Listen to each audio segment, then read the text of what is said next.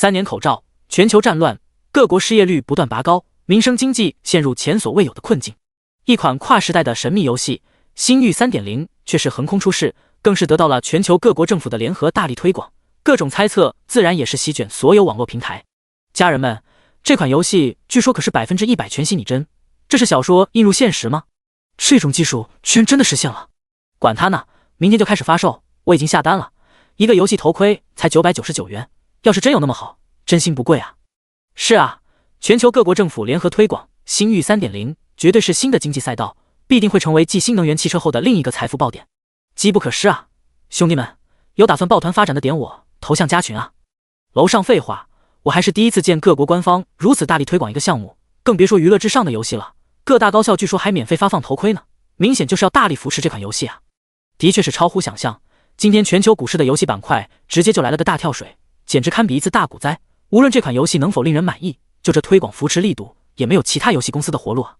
哼，这是为了解决就业压力，还是要肃清游戏乱象啊？各国政府疯了不成？想不通啊！想不通就别想，跟着国家走，准没错。国家高层又不傻，若是没有绝对的益处，怎可能这样大规模推广？兄弟们，我弱弱的问一句，为什么是 3.0 呀？ 1.0 和 2.0 都让官方吃了吗？呵呵，我也纳闷呢。别纳闷了，我最服的还是这款游戏连一点资料背景都没，我们工会都不知道怎么提前做攻略呢。沉默宿醉醒来，突然就被朋友圈刷屏的星域 3.0 搞得发懵，一夜间世界就好像变了。各种群，各个视频网站铺天盖地都是充斥着这款神秘游戏的讨论。沉默忽然都怀疑自己昨天是不是喝了假酒，各国政府居然会联合推广一款游戏，这怎么都有戏儿戏吧？不怕国民玩物丧志啊？所有人都去玩游戏了，谁来搞发展？谁来搞建设？这几年发展起来的线上经济就干废了一代有志青年，要是再来个游戏，那不得全废？说实话，沉默真是有些想不通，全球各国为何会联合推广一款游戏，更是大有一种要赶人进入一般。难道真的如广大网友所说，为了缓解就业压力，为了缓解战乱纷争，将这款游戏当作人类第二世界来竞争？无论怎么说，沉默都觉得有点牵强。当然，作为有着丰富创业兼破产经验的他，也是十分明白，即便是想不通，也不可否认，这绝对是一个风口，只要把握住，未必不能翻身。昨天之所以喝醉，原因无他，创业3年，彻底破产，顺便失恋，恢复单身，自当以酒庆贺。新的机遇，也是新的开始。望着勉强还能够支付下一个季度房租的银行卡余额，沉默还是咬牙在网上订购了一个游戏头盔。2024年2月10日10点，星域 3.0 正式上线。足足等待了1个月，沉默早已迫不及待，调整好坐姿，戴上头盔就进入游戏。只觉得一阵天旋地转之后，就来到了一处星空璀璨般的绚丽空间，还来不及惊叹这款游戏可怕拟真技术，耳边就响起了一声悦耳动听的系统提示音：叮，欢迎来到星域 3.0， 请为您的角色命名。不语。叮，命名无重复，命名成功。正在扫描您的生物信息，请稍后。短短几秒钟，沉默便惊讶地发现一具和他几乎一模一样的人体模型缓缓成型，五官身高甚至五肢长短大小都完美复制，最后才被一件朴素至极的服装覆盖。这游戏也太逆天了吧，但有点冒犯隐私了吧？这游戏绝对要引来一阵非议，不过绝对够真实，那些萝莉大叔和美颜怪就彻底没有生路了。叮，生物信息采样完成，游戏角色模板已生成，请确认绑定所属公民信息是否需要修改。姓名：沉默，所属国家：龙国，居民身份证360753，常用银行卡6208110，是否确认？确认。叮，游戏角色基本信息已完成全部设置，请耐心等候游戏正式激活。叮，每一名注册完成玩家代表一个激活值，当前激活进度589900021000000000，等待期间请勿下线。沉默望着面前一长串的激活进度条，瞬间就是无语了。10亿啊！忽然间也似乎有些明白了，为何这款游戏各国要联合推广，没有全球各国民众的积极配合，怕是游戏激活开服都做不到，这他妈什么鬼设置？不过这也证明这款游戏的确是要火了，这才上线几分钟不到，就足足有5亿多人完成了注册，当真是可怕呀！可以想象，全球同时在线人数绝对会超过10亿，只要游戏设定不拉垮，想不火爆都难啊！叮，激活进度1000000000100000000，星域 3.0 激活成功，是否进入游戏？进入。叮，游戏默认痛感30%，请勿随意自残。随着确认，视觉角度顷刻就发生转变，瞬息间已是置身在一处拥挤不堪的环境之中。环顾四周，都是服装几乎一致的玩家，无论男女都是不衣不裤草鞋，只是身高外貌明显不同，都在疯狂尝试各种运动。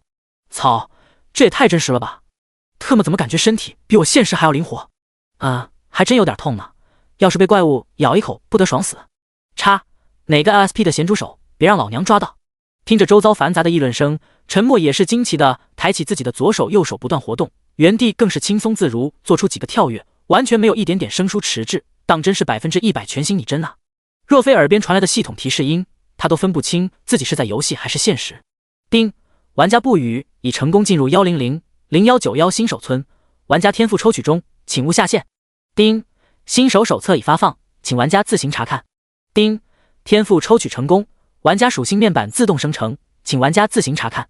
陈默立刻打开属性面板，玩家不语，等级1，经验值01000，生命100-100，能量100-100，敏捷10，物理防御10，法术防御10，物理伤害10，法术伤害10，自由属性点0。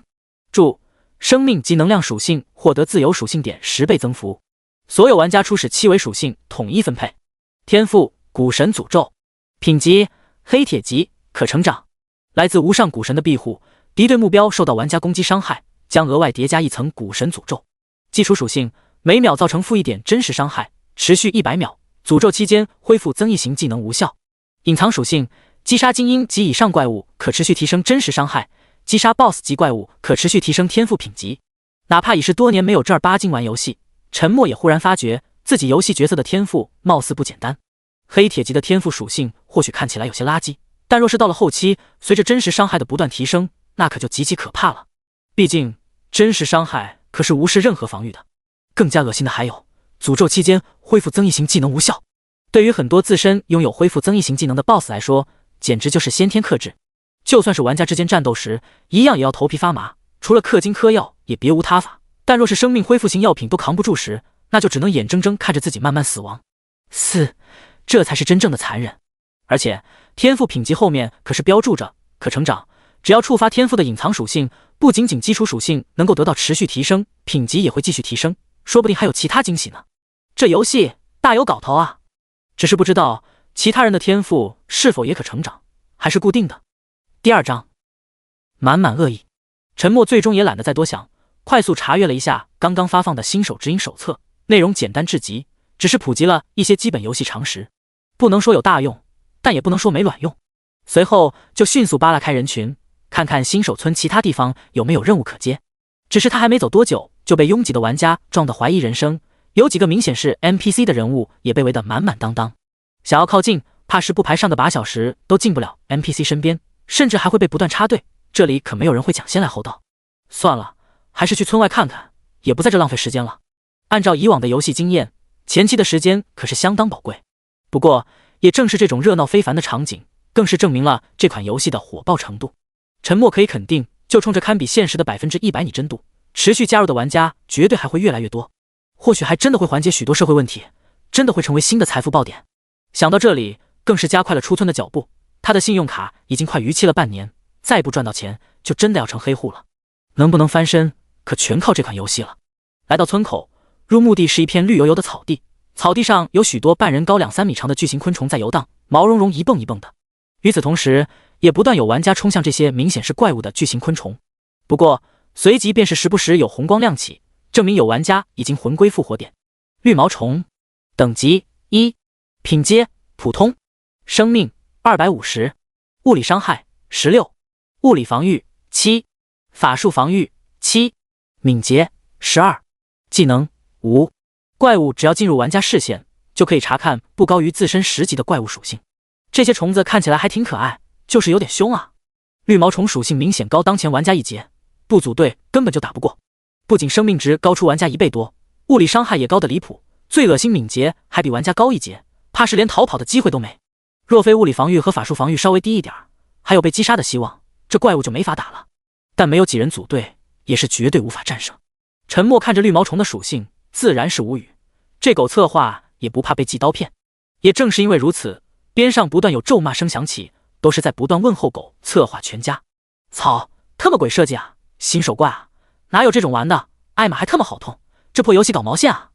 叉，老子又快要死了，这都第2次了，再死一次，老子都想退游了，简直就是活遭罪啊！30%的痛感，哪个贱人想出来的设定？退吧，赶紧退，省得抢老子的怪，痛才真实啊！才30%就受不了。建国前你要是被俘虏，绝对就是叛徒，根本经不住拷打。法克游，好不容易抢到1只，才只有5的经验，要抢200只才升1级，有没有搞错啊？虽说不断有玩家英勇赴死，但也架不住玩家众多，这时候根本不用刻意组队，一只虫子往往就会被10几个玩家围殴。根据星域 3.0 的设定，不组队的情况，怪物的经验归最后1级，所以大家也都是默契的没有计较。不过怪物暴落却是没有归属锁定，完全就是看谁手快了。沉默依旧还在村口徘徊，想要出村的玩家也是将村口附近堵了个水泄不通。但这期间可是看远处玩家杀死了不少虫子，但却没发现有掉落什么装备。由此可见，星域 3.0 的爆率绝对也是坑爹至极。最关键，这1级怪物的经验还特么只有5点，要抢200只才行，怕是小半天都难升1级。随着人群的涌动，沉默终于是挤出了村子。这游戏的火爆拥挤程度都特么堪比春运了。他有着古神诅咒天赋，每秒可对怪物造成-1点真实伤害。不过古神诅咒的初始基础属性还太低，只有-1点真实伤害，而经验却是归属于最后1级的玩家。虽然每秒都在扣除-1点经验值，但围殴虫子的每个玩家可都是几乎能够对虫子造成-3点的生命值伤害，所以他也不知道能不能够抢到最后1击。但是不试试怎么知道？沉默游荡在各个玩家围殴虫子的战圈之中，哪边有空隙他就去打上一拳，触发天赋古神诅咒后就前往下一只虫子围殴现场。于是乎，新手村外很多被众多玩家围殴的虫子头顶上莫名其妙就多出1的生命值伤害。不过谁也没多在乎，毕竟10几个玩家围殴一只虫子，伤害本就不断冒出，甚至还有不少玩家忍不住嘲笑，哪个傻逼攻击这么拉垮，居然能够持续打出只有1的搞笑伤害。沉默听着这些莫名的嘲笑声，脸都要绿了。要不是恶意击杀玩家会有红名惩罚，影响装备爆率，妥妥要给他们来上一拳。理想很丰满，现实很骨感。原本还以为可以凭借古神诅咒天赋广撒网的优势，从而一骑绝尘，却不想足足忙活了近1个小时，才堪堪混到了3只虫子的经验，这效率简直低到无语。抢虫子的玩家实在太多了，每一只虫子都有10多名玩家围殴，他那每秒才1的伤害频率，相当于10几分之1的概率啊，还真的不好捡漏。好吧，沉默望着密密麻麻的升级大军，只能另想他法。这里有那么多虫子，或许可以找一种敏捷属性低一点的虫子来封着，绝对比在这里凭运气混最后1击来的实在。沉默想法是很好，但玩家的数量还是超乎了想象。虫子很多，但玩家更多，随着玩家的不断出村，现在更是铺满整个新手练级区。纵使离村远一点点的地方，同样也有许多玩家成群结队的在刷怪，而且还不是胡乱围殴，虫子总是被不同玩家轮流吸引仇恨，往往还没追上之前对他造成伤害的玩家，又被另一个玩家给惹恼了。明显是有组织有纪律的战斗，这种杀怪效率可是要比村口那帮散人玩家快多了，玩家也不容易会被虫子针对秒杀。这些游戏公会的组织能力可真强啊，才开服没多久就能够集合本村的人员开始协同打怪了。感叹归感叹，沉默却是有些焦急了，这都快走到1级野怪区边缘了，都还没有找到合适的怪物。照这样下去，就算他有不错的天赋，也竞争不过这些公会成员啊。再说，所有玩家进入游戏时都会随机生成天赋，其他玩家肯定也少不了有一些强大的天赋。一步慢步不慢啊，要不去2级野怪区瞧瞧？反正才1级，死亡也掉不了多少经验。沉默想了想，最终还是决定去看看。点开地图指引，随即便向着2级野怪区走去。距离沉默不远的一个团队，有人正好看见他跨进2级新手怪区，立刻就是啧啧笑道：“嘿嘿，兄弟们，我刚刚又看见一个玩家进入了2级野怪区，真当我们这些团队是花架子啊？我们都老老实实在刷1级怪。哈哈，也许他只是抢不到怪呢。你以为谁都能像我们这般组成团队刷怪？还有，你丫赶紧认真拉怪，别没事瞎瞧别人。就是，黄三你小子认真点点，刚刚就是因为你分心，差点导致星星妹被顶死。”沉默进入2级野怪区，没走多远就是发现了几种不一样的怪物，但敏捷属性都是高的吓人。2级野怪的确是比1级野怪强上许多，难怪一个玩家也没有团队赶过来围杀。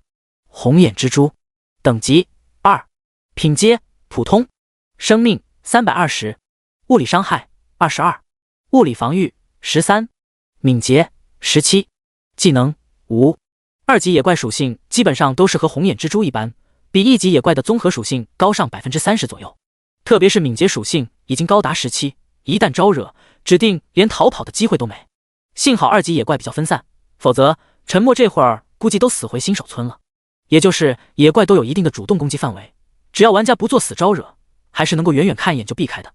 即便是这样，陈默也是嘴角抽搐，这都过去1个多小时，别人好死不死估计都混上好些经验了，他却连一只敢惹的2级怪物都没找到。刚刚陈默就试过，只有游戏判定的物品才可以拾取，无论是石头还是树木都处于不可捡取状态，否则他现在就可以抓一把石头化身远程射手叠加诅咒了，就无需为敏捷不够烦恼了。无奈现在也只能和其他玩家一般，抡起拳头近身和怪物搏斗才行。10级后他绝对要转职远程职业，可不要受这窝囊气。原本还以为开局获得了一个不错的天赋，便能够快速就将等级和装备搞起，从而在游戏里混得风生水起，自然就能够还清债务，甚至实现财富自由。但此时此刻才忽然感到了星域 3.0 对他的满满恶意。不过陈默可不会就这么放弃，直觉告诉他，古神诅咒这个天赋绝对不会差，一定可以让他混出个名堂。已经是天降鸿运，获得如此天赋，怎可能轻易放弃？2级野怪区没有合适的怪物，那就去3级野怪区。新手指引手册中可是介绍了，3级野怪区可是有着精英级怪物出没，说不定还能顺便先刷一下天赋属性，提升古神诅咒真实伤害。第3章，这是要起飞了呀！虽然死亡不掉经验，但一路上陈默还是小心翼翼地躲避怪物。3级野怪区的怪物又比2级野怪增加了30%左右的属性，变得更加可怕了。霸刀螳螂，等级3，品阶普通，生命450，物理伤害29，物理防御20，法术防御15，敏捷21，技能5。物理伤害基本上都是近30了，只要3-4下就能够送他原地回村，要是出个暴击，说不定2下就能够秒了他。最关键，几乎都是高达20多的敏捷，快出1倍的速度啊，他完全跑不过呀！陈默不禁都有些打退堂鼓了，真的找得到合适的怪物吗？要不还是回去打绿毛虫，先升级再想其他。不过想想刚刚新手村人山人海的画面，还是放弃了这种吃力不讨好的想法。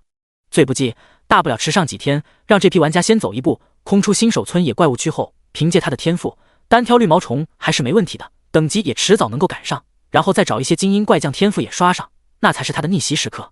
故而这会儿他也想明白了，也别急着回村，也别急着升级，干脆就安下心来寻找合适的怪物，大不了免费回村而已。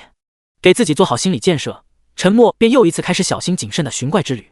重甲巨窝，等级3，品阶精英，生命550，物理伤害46，物理防御65，法术防御48，敏捷8，技能重甲一击，将窝壳瞬间翻扣，以巨力轰砸目标，造成250%物理伤害，并眩晕1秒，冷却时间30秒。皇天不负苦心人，又是混迹1个多小时，陈默终于是在3级野怪区找到了一只极为适合他的怪物，而且还是他最想要的精英级怪物。怪物属性的确是相当炸裂，更加可怕，他还有一个可以提升250%物理伤害的技能，再加上眩晕1秒。若是没有额外其他装备加成，就算每次升级奖励的5个自由属性点和全属性加1，10级前估计都难以打过。就是离谱，这个游戏策划简直反人类，估计也是太侧重防御和生命，敏捷才会这么拉垮。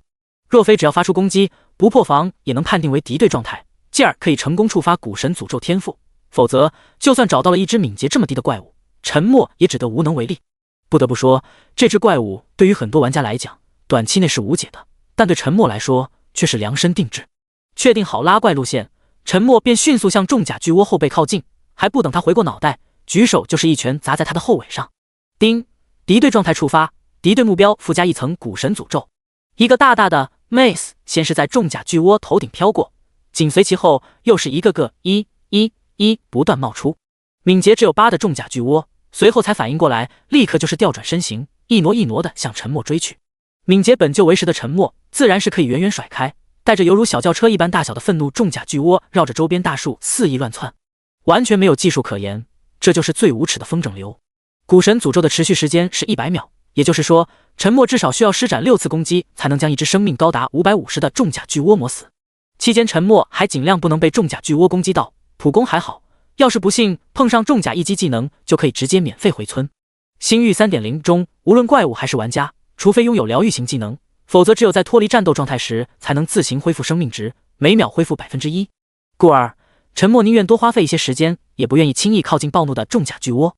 每一次蛊神诅咒结束之后，陈默也是等重甲巨窝彻底脱离了战斗状态，才悄悄摸摸又从他后背来上一击。脱离战斗状态后，重甲巨窝虽然会立刻恢复一定生命值，但起码胜在安全。就靠着这样无耻的操作，陈默足足刷上了9次蛊神诅咒，才将一只重甲巨窝给磨死。时间虽然花得有些久，但一切都值得。丁，越级击杀3级精英级重甲巨窝，经验值加80。越级经验奖励每级增加正 50%， 精英级重甲巨窝经验40，再加越2级奖励正 100%， 正好翻倍。爽，这不比在村口抢绿毛虫爽多了吗？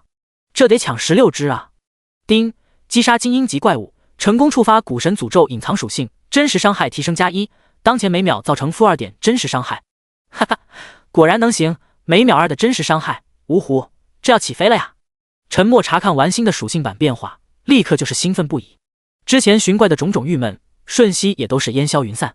天赋蛊神诅咒的伤害加倍，也意味着击杀重甲巨窝的速度也将加快。可惜就是依旧没有爆任何装备，星域 3.0 当真是坑啊！越级首杀也不给个装备鼓励鼓励。收拾好心情，陈默立刻就是往下一只重甲巨窝的栖息地走去。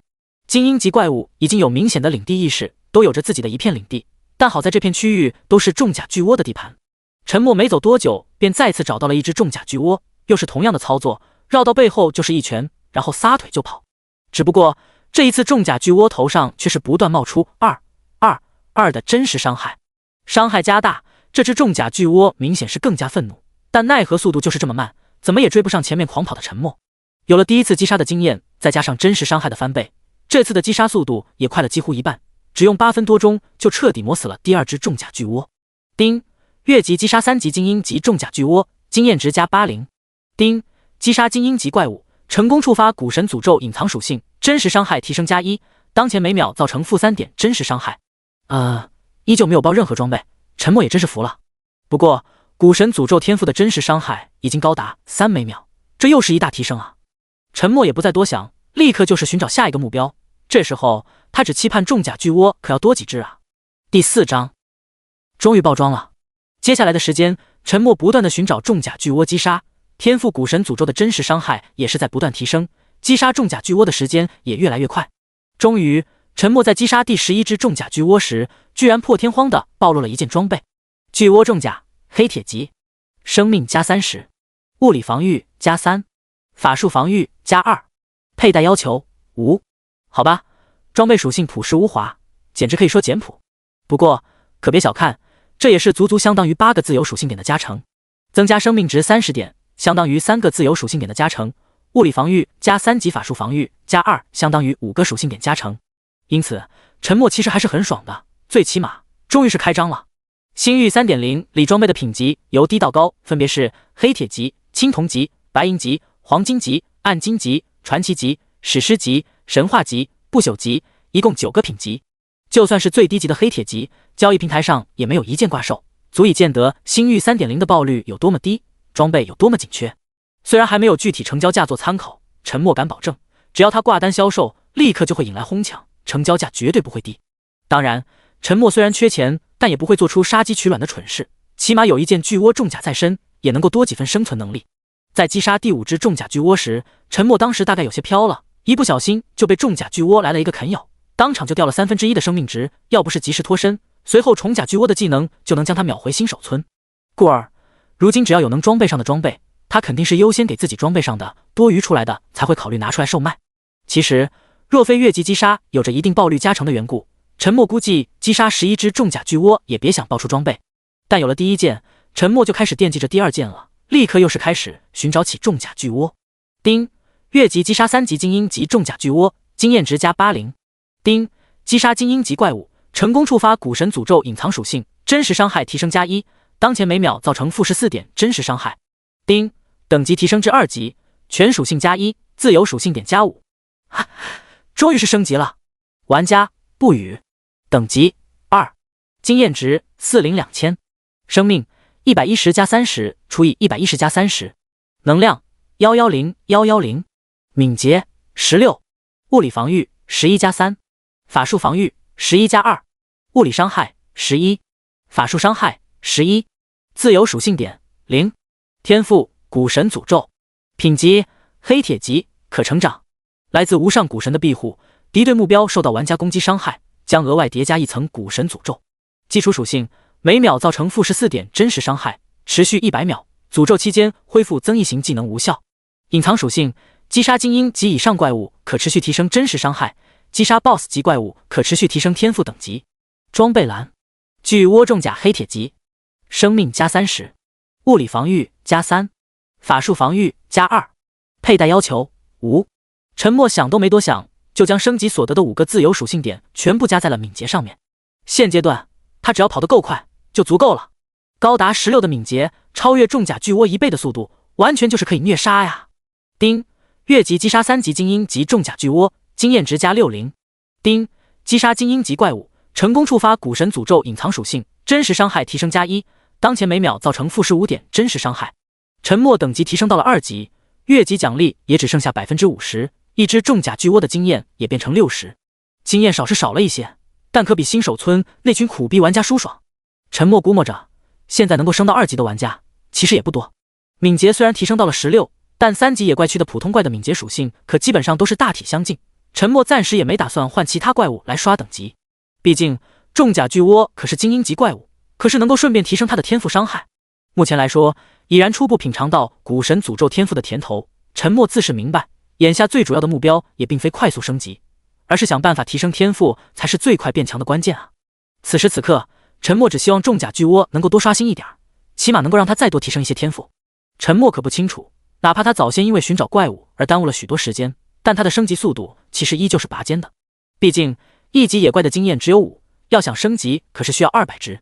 故而往往很多大型团队数十人围住一只1级怪狂殴，等到残血再留给某个工会高层补刀击杀，也只是比周边其他散人玩家快一些，却快不了多少。原因无他，1级野怪区可是到处都是人，莫说散人玩家，就是一个团队想要抢到200只都是费劲。至于圈场，大家都是新手，也没有碾压性的实力，散人才是主流，哪个工会敢傻不拉几惹众怒？最关键，这个破游戏的狗策划竟然将痛感默认设置成30%， PK 打架不说能不能打赢，但真的是会很痛。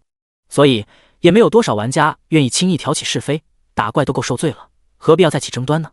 玩到现在，所有玩家其实已经被星域 3.0 给彻底征服了。逼真到极致的拟真的技术，让所有玩家都身临其境，美轮美奂的游戏画面，即便是当做旅游观光也极为享受。更何况如此爆火密集的玩家浪潮，更是令所有玩家都清楚，这款神秘的游戏绝对会成为人人不可或缺的精神食粮，不仅仅是娱乐，更是会成为生活甚至工作的一部分。虽然怪物属性普遍偏高，升级难度较大，但也抵挡不住广大玩家的热情，甚至许多玩家还十分享受，难度越大挑战才越爽，纷纷赞叹这才是游戏该有的样子。当然除了恶心的30%痛感默认设置。丁，越级击杀3级精英及重甲巨窝，经验值加60。丁，击杀精英级怪物，成功触发古神诅咒隐藏属性，真实伤害提升加1，当前每秒造成-36点真实伤害。新手村其他玩家的升级进度到底如何，沉默也没有过多去理会。此时他正欣喜地查看着暴露的第2件装备巨窝皮靴黑铁级，生命加20，物理防御加2，敏捷加3，佩戴要求无。属性依旧简朴至极，但敏捷加3却是令他极为满意。此时他的敏捷属性终于是接近20大关，3级野怪区大部分怪物就算打不过，也有一定几率可以逃脱了。不怪他不兴奋，因为3级野怪区的重甲巨窝马上就要被他刷完了，就需要寻找新的怪物了。这时候获得提升敏捷属性的装备，简直就是恰逢其会。第5章不断爆料。沉默也是慢慢发觉，精英级怪物的刷新速度明显要远低于其他怪物。他击杀重甲巨窝那么久了，原本的地方还没有重新刷新出新的重甲巨窝，跟新手村门口1级野怪区的刷新速度根本无法比较。故而沉默早就准备更换击杀对象了。如今敏捷已然高达19点，更是让他有了信心面对其他3级怪。当然他也不会放过任何一只精英级重甲巨窝，那可是关乎到每一个天赋伤害的提升。刚刚他顺路也经过4级野怪区，里面的怪物又是比3级野怪区的提升了30%左右。虽然他的天赋累积的真实伤害已经极为恐怖，但他依旧还是血薄，敏捷低，还是有可能会被4级野怪送回新手村。所以他还是在打算稳一手。彻底刷完精英级重甲巨窝后，若是还没有升到3级，他就先刷3级的其他普通野怪，升到3级将敏捷提升上去，再考虑进军4级野怪区去寻找其他精英级怪物。每秒高达35的真实伤害啊！一般的3级野怪只有450左右的生命值，10几秒就能够骤杀一只。哪怕被怪物咬上几口，以如今的防御力和血量，10几秒勉强还是能够顶住。但就是肯定会有些痛，30%的痛觉体验，想想都有发怵。不过现在有了巨窝皮靴的加持，很大程度能够跑过许多3级野怪，自然就能避免疼痛，又能收获经验。这才是陈默兴奋的主要原因。陈默看看界面上的时间，已经来到了下午3点多，先下线吃点午餐再说吧。陈默取下头盔，再次回归到狭小的出租屋，瞬间都有些不适应了。现实和虚拟的星域 3.0 世界完全就是天差地别，没对比就没有伤害。陈默不由憋憋嘴，相信凭借他愈发可怕的古神诅咒天赋，一定能快速换掉如今老旧小出租房。最起码等赚到了钱，就算一时半会儿买不起，也要重新租个好一些的房子。甩开其他念想，陈默活动了一下略显僵硬的身体，就立刻拆开一桶加大加量的老坛酸菜泡面。这玩意虽然没什么营养，但胜在快速。吃饱后，他还要立刻进入游戏继续干。如今这火爆的程度，只要游戏角色强大了，未来什么山珍海味没有。等待泡面热熟的时候，陈默也是随即打开手机，看看这段时间内又有什么关于星域 3.0 的新鲜消息。报！全球10大财团已经全部宣布正式进驻星域 3.0， 纷纷加入抢占特殊天赋玩家的行列，天赋越强大，年薪越高，甚至可以获得分红奖励。华社报道，我军有玩家随机生成史诗级天赋，据不完全报道，乃是当今世界已知最高天赋品级，全球合计只有寥寥3人。同时也欢迎有强大天赋的玩家踊跃参军，报效祖国。全球500强腾飞集团宣布成立腾飞游戏工作室，诚邀天赋品级超过白银级的所有玩家加入，年薪100万起步，无保底任务，招聘通告长期有效，欢迎随时致电或上门了解。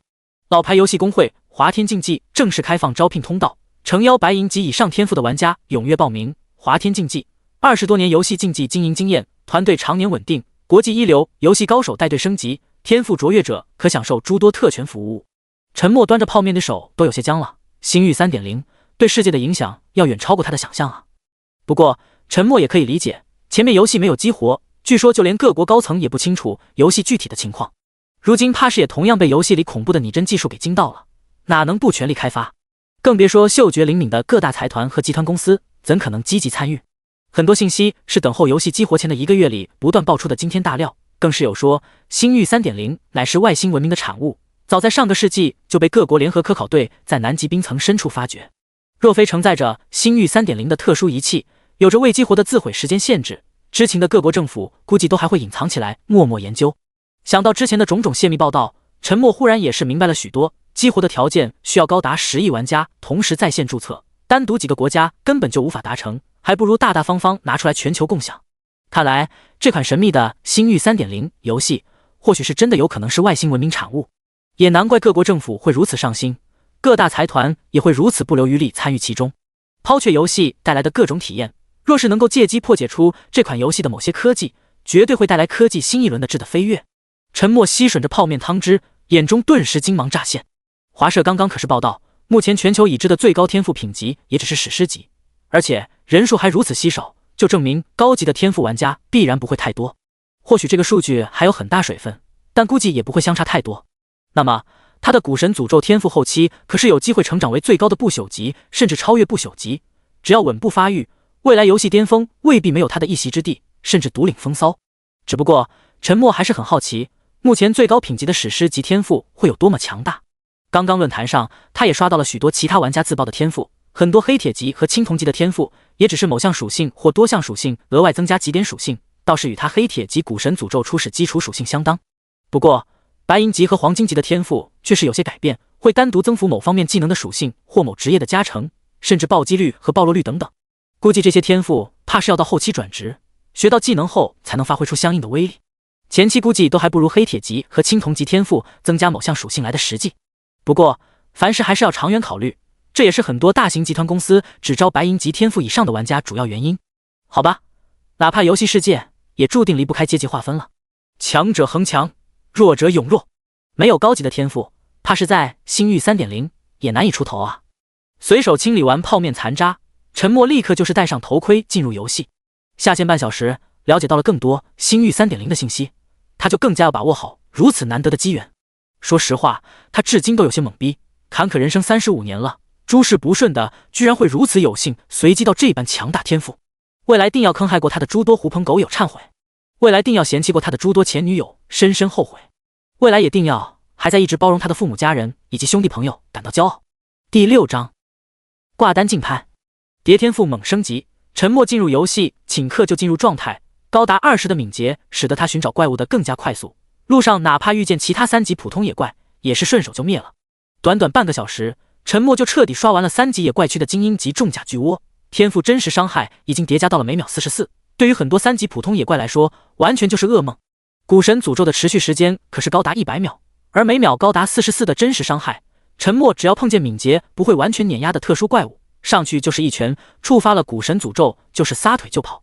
若不是考虑到还有装备可爆，沉默甚至都不用等这些怪物10几秒后骤杀而死，就寻找下一个怪物。当然即便是如此，沉默杀怪的效率也是极为可怕，比他之前规划预料的还更加高效，等级也悄无声息来到了3级。不过最令他欣喜的还是，随着他骤杀的怪物增多，装备也开始不断爆出。如今他已经新收获了2把武器和1枚戒指。玩家不语，等级3，经验值220400，生命120+70除以120+70，能量120120，敏捷22+6，物理防御12+6，法术防御12+2，物理伤害12+5，法术伤害12，自由属性点0，天赋古神诅咒，品级黑铁级，可成长。来自无上古神的庇护，敌对目标受到玩家攻击伤害将额外叠加1层古神诅咒。基础属性每秒造成-44点真实伤害，持续100秒，诅咒期间恢复增益型技能无效。隐藏属性击杀精英及以上怪物可持续提升真实伤害，击杀 BOSS 级怪物可持续提升天赋等级。装备栏巨窝重甲黑铁级，点击查看详情。巨窝皮靴黑铁级，点击查看详情。巨膛古刀黑铁级，新增物理伤害+5，敏捷+1，佩戴要求无。巨铲指环黑铁级，新增生命+20，物理防御+1，敏捷+2，佩戴要求无。此时此刻，沉默一身属性已经算是来了一个大跃进，他最在意的敏捷属性更是已然高达28，生命值也是近乎翻倍，达到了190，就算是被4级怪锤一下也不会轻易挂了。可以说就目前这条技已经基本上能够进入4级野怪区去挑战了。除却身上佩戴的装备，沉默手中还多余了一件武器装备，飓风长枪黑铁级，物理伤害+6，佩戴要求无。属性很单一，物理伤害甚至比他手中的巨膛古刀还要高一点，但是没有敏捷加成，所以沉默自然是选择巨膛古刀，打算将这件黑铁级的飓风长枪给挂单卖了。星域 3.0 有独立的交易平台，交易的方式有很多，可以现金交易，也可以游戏币交易。现金交易的话，平台会自动将买家银行账户的资金划扣到卖家的后台，然后由玩家自行提现到绑定银行账户中。当然手续费有点贵，无论买家还是卖家都要承担 10% 的交易费。若是游戏币交易，手续费就相对便宜一些，买家卖家双方各承担 5%。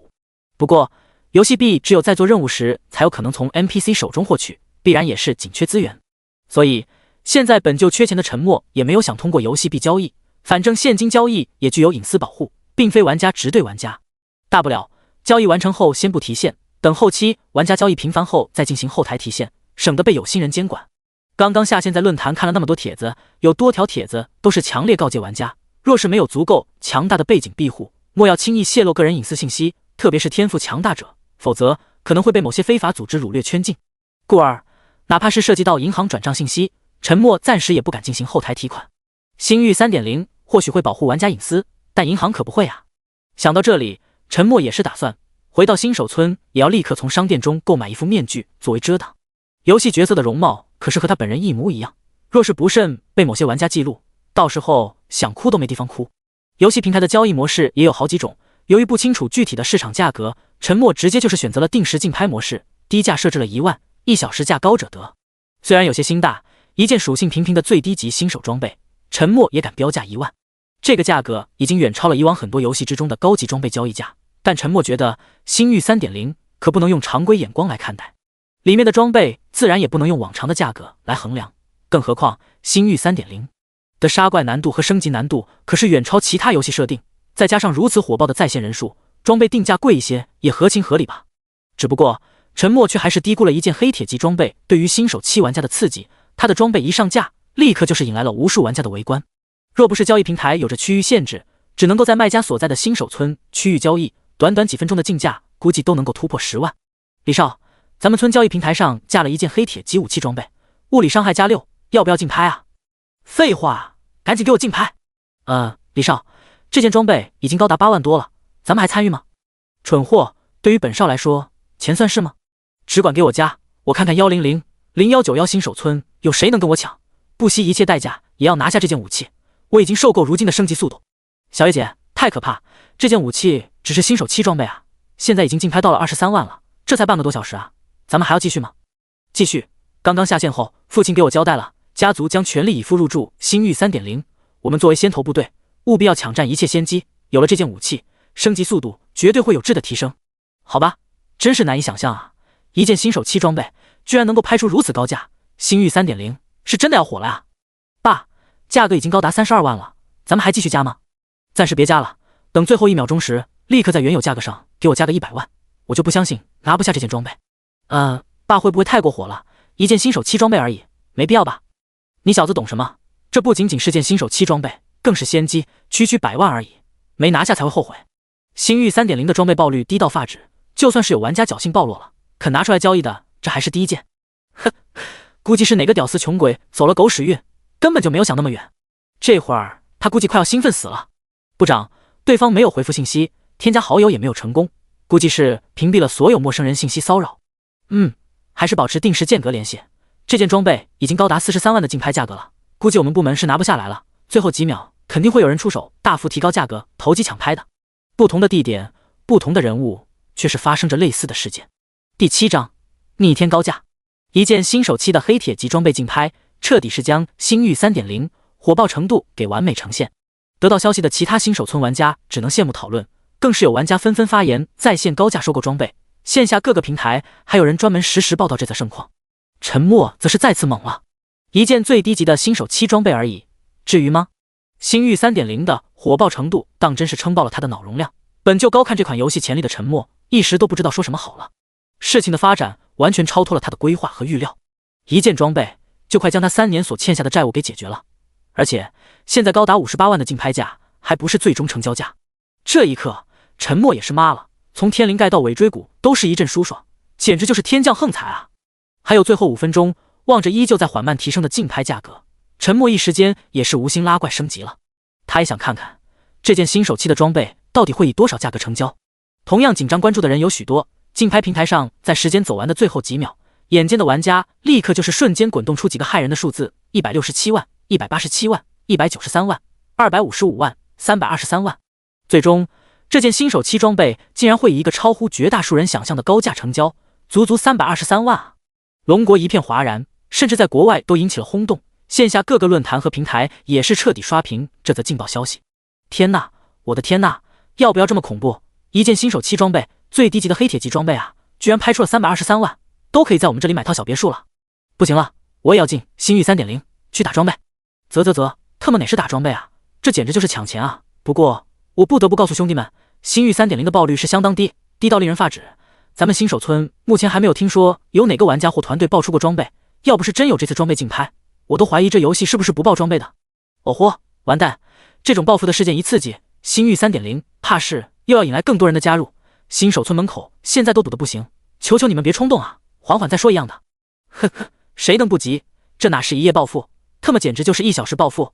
我们小区的大妈都开始准备集体入侵星域 3.0 了，兄弟们再不赶紧，连大妈都比你猛了。连城省最大星梦公会欢迎大家的加入，各个新手村有专人接待。线上线下的喧嚣，陈默已然没有去理会。此刻他也是被这突然的巨富给砸得怀疑人生，哪能不怀疑啊？人生短短35载，吃过多少苦，上过多少当，打过几年工，创过几次业，也没有挣过这么多钱啊！有钱人的世界果然不可度量。做销售时，一至理名言完全可以形容他此刻的状态：永远不要用自己的脑袋去衡量别人的口袋。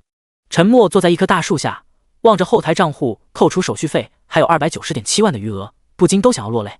不容易啊，又太容易啊！这笔钱不仅仅可以还完所有债务，从此一身轻，更可以购这套房产，从此再也不用租房了。说实话，35岁了还没有一套房，混得的确是挺差的。那些前女友离开他，其实还真的情有可原。奈何他之前总是心比天高，再加上时运不济，才会一直颠沛流离。不过这一切都在这一刻改变了。只是哪怕是钱已切切实实入账，但始终觉得这一切都不真实了。默默消化了许久，陈默才从这股情绪中缓过神来。浑身轻松的他立刻就开始恢复到之前的状态。他已然不再安稳于当前的现状，既然上天给了他如此可怕的机缘，他就要好好把握，不能再像以前那般浑浑噩噩了。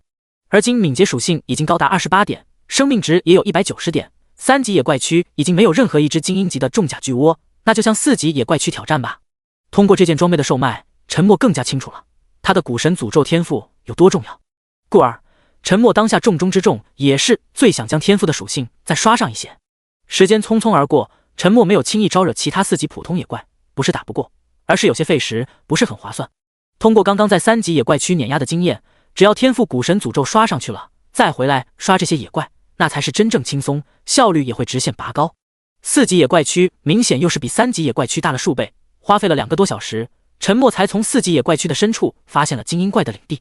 落日凶击，等级4，品阶精英，生命700，物理伤害65，物理防御42，法术防御43，敏捷39。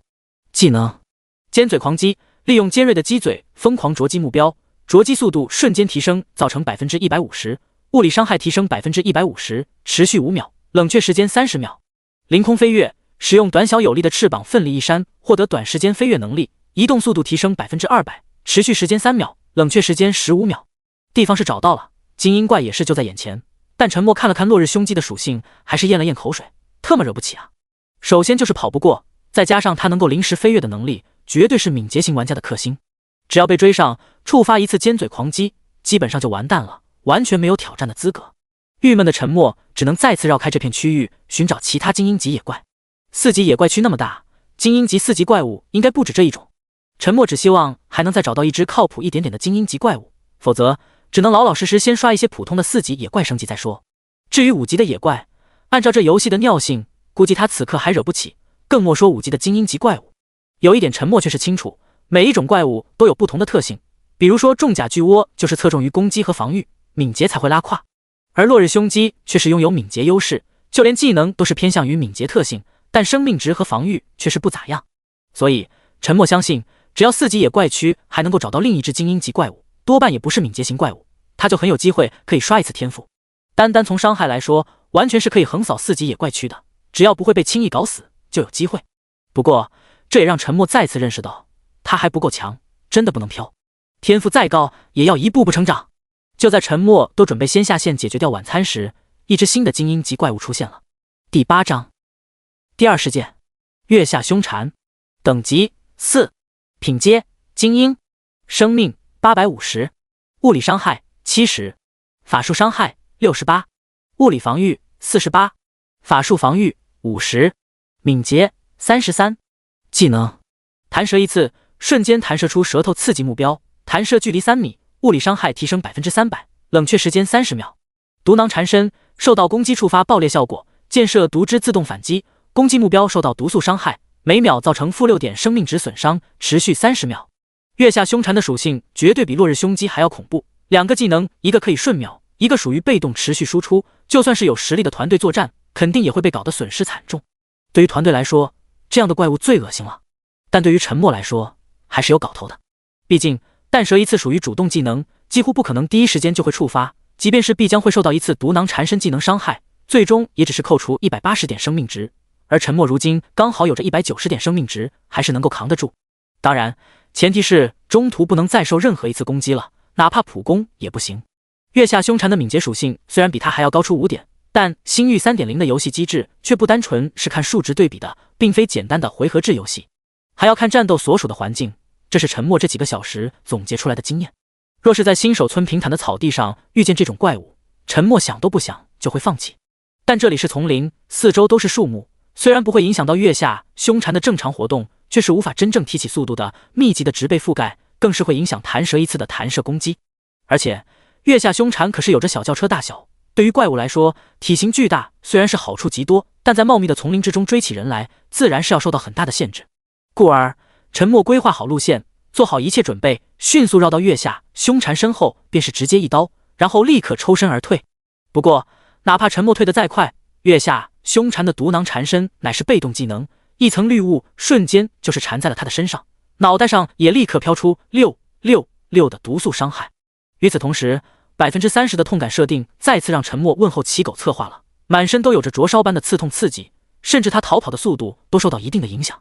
顶着44持续掉血的月下凶蝉自然也是愤怒了，朝着逃远的陈默就是横冲直撞，一些直径不大的树木都是直接被拦腰撞断，凶悍程度简直令陈默头皮发麻。这要是被撞上，不死也绝对会被痛得哇哇直叫。月下凶蝉有着850的生命值，古神诅咒每秒造成44的真实伤害，理论上陈默只需要叠上一次诅咒就能够在20秒内将之灭杀。感受到浑身火辣辣的疼痛，陈默简直是要骂娘了，这狗策划设计的技能当真是不当人。要不是为了天赋提升，陈默是真不想招惹这种持续伤害怪物，的确是够恶心。这时候他也想到，别的玩家若是中了他的古神诅咒，是不是也会觉得万分恶心，估计真的会将他骂飞天。有着风筝重甲巨窝的经验在前，陈默最终还是有惊无险将一只月下凶蝉灭杀。看着自己还剩下10多点的生命值，陈默也是不得不吐槽，有着毒素持续伤害技能的怪物的确是很恶心。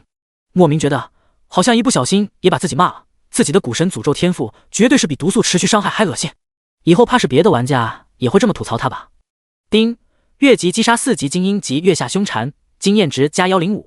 丁，击杀精英级怪物，成功触发古神诅咒隐藏属性，真实伤害提升+1，当前每秒造成-45点真实伤害。很好，又是成功叠加天赋属性，只不过又是没有爆装备，首杀加越级击杀精英级怪物也不爆装备，星域 3.0 的爆率是真的低啊。陈默总结了一下，若不是一直越级击杀怪物，甚至精英级怪物，估计这会儿他也不见得能暴露这些装备。他也忽然明白，为何市面上没有什么装备了，现在的玩家大部分都还在1级野怪区打虫子，少部分团队才敢进入2级野怪区，但距离打3级野怪都还有点时间，更别说挑战3级精英级怪物了。所以市面上没有什么装备其实也是理所当然。不过还是得说，星域 3.0 的爆率是真的太低了，或者说星域 3.0 暴露装备的要求太高了。有了第一只月下凶蝉的击杀经验，总结复盘了一下刚刚的战斗问题，再次做了一些优化调整，其他的精英级月下凶蝉击杀也就不难了。有了动力，陈默甚至都忘记了饥饿，直接连晚餐也不吃了，准备干到刷完这片区域的精英级月下凶蝉再说。陈默没有下线，不代表其他玩家有他这么大的劲头。其实不是其他玩家不想努力，而是新手村依旧是人多怪少，大半天都抢不到几只怪物，去高级一点的野怪区又打不过，一天下来还被30%的痛觉搞得浑身难受。所以到了夜晚，还是很多玩家开始下线休息。星域 3.0 虽然只开服了1天不到，但给整个蓝星带来的震撼却是不断。下线后的玩家不是在聚会扯淡，就是在各种线上平台上瞎掰，但话题都始终离不开星域 3.0。 可以说只是短短1天不到，星域 3.0 已经成了众多人生活工作中不可或缺的一部分。星耀 3.0 一件新手7武器拍出323万高价，由航城市值排名前3的集团大少寒天拍得。有人羡慕有人嘲，但也不可否认，寒天所建的昊天公会也跟着一朝成名，咨询加入的玩家数不胜数。最起码很多玩家其他不清楚，作为敢豪掷323只买一件新手7装备的会长寒天，是不是人傻钱多不管，但肯定资金雄厚有保障。到了夜间，更多国家政府也纷纷出台扶持星域 3.0 的政策，更是直言不讳的大肆招揽各种优秀天赋的玩家。一些小国高层干脆也是纷纷继续爆料，坐实星域 3.0 就是来自外星文明的产物，自由进入游戏才有可能解开其中的秘密。更是有传言，谁掌握星域 3.0， 甚至未来都能够间接掌握天下。言论是越传越夸张，到了后来，普通民众都基本上分不清真假了。但有几点却是可以肯定，星域 3.0 依旧还埋藏在南极冰层深处，现代化装备无法将其挖掘出来。同时，以现有的武器水平，更是难以将其破坏。按照有关专家的推论，即便是定点爆破大当量核武，也不一定能将其摧毁半分。故而，星域 3.0 的主脑运行必然极其稳定，不用担心后期诸多问题。也正是因为如此，在确定了游戏内堪比现实一般的拟真技术后，各国政府彻底是坐不住了，再次在原有的计划上不断加大进入星域 3.0 的探索力度。或者说，各国政府也要星域 3.0 游戏中占据着主要地位，甚至地盘，以避免现实地位受到影响。只是一天不到，星域 3.0 将有可能成为人类第二世界的言论就得到了广大民众的普遍认可。第9章悄然改变的世界局势。丁，月级击杀4级精英级月下凶蝉，经验值加105。丁，击杀精英级怪物，成功触发古神诅咒隐藏属性，真实伤害提升+1，当前每秒造成-72点真实伤害。凌晨2点多，陈默终于是将这片区域最后一只精英级月下凶蝉给咒杀，天赋古神诅咒的真实伤害已经叠加到每秒72了，在前期来说绝对是极其恐怖的伤害。可惜这片区域的精英级月下凶蝉也只有那么多只，否则陈默哪怕再困也不想下线休息。一共刷了28只精英级月下凶蝉，中途又爆了2件装备，这爆率怎么说呢？单纯从击杀数量上来看其实也还可以，但要是从质量上来看那就有点低了。精英级怪物基本上算是4级野怪区的小 boss 了，杀了那么多只才爆出2件装备，换做其他游戏早被人投诉退服退游了。毕竟不是所有人都像陈默这种有着恶心至极的天赋，可以单人咒杀一只精英级的4级怪物。按照如今游戏的发展状况来说，就算是上百名同等级的玩家来围杀月下凶蝉也不一定能成功，说不定还会搞个团灭都有可能。干了一天了，陈默还是很满足自己的成绩。刚刚收获的2件装备都是黑铁级的装备，凶蝉宝甲和凶蝉魔盔，衣服又是重复了。陈默也没多想，将换下属性低了一点点的黑铁及巨窝重甲换下，直接就选择了挂单竞拍，底价300万，限时6小时。这个时间刚刚好，等他起来就可以收钱了，也算是做一回醒来就有钱收的体验。至于这件黑铁及巨窝重甲能否再次拍上300万以上的高价，陈默心里也没多大底。不过他也再不敢低估这个游戏的潜力了，毕竟现在他们新手村交易平台上都还没有出现过第2件装备售卖，所以这件新手期的装备多半还是会被高价竞拍成功的。陈默再次欣赏了一下自己华丽了些许的属性面板，然后才意犹未尽的下线休息。玩家不语，等级3，经验值3160400，生命120+100除以120+100，能量120120，敏捷22+6，物理防御12+8，法术防御12+4，物理伤害12+5，法术伤害12，毒素抗性2，自由属性点0，天赋古神诅咒，品级黑铁级，可成长。来自无上古神的庇护，敌对目标受到玩家攻击伤害将额外叠加1层古神诅咒。基础属性每秒造成-72点真实伤害，持续100秒，诅咒期间恢复增益型技能无效。隐藏属性击杀精英及以上怪物可持续提升真实伤害，击杀 BOSS 级怪物可持续提升天赋等级。装备栏巨膛古刀黑铁级，点击查看详情。巨窝皮靴黑铁级，点击查看详情。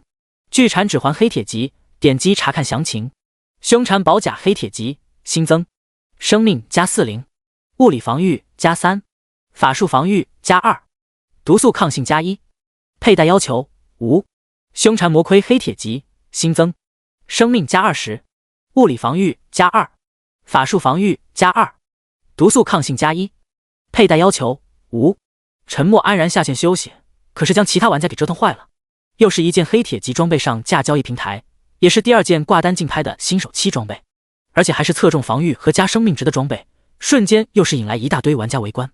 哪怕是凌晨2点多了，依旧有一些下线休息的玩家被同伴们折腾起来。竞拍的价格暂时还没有变化，依旧维持着低价，但不是这件装备不值这个价，而是有意竞拍的玩家都默契的选择了暂时观望。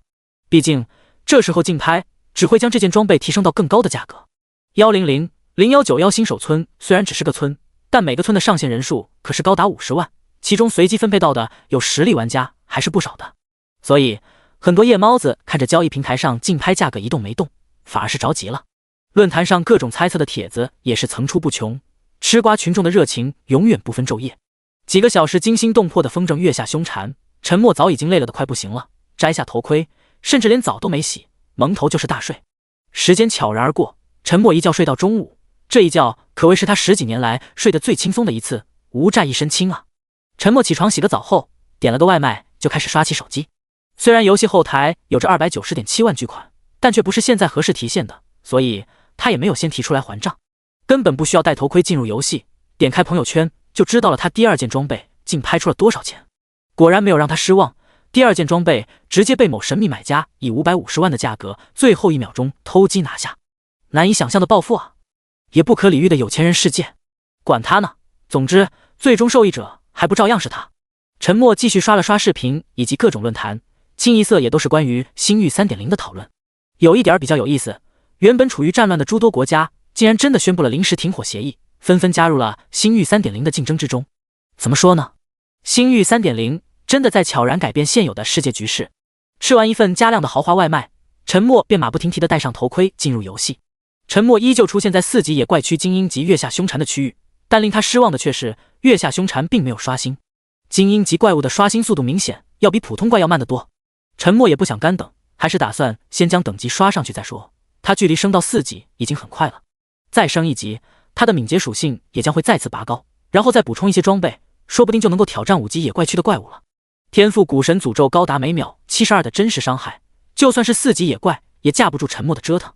除了一些敏捷过高的4级怪物，陈默真的可谓是在4级野怪区肆意妄为。没有哪个4级怪物能够扛得住他的一次古神诅咒，短短10秒左右，基本上就是死亡的结局。陈默花在路上找寻怪物的时间反而还是更多，收获自然也是极大。不仅仅1个小时不到，陈默就如愿升到了4级，更是又爆了1件护腕和1件战裤。第10章，一步仙步步仙，玩家不语，等级4，经验值1208000，生命130加160除以130加160，自由属性点10，能量130，自由属性点10，敏捷28加8，物理防御13加15，法术防御13加8，物理伤害13加5，法术伤害13，毒素抗性2，自由属性点0，天赋古神诅咒，品级黑铁级，来自无上古神的庇护，敌对目标受到玩家攻击伤害将额外叠加1层古神诅咒。基础属性，每秒造成-72点真实伤害，持续100秒，诅咒期间恢复增益型技能无效。隐藏属性，击杀精英及以上怪物可持续提升真实伤害，击杀 BOSS 级怪物可持续提升天赋等级。装备栏，巨唐古刀黑铁级，点击查看详情。凶残宝甲黑铁级，点击查看详情。凶残魔盔黑铁级，点击查看详情。巨窝皮靴黑铁级，点击查看详情。巨蝉指环黑铁级，点击查看详情。凶鹅护腕黑铁级，新增生命加20，物理防御加3，法术防御加2，敏捷加1，佩戴要求无。凶蝎战裤黑铁级，新增生命加40，物理防御加4，法术防御加2，敏捷加1，佩戴要求无。升级后的属性很华丽，自由属性点还是依旧全部加在敏捷上，已经高达36。这个敏捷属性还是比精英级落日凶击差一点点。落日凶击，等级4，品阶精英，生命700，物理伤害65，物理防御42，法术防御43，敏捷39。技能尖嘴狂击，利用尖锐的鸡嘴疯狂啄击目标，啄击速度瞬间提升，造成150%，物理伤害提升150%，持续5秒，冷却时间30秒。凌空飞跃，使用短小有力的翅膀奋力一扇，获得短时间飞跃能力，移动速度提升200%，持续时间3秒，冷却时间15秒。不过如今古神诅咒可是达到了每秒72的真实伤害，一次天赋叠加就有可能弄死。而且现在自身的生命值已经拥有290点，物理防御也有28点，只要不被他的尖嘴狂击技能秒掉，应该还是有机会成功的。毕竟他只需要坚持10秒就足够了。最关键，大不了就死回新手村呗。现在才刚刚升上4级，死亡掉落当前等级经验的50%也没有多少，最多就是装备不幸被爆了，有些心疼，但也不是不能接受。虽然有点悬，但还是可以赌一把的。再往远点想，自己就当超捷径回村了。说干就干，陈默便是向着之前标注好的坐标直线前进，遇见不开眼的怪物，抬手一刀就是顺便解决，反正也就10秒左右的事情。过程有点凶险，被落日凶击啄的也有点脑壳疼，但结果还是没有令陈默失望。丁，击杀4级精英级落日凶击，经验值加70。丁，击杀精英级怪物，成功触发古神诅咒隐藏属性，真实伤害提升加1，当前每秒造成-73点真实伤害。评级击杀4级精英级怪物，经验值恢复70，但经验值不是关键，而是又可以刷古神诅咒天赋属性了。陈默根本停不下来，嗷嗷叫就是兴奋的冲向下，一只落日凶鸡。若是有其他玩家见到，反而会觉得它更像一只发情的大公鸡。小月姐，交易平台上又上架了一件装备，不过这次是用游戏币竞拍的，低价就要1金币呢。啊，这么快又有装备出售了？龙国区就我们新手村有装备竞拍吧？是的，目前为止只有我们新手村呢，估计还是同一个人。我们团队拥有多少金币？加起来一共才2枚金币，67银币，55铜币，这还是我们团队做了1天任务的累积总和。这个游戏的钱币也一样难得呢。我们团队其他村呢，也是差不多呢，但依旧有着区域限制，新手村之间连游戏币也无法交易。那就全力收购游戏币吧。神秘卖家这一次又会将游戏币的价格带动起来的。好的，小月姐。韩少，绝对是同一个人，依旧是没有任何回复，现在更是设置了拒绝添加好友。咱们手上可是没有多少金币啊，没有就给我收啊，难道还要教你做事啊？总之，无论如何都要将这件装备也给收下来。韩少，已经在收了，只不过游戏币的价格正在猛涨呢，咱们村一个铜币的价格也已经涨到了110元一个了，而且还在持续上涨。你别管，只管收就行了，反正有我家老爷子兜底，成功拍下黑铁级飓风长枪，可是大大给咱们集团长脸了，结果巨窝重甲被其他玩家给偷鸡了，可是将我训得不轻，要是这次再失手，你也别想好过。是，韩少。1000191新手村再次迎来了一次动荡，新手村随时随地都可以见到玩家在大力收购游戏币。目前游戏币的唯一出处只有 NPC， 因此原本嫌弃任务收益不高的众多玩家立刻又是疯了一般去寻找 NPC 接取任务，甚至导致新手村外的练级区都少了许多玩家，纷纷都是涌向村内寻找各种任务。新手村的任务倒是并不难，就是耗时，经验也不高，奖励的游戏币更是少得可怜，有时候才奖励1个2个的。所以之前接取任务的玩家多数还是因为在村外抢不到怪才回村做任务。现在好了，就连任务都难做了，村里到处都是人，一个 NPC 往往都会被上千人围绕。不过好在有人多的优势，哪怕每个玩家只完成1、2个任务，累积的金币也在不断增加。很多准备参与装备竞拍的势力还是持续收得到游戏币。不仅仅1000191新手村，因为这次事件的缘故，其他新手村也开始不断有人收购游戏币。虽然价格没法与1000191新手村相比，但也相差不大。所有人都清楚，游戏币短期内是不会贬值的，甚至持续都有升值空间。新手村内的商店虽然只有拥有遮挡面部的面具面巾可以购买，但在商店里购买东西只能使用游戏币。若是10级以后进入更大的城市，里面的商店必然会有其他商品的，游戏币自然就会有使用机会。1000191新手村的神秘卖家现在就开始借卖装备囤积游戏币，那就更加证明游戏币有价值。若是以后这名神秘卖家竞拍装备都是要求使用游戏币呢，游戏币的价格怕是还会持续暴涨。神秘卖家绝对是现在实力最强的一批玩家之一，估计是随机生成了某种强大天赋，在游戏前期就能够发挥其优势，从而可以大量击杀怪物，暴露装备。一步仙步步仙，这样的玩家已经开始用装备换取游戏币了，就足以令整个玩家世界随之跟风。第11章，疯狂的游戏币。通过神秘卖家出售的3件装备名称分析，飓风长枪、巨窝重甲、巨窝皮靴可能都是来自3级野怪区的怪物，其中巨窝重甲、巨窝皮靴可能还是出自精英级重甲巨窝，由此可见神秘卖家的实力有多么恐怖。现在为止可没有听说哪个团队敢轻易挑战3级野怪区，而神秘卖家或他的团队却已经在3级野怪区打怪升级爆装备了。因此线下悬赏1000191新手村神秘卖家现实身份的价格都高达1000万了。然而莫说线下，就是线上神秘卖家的游戏昵称都没有人知晓，冒充招摇撞骗的倒是不少，但往往也很容易被识破。丁，击杀4级精英级落日凶鸡，经验值加70。丁，击杀精英级怪物，成功触发古神诅咒隐藏属性，真实伤害提升加1，当前每秒造成负97点真实伤害。历时3个多小时，陈默终于是将精英级的落日凶鸡给屠干净了，花费时间不少，但收获还是不错。除了天赋得到提升，又是新获得了2件很满意的装备。沉默的属性也变得更加华丽，等会儿下线吃个晚餐，就准备前往5级野怪区挑战了。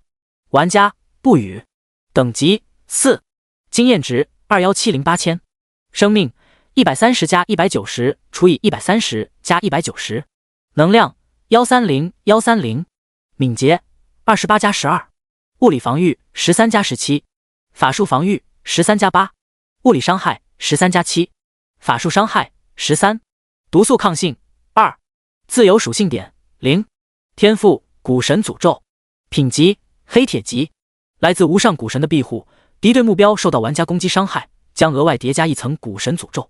基础属性，每秒造成负97点真实伤害，持续100秒，诅咒期间恢复增益型技能无效。隐藏属性，击杀精英及以上怪物可持续提升真实伤害，击杀 BOSS 级怪物可持续提升天赋等级。装备栏，巨唐古刀黑铁级，点击查看详情。凶残宝甲黑铁级，点击查看详情。凶残魔盔黑铁级，点击查看详情。巨蝉指环黑铁级，点击查看详情。凶鹅护腕黑铁级，点击查看详情。凶蝎战裤黑铁级，点击查看详情。凶击战靴黑铁级，新增生命加20，物理伤害加1，物理防御加2，敏捷加4。佩戴要求无。凶击挂坠黑铁级，新增生命加30，物理伤害加1，物理防御加2，敏捷加3。佩戴要求无。如今还挂在交易平台上的巨窝皮靴，自然就是沉默淘汰下来的装备。账户里现在有着800万巨款，短期内又不缺钱了。为了游戏后期的发展，沉默自然是打算换一些游戏币为先。按照这个游戏的尿性，又没有官方充值渠道，以后游戏中估计还是以游戏币交易为主的。现实世界中随时都有可能爆发通货膨胀，沉默觉得完全去中心化的游戏币反而更加靠谱，所以沉默才会将巨窝皮靴以游戏币方式挂单即拍。只不过沉默有些无语，100、0191新手村的这群老六太贼了，居然都默契的没有加价，估计都是想最后几秒给出最后价格，既能防止其他竞争者试探低价，又不会把这件装备的价格推得太高。沉默想了想，也懒得去关注了，反正最终也不会令他失望的。他们村可是有好一些土豪，估计这会儿都在暗中发力收购游戏币。选了一个相对隐秘的位置，沉默就原地下线了。吃了晚饭后，他再继续干，边吃外卖边玩手机。1000191新手村的游戏币果然被炒成了天价，一枚铜币的价格都已经高达220了，1金币等于100银币，等于1万铜币。就算他寄拍的巨窝皮靴以1个金币低价成交，都价值220万现金了。这个世界当真是越来越疯狂啊！今天星域 3.0 又搞出了一个大新闻，也不知道是不是真的。据不完全统计，全球范围内有多名中风患者及其他因为神经损伤导致瘫痪的患者，在试完游戏之后，症状都有明显好转。事实是否如此，还需要后续跟踪报道。但中风患者和瘫痪患者可以在星域 3.0 内再次犹如健康人一般自由行动，却是不争的事实。随后又有许多抑郁症等精神问题的患者爆料，自从玩了游戏后，明显感觉自己的状态不一样了，甚至连每日需要常服的药物都可以不吃了。几个关于健康疾病的消息连续爆出，自然是引来了又一阵轩然大波。很多原本对生活失去了追求的相关患者也纷纷订购游戏头盔，希望都能在星域 3.0 中找到希望。许多专家也纷纷下场做出推论，猜测可能是星域 3.0 超现实的拟真技术链接的就是人类的脑电波，从而促进神经反应高度敏感，进而使得许多患者在玩游戏中就潜移默化的恢复。更是有专家呼吁，建议一些患者玩家在游戏中多做相关的恢复运动，跑跑跳跳，多刺激相关的神经，说定能够加快相应机体机能的恢复。并且各大医院也开始设立相关课题，以研究星域 3.0 与人体生命的关联。原本那些上了年纪的老头老太太本不感兴趣的，但听说星域 3.0 或许可以锻炼脑神经，预防老年痴呆，差点就将一些官方线下门店给挤爆。所以要是在游戏之中，要是遇见一些老爷爷老奶奶，也不用惊奇，星域 3.0 就是这么神奇。自然而然，进入星域 3.0 的人又更多了。沉默看着这些奇奇怪怪的报道，不由都是无语。星域 3.0 想不火都难啊。沉默其实也是有大野心的人，否则也不会多次创业，虽然都是以失败告终，但也不妨碍他有颗不甘平凡的心。自古哪个儿不想建功立业？不过沉默也很清楚自己的条件，没有人脉基础，没有背景势力，想要在游戏中一下子组建起自己的势力，估计还是很难。现在想这些还有点早，不过也可以慢慢规划。而且他也很明白，想要建功立业的唯一资本就是自己要足够强大，比不了人脉，也比不了势力背景，他就要趁现在其他玩家还没发育起来，赶紧远超他人，建立断层式优势，才能够保证优势。否则一旦大家超过10级，可以集体进入更高级的城市，特别是转职以后，很多玩家的天赋也能够发挥出相应的作用，他的优势说不定就会被慢慢减小。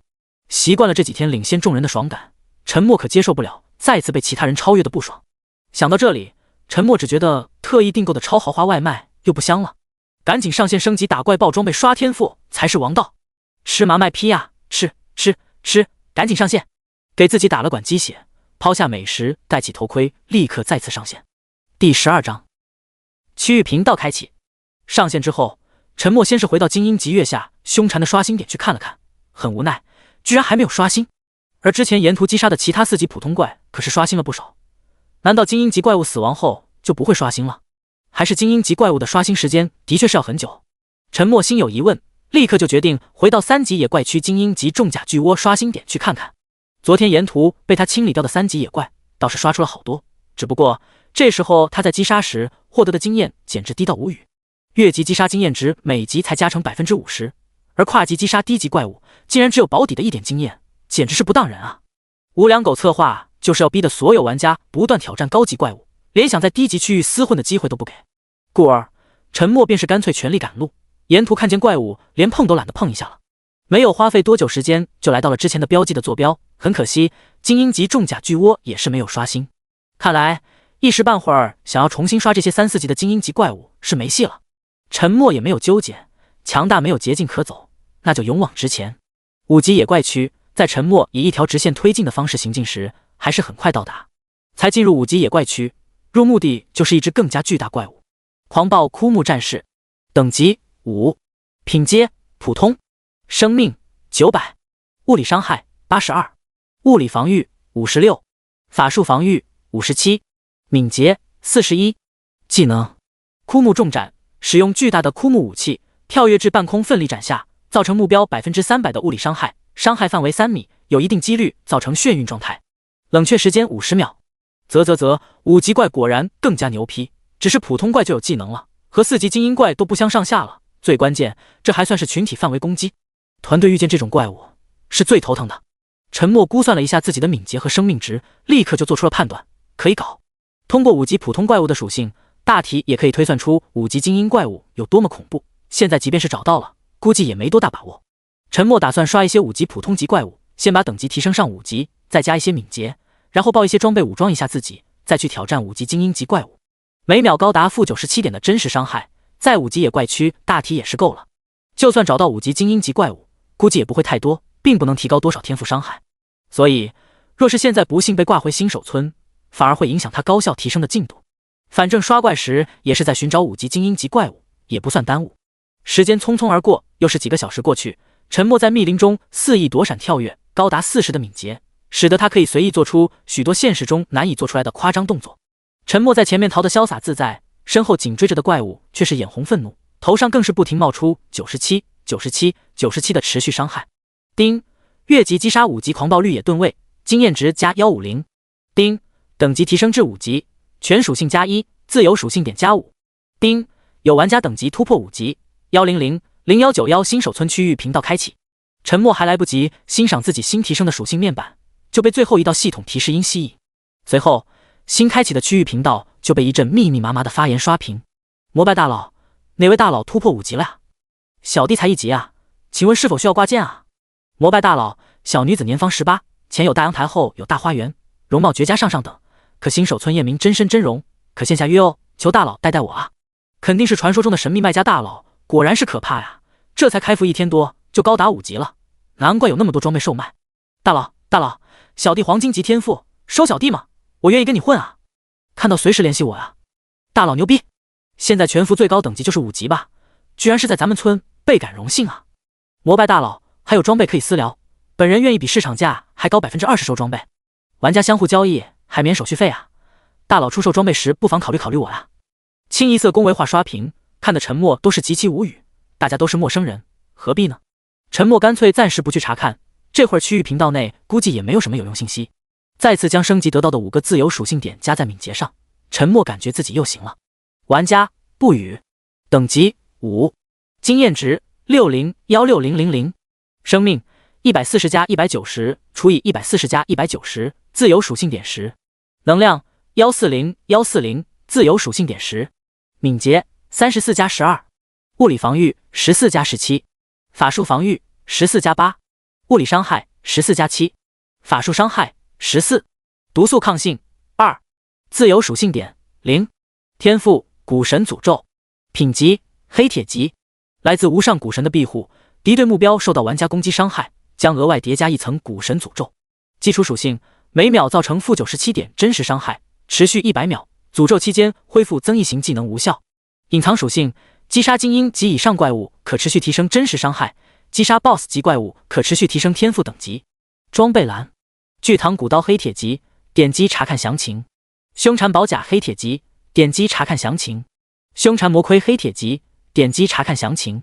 巨蝉指环黑铁级，点击查看详情。凶鹅护腕黑铁级，点击查看详情。凶蝎战裤黑铁级，点击查看详情。凶击战靴黑铁级，点击查看详情。凶击挂坠黑铁级，点击查看详情。之前几小时击杀普通5级怪物时，途中可是看见过一种精英级5级怪物，叠加天赋的美妙时刻又要来了。狂暴罗曼勇士，等级5，品阶精英，生命1200，物理伤害98，物理防御66，法术防御71，敏捷52。技能：狂藤鞭打，使用坚韧的藤蔓触手发出疯狂鞭打袭击，造成目标200%的物理伤害，攻击速度提升200%，持续时间5秒，冷却时间60秒。罗藤穿刺，使用尖锐的藤蔓触角，以极快的速度瞬间洞穿目标，造成每秒20点的持续流血伤害，持续时间15秒，冷却时间30秒。第13章天赋打开最正确的转职方向。5级精英怪的确是更加恐怖，换做其他玩家，怕是直接就会被狂藤鞭打给活活抽死，再加上罗藤穿刺的持续流血伤害，不能及时将他击杀，就是在慢性自杀。沉默是慢慢发觉了，星域 3.0 的怪物属性都是普遍比同等级的玩家要高很多，技能更是恐怖，哪怕是佩戴全套装备，也都还是需要团队协同作战才可能有机会。而且要想战胜他们，方法就是要足够快速将他灭杀，否则时间越久绝对越容易团灭。要不然就是像他这般有着极为特殊的天赋，否则正常同级玩家想要单杀同级怪物基本上是奢望，更莫说精英级怪物了。总之就连沉默都觉得星域 3.0 的狗策划太恶心了。不过沉默现在的属性对上狂暴罗曼勇士基本上是够了，又可以再次刷天赋了。毕竟他并不需要像其他玩家那般要死扛狂暴罗曼勇士的攻击和技能，狂暴罗曼勇士只要不是1-2个技能就将他瞬间弄死，那么他只要能够跑得过就行。这也是沉默与其他玩家杀怪时最大的不同，也是他可以单挑这些远超于自身属性怪物的根本原因。只要够滑溜，扛得住1次2次伤害，最后死的肯定是怪物。要是怪物有灵智，估计也会觉得他恶心。狂暴罗曼勇士的生命值虽然比4级精英怪物高了一些，但同样也只需触发1次古神诅咒就行。击杀的速度其实比之前还快了许多，这就是真实伤害提高了以后的可怕。丁，击杀5级精英级狂暴罗曼勇士，经验值加120。丁，击杀精英级怪物，成功触发古神诅咒隐藏属性，真实伤害提升加1，当前每秒造成负98点真实伤害。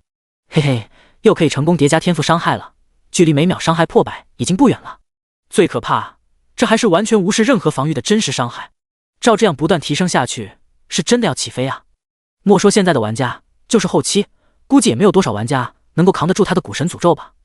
这天赋越到后期才是越加恐怖啊！从野怪区的这些怪物就可以看出，每一种怪物的物理防御和法术防御都不低，而且还会随着等级的提升而不断提高。玩家单方增加的物理或法术伤害并不是绝对，若是遇见超高防御的怪物，防御伤害相互抵消，说不定也只能打出个位数的伤害，甚至都不能破防。故而无视防御的真实伤害在后期绝对是会愈发恐怖。到了这个时候，沉默也要开始考虑以后要转职成什么职业了。新手指引守则上有过玩家转职后的一些简单介绍。星域 3.0 拥有6大职业可以选择，分别是战士、骑士、法师、牧师、刺客、弓箭手。通过这段时间风筝的艰辛历程，首先是要排除近战职业的，他的天赋使得他可以不靠近怪物就能够咒杀怪物，何必要以身犯险呢？剩下的就是牧师、法师、弓箭手。牧师这个脆皮辅助肯定也不适合。至于法师和弓箭手，沉默也大概也有了意向。高弓高敏是弓箭手职业正常的发展路线，相对来说也适合沉默的天赋，远远放一箭就跑，的确是不错。但弓箭手的防御还是偏低，也算是脆皮职业，而法师还有专门的防御魔法加持，防御力反而会比弓箭手更高。弓箭手技能还是倾向于高攻单杀，攻击范围及数量始终有限，群刷的话还是法师更给力。最关键，若是遇见一些本就高敏的强大怪物，弓箭手也不一定锁定对方，这个时候法师直接来一个范围性魔法洗地，想逃都逃不掉。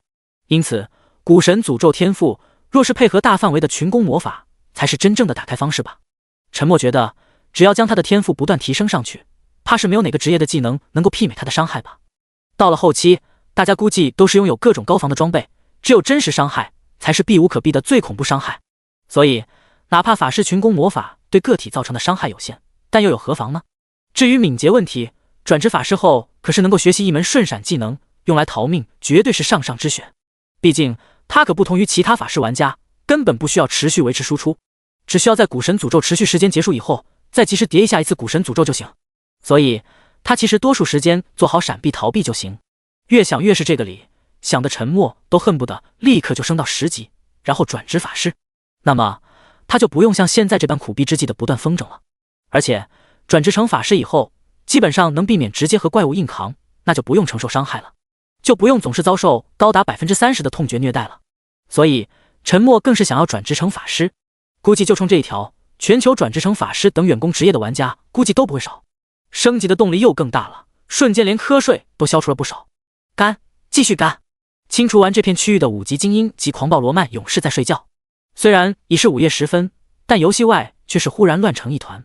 开服2天，部分工会成员靠着工会资源堆积，终于是来到了3级。听说精英级的怪物暴露装备的概率会大大增加，所以当他们兴冲冲就去挑战3级精英怪物。然而无一例外，基本都是团灭的结局，打不动，根本打不动。精英级的怪物属性明显又要高于同一级的怪物，若是没有足够多的装备加持，绝对是难以挑战的难度。但装备的爆率更是低的发指，特么就是个死循环啊！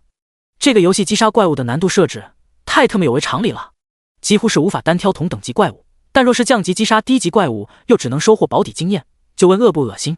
正常游戏谁会这么恶心的设计？莫说对于散人玩家不友好，就是对于许多工会来说也极为难受，收获和付出完全不成正比。装备爆率低，打怪升级又难。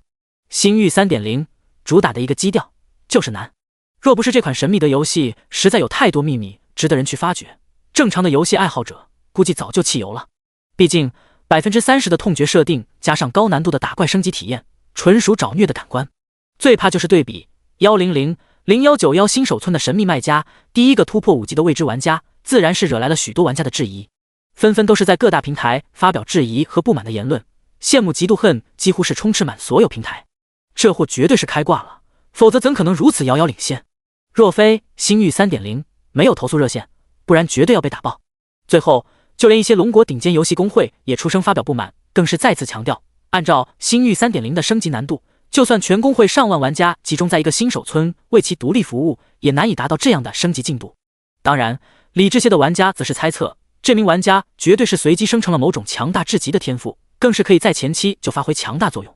这种观点虽然也得到了大部分玩家的认同，但就更加使许多生成普通天赋的玩家心态炸裂。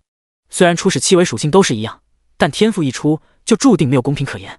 最可气的还是，当一些玩家决定删号重练时，系统却是提示删除后需要1年后才能够重新创建角色。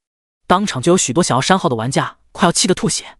1年后黄花菜都凉了，还不如说不能删号。第14章兑换条例实施。同一时间，1000191新手村神秘玩家的天赋到底是什么品级也冲上热搜头条。线下悬赏这名神秘玩家身份信息的金额更是突破1亿龙国币。神秘卖家第3件寄拍的装备更是在刚才以5金币38银币22铜币的今天价格成交。如今1枚铜币的价格可是高达230龙国币，相当于53822枚铜币，一共1237960龙国币成交啊！只是一件新手装备啊，至于吗？那些土豪玩家的钱不是钱吗？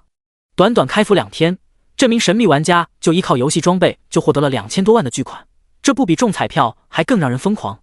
无论是龙国还是全球其他国家，无数的眼红玩家都快要将各个论坛刷爆，嫉妒使人面目全非，作妖自然无处不在。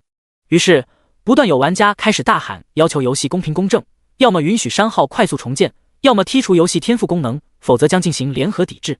一场席卷龙国甚至全球的玩家抵制潮莫名其妙就形成。一些正好是白天的国家民众直接就是摘下头盔，响应号召上街游行，而其他一些时间不变的国家民众则是纷纷转战至政府各个部门官网投诉。龙国上万个政府部门官网瞬间就是崩溃。抵制潮来得很突然，也很莫名其妙，但各国政府却是默契的不愿理会，甚至出现上街抗议的游行都懒得镇压，简直就是可笑至极的无能狂怒。各国政府也都清楚，星域 3.0 就算再不公平，只要有足够的利诱，这些天赋平平的无脑玩家也最终会再次进入游戏。最关键，星域 3.0 已然激活，一些傻逼民众参不参与已经不重要了。不过，为了维持现实世界各国货币的稳定，全球各国政府立刻就是联合制定的兑换比例限制条例。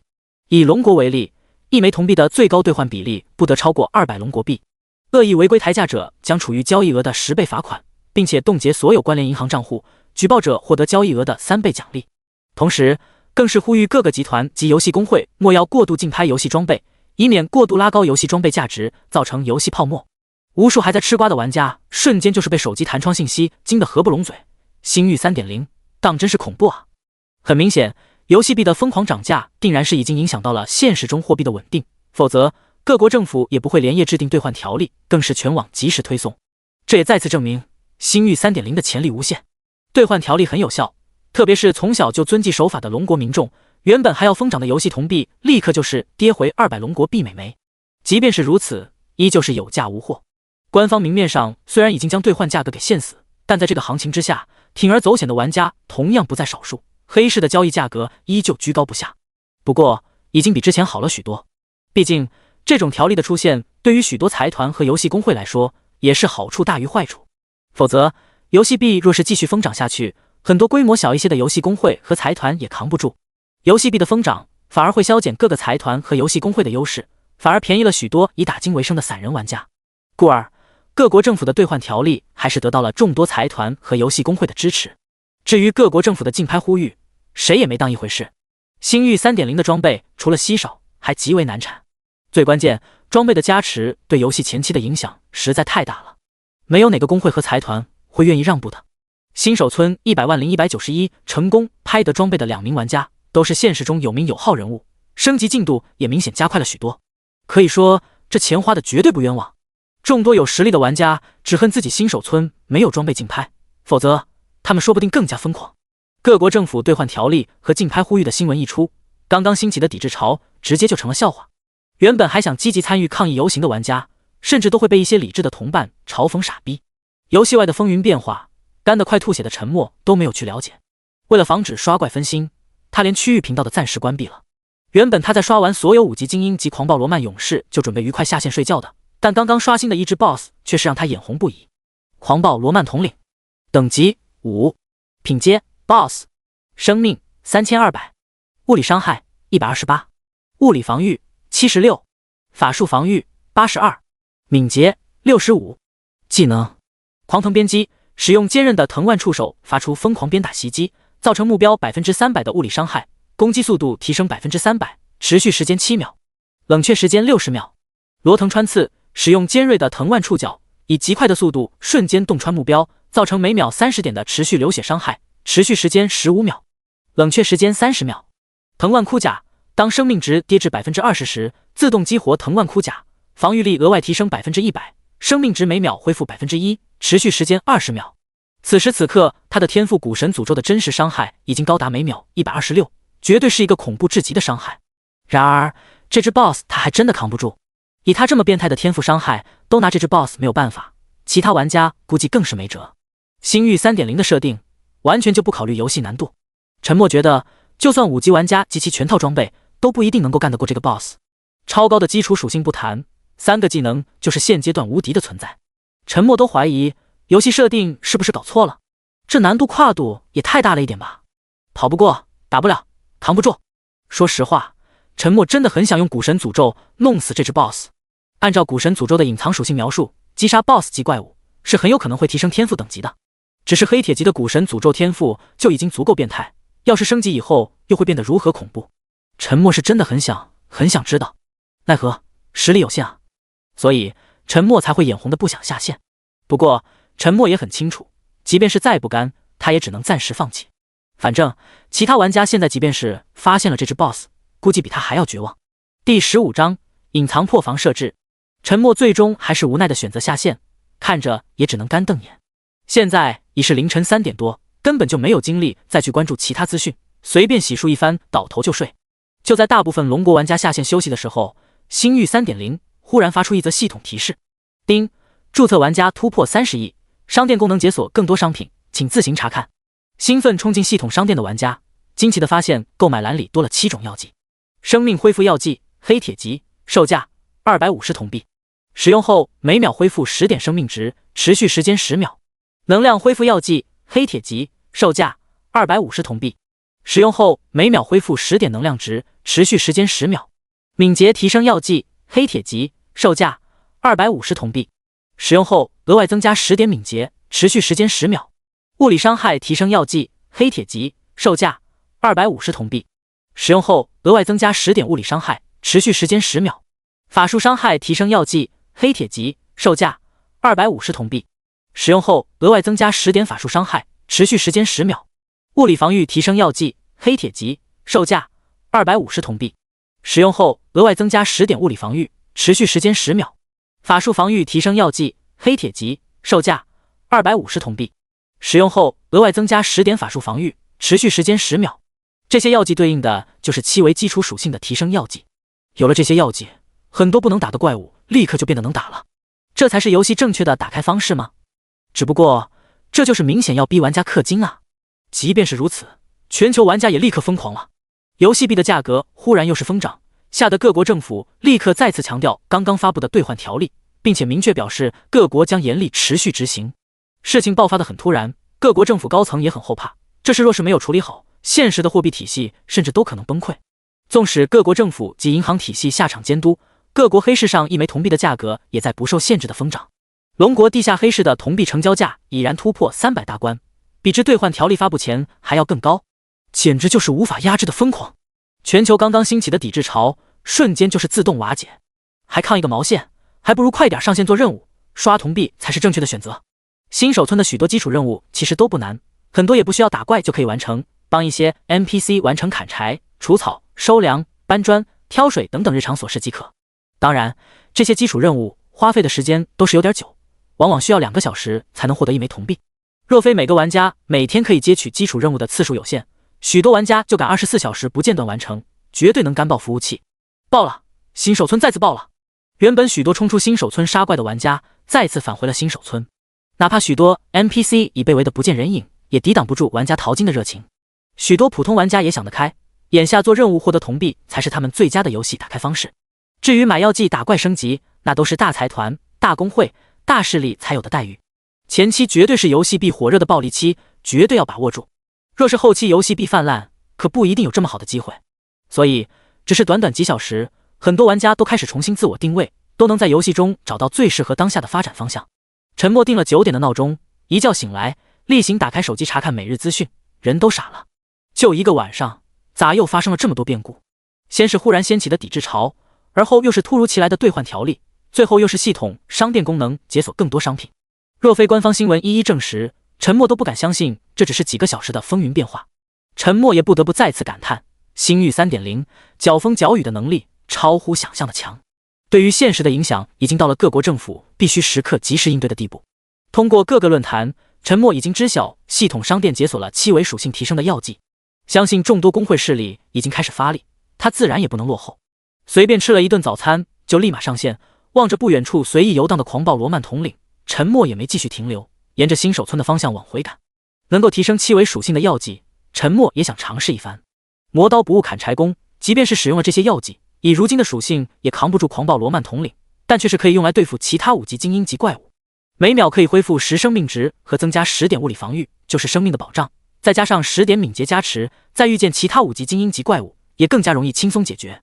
沉默也想好了，继续叠加一些天赋古神诅咒的伤害，提升一些装备属性，再加以药剂辅助，未必不能够击杀狂暴罗曼统领。路过3级野怪区时，沉默已经看见一些玩家在围杀3级怪物了。有几个玩家明显就是磕着要在战斗，依靠不断恢复的生命值来硬顶怪物的伤害输出。虽然有些费药，但打怪的效率明显是提升了不少。只不过唯一有些违和的就是这些玩家总是发出一阵阵嗷嗷乱叫，都是直呼太他妈痛了。不得不说30%的痛感设置绝对是近战玩家的噩梦。沉默甚至怀疑这是游戏主脑故意，10级前没法转职，也无法学习技能，所有玩家就只能近战体会30%痛感设置的酸爽。当然，30%痛感设置也并非没有一点点用处。一旦机体某部分受到攻击，神经反应立刻就会适当做出调整，从而自动做出一定的规避动作，避免伤口遭受二次伤害，触发暴击效果。星域 3.0 里，若是持续命中同一伤口，造成一定的伤害，是很容易触发暴击伤害的，伤上加伤，自然是更加严重。这一点倒是与现实中没多大区别。因此，星域 3.0 中打怪的方式也不再像其他网游那般随意，只要命中就行，往往集中怪物某处连续攻击，击杀效率反而还会提升，属于一种隐藏的破防效果。当然，玩家自身也同样如此，同一伤口若是被怪物连续命中，一样也容易造成隐藏破防效果，甚至造成暴击。因此，有了 30% 的痛感设定，一定程度上也能够知晓伤口生在何处，尽量避免造成二次受伤。可也是这样，自然就苦了需要近战扛怪的玩家，每一次受到攻击都是一次痛的体悟。听着一路上玩家们哭爹喊娘的叫喊声，陈默更加确定自己要选法师这个远战职业，他可不想这么受虐。第16章，毫无人性。距离新手村不远时，玩家的数量也开始越来越多，陈默随即将所有装备都收了起来，否则他这一身华丽夸张的装备出现新手村，想不被围观都难。最关键，他还没有在商店购买遮挡面部容貌的面具，一旦暴露，他在现实中就绝对危险了。刚刚上线前，他可是看见一则消息，龙国境内悬赏他真实身份信息的金额都已经突破1亿龙国币，国外悬赏金额据说还更高。陈默可不想突然就被某些组织圈养起来，从此失去人身自由。因此，陈默进入新手村就是一溜烟直奔商店，面具和药剂一次都能补给完毕。还好，新手村的商店并没有像其他区域那么拥挤，现阶段能够买得起药剂的玩家还是不多，这里又没有任务可接，不然光是排队估计都要浪费很长一段时间。防头盔面具5品级售价10银币，阻挡一切窥视的目光，不可掉落，不可损坏。好东西啊，就是有点贵，难怪新手村没有什么玩家佩戴。陈默之前还纳闷，明明很多人都喊话要保护隐私，怎么没有多少人到系统商场里购买遮挡道具？原来是太贵了啊！就算是不走黑市价格，10银币的价值也高达30万龙国币了，一个只是用来遮挡隐私的面具，的确是有些贵的离谱。不得不说，狗系统也是够坑的，故意将一个没有任何属性加成又必不可少的垃圾装备设置成这样离谱的价格，明显就是要薅一把玩家。幸好之前卖装备收获了5金币、38银币、22铜币，否则这会儿也只能干瞪眼。戴上刚刚购买的防头盔面具，陈默瞬间就有了莫名的安全感，原本时刻低着的脑袋也抬了起来。随后又咬着牙狠心地购买了60支生命恢复药剂、60支敏捷提升药剂、60支物理防御提升药剂、20支法术防御提升药剂。只是一次补给就花费掉5枚金币啊，想想都有些肉疼。陈默不禁都要佩服自己一次，当真是毫无人性啊！价值近1000万龙国币的药剂啊，有一天自己居然会如此舍得。不知什么时候，心态似乎就变得这么理所当然。或许是这些巨款赚得太轻松，又或许自己也慢慢看得更远。但陈默相信，这一次有些肉疼的巨大投入，绝对会换来更多更大的收益。为了避免引起围观，陈默依旧没有穿戴装备，但他佩戴着防头盔面具出现在新手村时，还是迎来了一阵讨论。哼，什么档次啊？居然有钱购买防头盔面具？小心点说话，指不定是哪家势力的大佬，小心招呼小弟围堵你。切，怕毛线啊，脸都不敢露，肯定不是什么大型势力的。就是大型势力谁还用这玩意？恨不得招摇过市，刷脸出村都可以不用排队。嘿嘿，我猜测就是一散人玩家，天赋估计不错，又不想轻易投靠其他势力组织，装备都没搞上，先把保密做好，够谨慎，有前途，有野心。瞎鸡巴乱扯，10银币能是散人玩家能搞到？老子工会在这新手村200多人都没刷够3枚银币，我敢打赌，这小子绝对不简单。就是啊，10银币，咱们新手村可没有多少组织可以拿得出来，更何况还是买这么一个鸡肋一般的道具。鸡肋？笑话！我要是有钱，我也想买一个，搞得我明明有黄金级天赋都不敢随意炫耀。哈哈，楼上搞笑的吧？你这都不算炫耀？你的昵称隔壁老许老子已经标记，到时候拿你领悬赏。操，怕你不成？昵称而已，不暴露你照样找不到我。等找到我时，老子都有钱购买防头盔面具了，气死你丫的！哼，有没有可能这就是咱们村的某个大势力的大佬，戴上个面具就是为了装个逼而已，没那么想的那么复杂。陈默在出村的路口排着队，四周都是关于他的肆无忌惮的议论，区域频道内也同样如此，猜测起来更是畅所欲言。兄弟，哪个工会的？我们是纵横天下，能否借一步说话？就在陈默快要出村之际，一伙几十名玩家组成的队伍堵在了他的身前。我是哪个工会的，需要保密，你要说什么就在这里说吧，我还赶时间。陈默没有直接拒绝，也没有老实回答。哼，那行吧，就在这里说，我看兄弟不像是有组织的人，否则也不会说需要保密，更不会现在就搞个面具遮挡，是开出什么了不起的天赋了吗？有兴趣加入我们纵横天下吗？待遇绝对从优。没兴趣，麻烦让一下，我还有事。陈默也没有想到，本打算佩戴个面具保护隐私，反而引来了不必要的麻烦。嘿嘿，兄弟有点不给面子了，你不报告来历也就罢了，当这么多人面就直接拒绝我，也太不把我们纵横天下放在眼里了吧？说吧，你们到底想干嘛？明显是找茬，何必找这些不痛不痒的理由？陈默又不是小孩子，面前几十名玩家的伎俩简直就是可笑。哈哈，兄弟果然聪明，其实也没有大事，就是想问问你，是不是发现了某种高回报的任务？否则，你怎么来的10枚银币？还望兄弟不吝告知，纵横天下的所有成员都将会是你的兄弟。陈默无语的摸摸头，想不到他也会有一天遇见财不外露的局面。对面之人说话很客气，但言外之意却是告诉陈默，要是不告诉他，纵横天下的所有成员都将会是他的敌人。关键是，他真的没有什么任务可以告诉我，就算是有，这种强行探索的态度，陈默也不愿意告诉他。纵横天下这个公会，陈默还是知晓，号称游戏界10大竞技公会，乃是一家全球500强企业旗下的主打业务，也难怪敢这么嚣张。但是，如今的陈默需要怕吗？陈默也干脆懒得再和他们闲扯，这伙人明显就盯上了他，轻易是不可能放他离开的。于是乎，陈默随即便是开始佩戴一件件装备。刹那间，一件印着凶缠头颅的凶厉战甲突兀覆盖上身，笼罩双腿的战裤上2只凶蝎图腾好似要活过来一般，手中一把犹如螳螂前臂的巨大刀锋隐隐泛着寒光。第17章果然是不当人。老大，我好像看见对面这家伙身上多了几件装备。废话，我眼又不瞎。操，8件装备，难道是咱们村的神秘卖家大佬？哼，真特么酷啊，这造型简直绝了。哇操，大家快看，那小子变身了，一身的装备，战甲、战裤、战靴、战刀、头盔、指环、手腕、挂坠都特么是装备。叉，亮瞎我的钛金狗眼，绝对是咱们村的神秘卖家大佬。哈哈，踢到铁板了，纵横天下这群王八羔子还想威逼人家任务线索，这下熬豁了。嘻嘻，喜闻乐见，大家快来村口看热闹啊，神秘卖家大佬出现了。我还需要告诉你吗？陈默穿戴好所有装备，提刀指着对面还有些发呆的玩家问道。不需要了，不需要了。1000191新手村纵横天下的临时负责人立马就是萎了。不怪他不怂，眼前的玩家绝对是他惹不起的存在。刚刚上线前，工会还特意召开过会议，让他在1000191新手村务必教好这名神秘卖家，千万不能得罪，最好还是能够挖到工会里来。幸好还没来得及得罪，否则脑袋都要不保。那赶紧让一下。陈默简直无语，这货脑子一点都不灵光。哎，大佬，这就给您让，不过能否加一个联系方式？咱们总会可是诚邀您加入我们工会，待遇一切都好谈。不用，我也没兴趣加入你们工会，还不让开就别怪我不客气了。陈默有些烦了，这群人磨磨唧唧浪费了不少时间，再这么赌下去，说不定会有更多势力组织的人员到来，那时候就更麻烦了。别，这就让。大佬要是有装备要出售，也可以直接加我呀。我的昵称是纵横老猫，猫咪的猫。好。陈默见这货识趣让开道路，也懒得计较，离开人群，立刻就是飞奔而去。陈默刚刚穿戴上所有装备，都做好了战斗的准备，就是害怕他们来一个围杀打劫。没想到他们这么怂，也这么配合，并非那么无脑敢轻易得罪他。干，这大佬跑得真快，敏捷得多少了呀？是啊，3级怪物都没他跑得快吧？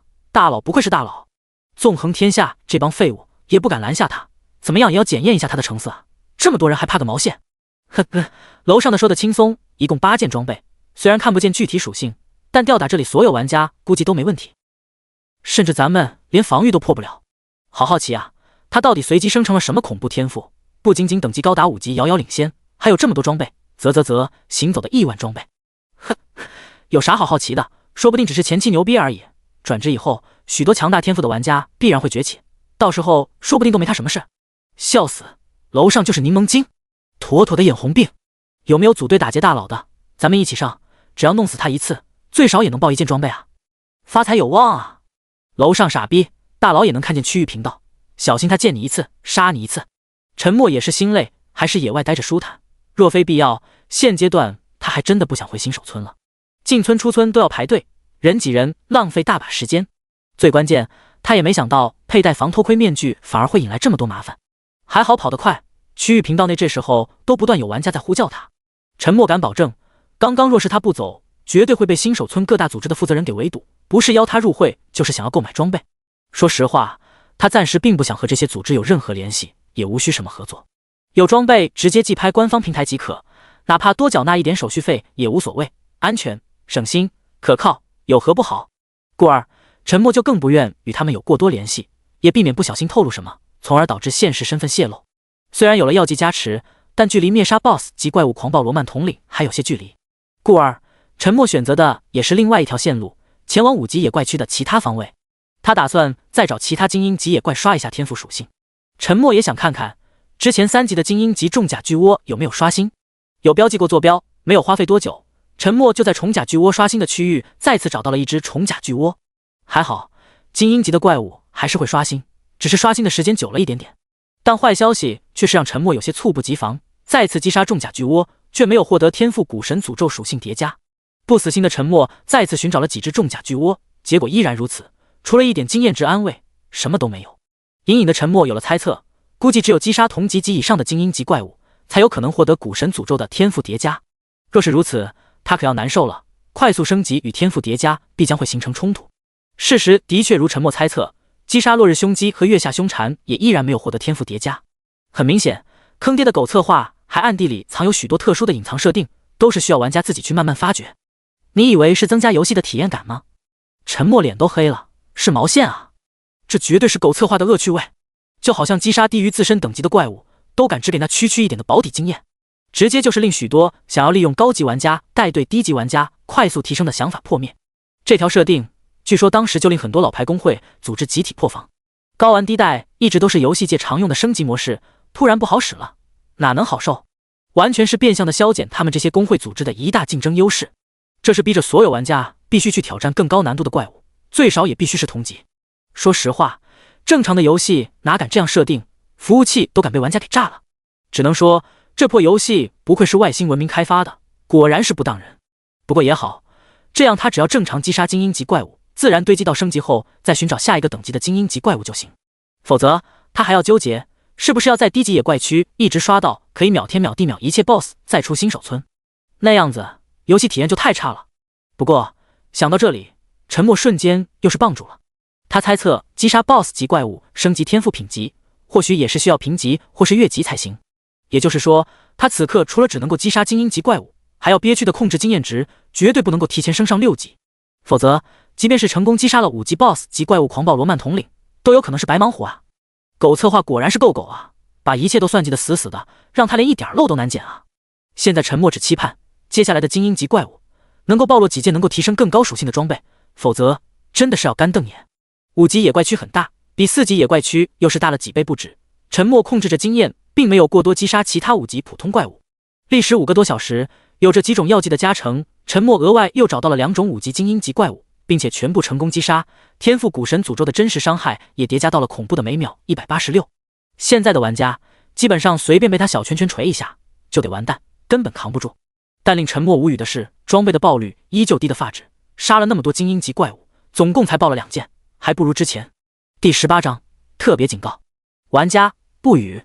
等级5，经验值11967-16000，生命380-140+240，自由属性点10，能量140-140，自由属性点10，敏捷34+16，物理防御14+23，法术防御14+12，物理伤害14+7，法术伤害14，毒素抗性2，自由属性点0，天赋古神诅咒，品级黑铁级，可成长，来自无上古神的庇护，敌对目标受到玩家攻击伤害将额外叠加1层古神诅咒。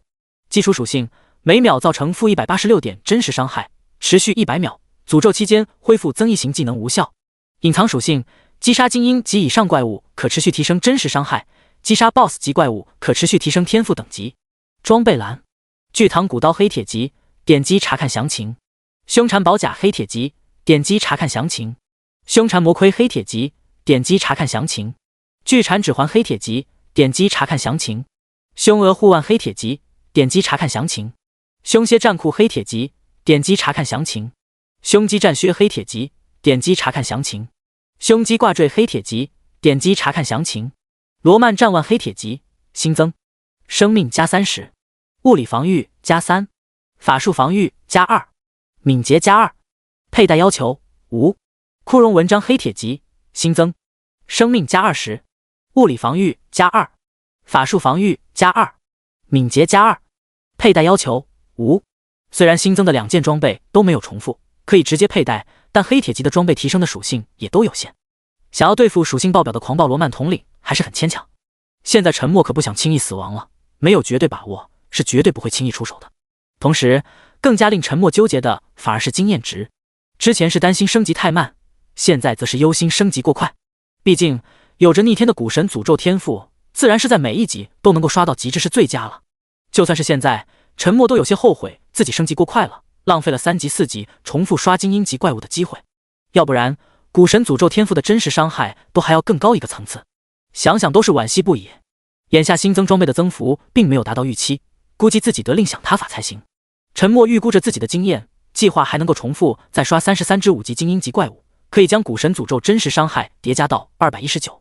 至于利用死亡扣除 50% 经验的惩罚机制来卡等级，沉默也有考虑过，但最终还是放弃了。因为星域 3.0 新手引导手册里可是特别警告，请勿轻易使游戏角色频繁死亡，以免导致不可预料的后果。至于会有什么损失，目前还有没玩家爆料出来，但沉默可不敢去赌，最好是保持游戏角色一次都别死。新手引导手册既然都这么特别警告了，肯定是很关键。若是还不重视，出了问题那就是自找的。这游戏可没有在线客服可以投诉解决的。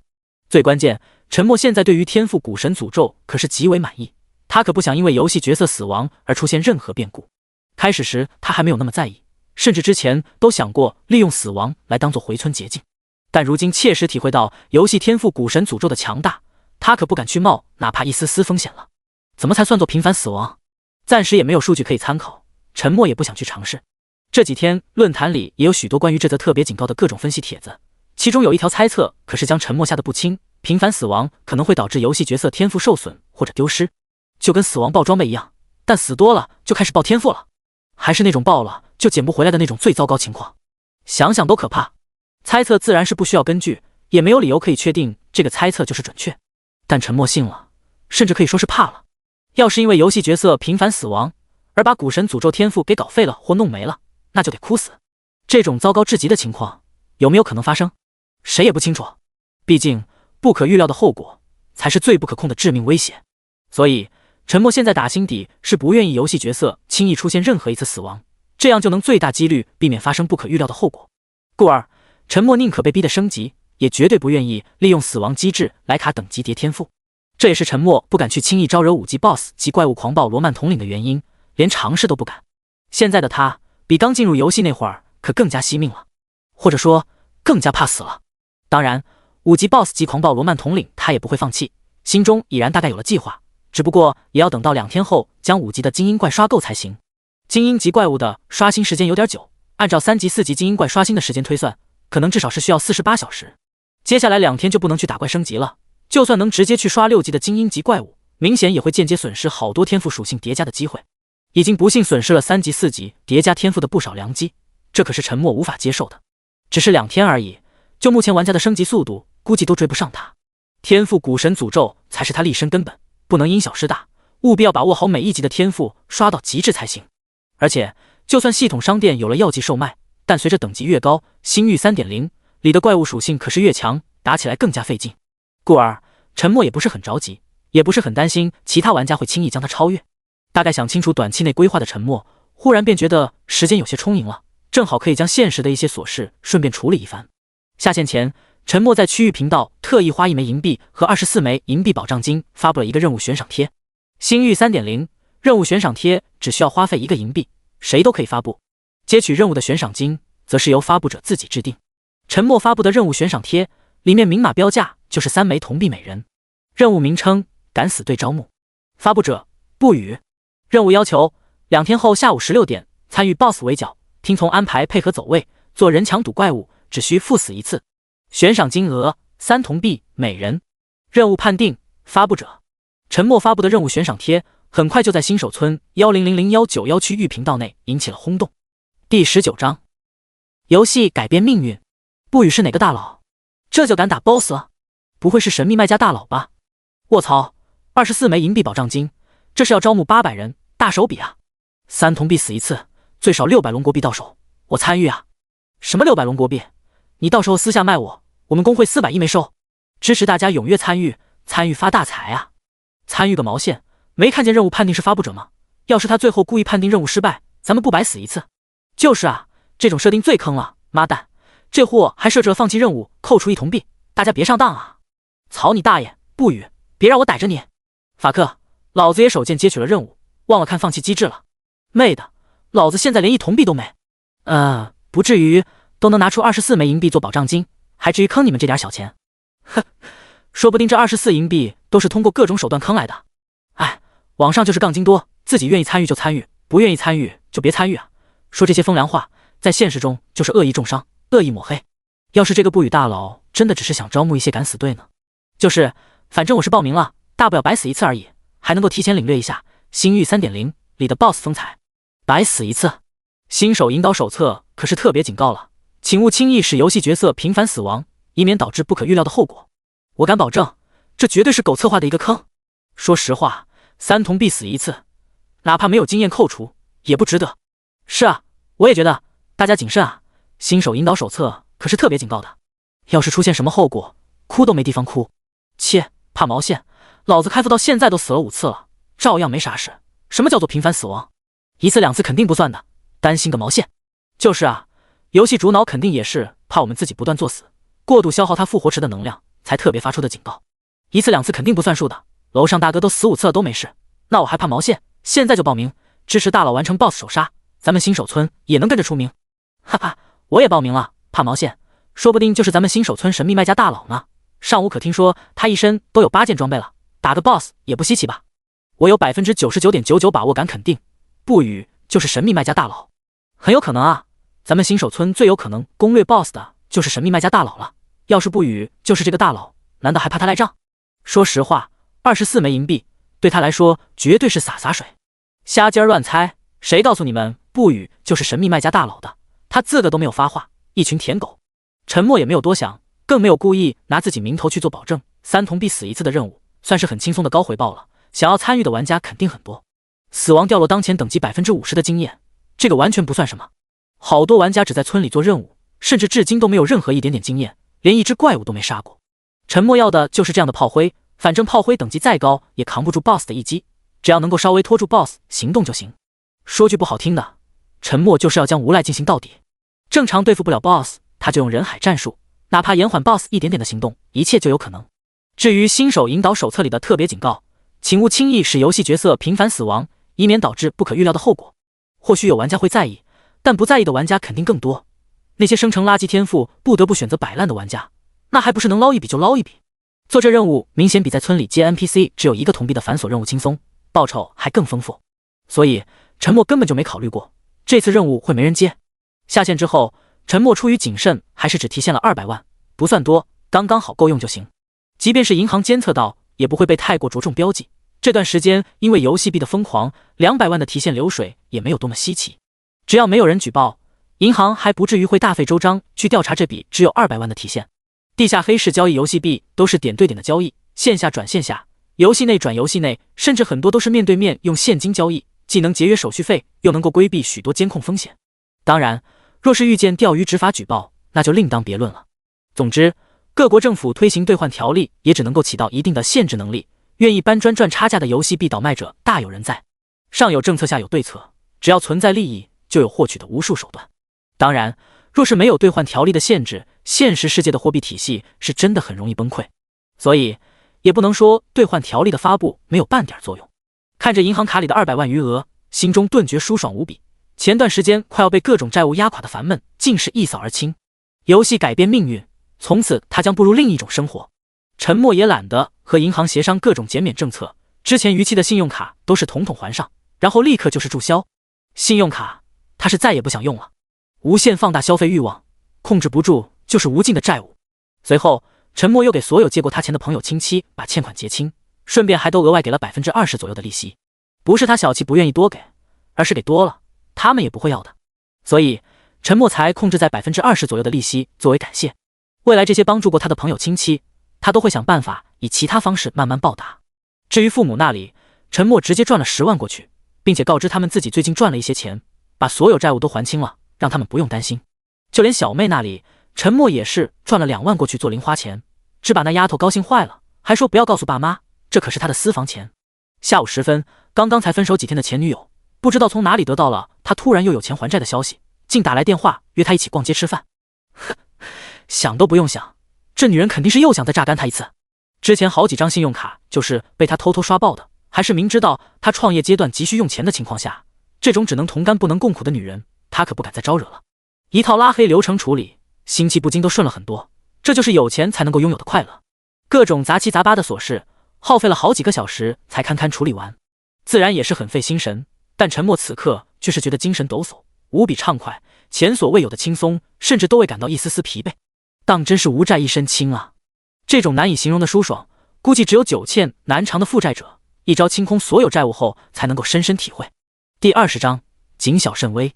还完所有欠款，银行卡里还剩下100多万。陈默没有打算立刻买房，100多万在这座大城市里也买不了什么好的户型。有过信用卡逾期记录，他也没办法贷款买房。这时候也不适合再从新域 3.0 提现更多资金，他可不想引起什么怀疑，列入某些势力组织的重点观察对象。但这破旧小的出租房，他也是一刻都不想待了。随便收拾了一些衣物，拉上行李箱，戴上游戏头盔，陈默打了个车就直奔本市最豪华的星级酒店，号称亚洲第1豪华7星级酒店。陈默的想法很简单，就算不敢大量提现，也不能委屈自己。买不起好房子，就住最好的酒店，还有服务员可以定时帮忙收拾垃圾，随时都有餐饮服务。最关键，作为亚洲第1豪华7星级酒店，曾经接待过无数外国领导，属于官方接待指定接待单位，安全性和私密性自然毋庸置疑。陈默刚刚还特意查过，因为星域 3.0 爆火的缘故，全球旅游业都大受冲击，酒店行业更是首当其冲。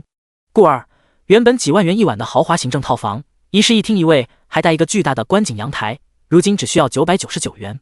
陈默二话没说，甚至连折扣都懒得去讨价还价，直接就是预定了1年，现场刷了50万。多余的钱作为押金，用来自动扣除平时点餐的费用。前台小妹望着陈默的桃花眼，当场都快要拉丝了。花50万就能够轻易享受舒适美好的生活，陈默是觉得现阶段绝对比买别墅请保姆更有划算，也更安全。50万而已，甚至连他卖一件装备的零头都没。这种可以肆意挥霍的爽感，简直太美妙。处理完一切，陈默开了一瓶酒店经理刚刚特别赠送的拉菲，在豪华行政套间的大浴缸里美美的泡着澡。今天他只想好好的放松一下。第二天早上9点，陈默刚刚醒来，酒店就准时送来了丰盛早餐。这特么才是生活啊！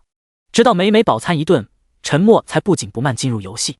虽然今天注定无法刷天赋古神诅咒的属性，但他也不想浪费一点点时间。可以先去6级野怪区侦查一下怪物分布，最好是将所有6级精英级怪物的藏身之处都找到。打完 BOSS 就可以直接前往刷天赋，也算是另一种完美衔接。他可是很清楚，他如今获得的一切都是天赋古神诅咒给的，所以他就一定要将这个天赋发挥到极致，他才能够在未来持续享受美好的生活。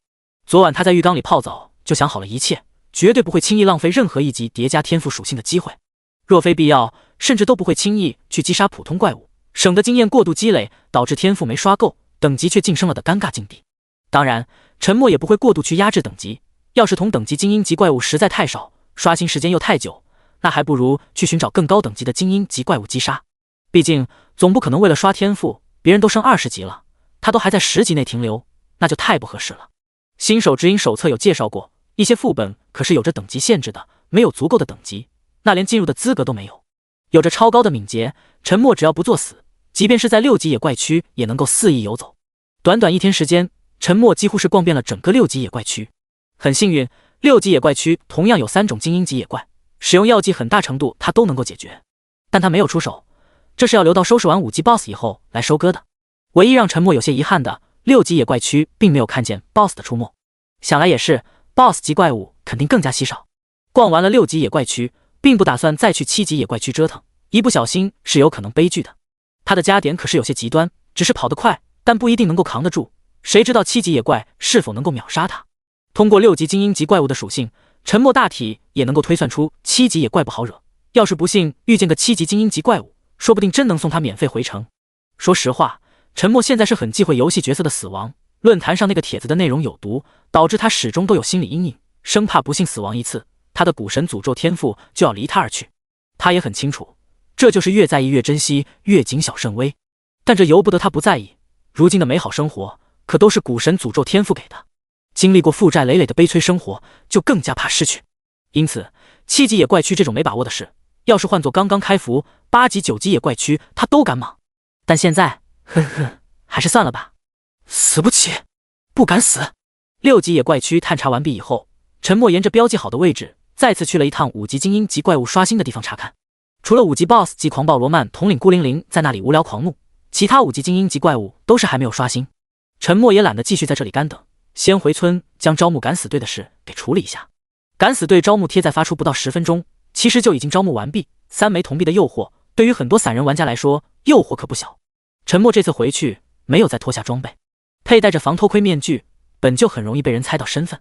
这会儿想要爆他装备的眼红玩家肯定不少，故而他可不想被一些人趁机偷袭。因此，当他身穿一身华丽装备出现在新手村村口排队进村时，立刻又是被围观了。操，这货又打了2件装备，这贱人怎么做到的？哎，真的耶，又多了2件装备。卧槽，这一身装备加起来上亿龙国币了吧？肯定有啊，一件装备现在至少能够拍到4枚金币，别的新手村昨晚可以成交了一件黑铁级装备，就是4枚金币成交的。贬值那么快？咱们村之前那件黑铁级装备可是拍出5金币38银币22铜币，这相差也太大了吧？其实没多大区别，只是游戏币的价格涨了，而且商店开放药剂售卖以后，游戏币用来购买药剂或许更有划算，当然有装备自然也是更好。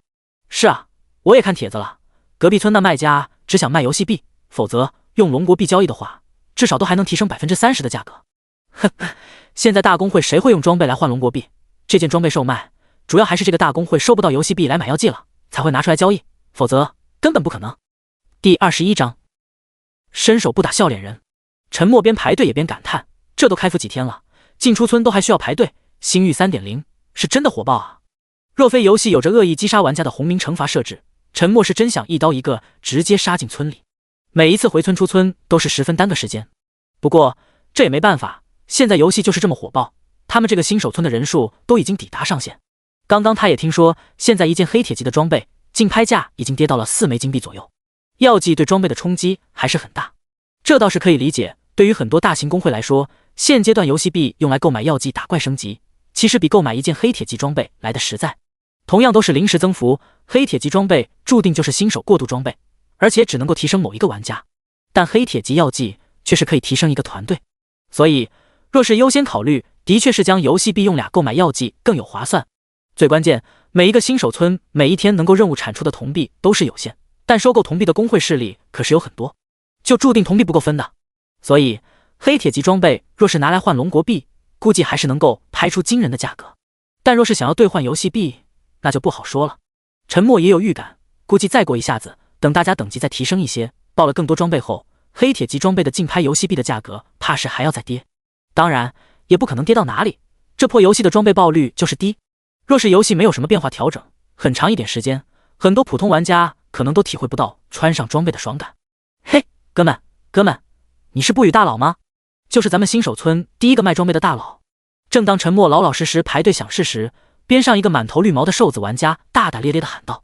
陈默看了看这个绿毛玩家，满脸痞相，轻浮跳脱，很明显这家伙在现实中10有8九就是个小混混，估计也只有这种人才敢这么大大咧咧问询他，其他玩家都只是指指点点，却没有上前搭话。但这种人你不理他，他绝对敢烦死你。所以陈默也没沉默，还是回道：是的。听见陈默的肯定回复，绿毛玩家立刻就是炸了。嘿嘿，兄弟们，这哥们就是不语大佬，就是咱们村的神秘卖家大佬，大家给让让啊！咱们大佬进村还要排队吗？真的？大佬承认了？废话，一看就知道，需要大佬承认吗？呵呵，凭什么给他让路？老子都排了那么久，就凭这貂毛装备好，要不是这破游戏没办法氪金，老子随手都能灭了他。就是，凭什么给他让？绿毛龟，你丫自己想当狗腿子就自己当，大爷我可不奉陪。哼，就是，老子都排了半小时，他有什么资格让我让位？大不了砍死我呗！玩个游戏还玩出了阶级划分了，呸！陈默是直接无语了，四周忽然的喧闹让他也是醉了，又不是他想插队，结果大部分都是在喷他。陈默都怀疑边上这个傻缺绿毛玩家是不是故意在给他拉仇恨。不过看他那呆头呆脑被其他玩家骂得怀疑人生的蠢萌样子，就知道不可能。喧闹持续了好几分钟，见陈默根本没有理会他们，依旧规规矩矩排队，闹得欢的许多玩家也就只能慢慢偃旗熄火。很多玩家是想趁机闹起来的，但主角都冷处理，他们也只能无奈作罢。游戏世界可不同于现实，引发民愤可是很容易爆发冲突。可惜谁也不是无脑蠢货，就算冲上去惹事，估计也是一个找死的结局。这游戏30%的痛感设定可不是开玩笑，鬼知道被那么大一把刀砍在身上会是怎么酸爽。说实话，若非怕痛，许多玩家在刚刚就敢趁机作乱挑起 PK 战斗了。陈默自然也知道这些，所以他也懒得去搭理，选择冷处理才是最佳的方式。同样，他也怕痛，这么多人围殴，就算杀不死他，但估计也会很痛。一定意义上，30%痛感设定，一定程度上也限制了广大玩家 PK 斗殴的激情。有利也有弊吧。大佬，我不是故意的，你还招敢死队吗？我没抢到任务名额，能不能加我一个？我不怕死。喧闹的声音才刚刚平息，绿毛玩家又死乞白赖凑了上来。不招了，你最好别说话了，否则我不建议拿你杀鸡儆猴。陈默这次没惯着了，直接警告。哎，好吧。绿毛玩家立刻就是缩缩脑袋，憋憋嘴不说话了。他只是胆子大，不是傻，真要是惹恼了眼前这个大佬，说不定真给他来一刀，哭都没地方哭。接下来倒没有玩家跳出来作妖，但刚进村口却是被几群人给围住了。好几名玩家身上都还有1-2件装备，显然这是100、0191新手村的几个势力组织代表找上门了。不语先生，鄙人来自长明实业，很高兴认识您。不语大佬，我们是风华绝代公会的代表，相互认识一下。不语小友，老夫来自京都王家，相信你应该听说过。陈默面对这样的应酬，自然烦不胜烦，但他也很清楚，以他如今的实力，也必然会招来这些琐事麻烦。谢谢大家看得起在下，不过这里再次强调一下，本人是绝对不会加入某个势力组织，大家就不用浪费时间了，暂时也没有装备出售，关于其他合作，后期有需要本人会主动联系各位，还请大家让一下。陈默说完之后，还对大家拱拱手，面子也算给足，这样直接一点点拒绝才是最佳的处理方式。至于会不会让他们觉得太傲了，无所谓了，自己天赋古神诅咒都这么强了，还怕个毛线？自己没有强硬，懒得搭理，就已经很给面子了。这不语大佬，那先加个联系方式，后期咱们也好联系。是啊，不语小友，起码加个联系方式，在座的各位都是个组织个工会有头有脸的人物，轻易也不会骚扰你，只是方便以后一些合作。对啊，不语先生，有装备要出手，你也可以直接和我们某个人联系，价格绝对能够让你满意。伸手不打笑脸人，就冲这股顺杆爬得进，这帮家伙当真是拉业务的好手。陈默最终还是妥协了，拒绝了这次，估计又还有下一次。现场这些人是各势力组织在这新手村的负责人，还不至于骚扰他，加上也无所谓，以后说不定还真有什么合作需要和这些人打交道。因此他也只加了每个势力组织的负责人，并且明确告知，一旦骚扰他，立马拉黑处理。拿到联系方式，这些负责人倒也很识趣，各自便是快速散去。只不过陈默始终觉得这群家伙看他的眼神都是怪怪的，总感觉有什么不好的算计在等着他。第22章猛然惊醒。陈默甩甩脑袋，也懒得去多想，凭他如今的实力，根本无所畏惧。他不愿意轻易回村，就是怕这些琐事又是耽误不少时间。经历过刚刚围堵的烦恼，突然就不想提前召集参与敢死队的任务玩家了，指不定又会闹出什么幺蛾子。但为了围剿 BOSS 万无一失，陈默还是不得不提前给那800名敢死队讲解一下攻略。这时候陈默才发觉自己身边还是缺少一个打下手的人，否则就没有这么麻烦了。锦华流年公会冯强，不语先生，您这次回村是打算培训一下那些敢死队吧？我建议您千万别这么做。就在陈默准备在区域频道开始召集任务人员时，一则私聊信息却是让他皱眉。不语，为什么？锦华流年公会冯强，您打算用那些敢死队帮您围堵 BOSS， 是打算用人海战术来拖延 BOSS 追击吧？不语，是的，有什么就直说。锦华流年公会冯强，那您有没有想过，这些接取了任务的玩家并不会这么配合您，反而还会故意坑害您，堵您的去路。陈默看见这则回复，猛然惊醒。是啊，他只想着玩家那钱办事，却忘了这是游戏世界，即便是放弃任务坑，他也轻而易举。那些普通玩家死就死了，但他可是身穿10件装备，想要坑死他爆装备的，肯定大有人在。锦华流年公会冯强，不语先生，据我所知，就有不少玩家已经被买通了，准备在您面对 BOSS 时专门堵您逃跑的去路。陈默直接就是醉了，他把事情的确想得太简单了。锦华流年工会冯强，不语先生，我们这些工会势力都开过会研究了，基本上肯定您是散人玩家，起码在这个新手村是没有其他支援，否则也不会想到利用任务贴来招募敢死队。陈默有些想要捂脸，他自以为是的好方法，肯定是被这群老奸巨猾的家伙背地里嘲笑了，嘴角都不由抽搐。他妈，刚刚那些老阴逼还对他和颜悦色，都他妈在演他，难怪他之前也莫名觉得他们的眼神怪怪的，原来如此啊！操！陈默越想越气，都还没怎么打交道，就感觉被人摆了一道。难怪自己以前创业会失败，商场上都是一群这样的玩意儿，想不失败都难啊！要是没有这个冯强提醒，自己怕死怎么死的都不知道，说不定到时候都还会觉得只是散人玩家不堪重用而已，而不是被人特别算计了。不语，谢谢你告诉我这些，这个人情我记下了。锦华流年工会冯强，不客气，我只是给您预警一下，说不定您自己都会提前发现，从而终止这次任务。哼，这家伙情商可以，很会说话。不语，那是后话了，以后我这里有装备多，会提前考虑你们这里的。陈默很清楚，这个冯强之所以这样帮他，定然就是想要他手里的装备，这个人情他也不介意顺便还上。锦华流年工会冯强，那就提前谢了。不语先生，那您还打算攻略 BOSS 吗？不语，自然还是打算，只不过我就需要重新谋划了。陈默也没有伪装，自己的确是被算计，也不怕被笑话。锦华流年工会冯强，那就行。不语先生，我想我们工会可以提供帮助，不知道您愿不愿意尝试合作一番？不语，哦，实话说，我又怎么相信你们？要是你们也打算暗地里坑我一把呢，反而还是你们一家得利。锦华流年工会冯强，不语先生，真不至于。就说这个新手村，谁敢明目张胆坑您？就算坑您一次，最多报1-2件装备，等您报复回来，我们这个新手村的锦华流年工会肯定遭不住，完全得不偿失。锦华流年工会冯强，我们这个工会可不是那些随便招募的散人玩家，他们即便是坑了您，你也不可能对他们造成多么大的报复，也没那么多精力去挨个复仇。但对于我们这种有组织有团队的工会来说，那就可怕了，所以我们不可能轻易得罪您的。陈默想想也是如此，与其和散人合作，还不如和有纪律约束的工会合作，效果肯定还更好。最关键，他们要是敢故意坑他，报复起来也好针对。不语，好，但我这里至少需要800左右炮灰，不需要你们的主力部队，这方面你们能够提供吗？锦华流年工会冯强，这个没有问题，咱们这个工会在1000191新手村的人员就有2200多个，临时抽出800做炮灰肯定没问题，都是线下签订合同的在职人员，绝对不敢轻易犯错，也不可能轻易被其他工会收买，这一点您也放心。不语，很好，你们工会实力还挺强的，以前怎么没听过？锦华流年工会冯强，我们是锦华传媒旗下的游戏工会，的确是刚刚组建，但我们公司可是全国500强企业，这次可是一次性拿出了100亿创建工作室，龙国区所有新手村都有我们分会，听说后期还会不断追加投资。先生若是有意加入，条件都是好谈。陈默不由暗暗啧舌，这些公司果然大手笔啊！这也进一步再次证明这款游戏前景无量。不语，加入就算了，咱们来谈一下这次合作的报酬。锦华流年工会冯强，那真是遗憾，我还希望先生能够带领我们工会走向辉煌呢。但先生未来若有加入工会打算，请务必优先考虑我们。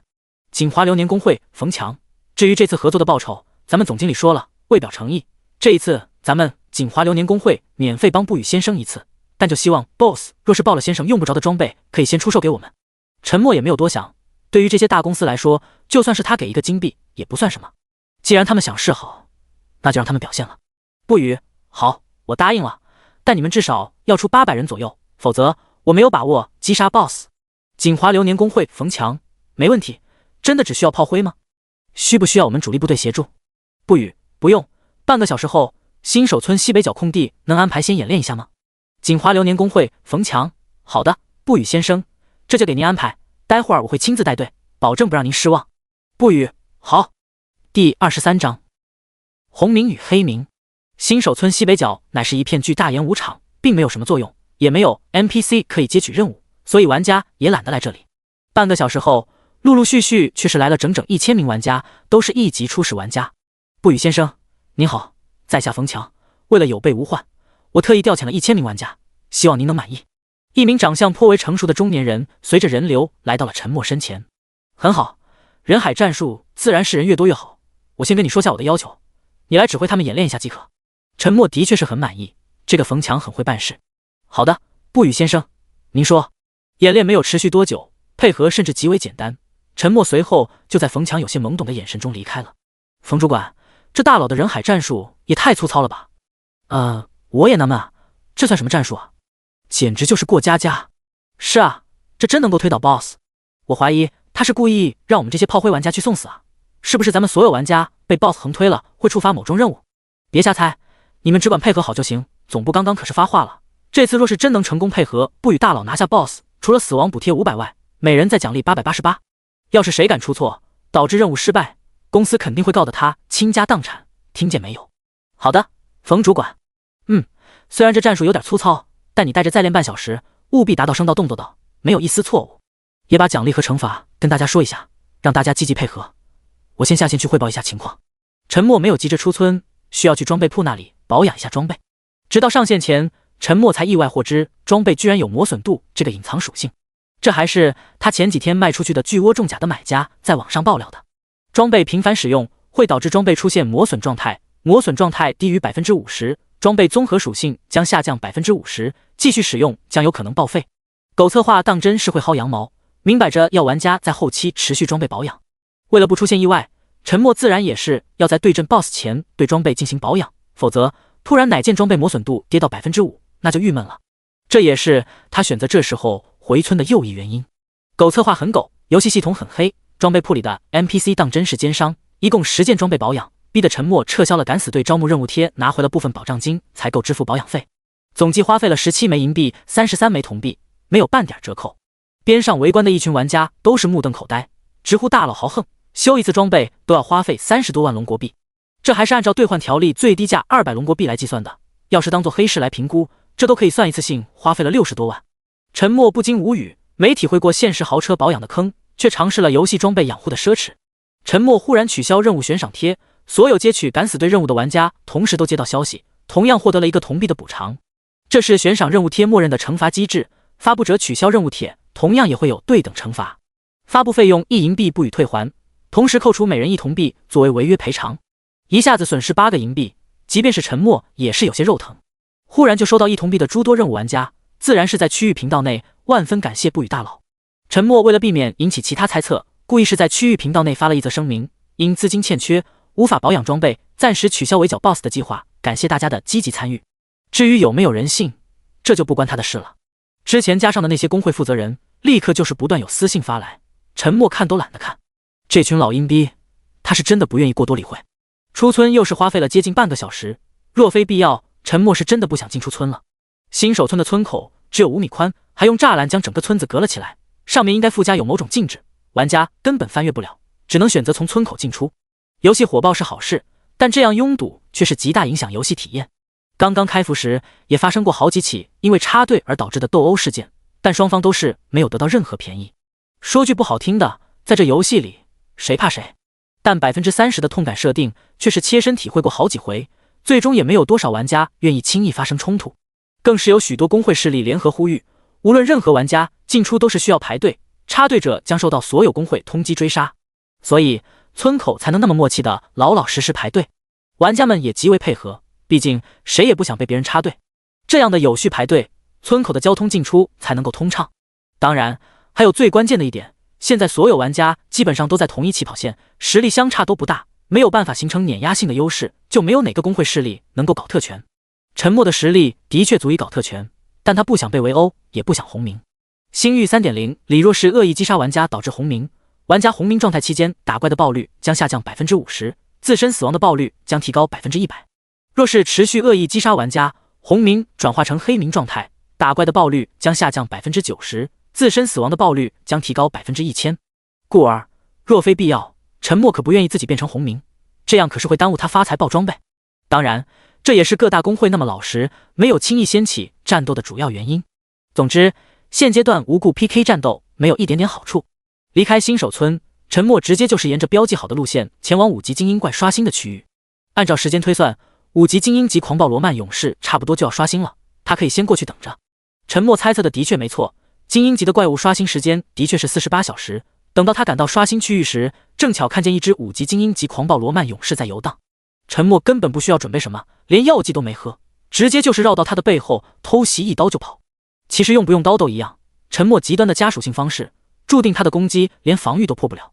不过用刀却是可以增加攻击距离，逃跑起来就更先一步。第24章阴谋不成阳谋来。如今天赋古神诅咒每秒可以造成负186点真实伤害，5级精英级狂暴罗曼勇士的生命值虽然高达900，但也遭不住多久折腾，还没追出多少步就直接倒地身亡了。5秒一个精英级怪物，要是其他玩家看见了，估计又会直呼卧槽。的确，现阶段别的玩家别说击杀5级精英级怪物，就是3级精英级怪物杀起来都费劲。陈默昨天看帖子就有这样的描述：某大型公会组织200名3级玩家、300名2级玩家、1级炮灰玩家若干，准备充足的药剂，历时半小时有余，3级玩家死亡157人，2级玩家死亡232人，炮灰玩家死亡不计其数，最终成功将一只3级精英级怪物磨死，只是不幸什么也没报。帖子内容描绘得很清晰明了，看得出来战斗必然很惨烈，但结果有些凄惨。昨天看到最后帖子的结尾，只是不幸什么也没报时，当场差点没被口中的红酒呛死。故而若是有玩家看见陈默这么轻松并且快速就将一只生命值高达900的5级精英级怪物给击杀，心态绝对会崩的。丁，击杀5级精英级狂暴罗曼勇士，经验值加120。丁，击杀精英级怪物，成功触发古神诅咒隐藏属性，真实伤害提升加1，当前每秒造成负202点真实伤害，花费1个小时有余，终于是将所有5级精英级狂暴罗曼勇士击杀。这次只刷新了16只，但也是使古神诅咒的真实伤害突破了200大关，来到了每秒造成负202点真实伤害的恐怖阶段。只能再击杀17只5级精英级怪物，经验值就要1满，就可以去挑战 BOSS 了。同时5级阶段天赋古神诅咒的属性叠加也将到了极致。陈默也想开了，凡事也不能强求，能够叠加这么多真实伤害，其实已经够可怕了。这也算是天赋隐形的限制，否则要是没有这样的设定，他估计都想天天等着精英级怪物刷新，不愿意离开新手村。这样也好，省得他陷入无尽的选择矛盾。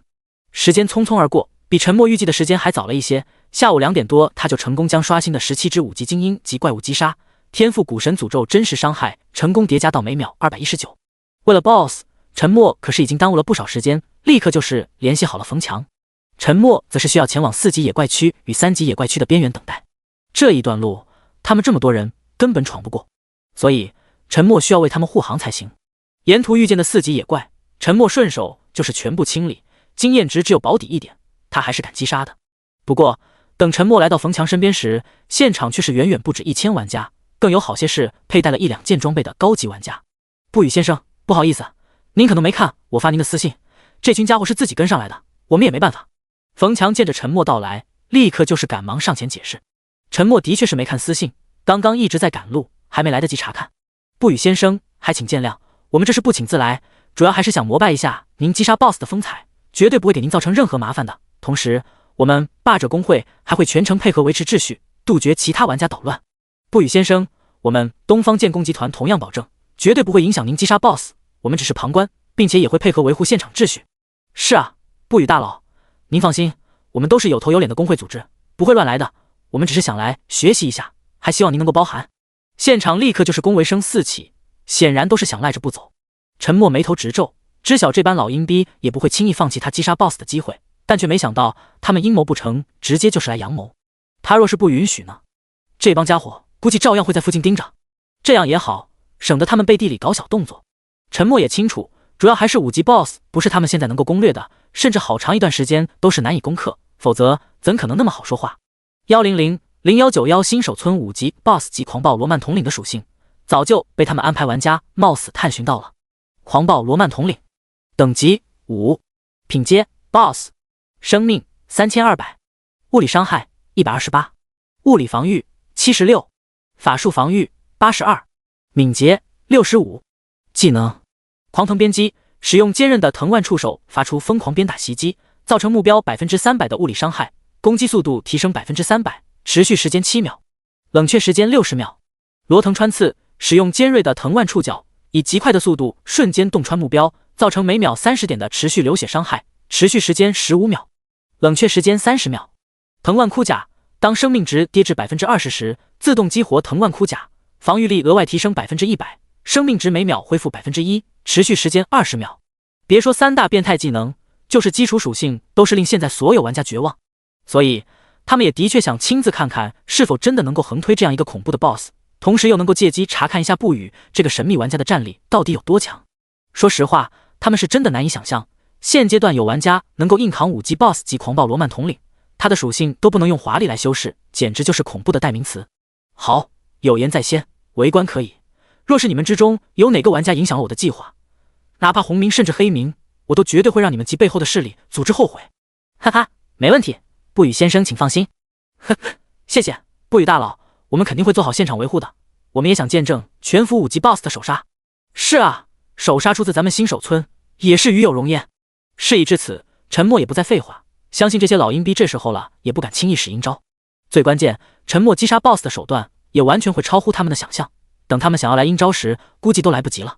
交代好冯强后，陈默就开始带着这群人浩浩荡荡向着 BOSS 所在地行去。第25章口水直咽。5级 BOSS 级狂暴罗曼统领是在5级精英级狂暴罗曼勇士所在的核心区域，沿途的5级怪物也都被陈默引开老远。4级的野怪，刚刚陈默在来的路上就顺手清光了，刷新也没有那么快。故而冯强这些玩家一路紧张，却是一只怪物都没遇见，不禁都有些傻眼了。不过他们也都是聪明人，知晓这肯定是不语大佬提前搞定的，也没有冒昧去问询。一路很顺利，走的是规划好的路线，没有怪物的袭击，只是半个多小时就是到达了目的地。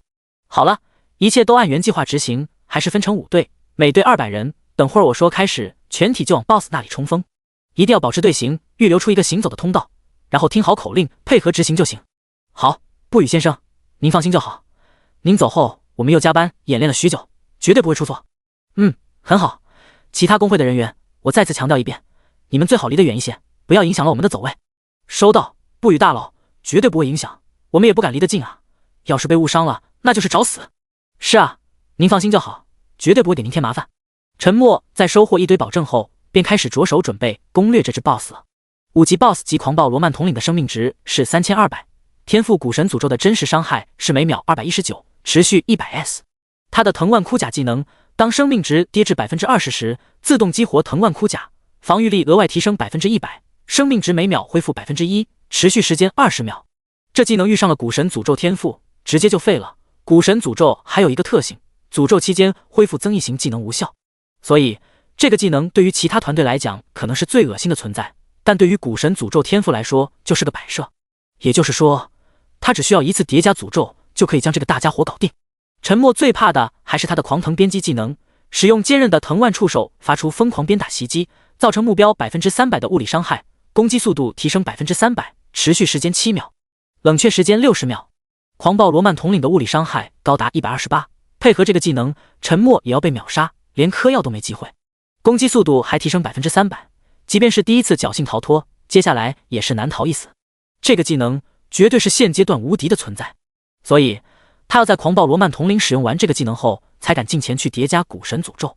之所以要这么多炮灰玩家，很大一部分就是用来扛技能的。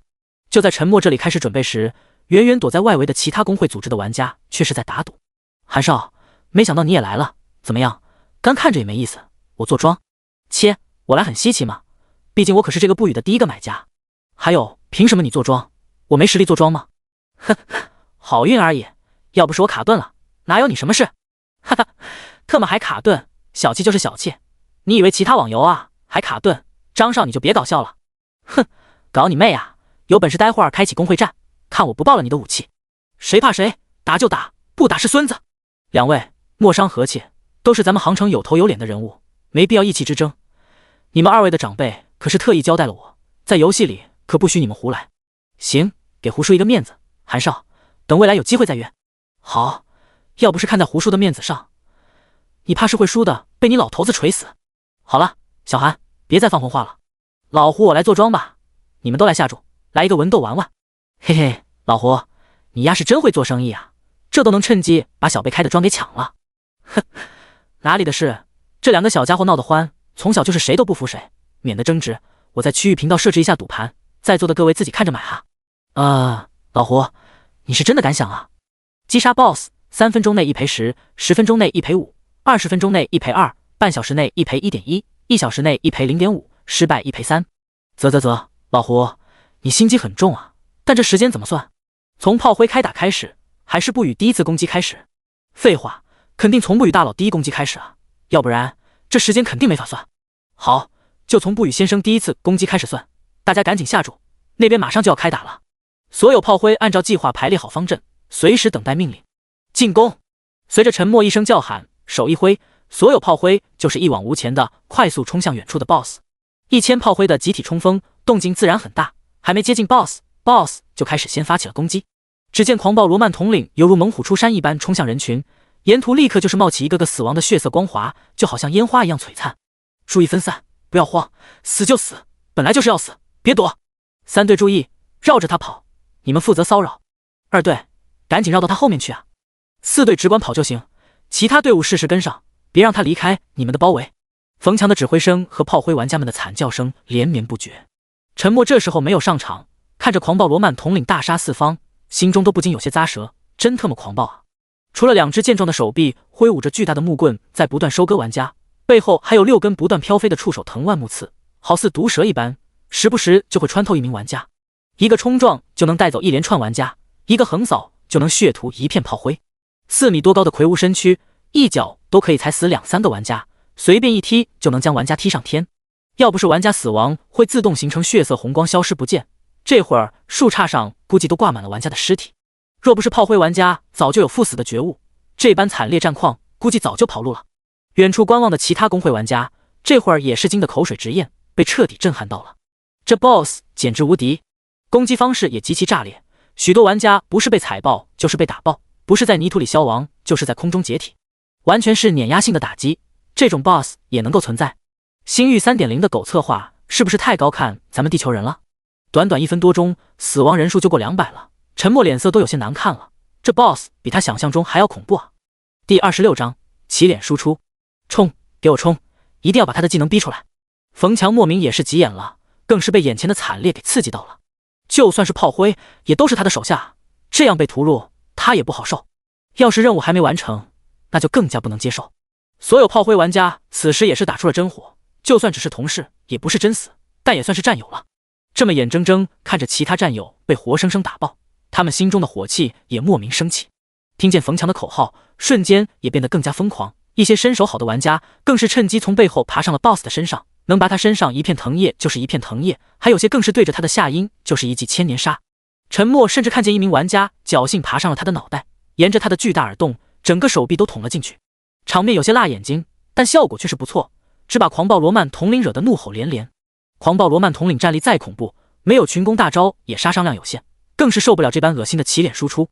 连续1分多钟的持续攻击没有杀退这些蝼蚁，反而还被如此骚扰，他也是气炸了。虽然这些蝼蚁并没有给他造成任何一丝丝伤害，但如此挑衅滋扰就太不把他放在眼里了。吼！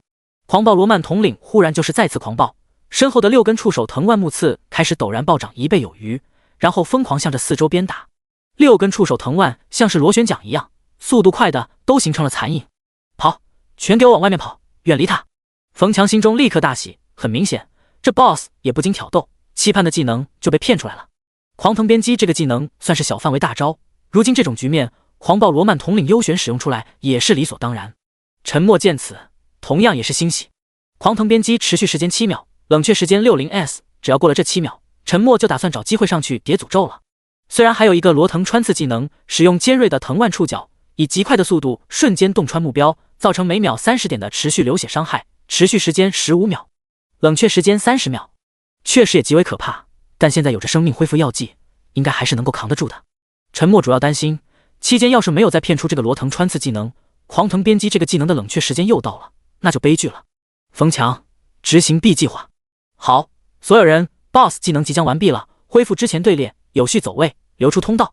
冯强的声音立刻响起，沉默也适时做好准备。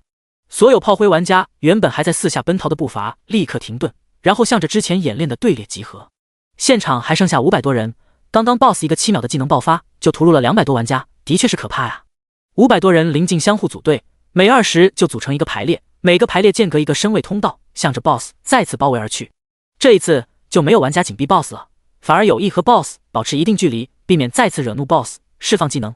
令行禁止啊！沉默看着这群炮灰玩家，不禁都对冯强的管理能力点赞，这领导指挥能力不错呀，是个人才。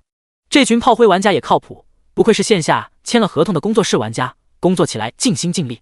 狂暴罗曼统领狂暴7秒，似乎也有些累了，面对再次包围过来的蝼蚁，挥舞起手中的巨大木棍都慢了许多。沉默也看中了这一点，沿着炮灰玩家预留出来的一个通道，在狂暴罗曼统领挥舞完一次攻击后，直接就冲向了他的后背。吃，同样没有破防，即便是沉默拿着长刀也依旧如此。刺完一刀，立马就是暴退。紧接着，狂暴罗曼统领也开始发狂，一根尖刺却是更快刺中已经跑出好几米的沉默。30，操，中技能了！背心一痛，就知道中了罗腾穿刺技能。这技能也是恶心，可以算是另类的远距离攻击了。终究是没躲掉，还好现在有生命恢复药剂，否则以如今380点的生命值必死。保护先生，关闭通道，全力阻击，贴脸骚扰。冯强的声音立刻就是紧随而至。靠，什么鬼？哇操，219的伤害，还是持续伤害？哈，见鬼了，什么攻击啊？大佬这是投毒了？开挂了吧？不会直接就这么干死 BOSS 吧？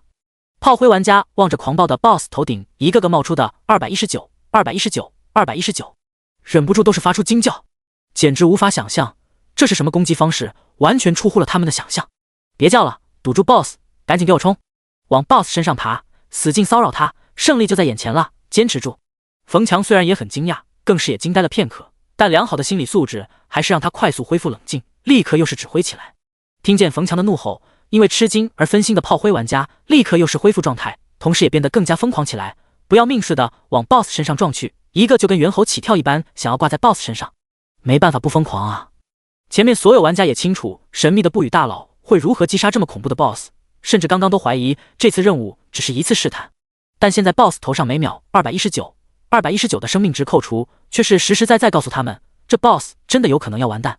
故而剩下的炮灰玩家自然是更加兴奋了。任务完成了，可是额外还有888元的奖励啊！说不定不语大佬一高兴，额外又会有其他奖励。头顶着219不断掉血的 BOSS， 此时也彻底疯狂了。他不知道为什么，但却十分清楚，他的生命值在不断流失。再这么下去，他也要完蛋。唯一想到的方式，就是将造成这个结果的那个玩家击杀，说不定还有解决的方式。所以 BOSS 也不再管其他冲向他的玩家，追着那个头顶着同样中了他罗腾穿刺技能的玩家就是狂追。奈何沿途始终都是不断有大量炮灰玩家阻挡，更是犹如骚扰一般的无耻行径，还是极大的影响了他的速度。沉默如今的速度可是高达50点，使用了一支敏捷提升药剂临时再加10点，已经有了60点。虽然比狂暴罗曼统领的65点敏捷还差一些，但有着炮灰玩家的阻挡还是足够的，只需要坚持15秒就能够成功拿下这只 BOSS 级怪物。第27章全球通告。远处观望的其他公会玩家此时此刻同样也是傻眼了。每秒219的伤害啊，他们之中很多人的生命值都没有那么高，也就是说不语随便给他们来一击都能够秒了他们。希望这只是他使用的某种一次性道具吧，否则若是总能造成如此离谱的伤害，他们还玩毛线？中年人胡叔现在却是惊喜交加，惊是感叹不语对 BOSS 造成的伤害这么恐怖，喜是刚刚无聊开的庄可是很有可能通杀啊。赌盘上可是没有一个玩家下注3分钟以内击杀 BOSS， 甚至5分钟的也只是压了10个银币，但其他赌注上可是累计有13枚多金币啊。也许换算下来只是几千万龙国币而已，但游戏币可是有价无市啊，平白获得13枚多的金币啊，足够他所在的团队购买好几天的开荒药剂了，完全就是意外之喜啊。韩少和张少却是从对方眼中都看到了不可置信，他们每人都损失了1个金币作为赌注，但这都无所谓，在意的反而是这个不语玩家怎么做到的如此伤害。他们都不是普通的纨绔子弟，背后的家族都极为强大，知道的游戏内幕也比普通人更多，深知这款游戏的潜力有多么恐怖。游戏角色越强大，对现实造成的影响也会越发巨大。这名不语玩家如今就有着远超越所有玩家可怕战力，未来又会变得多强？同样，他们也期盼这只是不语使用了某种一次性道具导致的结果，否则未来他们这些豪门大少怕是也要仰息在他的强大之下。这种结果，习惯了高人一等的他们可不愿意接受，特别是这样的事就发生在他们眼前，更是难以释怀。全球通告：丁，龙国区玩家不语首次击杀5级 BOSS 级怪物狂暴罗曼统领，特奖励自由属性点加10，金币加100，龙国区声望加1000，全球声望加200。这则突如其来的全球通告响彻了所有玩家的脑海，回荡了3遍。是的，整整3遍。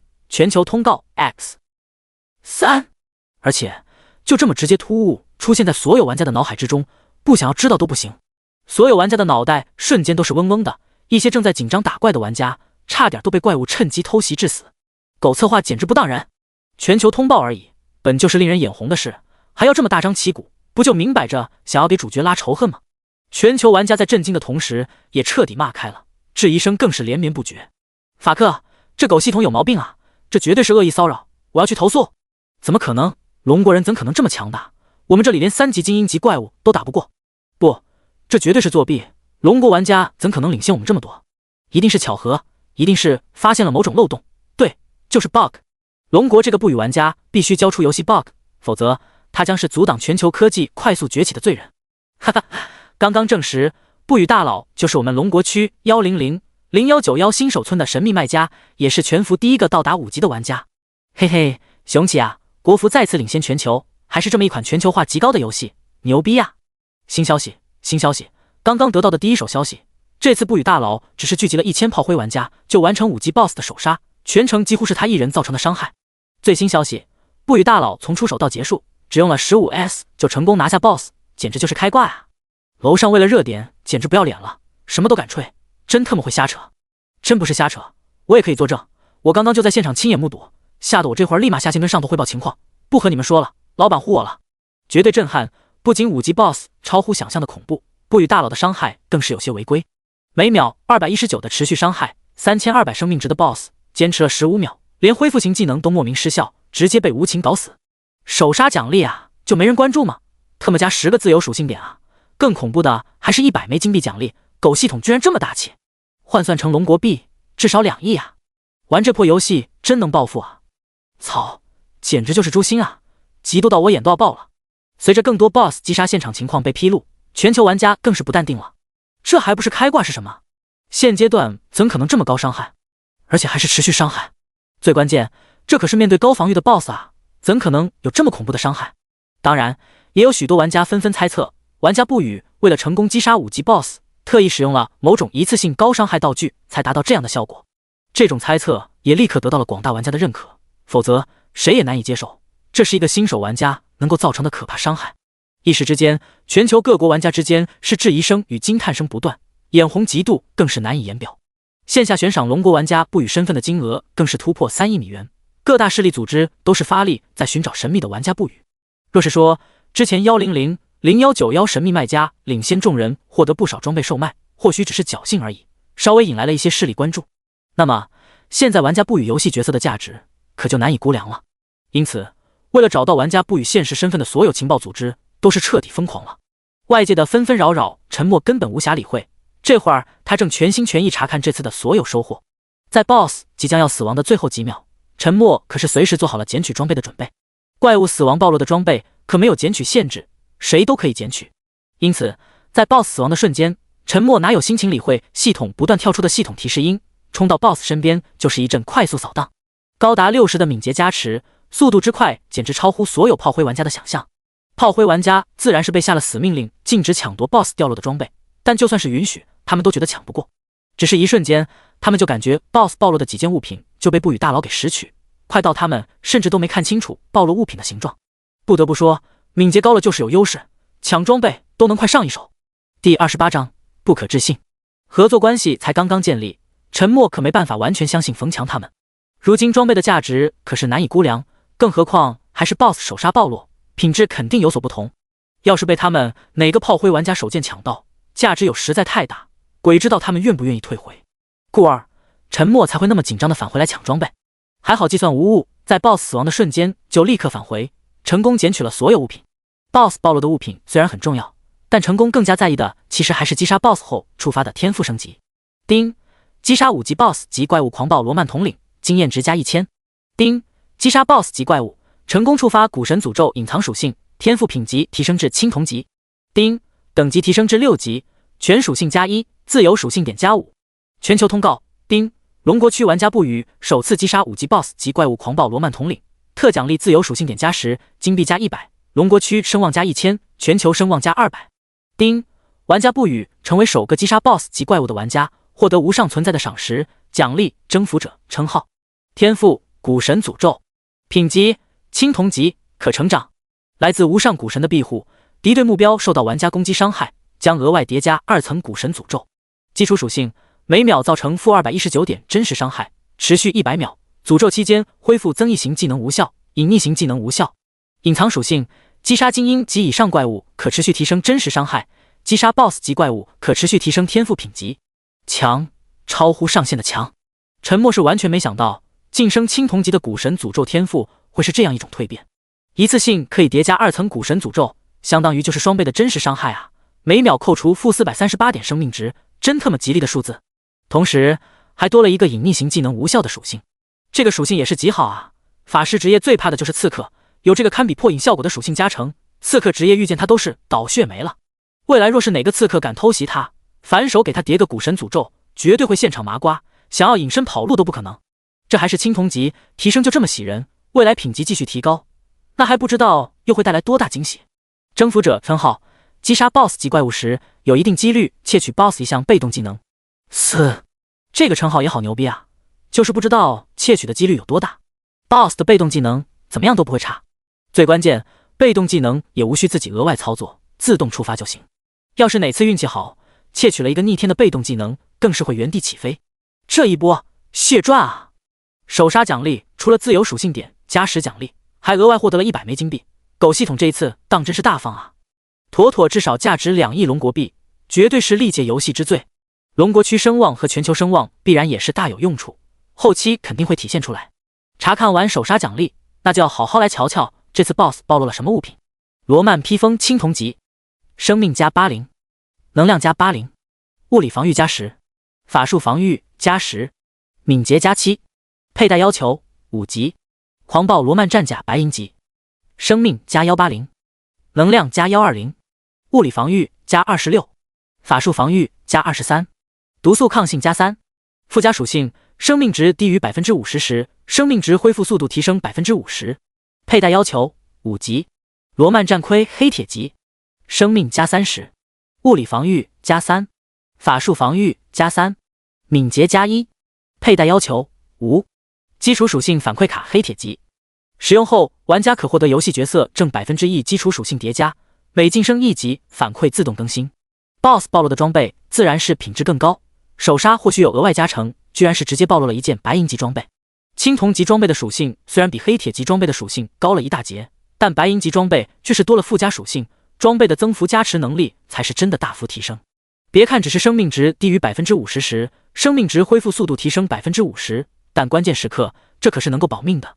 别人嗑药恢复100生命值需要10秒，而有了这个附加属性加持，恢复100生命值直接就缩短到了 7.5 秒。2.5 秒的差距，很多时候都可能是胜负之分的关键。但这次收获最让沉默心惊的却是黑铁级的基础属性反馈卡，物品描述甚至都让他怀疑人生，不可置信。若是他没有理解错误，使用这张基础属性反馈卡，现实中的身体将获得游戏角色基础属性的正1%叠加。这是要游戏照进现实？虽然只是正1%的属性叠加，但若是到后期游戏角色基础属性多过100上千，那也会相当可怕。说实话，沉默此刻也迫不及待想要体验一下正1%基础属性对自身的影响有多大。他想要立刻就确认一下这张卡描述是否属实，叠加效果又是如何。冯强，我有事先下线一趟，这次合作我很满意，这件凶残魔盔是我刚刚替换下来的装备，就卖给你们了，具体价格你们自己算，你往我游戏账号转款就行。另外再帮我给今天参战的所有玩家额外发放1000元的奖励，从我装备款里扣就行。虽然冯强看不见沉默的面容，但从他语气之中也可以感受到莫名的急切。冯强原本还想借着这次成功合作拿下 BOSS 的机会，好好拉近一下关系。好的，不语先生，感谢您的信任和慷慨，我也代所有员工感谢您的奖励。您先忙，咱们下次聊。沉默交易完凶残魔盔就原地下线了。一般情况下，玩家下线是需要寻找一个隐秘安全的地点下线才稳妥，因为玩家再次上线的地点一般就是上次下线的地方，若是被其他有心玩家知晓，是很有可能被埋伏偷袭的。不过沉默此刻哪有心情去换地方了，艺高人胆大，现阶段一身豪华装备加身的他，也根本不担心有玩家能坑杀他。最关键，沉默也是被狗系统坑了。刚刚使用完基础属性反馈卡，系统提示音就要求他100秒内寻找合适的地点下线，将游戏头盔调至休眠模式，以便接受游戏角色基础属性反馈。很多玩家这段时间也是发现，游戏头盔的休眠模式能够很容易就令玩家进入深度睡眠状态，休息恢复效率极佳。因此很多玩家即便是下线休息，也渐渐习惯了戴着头盔睡觉。沉默同样如此，这段时间基本上都已经习惯戴着头盔睡觉，却不想原来还有这样更深层次的功效。第29章，不可思议。冯强望着手中至少价值1000多万龙国币的凶残魔盔，顷刻之间也是默默无语。好吧，大佬就是大佬，下线也这么任性。5级野怪区就敢这么堂而皇之的下线，而且还没有避讳他们所有人，就是够屌。转头看向已经向他集聚过来的众人，冯强立刻说道：大家辛苦了，不语先生有些急事需要下线处理，离开前他特别强调很满意咱们这次合作，谢谢你们的努力付出，并且特意奖励你们每人1000元以作答谢。一瞬间，还存活下来的200多炮灰玩家立马就是欢呼雀跃，纷纷大赞不语大佬大气。冯主管，看来你们这次收获也是巨大。是啊，冯主管，不语先生和你们达成了什么交易？冯主管，刚刚我们可是看见了，你手上可是多出了一件装备 ，BOSS 到底暴露了多少装备？不语那小子跟你说了没？小冯啊，你们马总可是我兄弟，没必要藏着，我们肯定最后都会知晓。是啊，小冯，没必要瞒着，这圈子小得很，还不如卖我们一个面子。冯强也是很无奈，的确圈子是很小，但他的职位也不大，未经上头同意，他哪敢透露半点儿。再说，不语先生这次也只是卖给他们一件黑铁级的凶残魔盔而已，其他任何信息他都还没来得及打听，可就原地下线了呀！诸位就莫要为难我了，这都是商业机密，你们可以直接和咱们高层问询，我真不敢多说，还望见谅。至于爆了几件装备，不语先生有事就原地下线了，你们估计也看见了，我都还来不及问他，所以我也不清楚。小冯啊，你这就有些不局气了，这算什么商业机密？咱们可是都看见了呢。就是啊，冯主管，除了你手上的这件装备，还卖了你们啥？是啊，小冯，手上这件装备属性如何？也给我们长长眼。说实话，冯强此刻也想就这么原地下线，但这是5级野怪区，他可不敢。现在只等工会那些3级精英团队前来护送，他就可以离开了。原本是想着有不语大佬罩着，不用担心回村困难，但现在还有200多炮灰玩家，也不能白死吧。4级野怪区或许没有那么快刷新，原路返回就行，但没有工会3级精英团队护送，刷新速度不慢的3级野怪区就不一定能过去。忽然间，他觉得不语先生也是个坑，根本不管他们回村死活呀。事实上，陈默的确是没考虑过冯强他们回村是否困难，在他的眼里，回村不是有脚就行吗？紧急下线调至休眠模式后，陈默都还没给自己做好心理准备，眼前就是一黑，彻底昏死过去。若是陈默房间里有监控，这会儿就能够发现一丝丝蓝紫色的光芒从头盔里冒出，然后渐渐地覆盖全身，直到成为一个半透明的椭圆形光茧。时间不知不觉间过去，昏迷中的陈默刹那就是苏醒，一股前所未有的强大忽然就是涌上心头。悄然缓过神的陈默立马摘下头盔，对着空气就是快速击打几拳，手速快到简直产生了残影。奋力一窜，陈默几乎就是瞬间跨越10几米距离，来到房间另外一边，移动速度同样不可思议。抓起桌台上的5、6支便铅笔随手一抛，陈默在他们落地前便是快速全部挨个接住。浑身上下，他感觉这次反馈变化最大的就是反应力。星域 3.0 中游戏角色基础属性增加最多的也是敏捷，陈默几乎可以肯定他的敏捷反应力至少是提升了快1倍，变化还是相当巨大。相对来说，力量提升倒是不明显，只是感觉自己力气大了一些而已。生命值和能量值的反馈或许和气血体质有关，这个没办法测试，但也明显感觉自己很多亚健康的腰酸背痛的毛病都好了许多，甚至原本有些近视的眼睛都明亮了些许。至于防御力的反馈，感觉就更不明显，拿着笔戳那是很痛。陈默也清楚，这都是自己加点太极端了，导致除了敏捷以外，其他基础属性都不高的缘故。即便是这样，陈默眼中也是充满兴奋的光华，这是要玩游戏成超人的节奏啊！一旦这则消息暴露，星域 3.0 的影响将会更加巨大。一款游戏不仅仅可以让玩家变得更加健康，还能够变得异常强大，成为影视作品中才存在的超人般存在。全球人类都会彻底疯狂的，特别是那些野心勃勃的各大势力组织，一旦有人掌握了超越常人的强大力量，这个世界还会这么安稳吗？陈默甚至想得更多，现在只是使用的基础属性反馈卡，那有没有技能属性反馈卡、装备属性反馈卡，甚至天赋属性反馈卡？若是这些同样影响游戏角色综合战力的反馈卡也存在，那么现实世界又会变成何样？自古侠以武乱境，许多玩家只要拥有了远超掌握的力量，必然会野心爆棚，滋生许多原本不敢想的心思。别的不敢多想，但陈默知道，这个世界怕是真的要乱了。因为基础属性反馈卡的出现，原本的诸多谋划都将要重新考虑。这件事影响绝对会很大，甚至会关系到他的生死以及家人未来的安危。陈默更是不会傻不拉几公布这个秘密，他还要最大限度保守这个秘密。他不清楚基础属性反馈卡的爆率有多高，但这张卡却是首杀5级 BOSS 级怪物爆落的，很有可能首杀 BOSS 就会爆落这样的特殊卡片。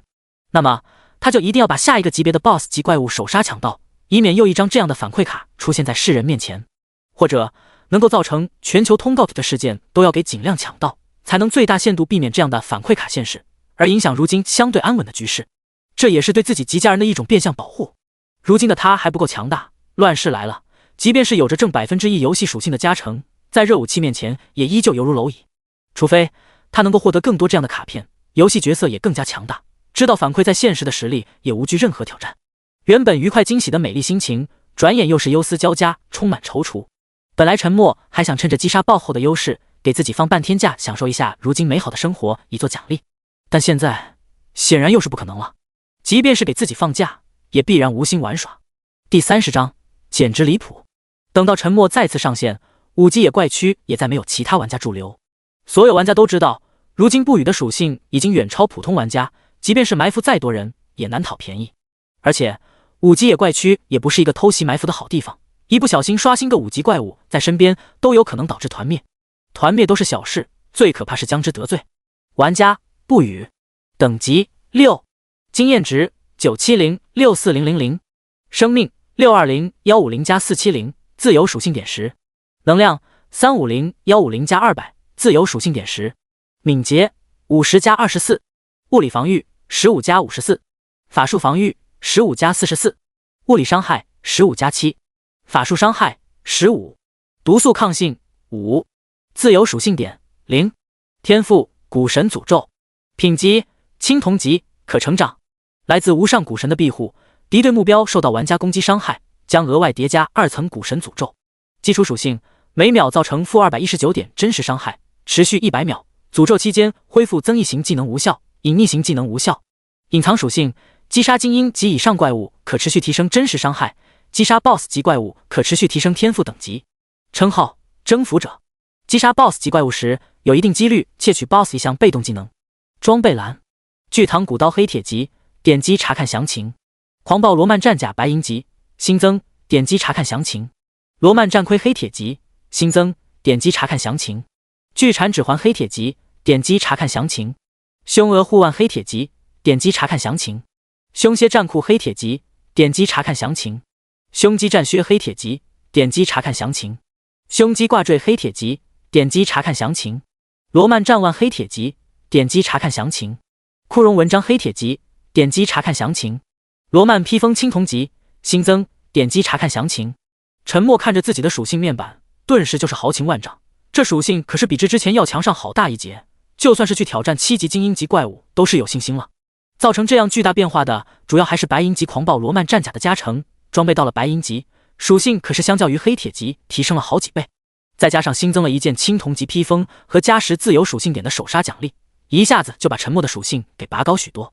如今他的生命值高达620，敏捷74，物理防御69，即便是不嗑药，他都敢来单挑5级 BOSS 级怪物狂暴罗曼统领。这也足以见得不是装备不给力，而是低级装备属性拉垮，现阶段才没有嗑药带来的提升大。陈默敢保证，若是他愿意将这件装备拿出来拍卖，别是1亿龙国币，就是10亿都可能。遇上赌性大一些的财阀势力，甚至都敢报价100亿。当然，陈默是绝对不可能杀鸡取卵的。再说，未来现实必然要陷入混乱，货币体系肯定扛不住的，迟早要崩溃，再多的钱也是白搭。想到这里，陈默立刻就是联系了冯强，他也想看看他们会给到多少。陈默之所以没有叫价，而是让他们自己来定，也是存在考量一下他们的心思。最起码这次合作还是很愉快。说句不好听的，陈默其实之前都高估了自己的实力，也严重低估了 BOSS 的可怕。若是没有这些炮灰玩家的牵制，现阶段想要解决这只 BOSS 是绝对不可能。故而，若是他们这次开价实诚，未来陈默也不介意多一个长期的合作伙伴。未来局势那么乱，提前交好一些有实力的势力组织也是必然有好处的。不语先生，您上线了呀？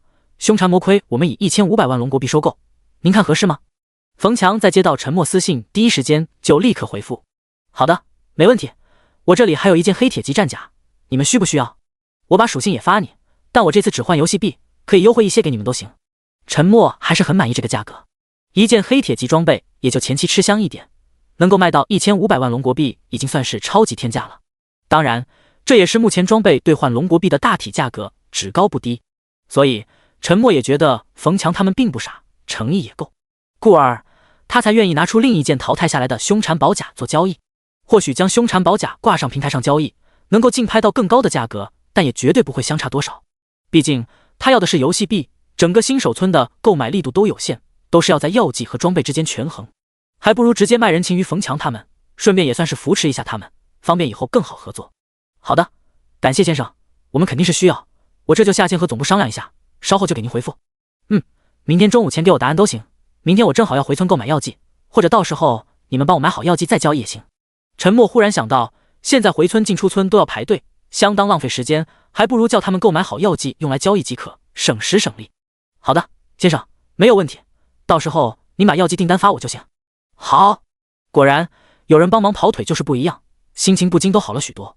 时不待人，陈默整理好心情，立刻向着6级野怪区出发。丁，击杀6级精英级嗜血蛮牛，经验值加250。丁，击杀精英级怪物，成功触发古神诅咒隐藏属性，真实伤害提升加1，当前每秒造成负321点真实伤害。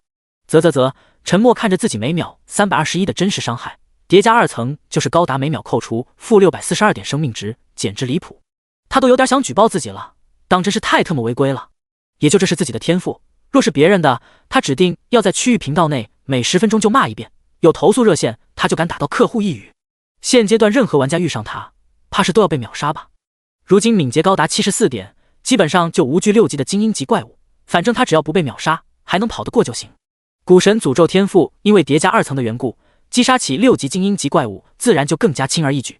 只是短短用了半天多，陈默就成功将6级野怪区的精英级怪物给清空。这还是因为跑图花费时间太长，否则用时还要更短。好在晋升5级以后，每升1级需要的经验值又有了更多的需求，从之前的2倍提升，直接跳至了4倍。否则他即便是想刷天赋，也刷不了多少。击杀精英级怪物，爆率的确是更高，清空了6级精英级怪物，一共又暴露了4件装备。虽然都是黑铁级装备，但6级精英级怪物暴露的装备属性还是要稍微好上一些的，所以如今手上又替换下了4件装备可以售卖。第31章，炸翻了天。傍晚的时候，冯强便将凶残宝甲的交易价格与陈默确定了，最终成交价4枚金币。这个价格同样也是市场价，双方都没有占便宜。锦华流年公会这一点倒是做得很让陈默舒心。唯一有些让陈默有些心累的就是，冯强他们精英团内没有哪个玩家能有信心横穿5级野怪区，甚至4级野怪区都没把握。所以陈默还是得明天回去才能够收到价值4枚金币的药剂。也正是这一点，更是让陈默有了特意扶持一下冯强他们的心思，否则在这新手村连个能够帮他跑腿送药的玩家都没有。当然陈默也不可能全力扶持，凡事都讲究个度，徐徐图之才能长久。故而陈默将4件淘汰的装备分成了2种处理的方式，2件还是售卖给冯强，接受龙国币交易，还有2件则是直接选择游戏币竞拍，起拍价4枚金币，一口价5枚金币。陈默还是很给冯强面子，拿出4件装备先让冯强先选。接到陈默又有2件装备需要售卖消息的冯强，惊得差点就死在一只怪物的反击之下。哪有这么高的爆率啊？冯强甚至都怀疑他们玩的是同一个游戏吗？惊讶归惊讶，但冯强的职业素养还是不错，没有多久便恢复了平静。一番斟酌之后，他就从4件装备中选择了巨唐古刀凶蝎战库。很明显，他是要将所有装备堆积在同一个精英玩家身上，在1000191新手村打造一个锦华流年公会钉牌面玩家。的确，若是达成交易，这名玩家将一身佩戴4件装备，而且武器、战甲、战裤、头盔俱全。这也确实是目前最佳的组合，防护性和攻击性都是兼具。不语先生，不知道您对这2件装备有没有价格上的特殊要求？没有，按之前的就行。你们也赶紧提升起来吧，否则连给我送药的能力都没有。最后陈默还是忍不住吐槽，只把冯强搞得风中凌乱。好的，先生教训的是，还是感谢您的大力支持，我这就下线申请给您转款。果然就不是一个服务器的玩家，玩的估计都不是同一个游戏。冯强想都没想就同意了这个价格。锦华流年公会的高层只要脑子不秀逗，就很清楚不语先生是特意在照顾他们，否则这些装备随便拿出去拍卖，就绝对不止这个价格。最关键，这也是明显要扶持他们的表现，有意将多数装备集中往他们公会的玩家上安排。虽然愿意也很尴尬，说不定就是为了他们公会有玩家能够借此有机会帮他远程送药。即便是这样，他们锦华流年公会也要认这个情。要不是他们锦华流年工会已经没有足够的金币来交易了，他相信不语先生还是会愿意优先将其他2件装备交易给他。陈默之所以还在收取现实之中的龙国币，也是被逼的。原本暂时是没打算过多兑换现实货币的，但因为基础属性反馈卡的忽然出现，让陈默提前有了强烈的危机感。未来必然会因为游戏照进现实而混乱，小到个人与个人及势力组织之间的争斗，大到国家层面的战争，最后甚至都可能引发核战。因此，为了避免殃及池鱼，陈默必然要提前准备。现在也有能力，自然要去实现。陈默打算秘密修建一座地下房和级别的私人城堡，即便是外界发生核战争了，全家人也能安然在里面生存。这就是陈默在现实世界的短期打算。要修建一座能够抵御核武袭击的地下城堡，所需的资金自然不在少数，所以陈默才会拿出一部分装备用来套取现实的龙国币。主要陈默也不敢用不语这个游戏角色在线上找团队修建，线下真实身份绝对是要保密的，否则怕是有房和地下城堡都抵挡不住想要找到他的各大势力组织，那时候就真的是自投罗网，瓮中捉鳖了。故而修建房和地下城堡的事还只能他自己线下去秘密操作。确定好和冯强的交易后，陈默立刻又是将淘汰下的胸肌战靴胸肌挂坠上架了竞拍平台，底价4金币，一口价5金币。一时间100011911新手村立刻就是再次炸了。好家伙，一次性2件装备拍卖。更刺激的还是不到3分钟，2件黑铁级装备都直接被一口价5金币秒掉，而且还是同一个玩家。抢拍下装备的赫然是当初坐庄的胡叔，100119新手村估计也只有他才有那么富足的金币。佩戴1件装备和佩戴2件装备绝对是有很大区别的，所以一共花费10枚金币将2件装备都拿下，绝对是很有划算。装备属性高了，玩家综合战斗能力自然就强了，也变相的节约了药剂消耗，所以这一笔买卖是绝对不亏的。胡叔的这种骚操作，自然是将100011911新手村其他有实力的玩家给气炸了。最关键，如今胡叔能够这么轻易就拿出10金币抢拍这2件装备，很大程度上还是他们赌局失败间接支持的。想想那就更加憋屈。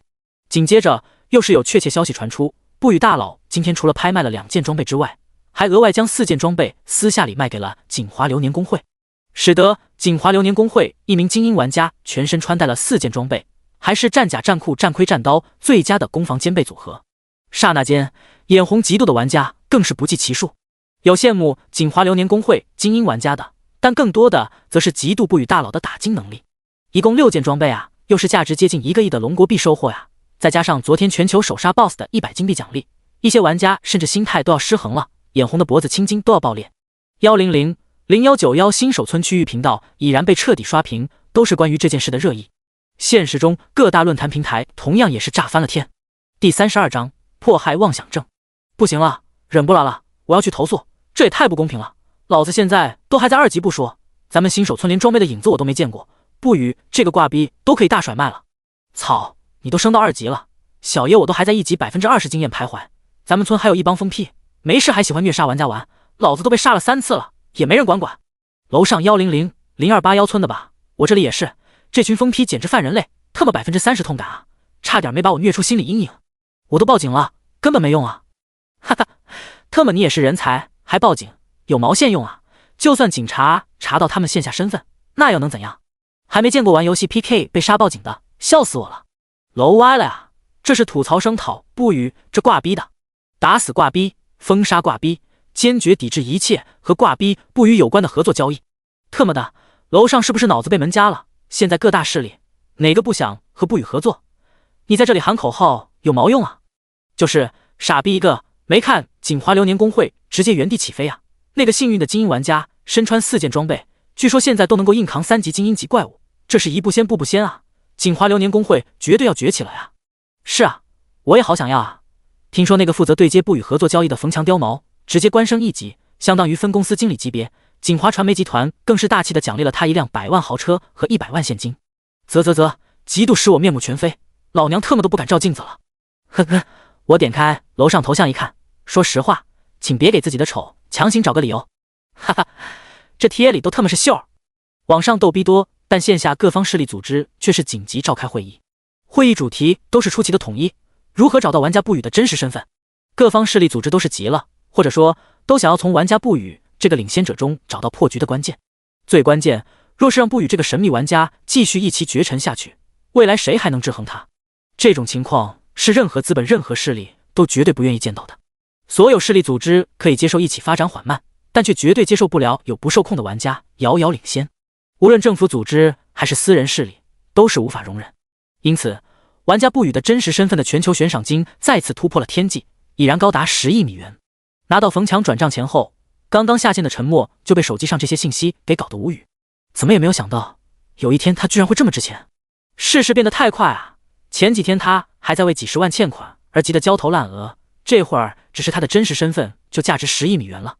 陈默感慨片刻，就是拿着手机继续寻找能够承建防河地下城堡的公司。陈默也规划好了，股神诅咒天赋必须在每一集提升至当前等级的极致，不可能因为精英级怪物刷新时间过长就放弃。如今的一切基本上就是天赋股神诅咒的强大带来的，这才是他未来的立身根本。所以宁可走得慢，也不能影响了天赋属性的叠加。6级精英级怪物估计也是要48小时才能够刷新，这2天他就打算在线下活动，优先将这事提上日程。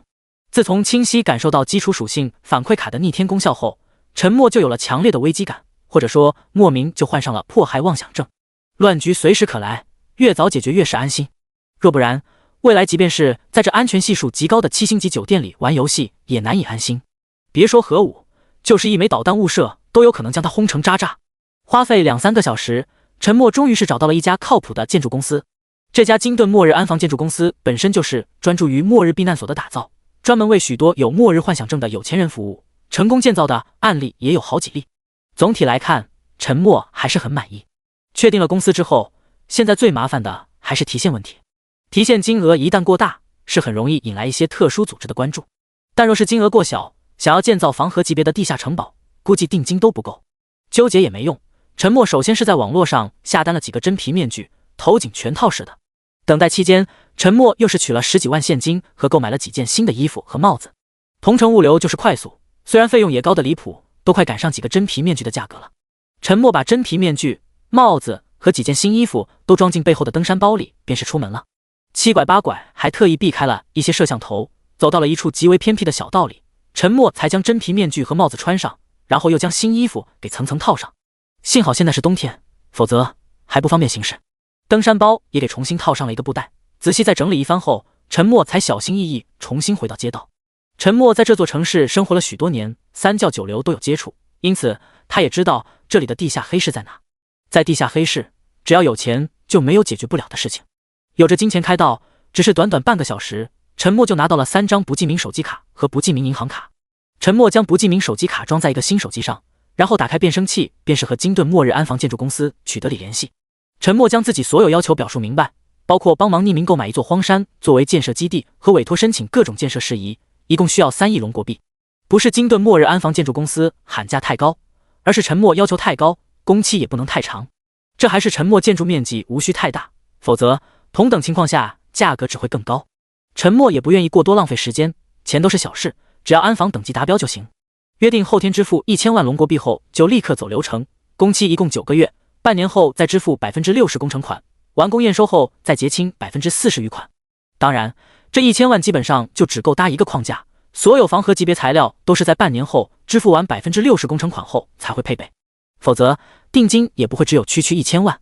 但这已经是陈默尽最大努力商讨下来的结果了。又是一番小心翼翼的七拐八绕，找了个偏僻的地方恢复真容后，才最终回到酒店。第33章，时代真的变了。回到酒店后，陈默立刻上线游戏提现了1000万。果不其然，没过多久，银行就打来质询电话。陈默没有过多解释，只是说走大运刚巧捡了一件装备，卖了换的。至于他们信不信就无所谓了，反正已经被银行体系特别关注。虽然这样也会增加暴露的风险，但形势紧迫，时间有限，陈默也不得不这样冒险。后面几个月别再这么一次性巨额提现就行了，想来慢慢也会降低关注程度。其实1000万也不算多，对于很多组织来说根本不算巨款。只不过陈默一直都是徘徊在贫困线，账户一下子多了这么多钱，必然是会引来一番关注，但关注度肯定也不会太高级。陈默也打算好了，尽量在半年期间将游戏角色的基础属性最大程度提升，从而使自己反馈到现实中的实力也再提高一些。那么说不定到时候就敢伪装好面容，直接线下交易。第二天，陈默立刻又将1000万转入了一张不记名卡。银行立刻又是打来电话质询，陈默也不惯着，直接进行怒对：老子的钱爱往哪转往哪转，就是觉得你们银行管得太宽，没有安全感，所以才赶紧转走的。客服经理当场气得不知道该说什么，陈默则是笑着挂断。又是一阵小心翼翼的操作，伪装好的陈默亲自去了一趟同城市的金盾末日安防建筑公司，将一张1000万不记名卡交给了项目经理。至此，陈默的防河地下城堡工程正式启动。这2天也真是折腾，不过一切都是值得。唯一留有一点点隐患的就是提现1000万，但这段时间他别再乱折腾，应该就会慢慢不了了之。只是陈默不清楚，他一个长期游离在贫困县屌丝，走大运白捡一件装备，售卖后喜提1000万巨款的消息，还是传到了一些人的耳中，更是连他最近忽然搬入7星级酒店享受的信息都查到了。但大部分都没当一回事，只是万分感慨，这游戏里的确机缘无数，什么奇葩事都有可能发生。有一部分则是直接嘲笑屌丝果然就是屌丝，现在装备爆率低到发指，不想着趁机崛起，而是急着卖装备享乐，简直就是杀鸡取卵，这辈子也就注定这样了。还有一部分则是交代持续关注，若是有任何更多反常，则及时上报。总算是做完了一切，虽然只是刚刚开始，陈默也是觉得莫名多了几分心安。时间刚刚好，戴上游戏头盔便是立刻上线。一名浑身银白色光华闪烁的玩家忽然就出现在6级野怪区，四周原本有些昏暗的树林都明亮了许多。说实话，陈默对于这件白银级狂暴罗曼战甲的装备特效是真的有些无语，真他妈太骚包了，实在有些不符合他低调的气质和作风。未来有了其他白银级战甲，肯定第一时间换掉。有了前几天的击杀经验，陈默跑图的速度都快了许多，这次只花费了4个多小时，就再次将6级野怪区的精英级怪物给扫荡一空。丁，击杀6级精英级嗜血荒蛛，经验值加250。丁，击杀精英级怪物，成功触发古神诅咒隐藏属性，真实伤害提升加1，当前每秒造成-407点真实伤害。每秒真实伤害已然突破407，2层古神诅咒叠加就是814，这恐怖的伤害，陈默都觉得他这号要逆天了，甚至都觉得星域 3.0 的狗策划是不是出现 bug 了，否则怎可能设计出如此失衡的变态天赋。从如今全球玩家发展的情况来看，星域 3.0 绝对是一款超高难度的游戏，每一级的怪物都有着碾压同级玩家的实力，打怪升级难度注定远超想象。而且每一级怪物增幅的属性都是有着严谨的数据提升，玩家想要捡漏都是很难。再加上极低的装备爆率，更是使得这款游戏的攻略难度大幅提升。若非星域 3.0 有着太多神秘和机遇等待着发掘，很多玩家估计早就放弃了。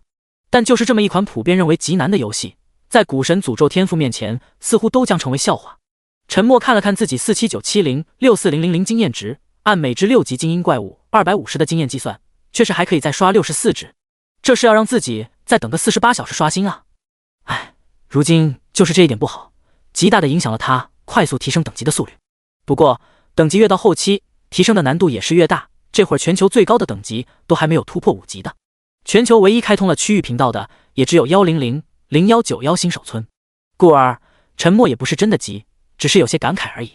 当然他自然也不可能闲着，趁着这个间隙又是将7级野怪区的怪物分布给探索清楚。如今他的属性足以使他在7级野怪区安然游走，便是8级野怪区陈默都去尝试过，问题也不是很大。这主要还是白银级战甲和首杀奖励的10点属性点给他带来的巨大增幅，否则他也不敢这么嚣张。虽然陈默这几天都是在野怪区折腾，但关于他的话题可从来没有停歇。上一次清空6级精英级怪物，只是报了2件装备，都是有些重复的装备。按照惯例，还是1件现金卖给冯强他们，另一件则是上架拍卖行，最终又是以5金币一口价被秒掉。之所以还是卖给冯强他们，当然是陈默想要真正打造出一个可以帮他送药的工具人，愿意就是这么朴实无华。前几天锦华流年公会身穿4件装备的3级精英玩家差点就死在4级野怪区，若不是陈默及时赶到，背包里价值10枚金币的药剂估计都要暴露大半。所以为了以后自己能少跑点图，陈默还是有意着重照顾一下冯强他们的。因此关于玩家不语超高打装备效率的各种猜想也是不断刷屏各大论坛，众多势力组织既是羡慕又是眼红。而唯一和玩家不语保持良好合作关系的锦华传媒集团的股票更是连续多日涨停，成为了如今萧条股市中最大的一匹黑马。要知道锦华传媒集团本身就是市值超万亿的超大型公司，现在居然能够连续多日涨停。与此同时，凡是在1000191新手村有大规模成员集聚的公司，股价也是集体飘红。由此可见，星域 3.0对现实的影响有多么巨大。所有人都不得不感叹，时代真的变了。只是一位游戏玩家的合作动态都能够给股市带来如此之大的变化。第34章，思路一打开，陈默与冯强他们的交易没有直接选择转款了，而是让他们在另一座城市魔都的嘉德拍卖行开了一个私人仓库，将这几次交易的3500万统统都换成了金砖存储。嘉德拍卖行是全球最大的拍卖行，安全系数绝对足够高，以他们雄厚的资本，估计乱世来了也不会轻易破产解体。他们拍卖行是专门设置有私人仓库的特殊服务，口碑在业内外都是极好。到时候陈默只需要输入提取密码，就能够成功提取里面的所有物品，也不需要任何实名认证，隐私性也是做得极好。提取密码是陈默用不记名手机卡登录嘉德拍卖行 APP 设置的，冯强他们可没办法提取。思来想去，陈默始终觉得自己银行账户提现终究有暴露风险。之前是急着需要1000万作为定金，但未来他都不会再轻易大额提现。当然，存在嘉德拍卖会私人仓库，他也不会现在去取。如今他可没有实力避开所有追踪，现在想要知晓他现实身份的势力组织可是不计其数。陈默敢保证，即便是锦华流年工会替他保密了，也是想独自掌握这个秘密，必然是会时刻派人监控这个仓库的提取情况。只要他敢出现，首先要抓住他的可能就是锦华传媒集团。在这些资本面前，哪有长久的友谊，只有永远的利益。故而没有十足把握都不可能轻易前往的。这些都是未来的事了，陈默也懒得再去多想。时下最关键的还是努力提升游戏角色的实力，自然而然他现实中的实力也会随之增强。接下来的日子，陈默都是在重复相同的操作，6级刷满精英级怪物，晋升到7级后就开始不断刷7级精英级怪物，然后8级到现在的9级。中途则是不断用新暴露的装备换取金币购买药剂，每一次也都是叫冯强安排人给他配送。期间陈默单独卖给冯强他们的装备就有足足12件之多，基本上是另一名精英级玩家武装到了全身，所以这名送药玩家才能够成功将药品送到6级野怪区，确实是省了陈默许多事。锦华流年工会因此也成为100、0191新手村最强大的工会，开荒的进度都能够推进到5级野怪区了。团队里只要有玩家能够扛得住，星域 3.0 的怪物还是能够击杀的。故而一个团队能不能够崛起，还是需要打造一个头部玩家的，只有这样才能够带动整体快速成长。虽然锦华流年工会的开荒进度已经到了6级野怪区，但全球多数玩家的开荒进度还是卡在5级野怪区。5级到6级又是一个大跨度，若是没有集齐一套装备，5级玩家基本上是难以挑战6级怪物的。锦华流年工会之所以那么快，完全就是被陈默带飞的。他们头部玩家身上的装备虽然也是黑铁级装备，但却是更高等级怪物暴露的，属性比之4、5级怪物暴露的装备可是要好上许多。100、0191新手，其他能够抢到陈默时而丢在竞拍平台上的其他势力组织，同样也是被他带飞，在5级野怪区内都是没有多大压力。因此只要是100、0191所属工会的集团公司，在股市上都是飘红，锦华传媒集团的股票更是偶尔就会涨停，已经差不多半个多月了。万亿规模的锦华传媒集团的市值更是借此就翻了一番，当真是令许多金融经济学家都怀疑人生。前几天5级 BOSS 级怪物狂暴罗曼统领再次刷新，已经高达9级的陈默轻松就将他击杀。狗策划是真的不当人了， BOSS 级怪物啊，击杀后什么装备都没有爆，只有可怜的一点保底经验值，自然天赋也不可能得到任何升级。陈默也可以确定了星域 3.0 的特殊机制，杜绝任何玩家以高打低来消极发育。等级这个特殊属性在星域 3.0 里也是极为关键的一个衡量标准，而不是像其他游戏那般只是单纯的一个级别而已。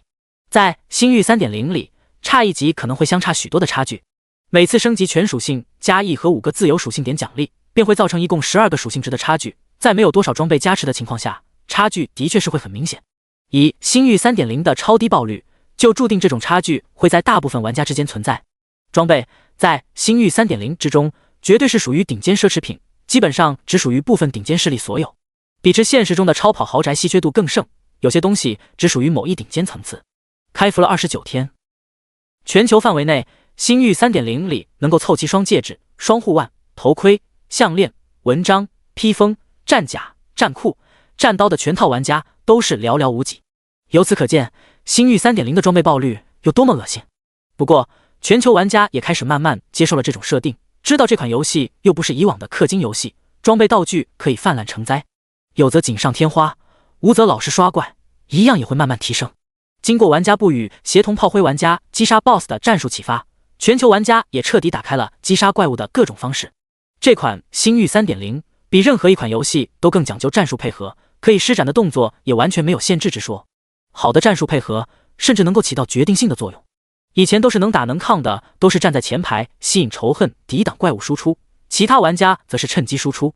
但现在却是不一样了，面对一些怪物，特别是人形怪物，有一部分炮灰玩家则是专门负责抱腿抱手，简称抱抱战术。还别说，对于很多体型不算太大的怪物来说，还特别见效，击杀怪物的效率直接提升了数倍。怕是怪物都没有想到人类玩家会这么不要脸。思路一打开，击杀怪物的方式就千奇百怪了，各种恶心的招式都是往怪物身上招呼。最奇葩的战术叫做撒币大法，游戏里只有系统规则默认的游戏物品才可以拿在手里，因此有团队智囊团就开发了撒币大法战术，利用数百名炮灰玩家，每人都是手持一定数量的铜币，站在打怪团队后面，不断用铜币攻击怪物面门，特别是眼睛和口。这种撒币的骚操作确实将很多怪物都干懵了。若不是游戏系统不允许玩家破坏游戏原生环境，玩家绝对直接挖陷阱坑杀怪物。也是因为这样，很多团队即便是没有多少装备加持，也依旧还能够勉强赶上进度。这也是再次证明星域 3.0 可玩性和自由度极高。丁，注册玩家突破50亿，玩家健康指数功能开启，请自行查看。第35章疯狂的健康指数。刚刚解决完最后一只9级精英级怪物，正打算欣赏一下自己如今变态的属性，不想系统提示却是忽然响起。沉默点开属性面板刚刚新增的一项功能查看，健康指数92，主要描述轻度近视、轻度肌肉劳损、轻度肝硬化、轻度肾虚。是否修复？沉默脸都黑了，去你丫的肾虚！你全家都肾虚！吐槽归吐槽，沉默的眉头却是皱起来了。这个新出现的功能，怕是要直接关联现实世界啊！体会过基础属性反馈卡，沉默也没有多少犹豫，便是选择了是。请选择修复套餐，25%、50%、75%、100%。为了体验出最佳效果，沉默自然是选择100%。预定100%修复套餐成功，请问是否支付？一次修复就是8枚金币啊，一个健康指数就需要1枚金币，收费着实不轻啊。8枚金币，沉默还是舍得尝试一番。支付成功，请玩家100秒内下线，将游戏终端调至休眠模式。就知道是这样，估计这会儿敢于尝试的玩家都骂开花了。这种剧情和他当初体验基础属性反馈卡时一模一样。沉默立刻还是骂骂咧咧下线，刚刚调至休眠模式，果然两眼一黑，又是昏迷过去。与沉默同样操作的玩家还有很多，都是不得不第一时间下线操作，否则谁知道会发生什么变故。所有选择修复的玩家将头盔调至休眠模式后，立刻也都是两眼一黑昏死过去，紧接着就是一阵紫蓝色诡异光芒将玩家整个笼罩。一些工会组织线下工作室，甚至还实时将出现这种神奇变化在线直播。星域 3.0 突然的新功能解锁，自然在全球又是引起一片哗然。很多没有足够金币的玩家甚至都没有心思玩游戏了，也是纷纷下线刷帖凑热闹。所有人都在等待第一批敢于尝试修复功能的结果，是闹剧还是惊喜？哈哈，真的有用，老子的阳痿都好了许多，明显有感觉了。星域 3.0 牛逼啊，神迹啊，我的3刀都好了许多，可惜金币不够啊，要不然肯定更爽。嘻嘻，我的乳腺增生都好了，没有结节了呢，有没有小哥哥想要帮忙检查一下的呢？舒服啊，世界一下子明亮了，我400多的近视全好了，我又可以躲在被窝里关灯看片了。嘿嘿，本大爷的早泄都好了些许，只是25%的修复套餐便足足提高了10秒啊！今晚老夫要大战300回合，哈哈哈！可以动了，我下半身的3只腿都有感觉了。截瘫3年啊，终于看见希望了，不和你们瞎尖乱扯了，我要上线打金币了。告诉大家一个好消息，我的癌细胞减少了，这玩意居然对癌症也有效。随着网上越来越多体验者爆料，全球所有民众立马又是陷入了疯狂。这乃是游戏啊，这简直就是生命的奇迹，是外星文明赐予人类的无上福利。整个社会都是充满兴奋的气息，除了各大医院，医疗板块的更是立刻崩盘，一泻千里，基本上都是分分钟跌停，许多国家连熔断机制都来不及发挥作用，一片惨绿，绿的可怕。与此同时，许多前期进入游戏大力发展工作室的公司股票基本上都是疯狂暴涨。星域 3.0 再一次深深证明了它对如今社会的影响有多么巨大。苏醒过来的沉默立刻也是感觉到万分舒爽，恍如新生，眼前的世界一片清明，腰子也不酸了，肝儿也不疼了，眼睛也好使了，浑身都是得劲儿。游戏改变世界，星域 3.0 做到了。沉默不用打开手机都能够知晓，整个人类社会都疯狂了。事实也的确如陈默所想，网上平台上铺天盖地都是对于星域 3.0 神奇的惊叹，这才哪到哪啊！若是让他们知道未来还有基础属性反馈卡出现，那才是会真的为之发狂。相较于健康的身体，更加强大恐怖的特殊能力，绝对会是更多野心家想要的。陈默觉得这次健康指数的出现好像就是一次预演，为基础属性反馈卡这种逆天的道具现世做铺垫而已。但无论如何，星域 3.0 又是再一次变得更加火爆。之前一些因为默认痛感 30% 的强制设定而退服的玩家，立刻又是屁颠颠跑了回来。那些因为游戏角色随机生成天赋过低，大喊游戏不公，抗议这抗议那的，叫嚣着要抵制游戏的傻逼玩家，同样是灰溜溜解散组织，老老实实回到游戏。能够这般直接影响到健康，完全就绑定了所有人。自此之后，也不会有哪个玩家再会轻易对星域 3.0 产生抗拒，绝对都会成为游戏最忠实的玩家。这就是流量啊，完全洗劫全球的流量经济啊！现实世界，所有还没来得及进驻游戏的财团公司，自然是立马调集所有资金，纷纷涌入星域 3.0 开疆拓土。整个游戏世界，所有新手村瞬息又是变得更加爆满。陈默收拾好心情，立刻也是回到游戏世界。下线前，他已经击杀完这次刷新的所有9级精英级怪物，也是他9级能够杀死的最后一只精英级怪物了。此时此刻，他距离晋升到10级，只是还差尴尬的250点经验。他也不打算再次等待48小时刷新了。如今的实力其实已经足够他去挑战10级精英级怪物，也就不差这1点2点天赋真实伤害的叠加了。他的装备除了白银级战甲和青铜级披风，几乎也都是换了个遍，都是8级9级精英级怪物的暴落。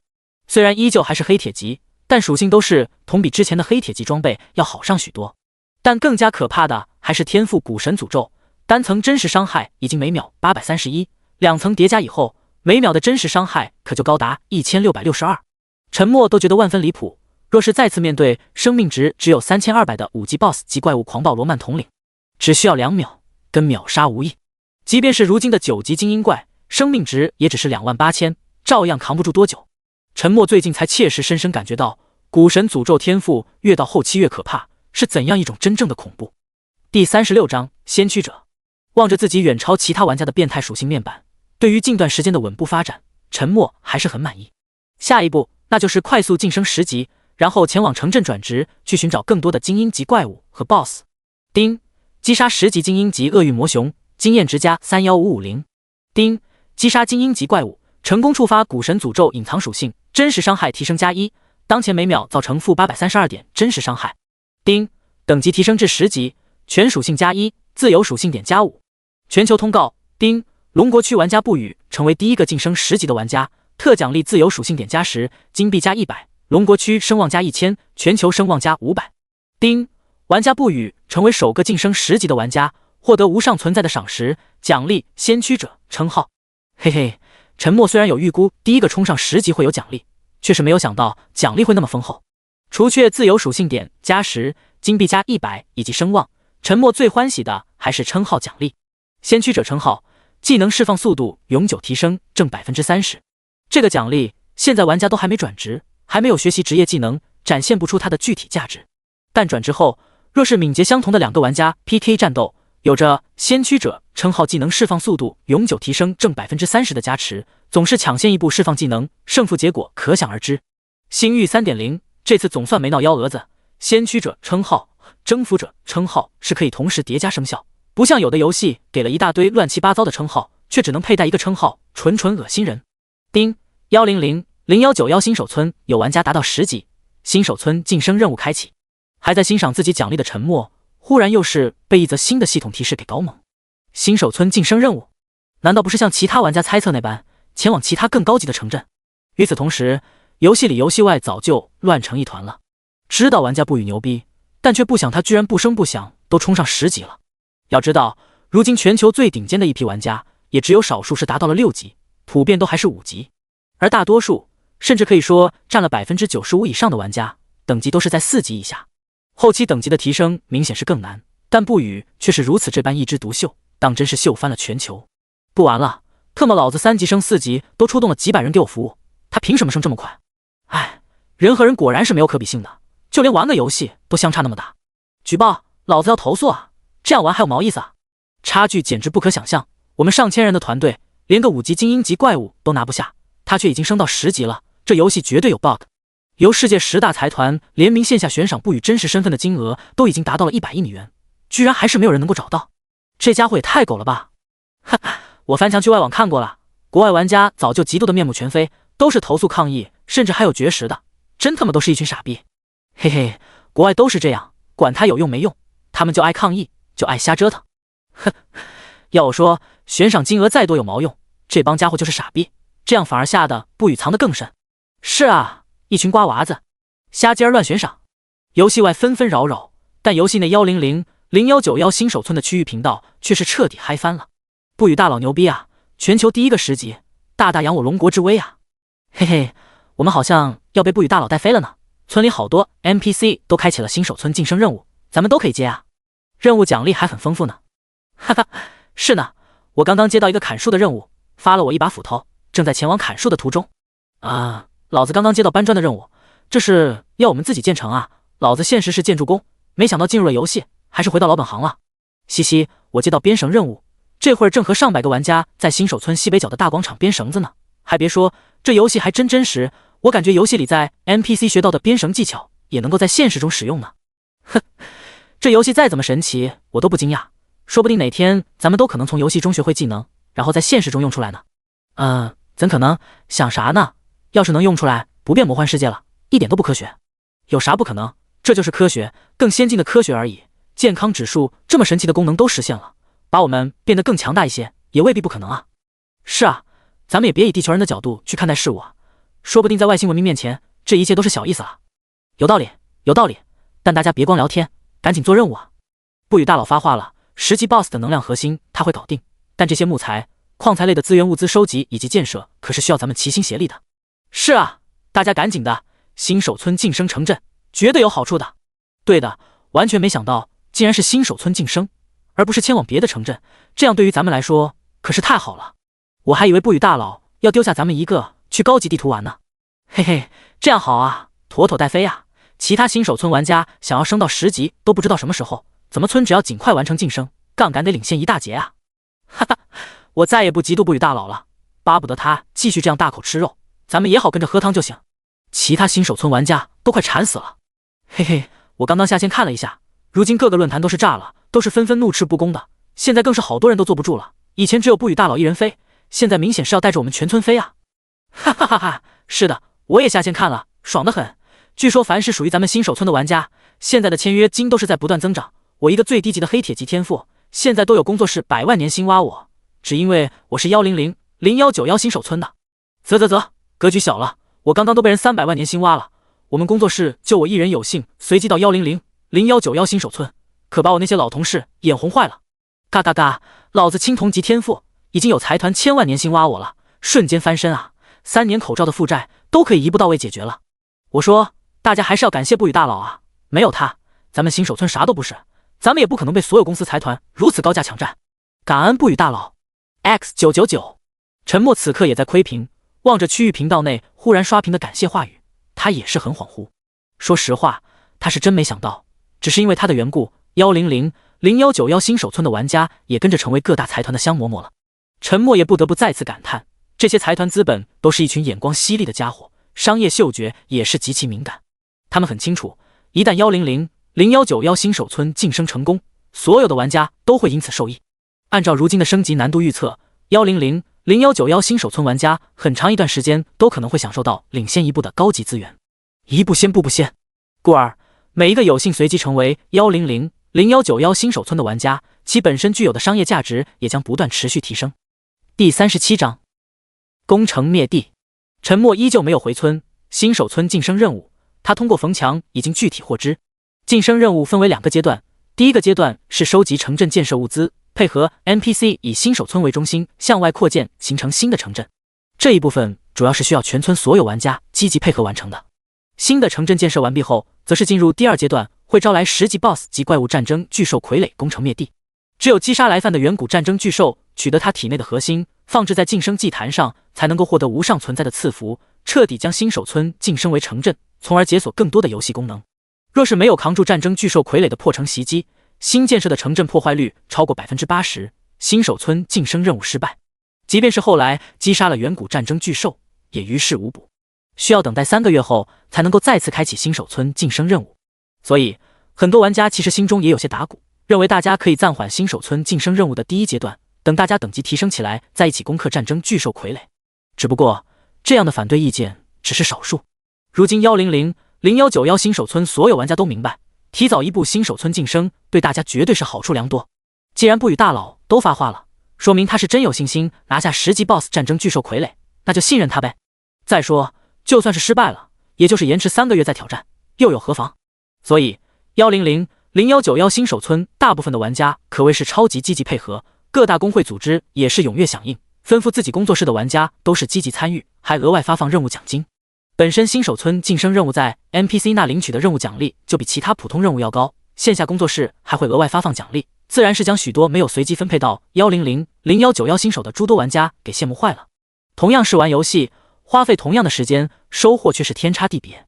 兄弟们，冲啊！城墙建设搬砖还拆人啊！搬1000块砖，半个小时左右，老瓦匠那里奖励1枚铜币，绝对高收益啊！姐妹们，城墙美缝走起啊！工作轻松报酬丰厚啊，可比搬砖舒服多了。急缺采石矿工，大家别拿轻松往哪上，没有采集足够的石材，你们还美个毛线的缝。运输木材的也拆人，别都去砍树啊，也要搬啊！沉默望着区域频道内乱七八糟的呐喊，心中也是感叹。星域 3.0 的狗策划也是真的狗，新手村晋升居然真的需要玩家自己去建设，直接是将玩家转变成了一个个建筑工人，画风直接变成领地建设型游戏了。不过抛却其他不谈，因为新手村晋升任务的缘故，玩家可以接到的任务就比其他新手村多了许多，一天下来能够收获的铜币也是之前的好几倍。可以说100、0191新手村的玩家绝对是当下全球游戏币最富裕的一批玩家。除却许多工会的精英团队还在杀怪练级，100、0191新手村大部分玩家基本上是投入到城镇建设任务之中，所以晋升任务的第1阶段每一天的进度都在疯涨，按照如今的速度，最迟1周第1阶段就可能全部完成。说实话，对于是否能够击杀10级 BOSS 战争巨兽傀儡，沉默也不敢真的保证，毕竟他也没有见过战争巨兽傀儡，根本不知道它的具体属性。不过按照他如今古神诅咒天赋的可怕伤害，应该是不难的。毕竟10级精英级怪物在他手上都扛不住多久，10级的 BOSS 级怪物即便是再强，也不可能超出太多，所以沉默还是有很大信心解决这个 BOSS 的。因此他才会在区域频道内鼓励大家积极配合完成第1阶段的建设任务。还有1周的时间，沉默依旧是在刷10级的精英级怪物，在 BOSS 攻城之际最大限度提升天赋古神诅咒的真实伤害。陈总，感谢您这段时间的照顾，但对方真的给的太多了，500万年薪啊！还承诺若是新手村晋升成功，还会至少提升 30%， 我老婆也要我转啊，否则家都回不了。好吧，小王，咱们工作室的确是争不过他们，就祝你前程似锦，未来发展好了，也不要忘记拉老哥一把。没问题，毕竟您这里可是我大学毕业的第1份工作，和同事们相处的也十分愉快。哇，张明，你丫今天又搞到了12枚铜币，真特么高产啊！我们一天下来4枚都是运气爆表，真羡慕你们这些随机到100、0191新手村的玩家啊！是啊，张明，请客呀！今天又是上万提成，卧槽，老子怎么没那么好运气？张明，你小子爽飞天了吧？张明，我悄悄跟你说一下，听说公司要给你涨薪了，但却要跟你签新的合约了，你悠着点啊！据说现在很多合同的年薪都很高，但违约金也都高得离谱，可别一时贪啊！好的，李哥，我知道的，谢谢你的提醒。若是太离谱，大不了我换个工作室，以我100、0191新手村玩家的身份，现在愿意帮忙支付违约金的大有人在。明白就好。王总，你们别太过分，孟长青先答应我们了，你们这样横插一脚什么意思啊？笑话，他和你们签合约了吗？我还说他去年就答应了我们呢，别在这里瞎扯，他愿意选去哪发展是他的自由，你们没实力就别在这阻挡别人发财。王三毛，你给我记着，不就是有着恒力集团给你撑腰吗？老子也去找个集团挂靠，专门挖你工作室的人。去啊，谁怕谁啊？老子和你斗了10几年，还不知道你那点本事，就算是找了个大靠山，你也依旧玩不过我。随着100、0191新手村晋升任务的有序快速开展，线下各个工作室挖人的动作也越来越白热化，员工自己跳槽，工作室互挖，集团公司直接砸钱下场收购，各种抢人大战就没有停过。丁100、0191新手村晋升任务第1阶段完成，第2阶段即将开启，请所有100、0191新手村玩家做好准备，倒计时11点59分59秒。第38章震撼。时间匆匆而过，沉默此刻其实都还没有将10级精英级怪物刷够，天赋古神诅咒只比之前增加了72点真实伤害，正式突破了900大关，达到了904。按照当下经验值预估，沉默最少还可以刷个60多只10级精英级怪物。BOSS 战争巨兽傀儡既然快要攻城了，沉默也只能先回村了。他所在的10级野怪区可是离新手村很远，光是跑图都要3-4个小时，这还是以他超高的敏捷来衡量的。若是其他玩家，哪怕半路没有怪物阻拦，时间都至少要花费几倍以上。沉默之所以要提前回去，还是需要做一些准备的。冯强其实已经带他和100、0191新手村的众多工会组织达成了协议，会全力配合他攻略 BOSS。攻略 BOSS 的方式依旧还是和上次5级 BOSS 那么简单粗暴，只是需要一些炮灰玩家上前袭扰，诱骗出强力技能即可。当然，还有一个巨大的作用，就是阻止 BOSS 追击。历经3个多小时的全力赶路，当沉默再次回到新手村时，也被眼前的景象给震惊到了。星域 3.0 如今还没有开放录影功能，关于新建城镇的模样都是停留在他人的夸张描述之中。沉默这段时间下线也都是会在帖子上看见关于100、0191新手村新建城镇的宏伟描述，但如今亲眼目睹还是充满震撼。不说别的，单单20几米高的城墙就令沉默感到扑面而来的压力。上面石砖与石砖之间的缝隙纹路明显也是很有讲究，据说都是 NPC 亲自指挥布置搭建。玩家在这次建成过程多数其实还只是搬运工，只需要将某些原材料集中按量搬运在某处，然后涉及到核心建设时都是由 NPC 亲自操刀。按照玩家们自己的丈量，新建的城镇面积最少是原本新手村的10倍，也就是说或许最少都可以容纳500万玩家。城内具有很多功能性的建筑，但都还没有挂牌，想来也是某些专属的商店。最夸张的还属城主府，据一些参与辅助建设的玩家透露，里面的奢华程度绝对堪比现实中的诸多顶级豪华会所。人多力量大，很难想象如此之大的工程居然在短短几天内就完成。不过游戏毕竟是游戏，快一些也能够理解。只是沉默却是想得更多，按照任务提示，新建设的城镇破坏率超过 80%， 新手村晋升任务才会失败。而如此规模宏大的城镇都可以破坏率超过 80%， 战争巨兽傀儡的破坏力那该有多强啊！看来这次的10级 BOSS 战争巨兽傀儡怕是也没那么简单。沉默刚刚回到新手村，他那一身华丽到极致的装备就引来了围观了。不得不说，沉默一身闪烁着银白色光滑的战甲的确是骚包，站在人群中就如行走的小太阳似的，令许多没见过白银级装备特效的玩家们羡慕的口水都要流下来了。其实很多玩家都没见过不语，但就这一身夸张至极的装备特效就足够证明他与众不凡的身份。自然而然，早就等候在城门处的诸多工会组织负责人就立刻迎了上来。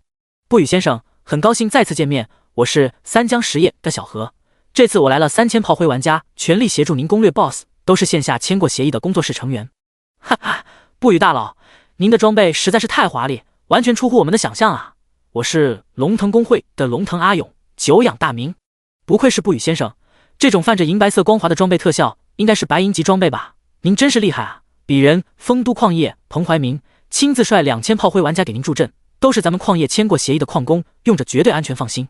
不语先生，在下黑蜘蛛鞋业的张小明率1000名鞋厂老员工助阵，随时听候先生调遣。不语大佬，吉祥能源率2000名炮灰玩家助阵，都是咱们吉祥能源全国各地事业编的老同志，绝对值得信任。沉默之前就让冯强替过话，希望 BOSS 战争巨兽傀儡工程时参战的各方人员都是线下与各大势力组织签立过协议的，并且都能够谨遵指令。最关键 ，BOSS 死亡后的物品，沉默可不想莫名其妙被某个不知名玩家给偷偷顺走。虽然沉默有信心击杀 BOSS， 但他极端的加点方式就注定他不敢离 BOSS 太近，依旧是只能依靠风正流打法耗死 BOSS。所以这一次他可不敢保证也能够像上次那般直接抢下所有 BOSS 爆落物品。要是其他爆落物品被抢也就罢了，说不定还能够找回来。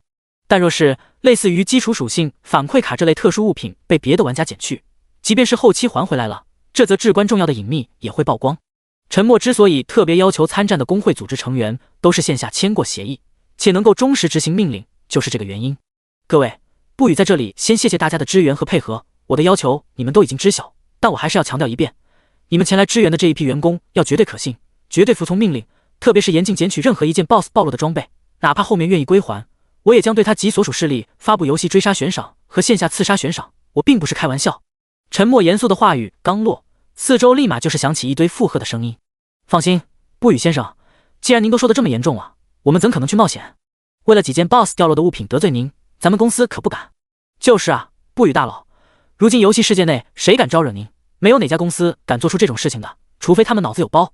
对的，您就放心吧，咱们都会相互监督，谁敢偷奸耍滑，我们强盛集团绝对可以让他们想死都难。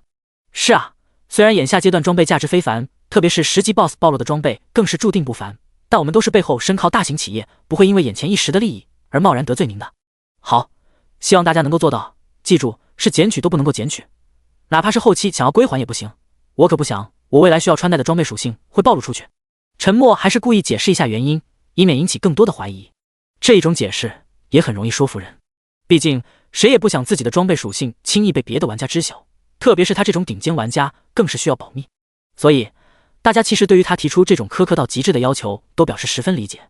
当然，也就是沉默如今的实力远超所有玩家，使得所有势力组织也不得不慎重对待。第39章，严正警告。所有势力组织其实心里都门清，新手村晋级之后，估计很长一段时间，不语都将会是这个新城镇里谁也惹不起的无冕之王。所以各方势力组织都默契的选择配合，真没必要因为几件只是10级 BOSS 暴露的装备而彻底交恶不语。凡事还是要看长远的，特别是这些大型的势力组织更是看得长远。因此得到这些负责人的再三保证，沉默其实已经比较放心，接下来只需要安静等待10级 BOSS 战争巨兽傀儡到来即可。可大佬那一身装备特效当真是闪瞎了我的狗眼啊，这逼装的够大。装毛线啊，他需要装吗？这就是人家基本的出场方式。确定了，确定了，这贱人那件泛着银白色光华的装备就是白银级装备，特么的，老子连黑铁级装备都没，这货都有了白银级装备了，难怪远超我们。好想知道这件白银级装备的属性是什么啊，到底有多么炸脸，能够让他超越我们这么多。呵呵，楼上想屁吃呢，怎可能泄露出来？这是人家最关键的数据，没见着这次各方势力组织都被迫答应他的苛刻条件吗？我们这些散人玩家都不允许出城迎战 BOSS， 就是怕我们抢装备，甚至连知道装备的属性都不行。是啊，这也太霸道了，我还想出城击杀 BOSS 呢，他凭什么包场？操，这么霸道，其他工会组织居然也同意，什么玩意啊？哈哈，人家就是有这么霸道的底气，现在也只有他才能够击杀 BOSS， 想要领先其他新手村的各方势力，哪能不配合？是啊，人家霸道有错呀？你愿意自己打 BOSS 包的装备被其他人抢夺？你愿意自己装备的属性被别人知晓？己所不欲，勿施于人。就是咱们能够领先别的城镇一步，可完全是不语大佬的功劳。某些人自己是白眼狼就算了，还想拉别人下水一起黑不语大佬，简直是狼心狗肺啊！支持不语大佬就该这么霸道。丁1000191新手村晋升任务第2阶段开启。丁1000191新手村玩家请注意，10级 BOSS 战争巨兽傀儡即将来袭，请所有玩家积极参与。任务失败，所有1000191新手村玩家永久扣除10点自由属性点。该死的狗策划，之前可没说失败了会有处罚的啊！扣除10点自由属性点，特么也太可怕了吧？是啊，这惩罚也太严重了。嘿嘿，怕毛线，反正大家都是一样。那些工会精英可比我更加在乎。你们傻啊？这是福利啊！既然有惩罚，必然也有奖励啊，只是需要我们完成才有。哼，楼上真是异想天开，狗系统会有这么大方？他又没说，你怎么知道有奖励？不行，老子要出城参战，我可不想被扣10个自由属性点。就是，就算打不过，我也要折腾一下。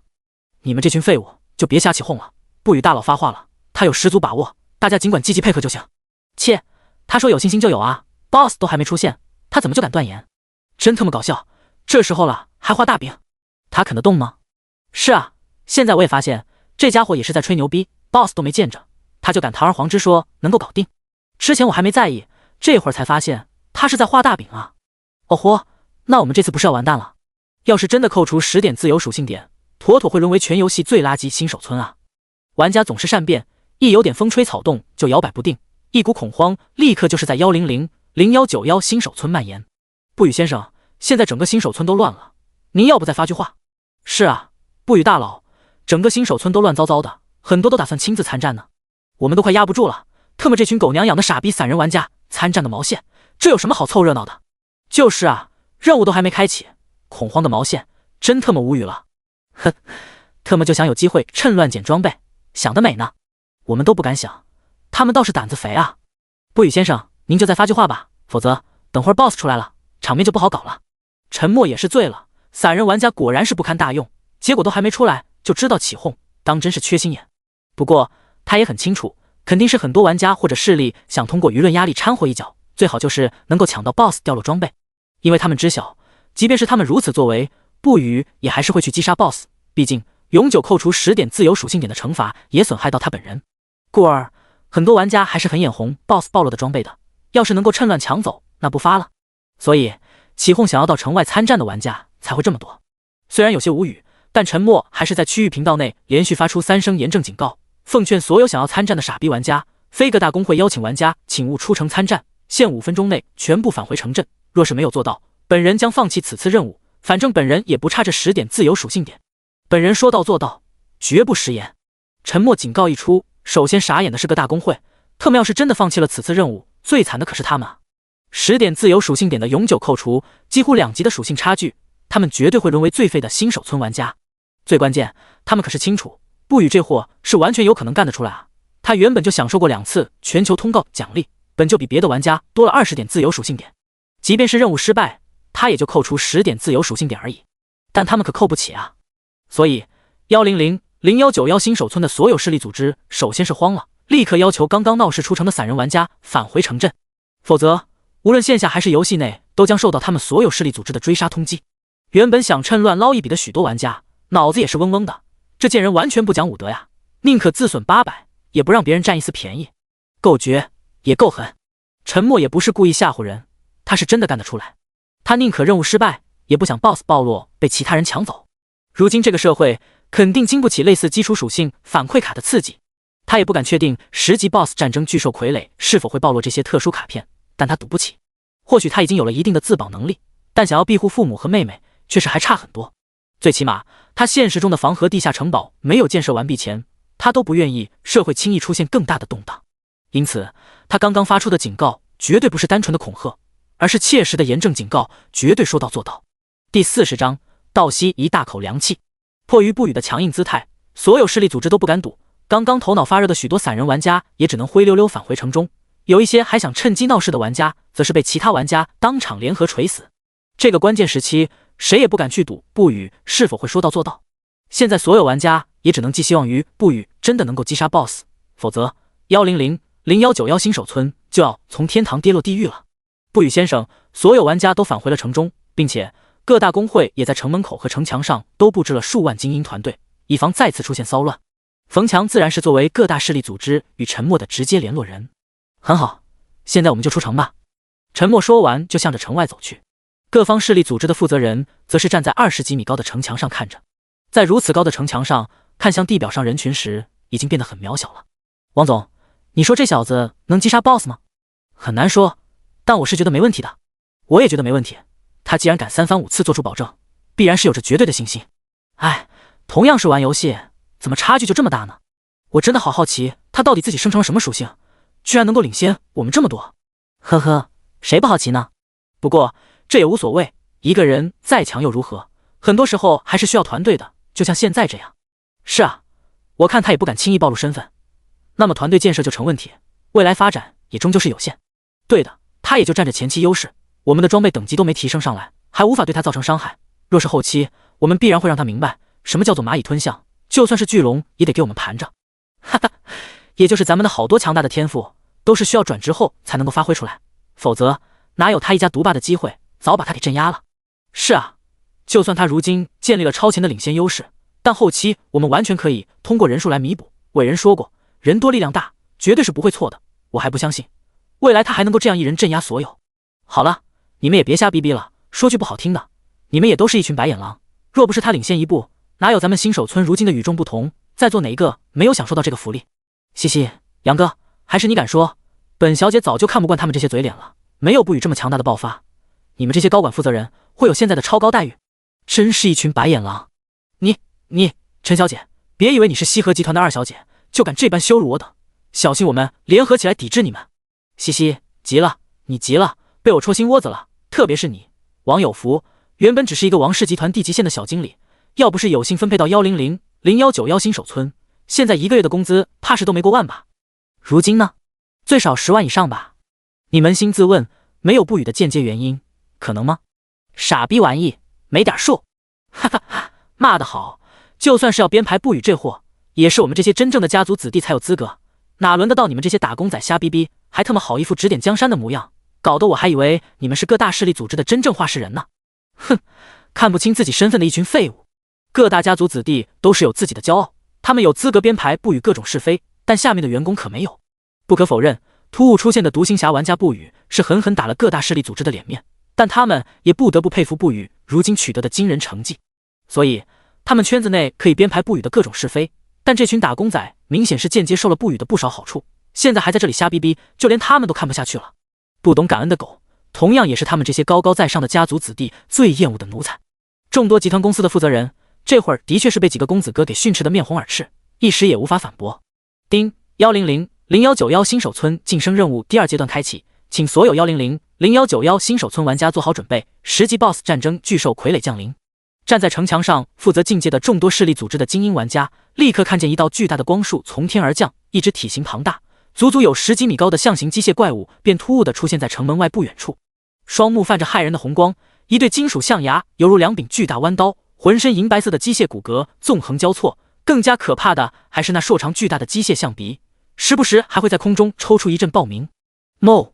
一声惊天地的可怕巨吼响彻全场，甚至所有玩家都受到几十点的生命值扣除伤害。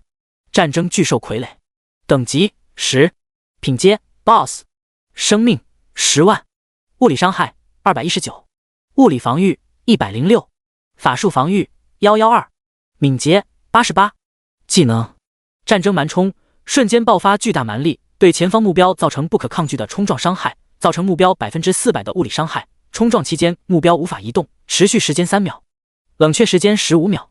战争绞杀，使用巨大的象鼻旋转袭击，对10米乘10米范围内所有目标造成150%物理伤害，持续时间10秒，冷却时间60秒。战争践踏，前提重踏，造成5米乘5米所有目标晕眩效果，持续3秒，并且产生70%物理伤害，冷却时间180秒。战争狂暴，当生命值低于30%时，全属性提升30%，技能冷却时间减少30%，持续时间30秒。战争堡垒，当生命值跌至50%，自动转化成堡垒形态，防御力提升100%，生命值每秒恢复1%，持续时间30秒。所有能够探查到战争巨兽傀儡具体属性的玩家，几乎都是倒吸一大口凉气。真他妈恐怖！抛却超高的基础属性不谈，专为战争而生的5大技能就足以令所有团队绝望。团队其实最怕这种为战争而生的怪物，战斗起来玩家就像麦子一样，很容易便被成片收割。看见这只 BOSS 的变态属性，也让现场许多势力组织的负责人再次明白，他们现在的进度的确是远超了其他新手村太多了。若是换作他们自己团队来攻略，起码要多数玩家晋升至10级，还要佩戴不少加物理伤害的装备，才有可能堪堪打得动这只 BOSS。那么就需要所有势力组织联合出动10几万玩家集体上阵，最终才有可能磨死这个 BOSS， 并且都还可能要轮番死上好几回。这就是新手村大后期的最终 BOSS 的恐怖，必须是全村玩家全力以赴才能攻略的存在。还好现在不需要他们团队精英亲自上阵，否则唯一结果也只有团灭。第41章，所向睥睨。沉默望着战争巨兽傀儡的变态属性，也是咽了咽口水。的确是挺变态的，但是他随后又是笑了。这种 BOSS 用来战争攻城略地，绝对是碾压式的存在，血厚，防御高，技能多，简直就是为战争而生。但对于沉默来说，却是他最喜欢的怪物类型，因为他的敏捷只有88。玩家不语，等级10，经验值1699200320000，生命780190加500，自由属性点 X10，能量480190加290，自由属性点 X10，敏捷74加31，物理防御19加68，法术防御19加55，物理伤害19加43，法术伤害19，毒素抗性8，自由属性点0，天赋古神诅咒，品级青铜级，可成长，来自无上古神的庇护，敌对目标受到玩家攻击伤害，将额外叠加2层古神诅咒。基础属性，每秒造成负904点真实伤害，持续100秒，诅咒期间恢复增益型技能无效，隐匿型技能无效。隐藏属性，击杀精英及以上怪物可持续提升真实伤害，击杀 BOSS 级怪物可持续提升天赋等级。称号，征服者击杀 BOSS 级怪物时，有一定几率窃取 BOSS 一项被动技能。先驱者技能释放速度永久提升正30%，声望龙国区2000全球700。装备栏嗜血狂刀黑铁级，点击查看详情。狂暴罗曼战甲白银级，点击查看详情。拜月战盔黑铁级，点击查看详情。巨木指环黑铁级，点击查看详情。旭日指环黑铁级，点击查看详情。破魔战腕黑铁级，点击查看详情。北海战腕黑铁级，点击查看详情。万灵战裤黑铁级，点击查看详情。凶虎战靴黑铁级，点击查看详情。长鸣吊坠黑铁级，点击查看详情。扩图文章黑铁级，点击查看详情。罗曼披风青铜级，点击查看详情。对于其他玩家来说，战争巨兽傀儡的敏捷或许已经是新手村的天花板存在，但就沉默高达105的敏捷来讲，那就是完虐。若不是 BOSS 的几个技能确实颇为变态，都有秒杀他的可能，沉默都敢单挑。但本着不敢死的保守做法，有着成千上万炮灰诱骗技能，这个 BOSS 还是很轻松就可以拿下的。为了防止又出现骚乱和安抚所有势力组织，沉默立刻花1枚银币在区域频道发布了一则置顶声明：所有参战玩家请注意，只要配合得当，本人有100%信心拿下这只 BOSS， 其他非参战玩家请勿进入战场，否则本人随时可能放弃。沉默发布的声明自然是在城内外引起了一片喧哗，城外所有炮灰玩家却是立马兴奋不已，因为任务若是真的完成，他们所有参战玩家都将获得10万龙国币的奖励。虽然他们因为身处1000191新手村的缘故，即便是炮灰，身价也比从前提高了许多，但一次参战就能够额外获得10万龙国币的奖励，还是很有吸引力的。故而，所有炮灰玩家其实都很积极配合，哪怕明知道可能随时会被不远处的恐怖战争巨兽踩死，都无所谓。所有玩家准备 A 计划执行，进攻！一声声口号立刻响彻城外，不断向四周蔓延。城外参战的炮灰一共有3万，都是各大势力组织抽调，都能够严格执行所有命令，所以哪怕传递命令，也要靠人声互传才能够完美执行。虽然现实中没有经历过战争，但这样宏大的战斗场景，还是令沉默都感到无比震撼。站在20几米高城墙上的所有势力组织负责人，看得那更是热血沸腾。3万炮灰犹如蚂蚁搬迁一般，密密麻麻迅速涌向战争巨兽傀儡。炮灰玩家并非单纯的冲锋，很多玩家都是联手抱着几十米长的木材柱子集体冲锋。还有一些玩家则是人手石块，抵达攻击距离就奋力丢出。这些系统规则默认的物品都是玩家通过新手村任务获得，例如采矿的石块和伐木的木材等等，因此也被特意拿到战场上来使用。虽然还是无法对 BOSS 造成任何一点点伤害，但却可以起到很明显的骚扰作用。特别是抱着10几米长木材柱子的玩家们，骚扰起来更是恶心至极，总是往战争巨兽傀儡的眼口招呼。还有一些玩家则是扛着木材柱子绕到战争巨兽傀儡的身后，不断向着菊花捅去。哪怕战争巨兽傀儡乃是机械之身，也是被骚扰的愤怒异常。再加上不断袭击面门的石块滋扰，彻底是将他惹怒了。一个一个技能好似不考虑冷却时间般肆意释放，巨大的机械臂耍的就跟螺旋桨一般，周身立刻就是清空一片又一片。绞杀完毕后，战争巨兽傀儡随即又施展战争蛮冲，身前一条直线数百人瞬间就被他冲撞的血雾纷飞，死无全尸。冲到最后时更是撞上城墙，差点都直接将12米厚的城墙给干穿。站在城墙上看戏的诸多工会组织精英玩家，甚至有许多玩家还不幸被剧烈摇晃而甩飞出去，当场活活摔死。太尼玛吓人了！继续冲杀回骚扰人群的战争巨兽傀儡，随后又是仰天跃起，重重一踏，四周还没来得及逃跑的玩家直接就是进入昏厥状态，一些血量不够的玩家更是被当场震死。啧，果然是为战争而生，简直所向披靡。沉默看见3个技能都已释放，立刻就是从玩家始终保留的空隙通道中冲向战争巨兽傀儡，随手一刀，叮！敌对状态触发，敌对目标附加2层古神诅咒，1808、1808、1808，一连串可怕的伤害数字忽然便是出现在战争巨兽傀儡头上。受到莫名袭击的战争巨兽傀儡瞬间也是大怒，仇恨立刻便是转向已经远离的沉默身上。奔跑起来的战争巨兽傀儡杀伤性同样不低，沿途任何阻挠的玩家顷刻就被踩成渣渣。分散等待，随时准备 B 计划。战场命令瞬间响遍全场，所有炮灰玩家立马便是四下奔逃，远离 BOSS。 等到稍微远离 BOSS 后，所有炮灰玩家才回过神来，刚刚 BOSS 脑上是不断冒着1808的伤害吧。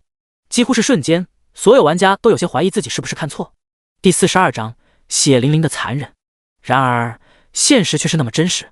当所有玩家继续望向远处还在不断追击不语大佬的 BOSS 时，其头上依旧是不断飘着1808、1808、1808的害人伤害数值。就算是开挂，也要有个限度吧。上次击杀5级 BOSS 时，每秒219的伤害已经够夸张了，如今每秒1808的伤害，是不是有些太违规了？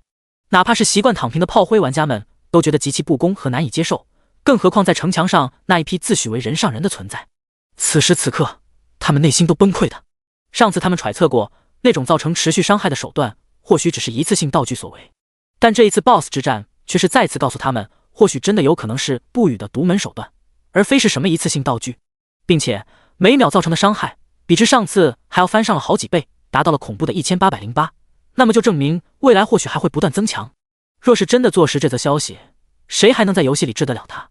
纵使转职以后有了强大天赋的加持，也很难扛得住这样可怕的持续伤害啊！城墙上所有势力组织的负责人都是眉头紧锁，所有家族子弟也都是深深陷入自我怀疑。100、0191新手村的所有玩家，难道真的要一直活在不语的阴影中？很多势力组织的负责人及家族子弟都是一时难以接受，但眼下发生的一切又是那么血淋淋的残忍。在座的各位眼光都不差，自然也看得很远，几乎可以预料到的一部分未来玩家不语或许将真正成为100、0191新手村的无冕之王，甚至整个游戏也难逢敌手。或许现在这样猜测还为时过早，但若是没有其他巨大变故，按照如今采集到的各方数据来推测，那还是极有可能的。这一会儿，即便是已经看见 BOSS 被击杀的希望，新手村即将晋升的喜悦也莫名变得索然无味了。最怕就是人比人，一比真想死啊！差距大到都完全没有弥补的希望。BOSS 回来了，B 计划执行，所有玩家上前。冯强的命令立刻从各个玩家传递到整个战场。BOSS 血量即将跌下 30%， 很快就要触发战争狂暴技能了。沉默立刻又是溜着 BOSS 返回战场，这时候便需要炮灰玩家来扛技能了。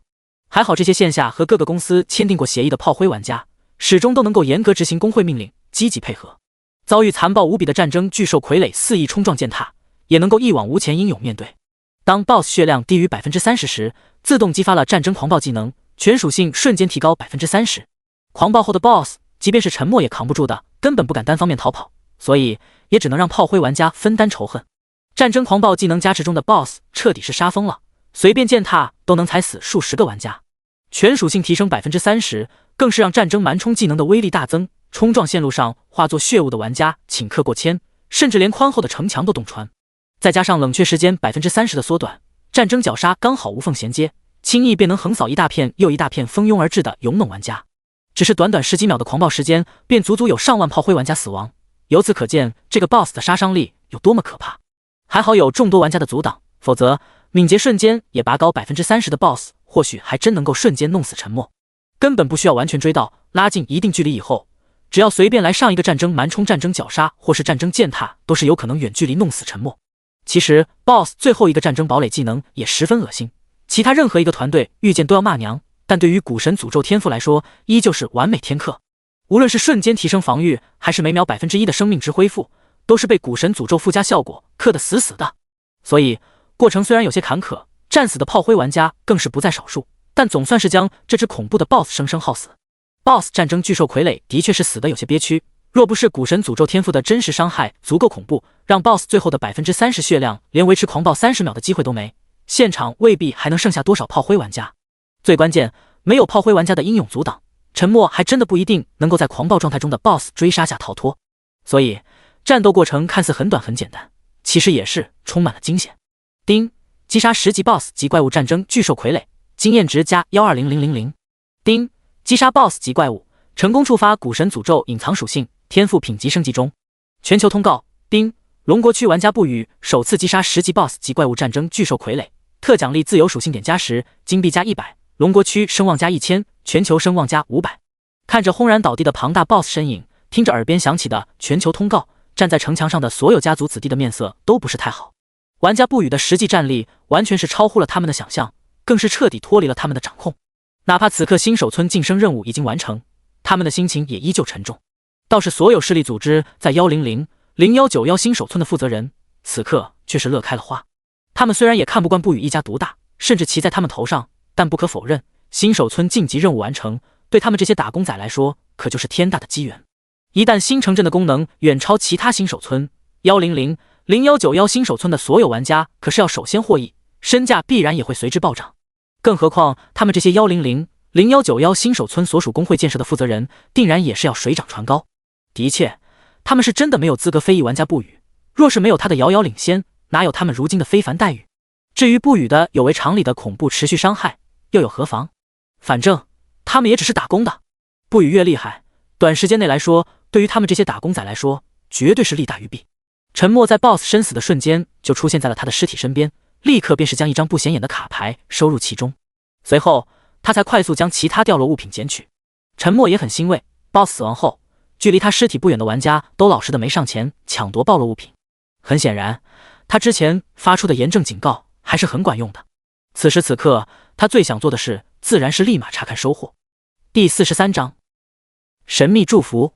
沉默其实还有些郁闷的，他的称号征服者击杀 BOSS 级怪物时，有一定几率窃取 BOSS 一项被动技能，并没有被触发。说实话，他还是很眼馋 BOSS 的被动技能战争狂暴，生命值低于 30% 就能够自动进入狂暴状态，全属性提升正 30%， 技能释放冷却时间还减少负 30%， 哪怕在后期也是极为强大的被动技能。失望归失望，沉默最关心的自然是古神诅咒天赋的品级，不知道这次能否升级，但很可惜，同样没有。不过古神诅咒品级属性上的备注从可成长变成了升级中，很明显，只是击杀一只10级 BOSS 并不能直接将古神诅咒天赋从青铜级提升至白银级。虽然早有心理准备，知晓天赋品级晋升定然没那么容易，但终究还是有些失望。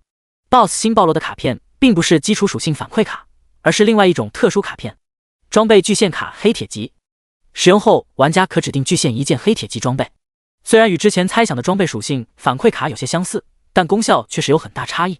基础属性反馈卡可是一次使用，长期受益，但装备巨献卡却是一次性道具，而且还有着明确的品级划分。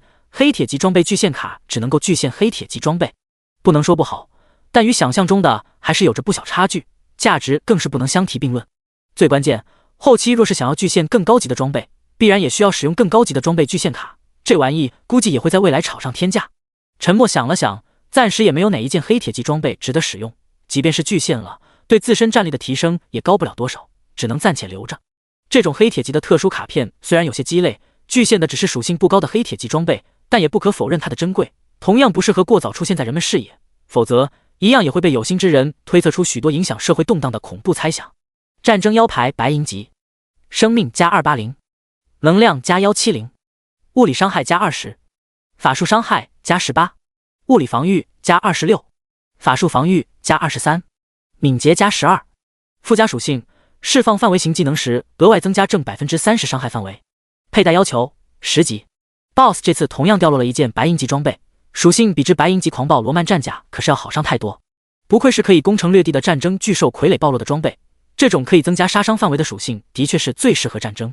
不得不说，10级用的白银级装备就是比5级用白银级装备优秀。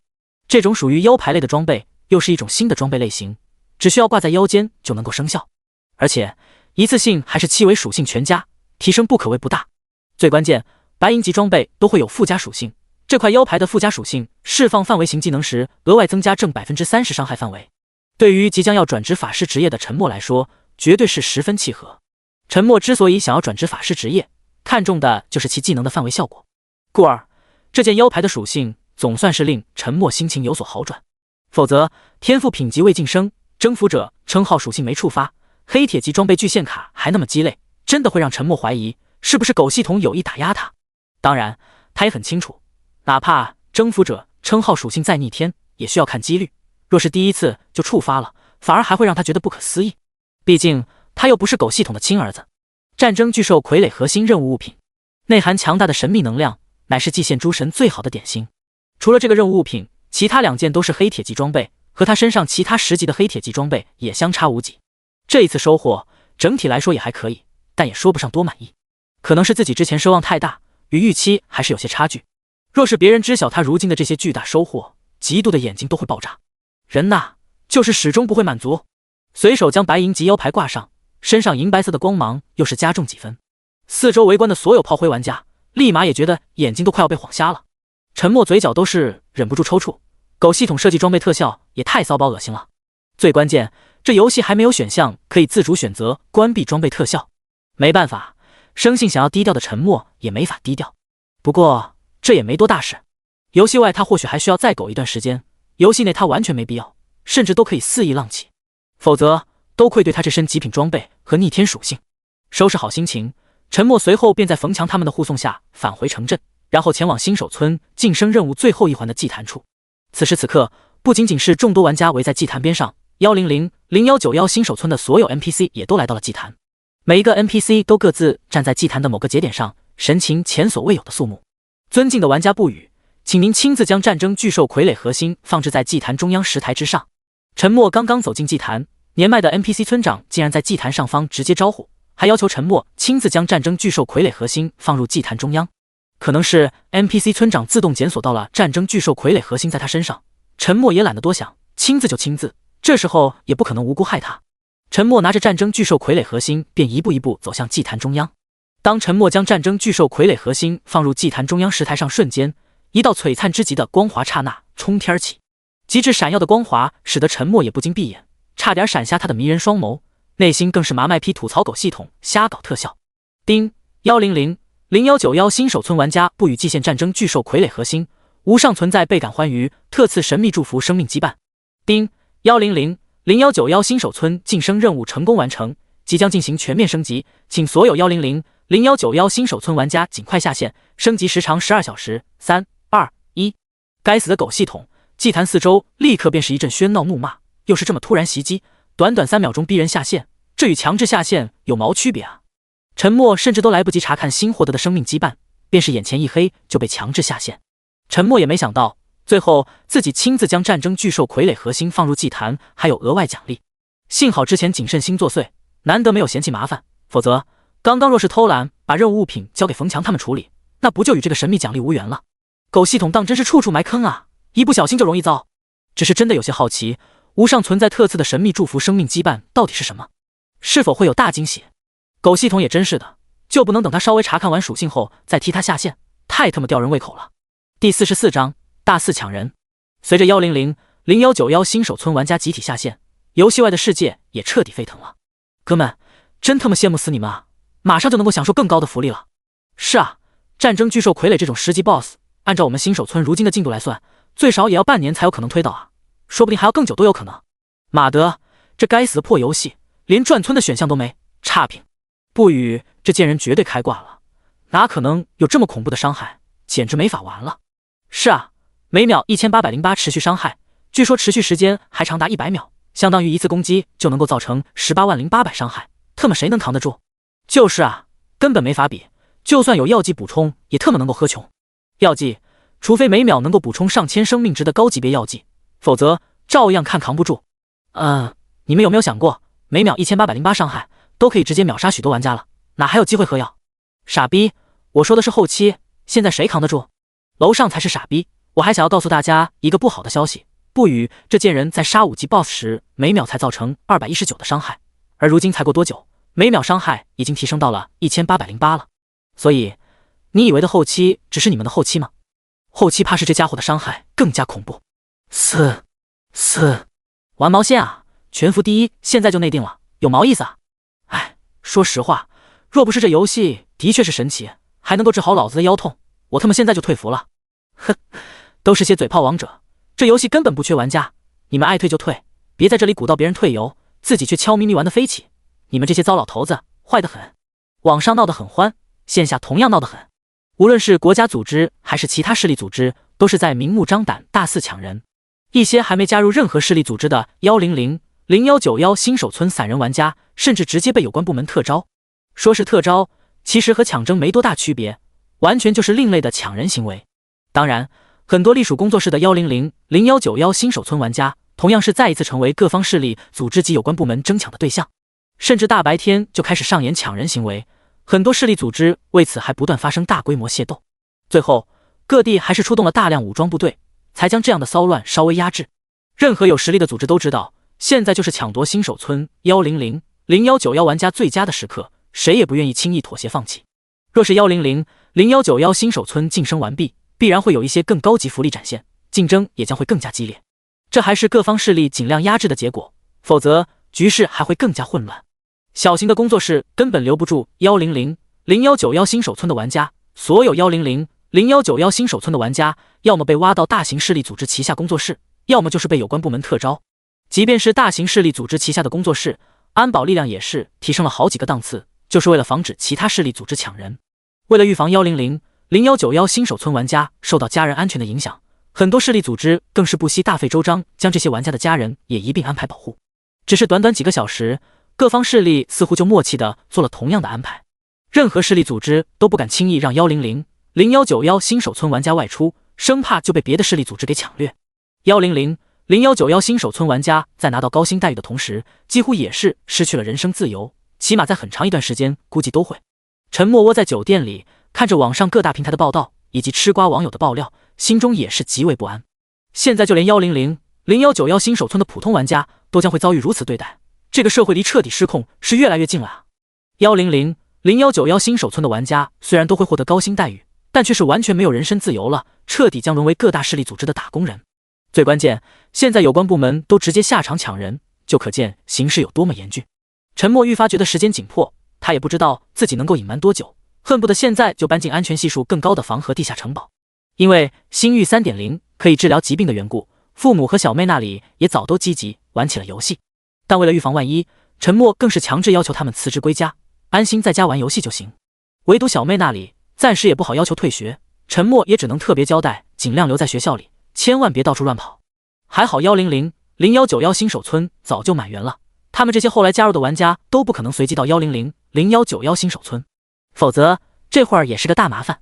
有关部门其实早就想进行一轮关于游戏的人口普查，但无论是各方势力组织还是玩家个人都是强烈反对，特别是涉及到游戏天赋的保密，许多玩家都不愿意妥协。无奈有关部门也只能作罢。因此很多100、0191新手村的玩家其实都是前期自己太过嘚瑟，反而暴露了自己现实的身份，才会被有关部门和各大势力组织找上门。否则单凭游戏里的面貌，又没有录影录屏功能，还不一定能够找出某个玩家的真实身份。时间不知不觉12个小时便是过去，沉默与酒店重新沟通了一下送餐事宜后，又将客厅内一张巨大的实木沙发顶在大门上，才敢安心上线。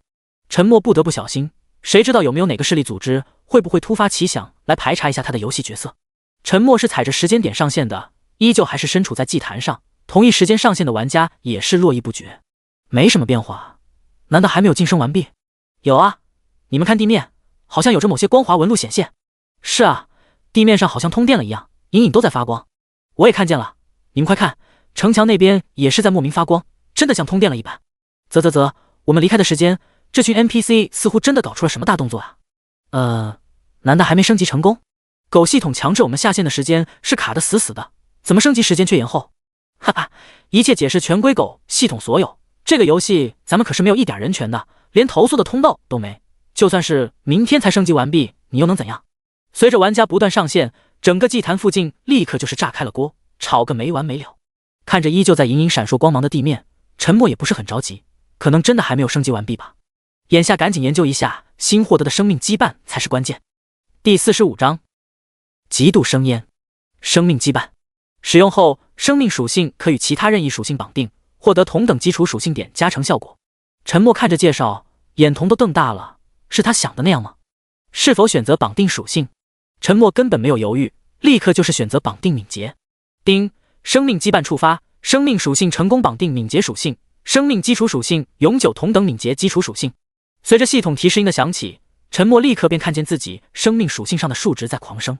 玩家不语，等级10，经验值1819200320000，生命1620840+780，自由属性点 X10，能量650190+460，自由属性点 X10，敏捷84+43，物理防御19+94，法术防御19+78，物理伤害19+63，法术伤害19+18，毒素抗性8，自由属性点0。舒服啊，生命值直接暴涨650点，安全感立马爆棚。原本计划转职脆皮法师后，生命值还是有必要提升一下的。法师拥有远距离攻击方式，也并非需要像之前那样全敏加点，因此便打算改成生命2敏捷3的均衡加点方式。却不想会突然获得如此之大的惊喜奖励。有着古神诅咒天赋，自带可怕的真实伤害，比之很多全加法术伤害的法师都更加恐怖。所以法术伤害对于陈默来说也是无所谓，自始至终他就没想加过。唯有敏捷一直都是陈默最在意的属性，因为敏捷除了关系移动速度，还影响施法速度。对于法师来说，跑路保命还是输出频率都是异常关键，敏捷就必不可少。现在法术伤害属性和生命属性都不需要考虑了，全加敏捷属性绝对是陈默未来最佳的加点方式。陈默也没有想到，完全是出乎意料的大惊喜。现在更是庆幸之前没有偷懒，选择自己亲自完成最后的任务环节，否则这会儿估计连哭都没地方哭。有了生命羁绊，法师血薄的致命弱点将不复存在，这种法师才是陈默最想要的职业。一个法师不仅血厚，还跑得贼快，伤害更是高的骇人，未来任何玩家对上他，怕是都会觉得恶心无比，甚至陷入深深自闭。全球通告：丁，龙国区1000191新手村晋级完成，赐名起源，成为全球首个城镇级庇护所，特奖励起源镇所有玩家自由属性点+5，起源镇范围内爆率永久正10%，起源镇所有商品限量永久9折优惠。又是直达全球所有在线玩家脑海深处的3声全球通告，恶心至极，眼红不已，郁闷无比，极度生烟。狗系统是习惯不当人，非要让全球玩家羡慕的面目全非。3项奖励，哪一个拿出来都足以令现阶段的玩家疯狂。最关键，所有玩家都清楚，这些奖励基本上都是1000191新手村玩家躺平白得的。这下子是真的羡慕了，他们新手村怎么就没有一个像不语这样的超级大佬呢？躺平带飞的酸爽，他们也好想体验啊！玩家不语仅凭一己之力，便将整个新手村50万玩家的综合实力硬生生拔高一截。哈哈，白得5个自由属性点，不语大佬万岁！我要给你生猴子，爽啊！有了这5个自由属性点，特么我终于可以单挑绿毛虫了。嘿嘿，起源镇一听就是个好名字，爆率永久正10%，保佑我能够爆出一件装备啊！走，赶紧去看看升级后的城镇有哪些变化。哎，你们看，很多商店的牌匾上有名字了，武器铺、服装铺、首饰铺、药铺、杂货铺，分得还挺细呢。哇操，真的是转职大店，我果然没猜错，这么雄伟的建筑不是转职大店是什么？当初就该和许三炮打赌，特么亏了3个铜币。沉默告别想要继续护送的冯强他们，打算随着人流在新的城镇里独自探索。不过很快他就有些后悔了，骚包装备特效加持的他，走在哪里都是会引来一阵围观，想要上前和他攀谈的玩家比比皆是。还好有着超高的属性加成，使得他具有碾压式的力量，任何玩家都难以堵住他的去路。一些依旧死皮赖脸的玩家，则是被他直接野蛮撞开，摔得狼狈不堪。还有一些玩家明显是抱着试探的目的，竟然肆无忌惮趁乱偷袭。沉默也没惯着，只要进入自卫反击状态，立刻便是一刀斩出1808的真实伤害，根本没有哪个玩家能够扛住1秒。无情杀了好几波找死的玩家，很多看热闹不嫌事大的玩家才终于不敢轻易上前搭讪了。当然，各方势力组织也获得了他们最不想看到的结果，不语这挂逼真的可以轻松造成1808的变态伤害。沉默沿途都没有进入其他商铺，随着人群涌动，最先还是进入了心心念念的转职大殿。转职大殿建设的十分宏伟，无论是地面瓷砖还是吊顶装饰都是异常华丽，镌刻的无数纹路更是充满了无尽神秘。6尊10几米高的职业导师雕像静静耸立在大殿中央，任何站在他们身下的玩家都会莫名感到巨大压力。转职大殿里的凑热闹的玩家同样很多，沉默只能依靠蛮力使劲往里面挤。很多玩家即便是认出了沉默的身份，想让路也让不了。偌大的转职大殿真的是挤得寸步难行。说实话，这种时候沉默就很想来一个大范围的技能，清空才是最优解。有着碾压式的蛮力加持，沉默也是花费了好几分钟，才硬生生是挤到了法师转职导师的雕像前。触碰雕像的瞬间，眼前立刻弹出提示：您已达到10级，符合转职条件，是否选择转职法师？沉默自然毫不犹豫选择是。随后，转职导师雕像的眉心突然就是开裂出一道缝隙，从里面激射出一道诡异的蓝光，瞬间笼罩沉默。沉默顷刻之间便是觉得自己进入了某种玄之又玄的境界之中，似乎莫名就明白了法师的职业真谛，轻易就能够感受到四周游离的法术因子。全球通告：丁，龙国区玩家不予转职成功，成为全球首位职业法师，特奖励本职业唯一专属技能法神眷顾。又是垃圾短信一般的3次强制骚扰，全球玩家直接是妈了。有意思吗？所有好处都该被他一个人独享了呗。第46章法神眷顾。疯了，真特么无语了，该死的狗系统，还有没有点道德了？我不听，不想听，关我毛线啊！下次这种独属于个人的全球通告，可不可以别给我推送了呀？简直就是魔咒啊！听见我就肝火上扬，口腔溃疡的冒出来了。哎，这游戏这么搞下去，完全失衡啊！狗系统不管也就罢了，还助纣为虐。是啊，一个人独霸，以后成了单机游戏，有意思吗？叉叉叉，不语，这挂逼再这么秀下去，迟早要遭天打雷劈。哼，我也被恶心到了。不语这贱人也不知道收敛一下，一人独享所有好处，良心安吗？安不安我不知道，反正我已经扎小人埋粪坑诅咒他了。楼上牛逼，待会儿下线我也画圈圈诅咒他。该死的狗系统，我他妈现在最讨厌听见的就是全球通告，今天已经是第2次害我被怪物干死了。是啊，狗系统是真的可恶，无论在做任何事都会被这3声系统提示搞得脑壳嗡嗡的，简直没有一点点人权。投诉无门，就一起诅咒导致这一切的不语吧。欢迎加入道不语军团。全球很多玩家今天都被2次6声全球通告给恶心到了，甚至一度无心游戏，都是在各自新手村区域频道内吐槽咒骂。沉默岛是觉得这全球通告异常美妙，宛若仙音。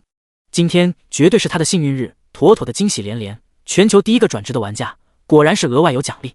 刚刚恢复清明的沉默，自然是立刻查看起这个法师职业唯一专属技能——法神眷顾唯一专属。受到无上法神的眷顾，清除一切负面状态，持续时间15秒，冷却时间180秒。强，绝对是难得的强力技能，甚至不只是对于法师，对于任何职业都是极为难得。有了这个技能，沉默的保命能力又将再次提升一大截。沉默刚刚获得了生命羁绊，法师生命值偏低的短板已是补上。若是遇见团队作战，不幸提前被对方强控，而且是上百玩家联合强控，哪怕生命值再高，古神诅咒天赋再牛逼，也是要完蛋。但有了法神眷顾这个强力技能，这样的致命缺陷也将不存在。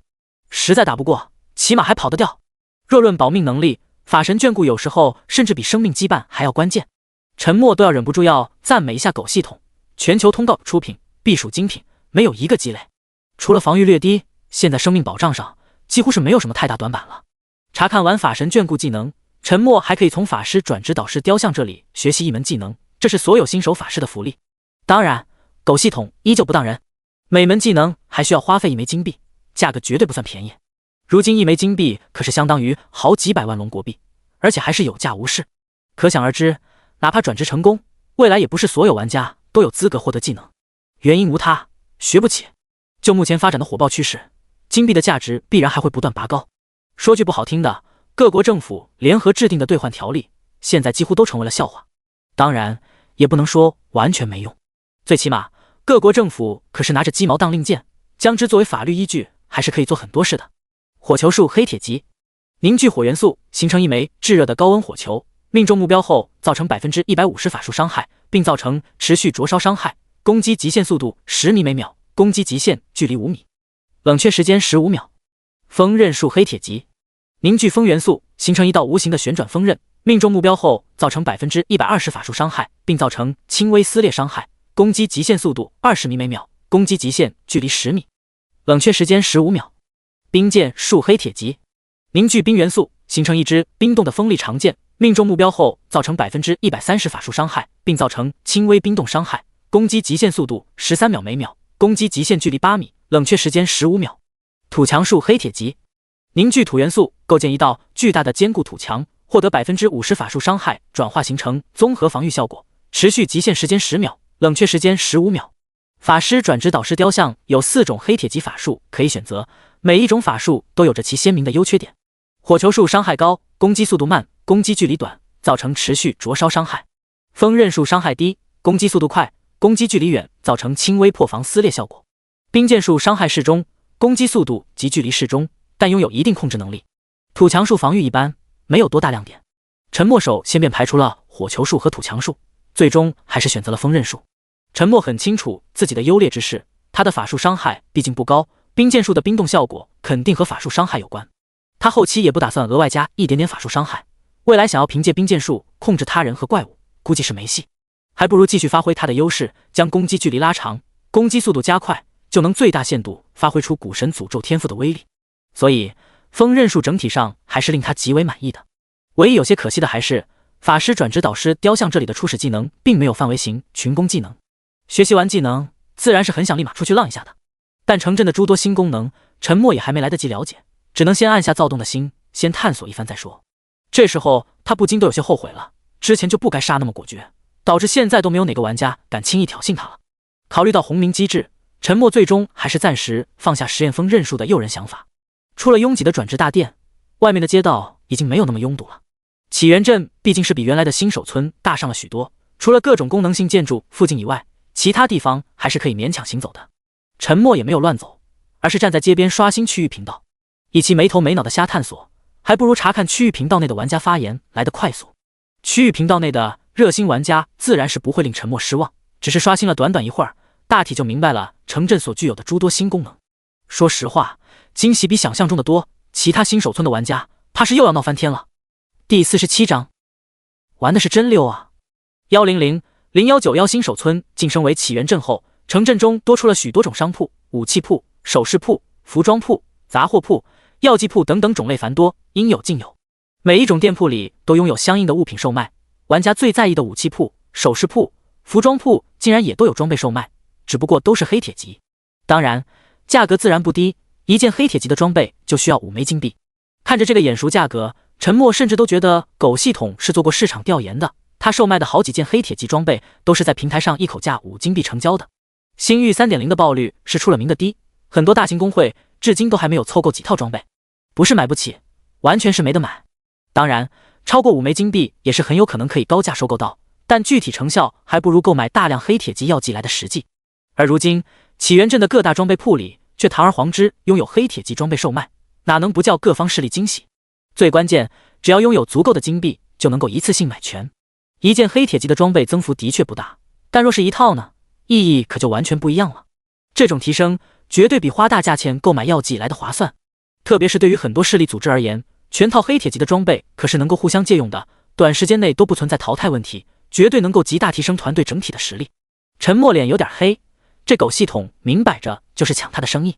还好定价是5枚金币，起源镇玩家打9折也还需要 4.5 枚金币，他只需要比 4.5 枚金币少，应该还是有市场的。不得不说，这些装备商铺售卖的黑铁级装备的确是令他有些不爽，但药剂铺里新增的青铜级药剂却是让他眼前一亮。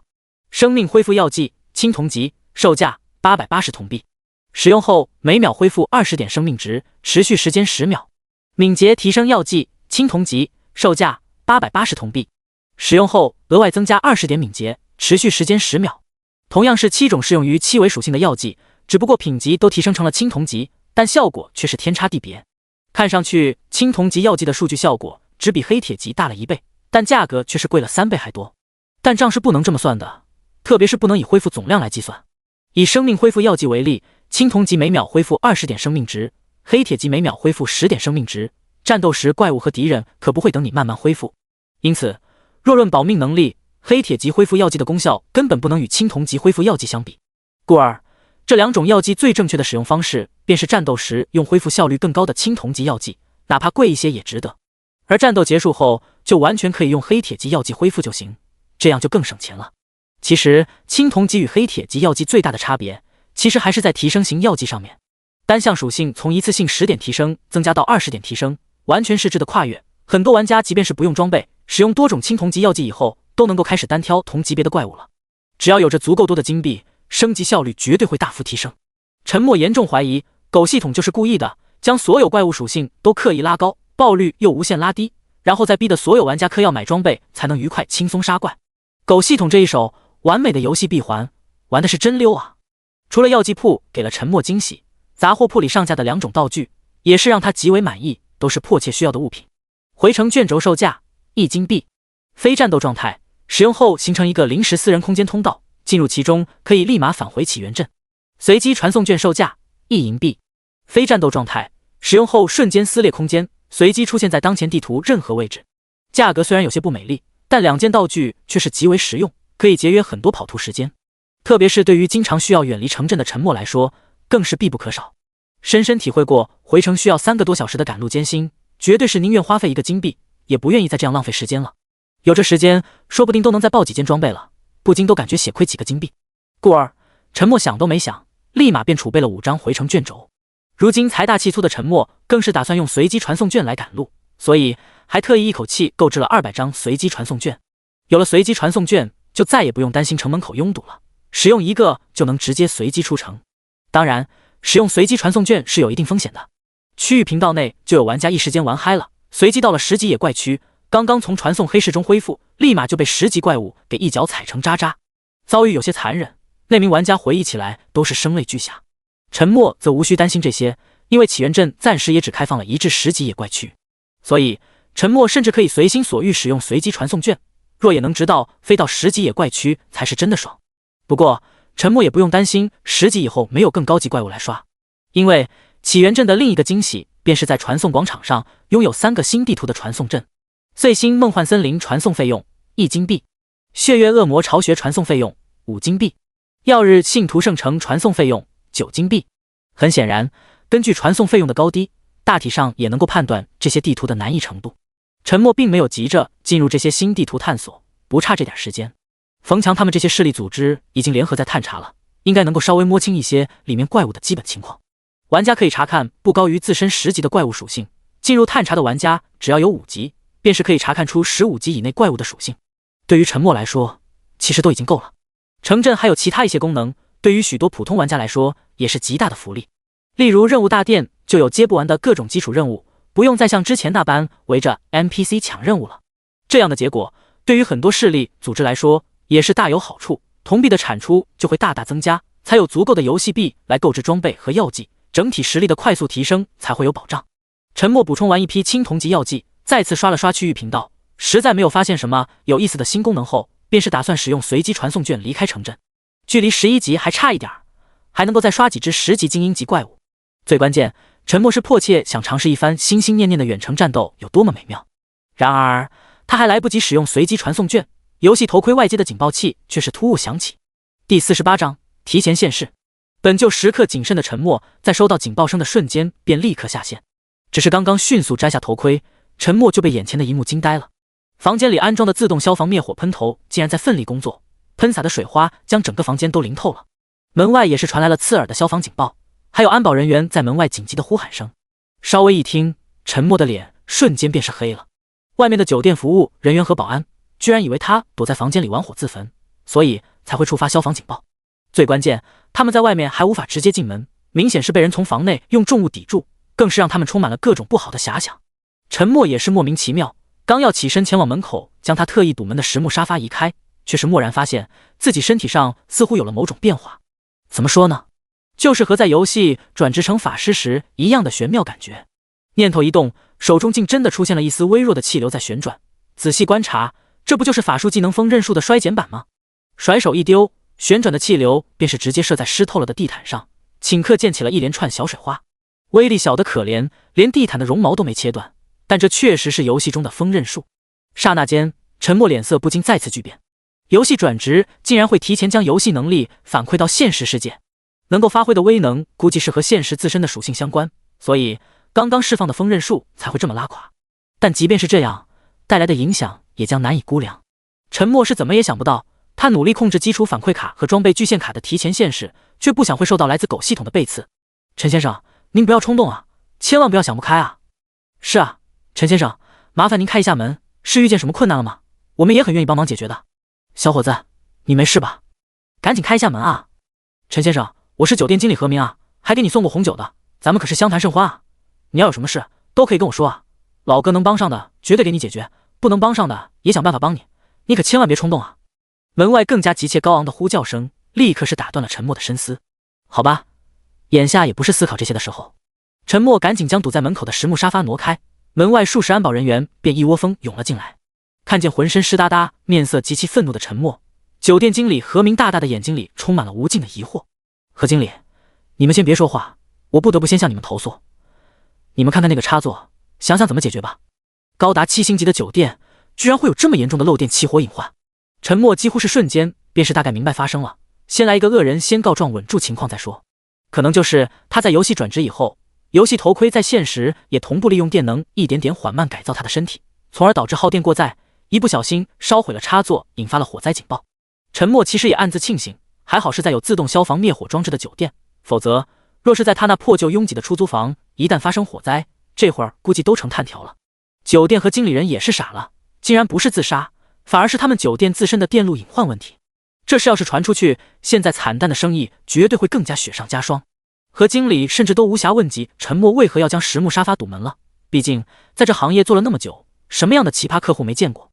特别是这种明显极度缺乏安全感的客户，更是再正常不过。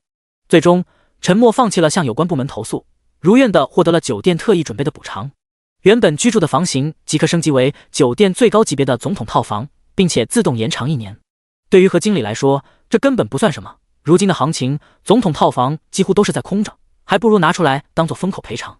但对陈默来说，却是白捡的便宜。最关键，也避免了酒店向他索赔。现如今，他可不敢再轻易提现了。现实游戏化的进程绝对会比想象中的更快到来，特别是起源镇的玩家，只要升到10级，转职以后对现实身体改造的秘密便会自然曝光。时间是越来越紧迫了呀！收拾好烦躁的心情，戴上头盔，赶紧上线。现如今，只有实力提升越快，他才更有应对的能力。进入游戏，陈默也懒得再去查看区域频道，撕碎随机传送卷便离开了城镇。起源镇3个新地图虽然也有高级怪物，必然也会有精英级怪物，但10级野怪区有现成的10级精英级怪物，所以陈默还是打算先在10级野怪区将10级能够刷够古神诅咒天赋刷到极致，顺便也多给冯强他们一些探索新地图的时间。有着大量的随机传送卷可以肆意挥霍，陈默直接就放弃了徒步跑图，一连撕碎了38个随机传送卷，才幸运的随机飞到了9级野怪区。这已是距离10级野怪区最近的一次传送，陈默也不打算继续尝试了。虽然他不差这点银币，但就怕随机到距离10级野怪区更远的地方。这一点路程已经大大节省了陈默大半的跑图时间。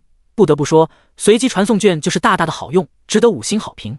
为了测试青铜级药剂的具体功效，陈默也大方地使用了一支青铜级敏捷提升药剂，暴增20点的敏捷，立刻是让陈默的移动速度再次拔高一大截，奔跑间若是敢分心，甚至都有可能失控撞上繁茂的树木。但必须要讲，这种属性暴涨的感觉是真的飞爽。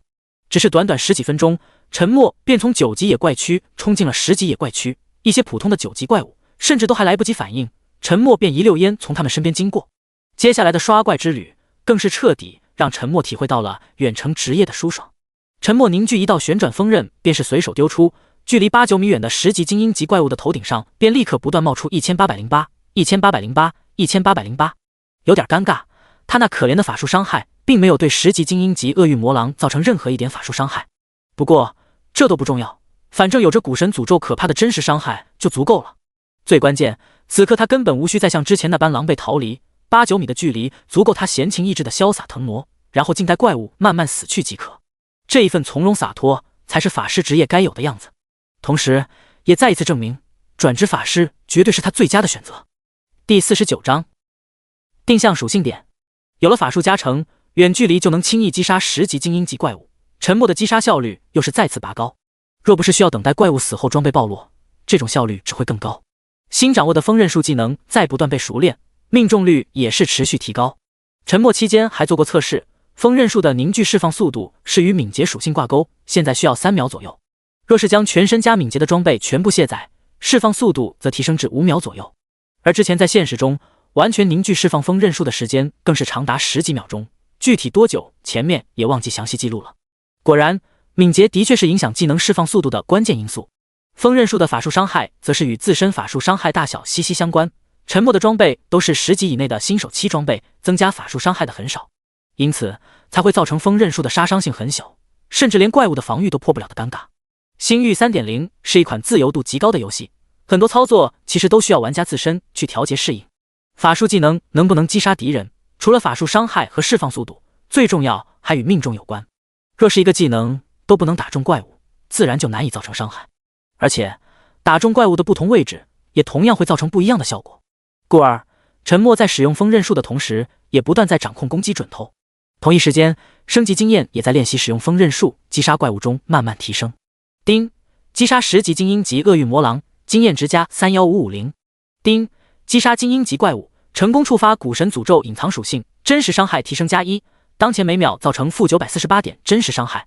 丁，等级提升至11级，全属性加1，自由属性点加5。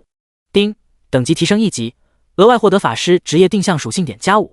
升级是预料之中的事情，天赋古神诅咒也顺利叠加到当前等级能够叠加到的极致。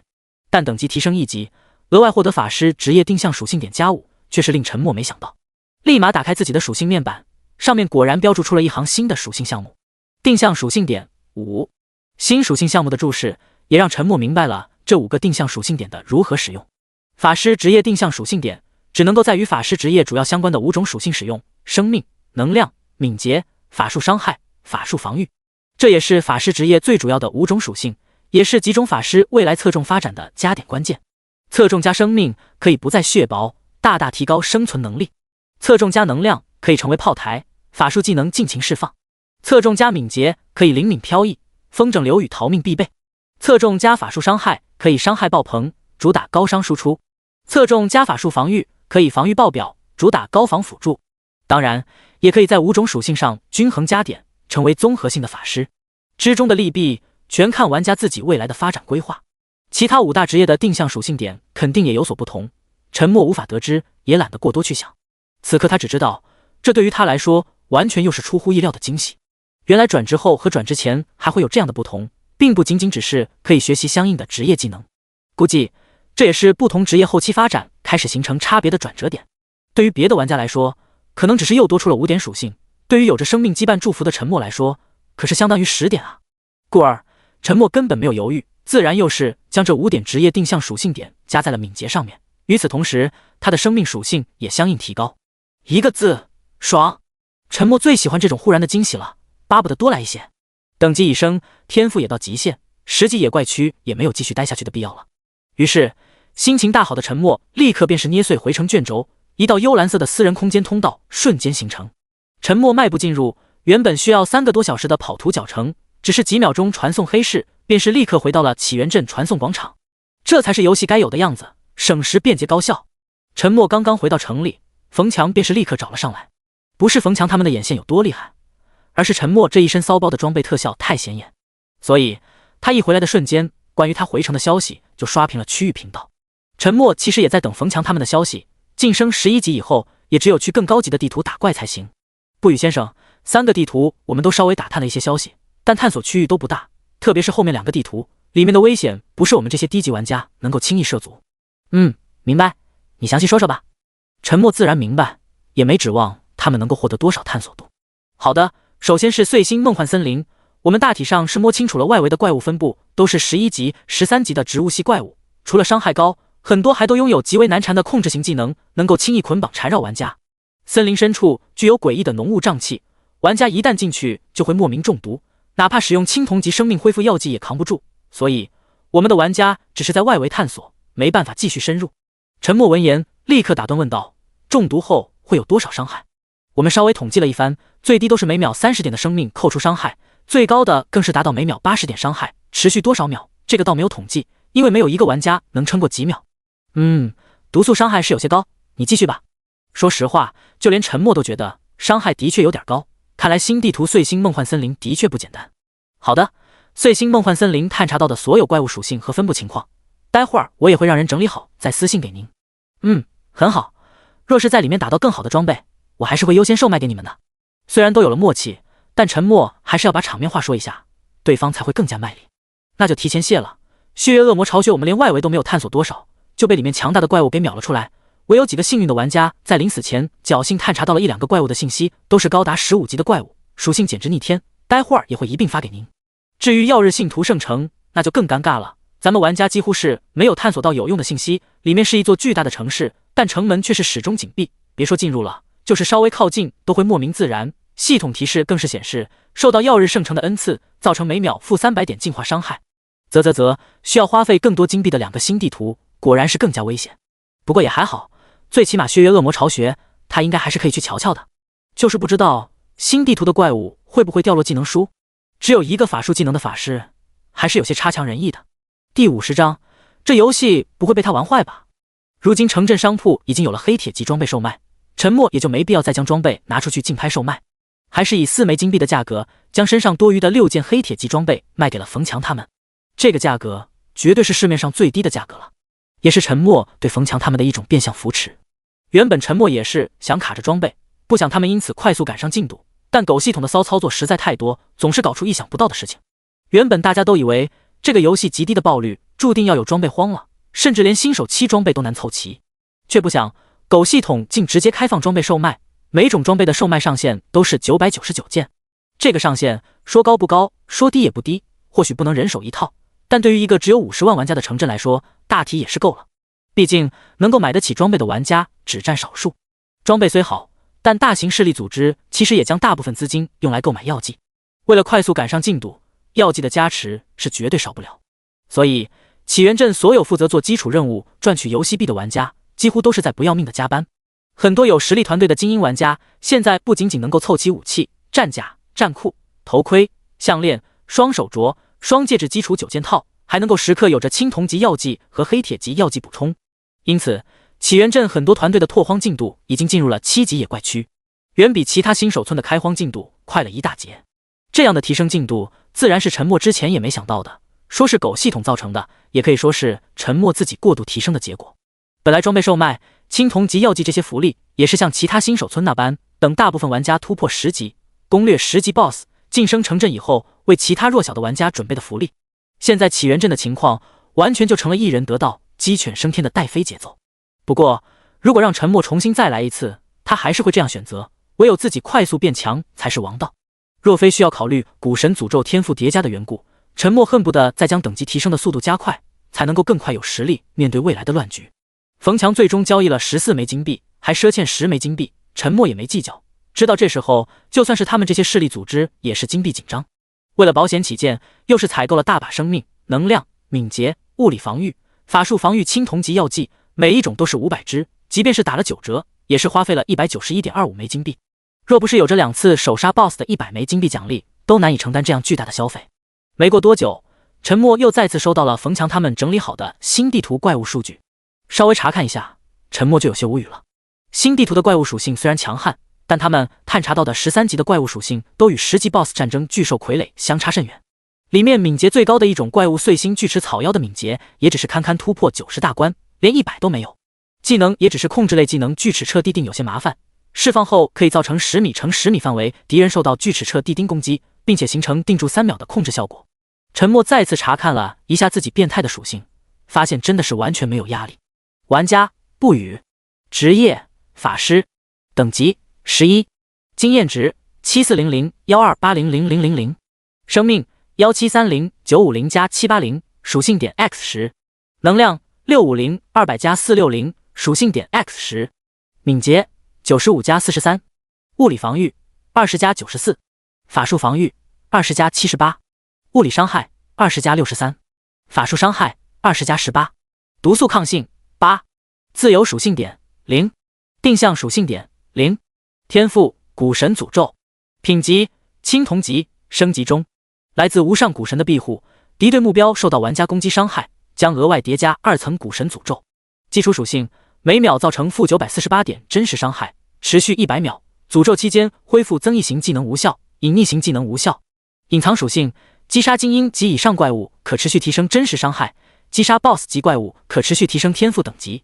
称号征服者击杀 BOSS 级怪物时，有一定几率窃取 BOSS 一项被动技能。先驱者技能释放速度永久提升正 30%。神秘祝福，生命羁绊已绑定敏捷属性。声望，龙国区2000，全球700。装备栏点击查看详情。陈默看着自己高达1730的生命值和高达138的敏捷，嘴角不自觉的再次上翘。生命羁绊果然是好用，就这变态的生命值，即便是不幸遇见了浓雾毒瘴，一时半会儿估计也死不了。没有再犹豫，缴纳1金币便闪身从碎星梦幻森林传送阵上消失。玩家不语前往攻略新地图碎星梦幻森林的消息，自然又是在游戏内外引发新一轮讨论。普通民众都是讨论1000191新手村晋升为起源镇的各种羡慕嫉妒恨，更是不断声讨游戏的不公平。特别是许多只能在其他新手村发育的玩家，没有足够的装备可买，没有提升恐怖的青铜级药剂可用，相互间的差距只会越拉越大。甚至有许多极端的玩家纷纷号召禁封所有起源镇的玩家，等到其他新手村晋升城镇以后才能够开放。显然这又是一些无脑玩家的可笑提议。偏偏这样的提议，龙国外的诸多势力组织甚至各国政权也是纷纷响应，更是不断在国家层面施加压力，要求龙国政权出面干预，否则将从各方面联合制裁。有了国外各方势力的支持，不仅仅国外响应的玩家很多，就连国内响应的无脑玩家也是不少。有着核武威慑的龙国根本无惧他国挑衅，现阶段也不可能有哪个国家敢轻易对龙国发动战争，故而龙国政权自然懒得理会。眼下情况，现实世界的各种制裁更是越来越无关紧要。唯有在游戏中有所突破，才能够在未来占据优势。龙国政权可是在起源镇也收编了大量玩家，最大的受益者同样也有他们。因此，现实中胆敢呼吁封禁起源镇玩家的民众，反而还会受到行政处罚，甚至标记为国外间谍嫌疑人，严重者还可能扣上叛国罪，直接收押监禁。龙国政权的强硬手段，自然是得到了在起源镇获益的诸多势力组织支持。国内很多无脑起哄玩家，直到武装部门上门才方知后悔。其他国外势力组织及政权也是极度无语，特别是很多国家辛辛苦苦在龙国培养了许多年的间谍，也因此遭了无妄之灾。他们是完全没想到龙国政权会如此强硬，更是会借机清理各国安插在龙国的间谍，简直是狡诈无比，蛮横无理。外界的纷纷扰扰，沉默是完全不知。这时候他已经在碎星梦幻森林杀疯了。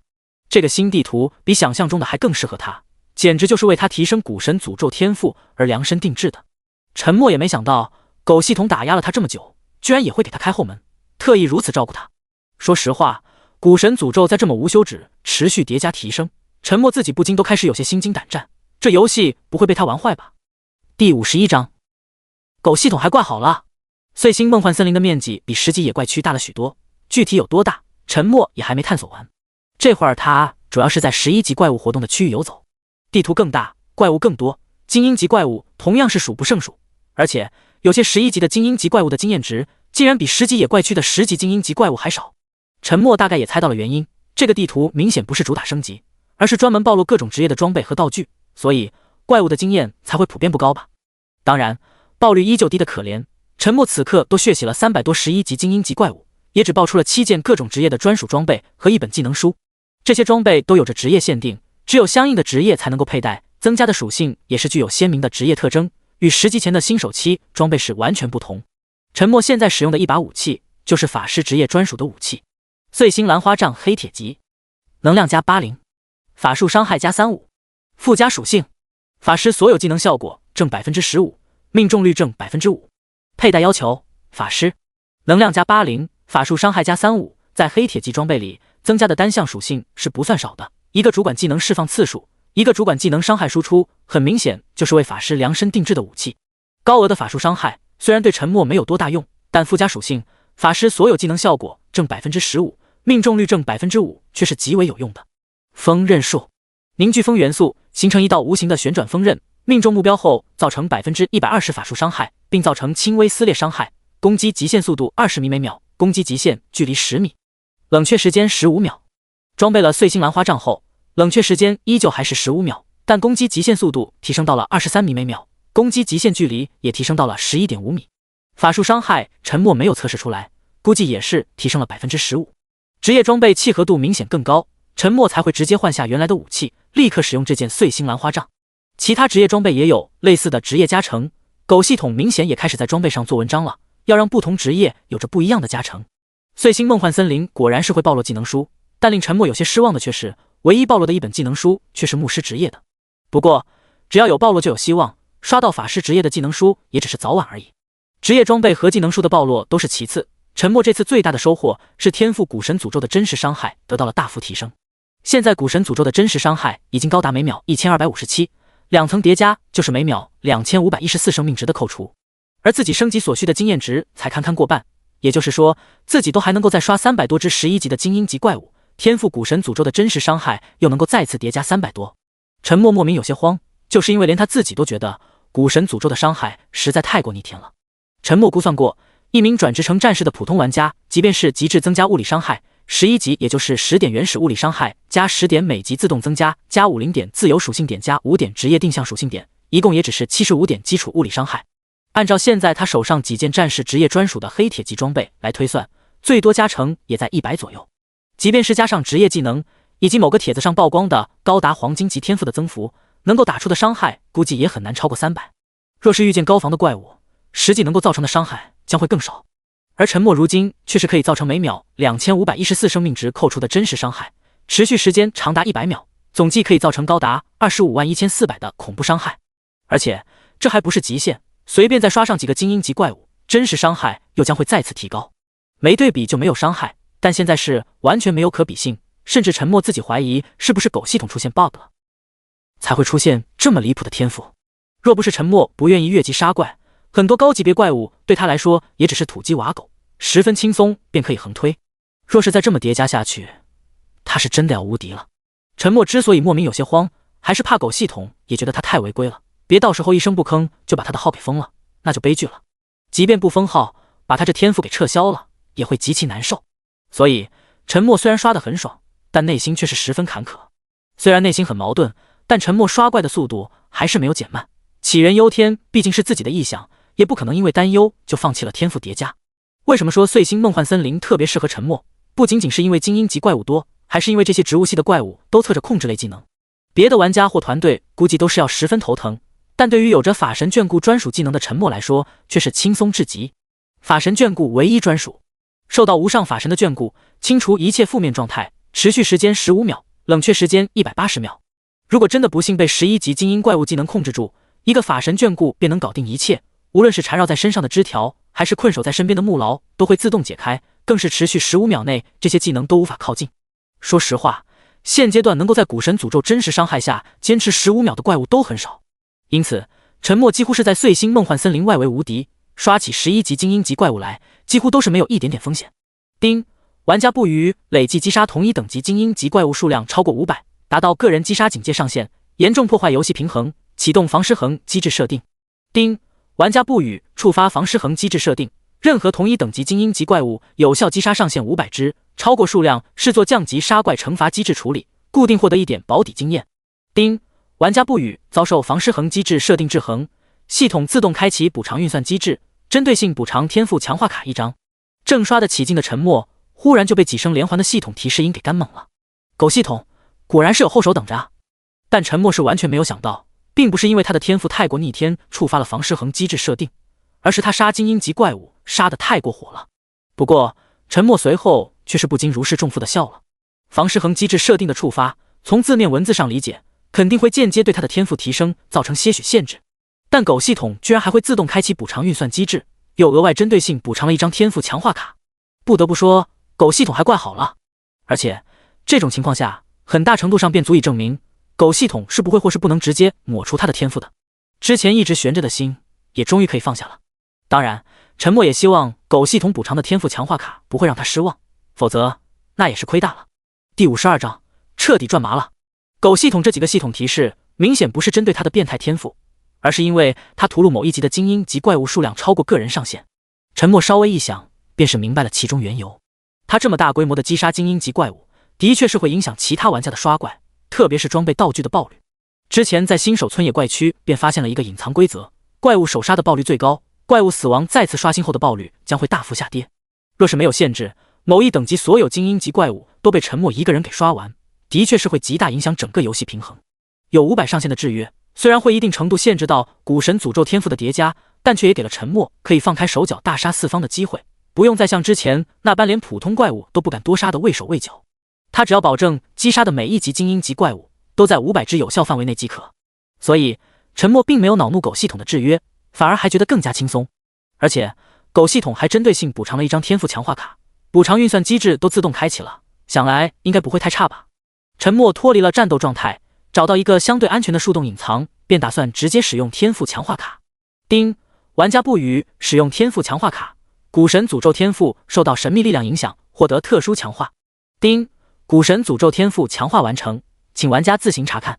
强化过程比想象中更快，也没有发生什么意外。沉默迫不及待便是打开属性面板仔细查看。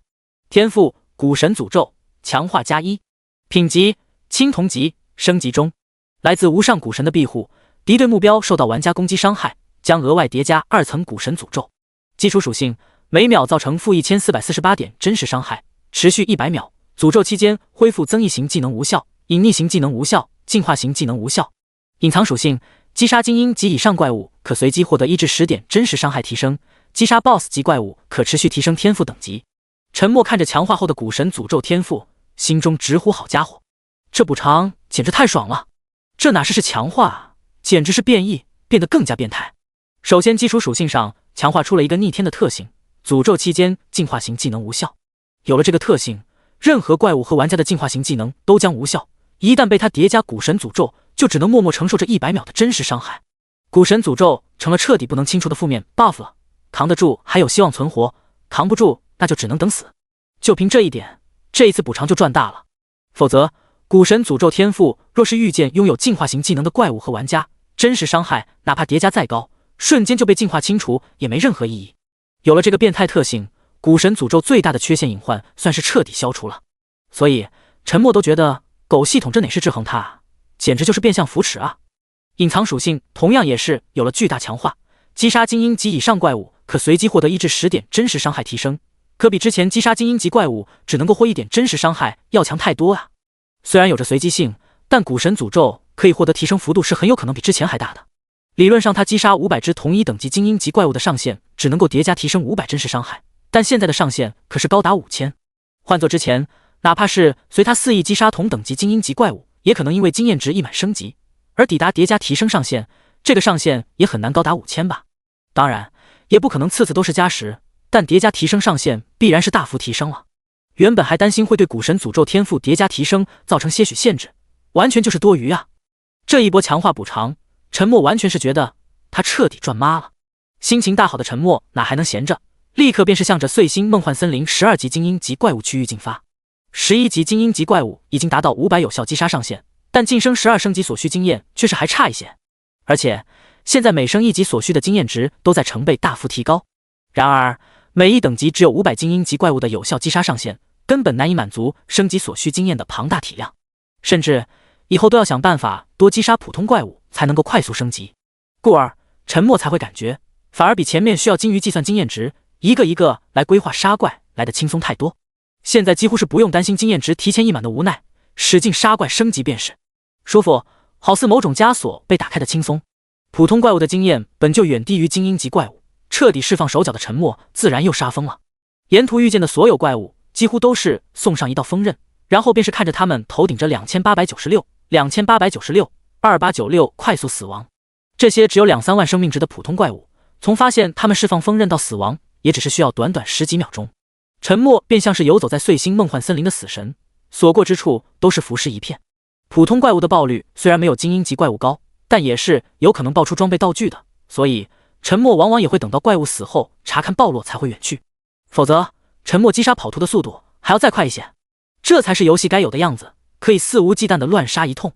而且只有增加击杀怪物的数量，才能够提升爆落装备和技能书的概率，不然像之前那般畏手畏脚只打精英级怪物，不仅仅要等刷新，还局限于数量，首先玩的就不爽了，更别说再次刷新的精英级怪物爆率还会大幅降低。因此陈默是再一次感到了击杀怪物的快感，甚至干到凌晨了都不想下线。历时几个小时的高强度杀怪，也终于成功晋升12级。看着12级升13级又是成倍增加的庞大经验值，陈默这会儿只觉得头皮发麻。看来没有天赋叠加的经验值问题限制，未来反而是要为升级经验发愁了。当真是天道好轮回啊！击杀的怪物成百上千，却依旧没有爆出想要的法师职业技能书，反而却爆了一本其他职业的技能书，更是让陈默五味杂陈。都快把锋刃术玩腻了的陈默，现在是非要爆出一本法师职业技能书才罢休。第53章，人都傻了。倔脾气上来的陈默今晚是注定要通宵了，又是3个多小时的无情刷怪，便彻底将12级精英级怪物的500击杀上限也给杀够。然而不知道是不是最近得到的好处太多了，杀了那么多精英级怪物，都始终没有得到想要的技能书。说实话，哪怕暴露的技能书不咋样，起码也有个安慰啊。但是加上500多只12级精英级和不计其数的普通怪物，依旧只是爆了几件装备和一本其他职业的技能书，不能说收获不大，只能说没有暴露到想要的法师职业技能书，有一种干了那么久却没有理想收获的伤感。反正都熬夜了，以现在强化后的身体素质，通个宵应该也很合理吧。为了增加爆率，陈默决定使用越级击杀的策略，反正他如今有这实力。外围虽然也有13级的怪物，但很少，逛了很久才偶尔碰见一只，更别说13级精英级怪物，陈默是一只都没碰见。因此他准备穿越到碎星梦幻森林深处去瞧瞧，抛却叠加古神诅咒天赋的原因，精英级怪物肯定是首选，爆率绝对比普通怪物高。陈默爬上一处高树远眺，也基本上确定碎星梦幻森林深处几乎是被一圈瘴气笼罩。不过瘴气并非完全覆盖整个森林深处，就像是一道屏障一般，有意阻止玩家的深入。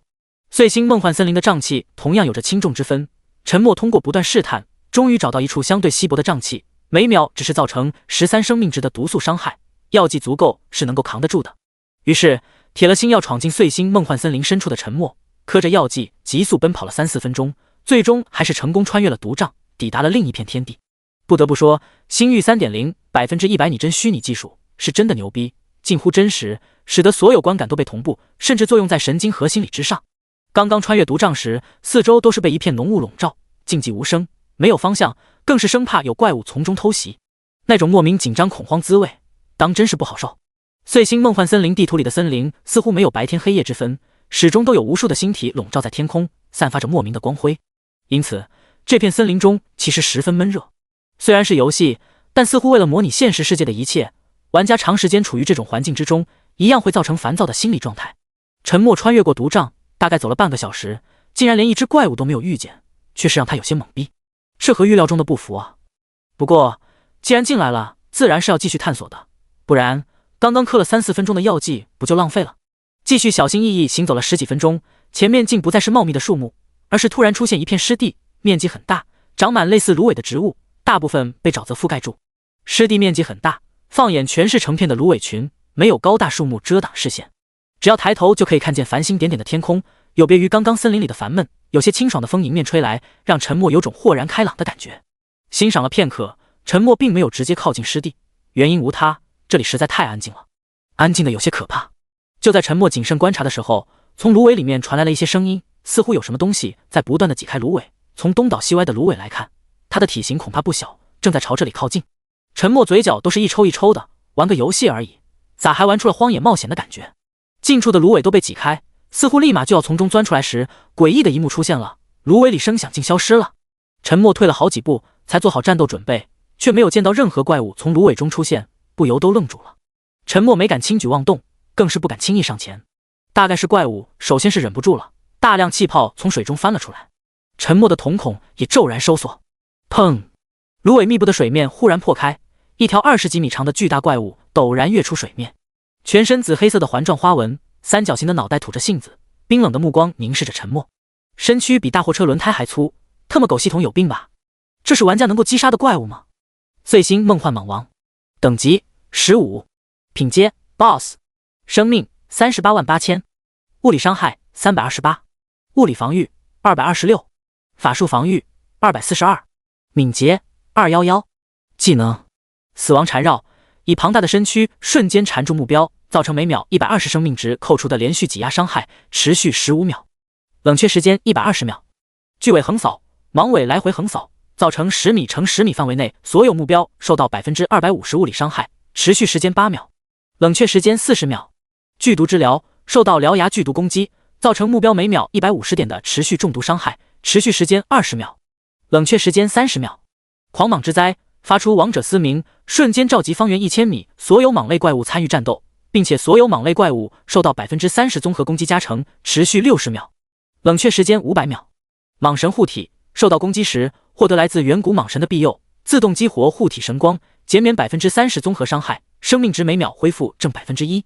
蟒王之怒，当生命值低于 10%， 自动进入狂化状态，全属性正 50%， 所有主动技能冷却时间自动清零。迅速查看完眼前怪物的属性，沉默人都傻了，这都能碰见 BOSS， 新地图也太坑了吧？还有没有一点怪物领地划分的自觉了？难道之前从狗系统那里薅的实在太多了，报复立马就安排上了？这狗系统的心眼儿也太小了吧！根本不需要犹豫，沉默抬手灌下一支青铜级敏捷提升药剂，撒腿就跑。高达211的敏捷，哪怕是嗑药也比不过呀！而且这种蟒蛇型怪物在丛林中敏捷还更是他们的优势。说实话，这个 BOSS 除了超高敏捷令他忌讳，其他技能他还真的不一定害怕。以他如今的生命值，他的每一种技能都能够扛得住，但却不一定能够坚持多久。现在古神诅咒的真实伤害虽然高达2896，但 BOSS 的生命值却是388000，最少需要130多秒时间才能够击杀。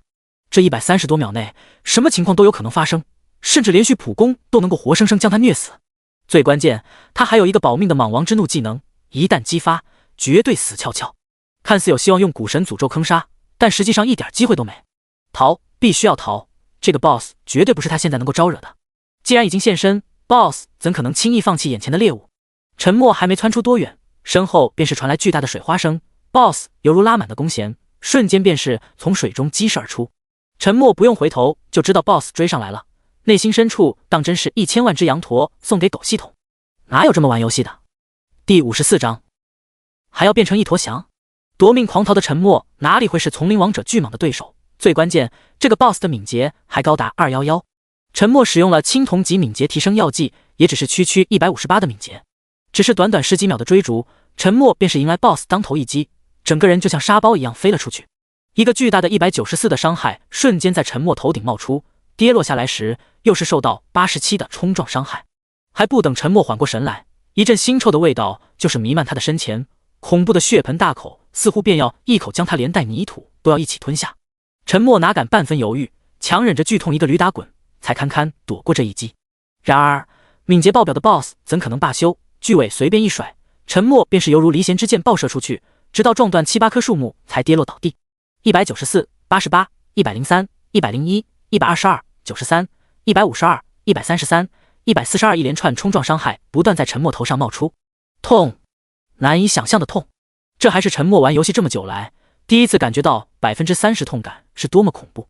之前他可都是一路横推，哪怕是遇见了攻击也都是在可承受范围，哪遭遇过这样碾压式的暴击。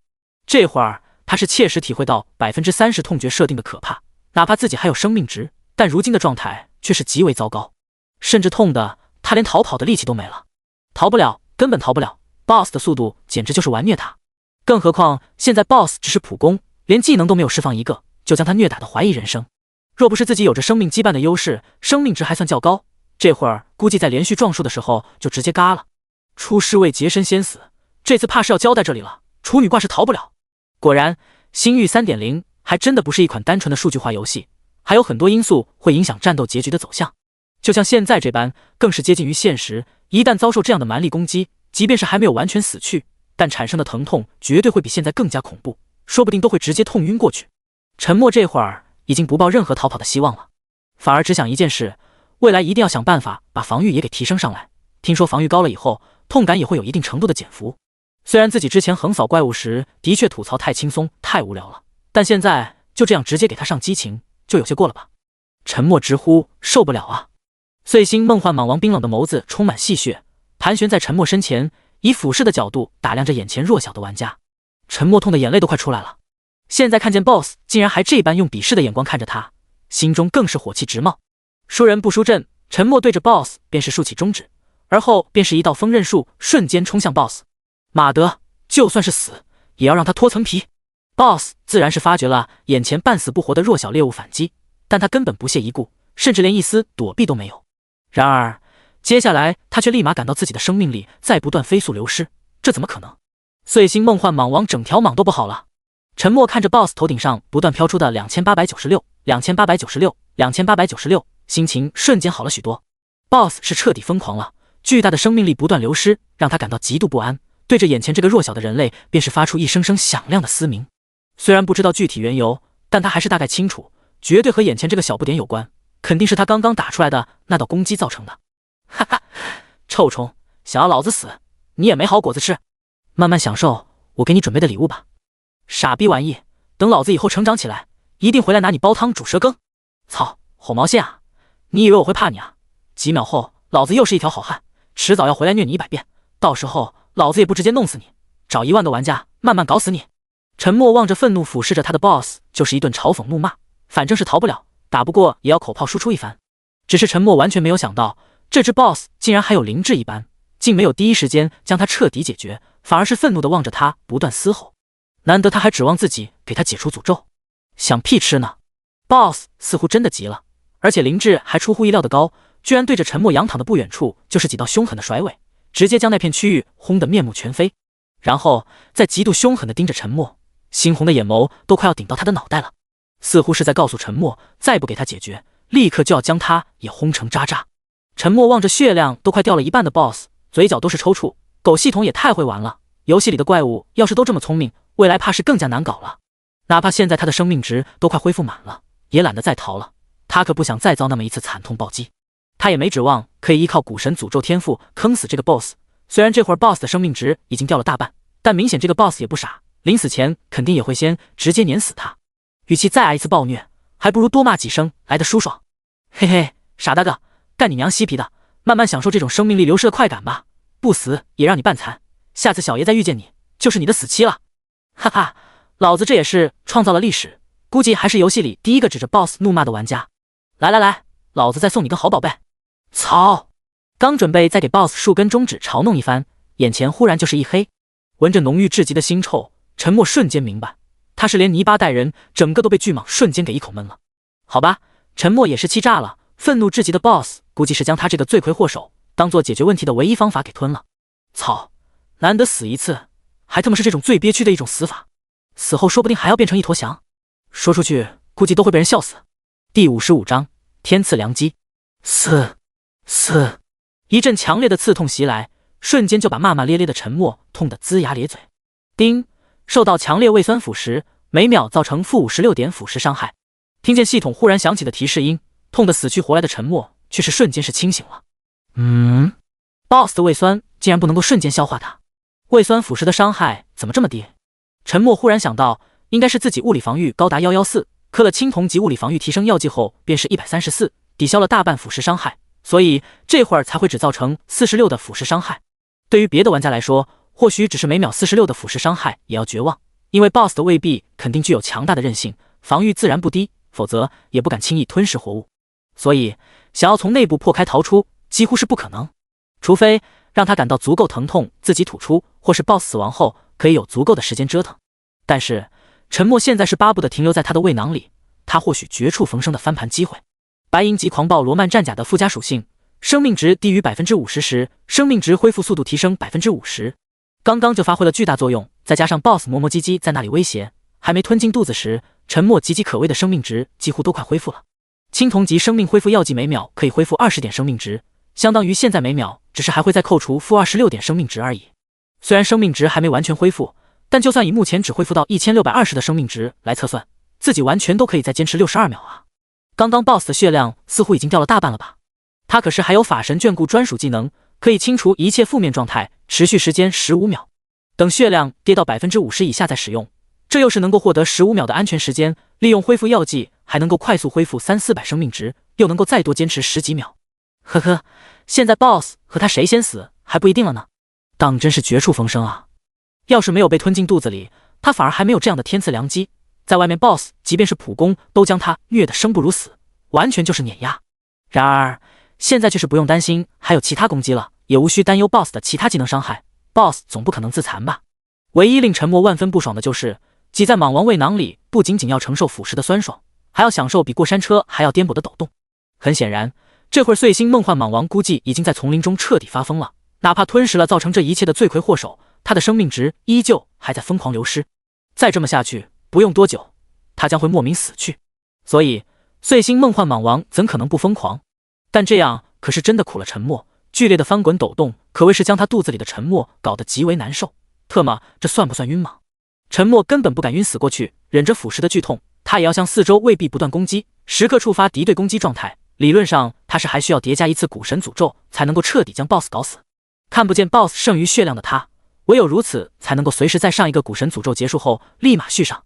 还好也购买了足够的青铜级药剂，否则这会儿也会巧妇难为无米之炊。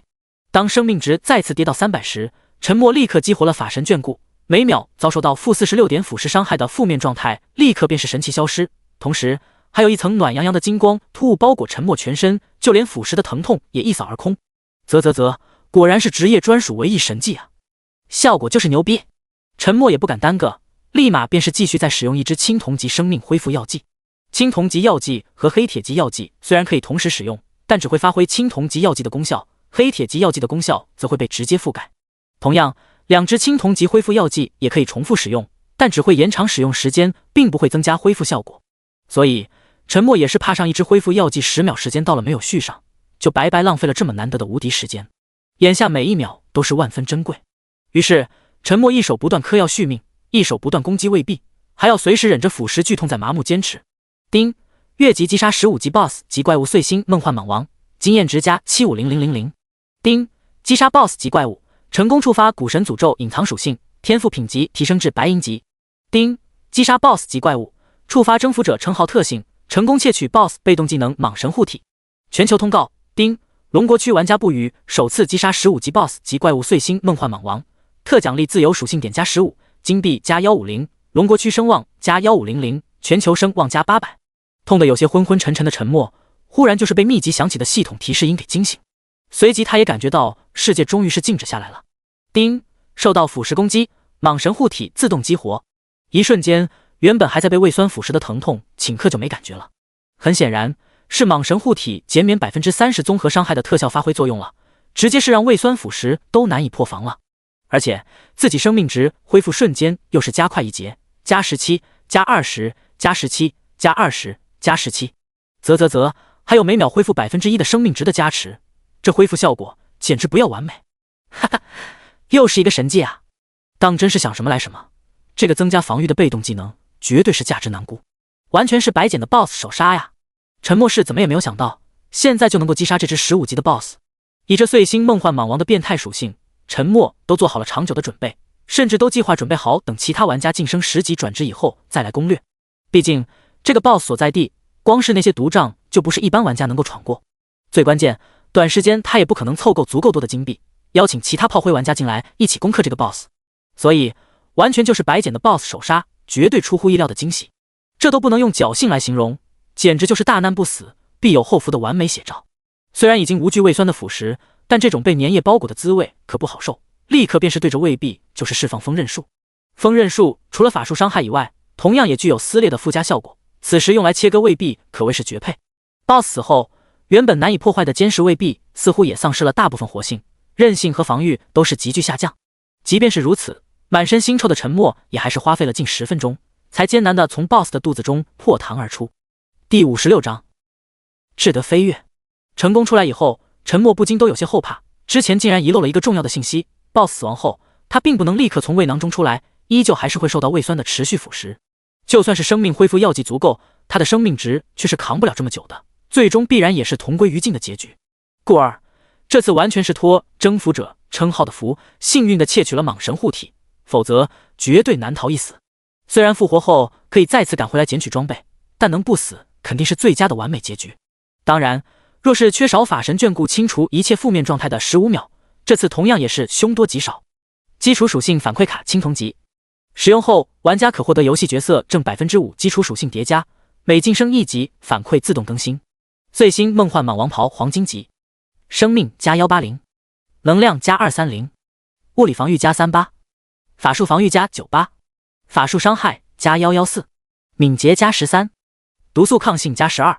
附加属性，法师所有技能综合属性正 15%， 法师所有技能冷却时间减少 20%， 生命值低于 30%， 恢复速度提升 60%， 能量值低于 30%， 恢复速度提升 60%。 使用条件，法师职业。碎星风暴技能书青铜级，凝聚土、风两种法术元素，形成范围12米乘12米的碎星风暴，造成所有目标 250% 法术伤害，并且形成一定的洞穿流血效果，持续时间3秒钟，攻击极限距离15米，冷却时间10秒。使用条件，法师职业。越级首杀15级 BOSS 的暴露比想象中的还要丰厚，除了他能够使用的这3件，还暴露了5件其他职业的黑铁级装备，可以说妥妥的大爆。无论是黄金级碎星梦幻蟒王袍，还是青铜级碎星风暴技能书，都是法师职业迫切需要的，两者提供的职业增幅都是极大。特别是青铜级技能碎星风暴，还是范围型群体攻击技能，简直就是如虎添翼，用来刷怪绝对爽歪歪。真是不枉费他通宵一夜，还真的出了一本法师职业的技能书，不仅仅是青铜品级，而且还是他最想要的范围型群体攻击技能。当然，陈默也知晓，这肯定是越级加首杀 BOSS 才能有这样贴合职业的超高爆率，否则今晚还真有可能白忙活。黄金级碎星梦幻蟒王袍同样不凡，抛开几个超高的属性加成，4个附加属性更是犹如神助，每一个都异常难得，也不愧是黄金级装备，就是牛逼。唯一让陈默牙疼的就是装备特效更骚包了，其上竟然篆刻着一条巨大的蟒蛇，几乎是夸张的覆盖大半法袍，狰狞的蛇头更是铺满整个前胸，行走之间还有一条淡金色的蟒蛇虚影在围着陈默身边时刻飞旋。怎么说呢，陈默只能说狗系统估计是个显眼包狂热分子，但这拉风的造型走在人群中绝对是全镇最靓的仔。这次获得的基础属性反馈卡是青铜级的，使用后可获得游戏角色正 5% 基础属性叠加，自然是让陈默欣喜无比，这肯定是这次暴露中最珍贵的物品。若是实力足够，陈默是真的要考虑越级去击杀 BOSS 拿手杀奖励，获得的物品才会更加丰厚。这一次就是铁的证明。同样是手杀 BOSS， 越级击杀的爆落和爆率的确是完全两个级别。对比起来，10级 BOSS 战争巨兽傀儡掉落的物品简直没法看。若是其他玩家知晓他这般嫌弃的想法，估计都会忍不住骂娘。刚刚在 BOSS 肚子里奋力破开胃壁时，陈默早就忍不住查看了晋升白银级古神诅咒天赋的变态属性。陈默只想说一个字：绝。天赋古神诅咒，强化+1，品级白银级，可成长。来自无上古神的庇护，敌对目标受到玩家攻击伤害，将额外叠加3层古神诅咒。基础属性每秒造成-1448点真实伤害，持续100秒。诅咒期间恢复增益型技能无效，隐匿型技能无效，进化型技能无效，造成轻微虚弱状态。隐藏属性击杀精英及以上怪物可随机获得1至10点真实伤害提升，击杀 BOSS 级怪物可持续提升天赋等级。白银级古神诅咒已经可以叠加3层真实伤害，也就是说现在每秒可以造成的伤害已经高达4344。陈默都不知道其他玩家若是看见他的伤害会不会丧失玩这游戏的动力。陈默自己都觉得超级变态。若非自己生存能力还有限，陈默都想去寻找20级的 BOSS 来试试。单以伤害输出能力来说，估计也没有哪个 BOSS 能够扛得住他的伤害。而且天赋基础属性上又多出一个造成轻微虚弱状态的 buff 效果。虽然还不知道轻微虚弱状态有多大效果，但却是让陈默再次明白了这个天赋的提升没有边界，不仅仅可以强制造成真实伤害，还能够限制目标的技能释放，现在更能够附加特殊 buff 状态。再这么提升下去，未来绝对会成为所有玩家甚至怪物 BOSS 都最不待见的天赋。当然陈默是极为满意的，特别是大体确定狗系统不会轻易修改玩家天赋后，他就更加迫切快速提升天赋。只有这样，他才能够在现实中也更快强大起来。若是古神诅咒天赋不够强大， BOSS 自然也不可能这么憋屈的被击杀，所以古神诅咒始终是陈默最重要的底牌。总体来说，这次 BOSS 首杀收获还是相当巨大，远远超出预期。用陈默自己的话来讲，无论现实还是游戏，实力都是获得了质的飞跃。通宵了一个晚上，其实以如今体质还是扛得住的，但刚刚被 BOSS 虐打和胃酸腐蚀，30%的痛感剧烈刺激，还是让他心有余悸，有些精神萎靡。所以陈默也打算暂且休息一番，然后再继续探索。当然下线前自然是使用了新获得的青铜级基础属性反馈卡，收到熟悉的提示音便是立刻下线，熟练的将游戏头盔调至休眠模式，两眼一黑瞬间昏死，紫蓝色的光华一如既往从游戏头盔蔓延开来，直到覆盖陈默全身。陈默是安然入睡，游戏内外却是早就闹翻了15级 BOSS 首杀的全球通告，再一次让所有玩家难以平静。第57章形势严峻，全球各国高层甚至都抛却了时差问题，紧急召开了联合会议，即便是龙国也选择了参加。说实话，龙国高层也被自己国家的玩家不语给惊到了。虽然不清楚15级 BOSS 有多么强，但见识过10级 BOSS 属性的众人，大体也可以联想到 BOSS 和普通怪物的差距。最关键，新地图碎星梦幻森林里11级至13级普通怪物的属性就足够令人绝望，可想而知15级 BOSS 会有多么变态。然而玩家不语却是可以将他给击杀，这一次更是完全没有借助其他任何玩家。由此可见，他又变许多强了，变得更加变态了。各国高层为何这么大意见？还不是玩家不语已经强得让他们胆寒。星域 3.0 的重要性在这段时间已经愈发深入民心，用第二世界来形容已完全适用。里面的资源和利益分配自然就越来越重要，而决定利益分配的最主要因素便是游戏玩家的战力。从1000191新手村晋升城镇事件便能看出，只有玩家战力提升，才能够解锁更多的游戏功能，进而创造游戏币获取的更多途径。既然全球分区，后期很大程度就会爆发区域战，龙国区有了战力变态的不语坐镇，别的区的玩家还占个毛线。所以各国高层真的坐不住了，再不做出限制，龙国区的玩家不语必将会彻底脱离掌控。最关键，他们所有人都没想到，玩家不语转职以后反而还更加逆天了。原本他们还有想过，玩家不语或许只是获得了前期可怕的天赋，转职以后说不定就没有那么变态了，却不想依旧还是那么恐怖，甚至还更加可怕。击杀10级 BOSS 才过去多久，现在就横推了15级 BOSS， 简直强的没天理了。即便是龙国高层也有点坐不住了。虽然不语是龙国本土的玩家，但却完全不在掌控之中。这种远超常人的存在，已经超出了许多人的容忍上限。会议持续了很久，但最后还是以龙国强硬拒绝各种霸王条约结束。不是龙国高层不愿意配合，而是各国提出的要求实在太过分，甚至都严重影响了龙国本身的许多利益。各国高层自然震怒无比，当晚一份针对龙国的联合制裁便是出炉，立刻又是在现实世界惊起一地鸡毛。各方势力组织同样也坐不住，哪怕许多在起源镇也分了一杯羹的势力，也感到极为难受。虽然玩家不语带飞了整个起源镇玩家，但他们也很难接受一个完全凌驾他们的特殊存在。普通民众则是被彻底干沉默了。同样是玩家，同样是花999元买的头盔，凭什么玩家不语可以这般远超所有人？他们就没见过这么有失公平的游戏，差距之大，明显就超出了违规的上限。然而，狗系统根本没有做出任何制裁措施，依旧不管不顾，坐看玩家不语的遥遥领先。若不是健康指数功能的无限诱惑，很多心理不平衡的玩家早就把头盔砸烂了。兄弟们，大半夜啊，气得我都睡不着啊！现在我连5级普通怪都干不过，他就能单挑15级 BOSS 了，这破游戏真的没法玩了。就是我们公会上千号玩家一起出动，好不容易才磨死一个7级精英级怪物，还他妈什么都没爆，气得我们会长差点原地爆炸。而这贱人却是一人横推15级 BOSS， 肯定又是大爆特爆。哎，外星佬果然就是不靠谱，这么明显 bug 都存在，还他妈没有售后服务。要是能打差评，我能给他打成负数。呵呵，我说你们有必要吗？人就牛逼就牛逼呗，你们自己不行，凭什么说人家就是 bug？ 就是真男人从来只佩服强者，不会恶意极度重伤。你们这种行径就他妈都是小人。哈哈，楼上说的在理啊，而且人家不语大佬可是咱们龙国区玩家，这也算为国争光吧？争毛线啊！你没看各国刚刚联合发布的制裁条款吗？我们国家的经济绝对又要受到重创，就是不语这贱人导致的。什么年代了，还有阳金软骨头，国外还不是嫉妒咱们游戏领先一步，这会儿想要联合抵制，要你放慢游戏进展等等他们，你愿意啊？傻逼玩意儿！哈哈，的确都他妈是傻逼玩意。刚刚我看了一下官网上的报道，各国高层竟然要求咱们全国玩家禁止使用游戏1个月，说是咱们游戏进展严重破坏全球游戏平衡，脑壳有包吧？话说这个方法好像还真管用呢，要是国家下令1个月内禁止上线游戏，暂时收缴所有玩家的头盔，还真的有可能让玩家不语也放缓进展。楼上洗头太久了，还是被门夹了？只要敢发布这样的命令，我第一个站出来抗议，老子肺癌都晚期，没有足够的游戏币，不是要我小命吗？呵呵，国家除非出动大规模军队全国管控，否则怎可能做到封禁？又没半毛钱好处，咱们国家凭什么配合国外那群傻逼？笑话，这游戏是国家能够限制的了的。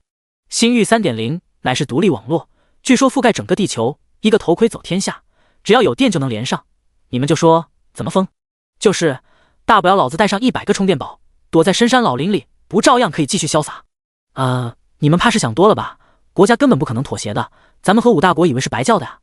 都是一群咸吃萝卜淡操心的憨逼玩意儿，国家层面的事关我们毛线啊？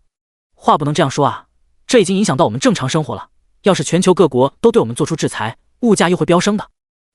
反正就是不与这贱人搞得麻烦，他若是不升级那么快，不抢那么多手刹，国外能这样对我们吗？我说各位软骨头，你们是跪久了还是腰断了？国外都将我们欺负成这样了，你们还有没有一点血性？怎么不见你们去骂老外无耻，反而还在这一直怪不语大佬？支持楼上老外就是一群贱皮子，自己玩游戏不行就开始搞盘外招，这难道就公平了？网络上闹个不停，国家层面也是动作不断，更是直接宣布全国进入3级战备警戒状态。最惨的还是经济方面，龙国股市开盘便是重创，说是一泻千里也不为过，唯一坚挺的也就是积极参与起源镇开发的多数公司，但能够坚持多久也都不好说。谁也没有想到有一天会因为一款游戏而导致如此严峻的国际形势。就在所有龙国股民唉声叹气的时候，游戏内一则突发的劲爆消息立刻又是将所有人的关注重心转移。第58章全民直播模块加载。一觉到中午的沉默只觉得神清气爽，新增 5% 游戏角色基础属性的叠加更是让他感到超乎想象的强大，特别是超高敏捷属性的叠加变化最是明显，反应速度之快甚至都令他产生了自己可以躲过子弹的错觉。以现在强大的实力，或许还真的可以去嘉德私人仓库取回自己的金砖，哪怕被追踪或许都可以将人甩掉。不过稍微有些热血上头的沉默最终还是冷静下来。最关键，暂时也不着急，防河地下城堡建设才刚刚开始，距离支付下一期款项还早，而且等实力再强一些才更加安全。点开手机，各大平台推送的消息却是让沉默都愣住了。3个小时前，游戏内突然发出系统提示：丁，玩家注册人数突破80亿，全民直播模块自动加载，请玩家自行查看。没错，就是游戏直播功能开启了，任何玩家都可以开启直播功能，以上帝视角直播整个游戏过程。其他玩家若是想要观看，都可以申请。直播间是否收费，也完全由玩家本人设定，而且还可以接收其他玩家的游戏币打赏。不过，系统会抽取 30% 的收看和打赏分成，以维护直播间稳定。最令所有势力组织疯狂的却是，这个直播功能不仅没有新手村的区域限制，连国界都没有，是面向全球的，真正意义实现了直播无国界的突破。最关键，短短几个小时，很多势力组织都已经规划好了借助直播功能快速发展的战略。其中一个方式是最简单最有效，可以通过开设一个主打直播间来汇集各个新手村其他分部的闲散资金。新手村游戏币产能不足的问题，很大程度上便是能够解决。这样的话，很多大型的势力组织都将会得到更加快速的发展。集中一村发展和分散发展产生的效应是完全两个结果，这肯定会在游戏内形成新的一轮抢占地盘热潮。沉默也是醉了，狗系统是真的会来事啊！原本游戏内连个录影录屏功能都没，这会儿直接开大上直播功能了。要知道，游戏角色和玩家本身可是1:1完美复制，就连发际线都不差一丝一毫。若不是游戏角色始终有着基础型衣裤保护，一些喜欢玩擦边的主播都敢现场来一段激情表演。不用想，现实中很多直播平台公司怕是也要在劫难逃。最关键，游戏里的直播可是面向全球，而非拥有区域性保护，涉及的观众将会更多。由此可见，游戏中直播功能的开放将会对现实中直播平台造成多么大的冲击。大型势力组织的确是可以借着直播间收费和打赏的骚操作，汇集其他新手村的资金，然后快速集中发展。但沉默并没有慌，反而也是眼冒金光。以他如今的热度，要是开个收费直播间，不用多，就是一个铜币的收看费用，也必然会有无数观众观看吧。那不赚得盆满钵满。反正戴着防偷窥面具，也不用担心身份曝光。至于自己的诸多底牌，哪怕被观众们发觉看清一些，也无所谓，顺便还能震慑某些宵小。有了大把的资金，自己变强的速度同样也会越来越快。而且，自己的底牌可不是一成不变的，只会越来越多，越来越强。沉默也刷到了自己击杀15级 BOSS 事件的相关报道，完全是没有想到，居然会这么轻易就导致龙国股灾和让全国进入3级战备警戒。只能说，国外那群贱皮子都是柠檬精，习惯了是没事找事，他们自己发展不行，就不能够别人进步快了。以前各行各业都是，现在进入游戏也是。要不是游戏直播模块的突然加载，说不定还会越闹越凶。但看眼下的情形，各国怕是也都没精力在现实中瞎搞了。但这笔账，沉默还是记下来了。未来开启国战后，最先收拾的就是这帮龟孙子。不过也不用等到未来，这会儿他就要先进游戏收点利息。沉默吃过酒店及时送来的午餐后，立刻便是再次进入游戏。原本 BOSS 碎星梦幻蟒王的尸体已经不见，从地面上遗留的诸多痕迹来看，竟是被其他怪物拖走了。沉默当下也是警惕地查看了一下四周，确定没有怪物潜伏以后，才打开直播功能研究起来。直播模块的功能和现实中的直播间大同小异，但只有上帝视角这一种直播方式，观众几乎就像局外人观看电影一般。观众收看直播间时，需要在相对安全的环境中进行，视觉将会临时切换进入直播间，可以发言，可以打赏，也可以录屏，不过只能在游戏内传播。主播玩家自然也可以和观众互动，想要交流时，游戏角色面前会出现一块28寸的虚拟屏幕，显示所有观众的即时发言。当然，这块主播玩家专属虚拟屏幕是自动屏蔽观众不可见的。主播玩家还可以自行设置连线功能，与全球任何区域的玩家都可以连线，也可以像现实中一样上才艺打 PK 讨金币。不过，直播间没有万恶不赦的美颜功能，也没有雌雄难辨的变声服务，主打的就是真实。当然，还是可以使用防偷窥面具以保障所有玩家的隐私。可以说，现实中直播间差不多该有的功能，游戏直播间也基本都有。沉默还是忍不住再次默默吐槽，狗系统是真会玩。沉默根据提示，将直播间主标题设置为全球头号玩家不语，副标题则设置成无能狂怒的洋垃圾不服来干。没错，沉默就是要直接硬杠那群国外的柠檬精，顺便还能造点热度，增加收入。为了避免蹭流量伪装他人账号，狗系统还贴心的开通了官方认证功能。沉默只能咬着牙花费1个金币将自己的昵称认证，从而直播间主标题上不语2字立刻变成了璀璨的金色。而后又是将龙国区收看费用设置成1枚铜币，国外区一律3枚铜币。若不是怕国外玩家太穷支付不起收看费用，沉默肯定还会将国外区费用加高。最主要，沉默还是想多收割一些观众，定价太高难免要流失许多国外普通玩家。所有工作准备好以后，沉默便开始了自己游戏内的直播首秀。第59章，绿油油的韭菜。直播开启以后，自己感官上并没有多大变化，但心念一动，主播专属虚拟面板便是自动浮现，上面分列显示着观众人数、人气值、打赏值、观众留言等等基础的信息。游戏直播间有一个直播广场，一起分享全球的流量池。观众玩家可以选择观看本区直播或全球直播两种定位选择。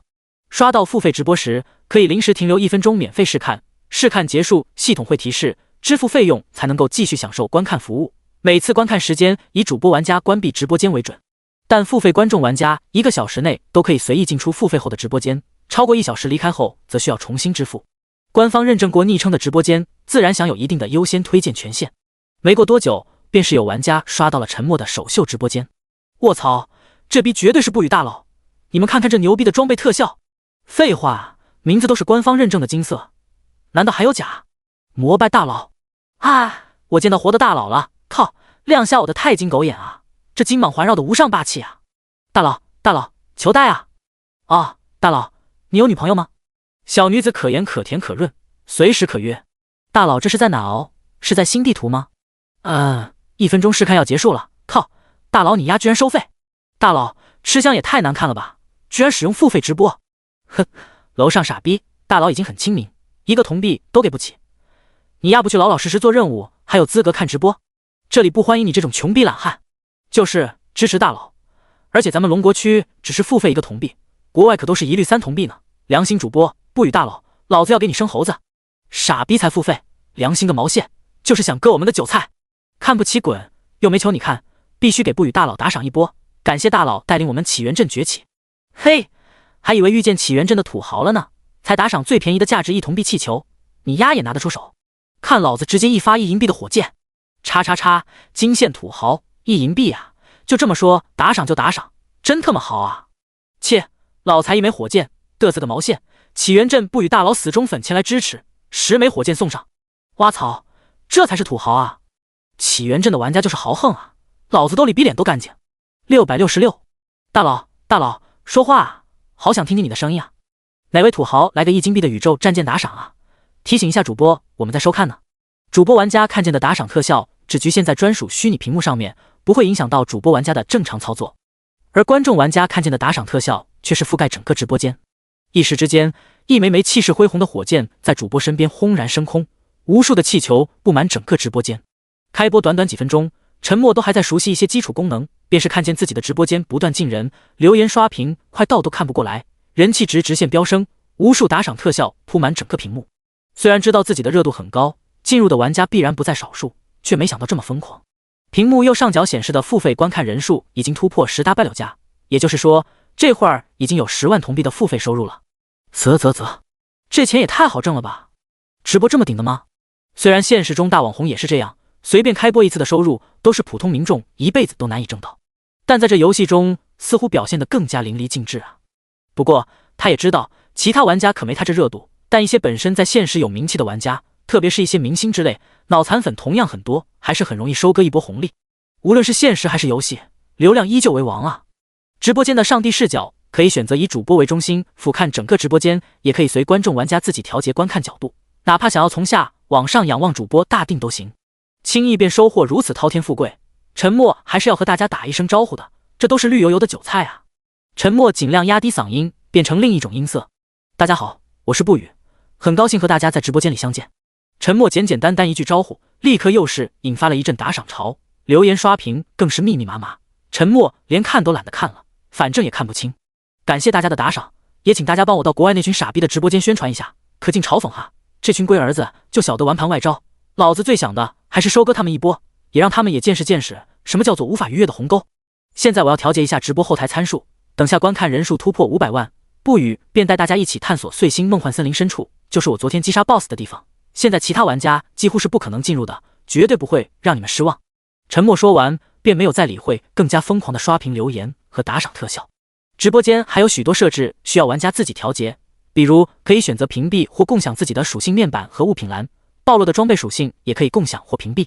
这也是不用担心自己底牌暴露太多的主要缘故。观众玩家最多就是预估他的伤害有多高，防御有多强，很多具体数值还是没办法直接判断的。沉默查看到的怪物属性同样也可以设置屏蔽或共享。为了吸引人气，沉默打算是将之设置成共享，就凭这一点，观众们付费就不亏。当然，后期若是攻略一些特殊副本，完全可以设置更高的收费标准，才会共享这些信息。不得不说，狗系统搭建的直播间功能还是比较健全的。就在陈默仔细设置直播间后台服务的时候，国外众多的直播间已经彻底炸了。龙国区玩家过去就是一阵嘲讽，都是直呼国外洋垃圾，不服就干，有本事就前往龙国区不语大佬的直播间，看看什么叫做无法逾越的差距。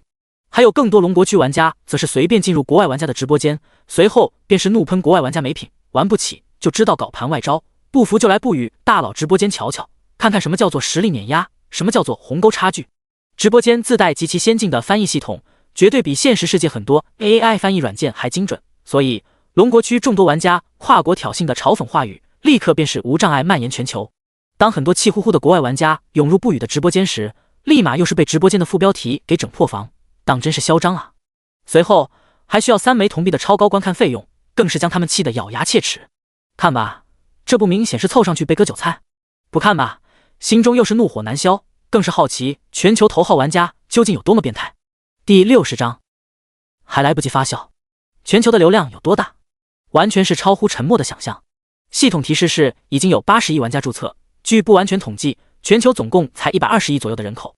无论是残疾还是老头老太，只要有条件都已经进入游戏，剩下的几乎都是未满12岁的小屁孩和一些连游戏头盔都买不起的贫困人士。星域 3.0 没有年龄上限，却是有12岁的年龄下限。当然，目前各大势力组织也通过签订劳工协议，在资助这批贫困人士进入游戏。未来注册玩家突破100亿，估计也是用不了多久。影响这批玩家注册最大的因素，其实还是在头盔的生产环节。现在大多数人都选择玩游戏，生产头盔的工人自然就极度紧缺。当陈默在直播后台设置完所有相关数据后，一抬眼却是发现直播间都付费人数已经突破7000W加。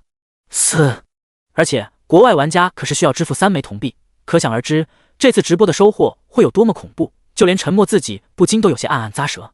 这泼天富贵啊，真的来得太轻松了。原本只打算凑够500万观众就可以了，却是没有想到竟超过了10多倍。陈默还是低估了全球玩家对他的好奇，有想过割全球玩家韭菜，却没想到可以割得这么舒爽。满屏都是骂战，国内玩家和国外玩家已经骂疯了。游戏里的直播间可没有超管，所以很多字幕都不堪入眼，粗鄙无比。陈默看了一会儿就懒得管了，管也管不了，反正他只是借直播割韭菜而已。至于粉丝维护，不需要的。陈默也没打算因此就将这群为他消费打赏的观众当作大爷，他又不是真靠直播乞讨吃饭的。相反，这些观众玩家通过他的直播间，反而还能够更早了解一些高级怪物，绝对是有赚不亏。为了保障自己的权益，陈默刚刚顺手还将观众录屏的功能关闭。也就是说，未来玩家想要了解他的最新动态，只有通过收看直播间或听别人胡说八道了。嘿嘿，国外的小垃圾们，这几天你们真的是闹得欢啊，但可是却让我心情不是很好哦。虽然龙国好坏于我而言影响不大，但毕竟是我的祖国，你们这么弄客气，有些过了。总之一句话，你们现实中搞得越凶，我未来在游戏里就将你们虐得越惨。嘿嘿，你们也别指望现实中可以限制我了，我早就在你们线下通缉时便躲入了深山老林，那里有我早就准备的基地，吃喝拉撒几十年都没有问题。废话不多说，待会儿小爷带你们见识一下我现在到底有多强。你们最好也祈祷未来国战开启时别遇见我，否则你们就会知道有多绝望。陈默说完之后，直播间自然又是一片片打赏特效飘过。陈默简单感谢一番，便关闭了虚拟屏幕，开始今天的打怪之旅。陈默自然是将首杀15级 BOSS 全球通告奖励的15个自由属性点依旧加在敏捷上，再加上新获得的黄金级碎星梦幻蟒王袍加持，如今他的属性又是有了一个巨大提升。玩家不语，职业法师，等级12，经验值2274002560000，生命21301110加1020，属性点 X10，能量9702110加760，属性点 X10，敏捷111加55，物理防御21加94，法术防御21加173，物理伤害21加33，法术伤害21加119，毒素抗性18，自由属性点0，定向属性点0，高达2130的生命值和166的敏捷，再加上被动技能蟒神护体加持，即便是在这新地图中也可以为所欲为。纵然是在碰见如碎星梦幻蟒王一般的 BOSS， 陈默都感觉自己能够勉强硬汉。陈默边查看属性边寻找怪物，这里之前是 BOSS 的领地，所以没有其他怪物，必须就要在其他地方寻找。碎星梦幻森林毕竟是新地图，陈默还是没胆直接使用随机传送卷，一步一步寻找才是最保守的。最关键，这会儿可是开着直播，要是不小心又随机到那只 BOSS 口中，那就未必有那么幸运了。若是直播首秀就悲剧，这辈子怕是都是一个污点。BOSS 死后，对于四周的莫名震慑似乎便是没有了。陈默没走多久，便是在另一边发现了怪物。碎星梦幻青藤蟒，等级13，品阶普通，生命4万，物理伤害158，物理防御136，法术防御122，敏捷131。技能极致缠绕，以庞大的身躯瞬间缠住目标，造成每秒50生命值扣除的连续挤压伤害，持续10秒，冷却时间120秒。凶猛横扫，芒尾来回横扫，造成6米乘6米范围内所有目标受到150%物理伤害，持续时间6秒，冷却时间60秒。剧毒之疗，受到獠牙剧毒攻击，造成目标每秒70点的持续中毒伤害，持续时间20秒，冷却时间30秒。随着陈默查看怪物属性，碎星梦幻青藤蟒的属性数据也自然浮现在直播间所有观众的眼前。直播间所有观众玩家立刻便是集体倒吸凉气，卧槽连绵不绝，国外玩家更是法克不绝。这还是13级的普通怪物，属性就如此逆天了，真不敢想象15级 BOSS 碎星梦幻蟒王又该多么恐怖。就在大家还在惊诧这只怪物的恐怖时，陈默却是动了。他们只看见不语在距离怪物10米左右，随手就发出一道半透明的气流，犹如旋转刀锋一般斩击在怪物身上。10米多长的碎星梦幻青藤蟒似乎并没有受到多大的伤害，只是在它足有轮胎粗的身躯上留下了一道细小的伤痕，造成的伤害更是只有-72点。相较于碎星梦幻青藤蟒高达4万的生命值，根本连皮毛都不算。甚至连碎星梦幻青藤蟒首先都是露出不屑和迷茫的目光，看的所有观众都是忍不住想笑。然而他们还来不及发笑，就立刻看见碎星梦幻青藤蟒瞬间从懵逼状态进入狂暴，懵懂清澈的瞳眼顷刻血红，差点把一些紧盯着怪物的玩家都给直接吓掉线。随后碎星梦幻青藤蟒头上便开始不断冒出恐怖的伤害数值4344、4344、4344。刹那间整个直播间都好似卡住了一般，字幕留言还是打赏都是一律停止，仿佛有一双无形的大手按下了暂停键。第61章彻底是让所有玩家破防了。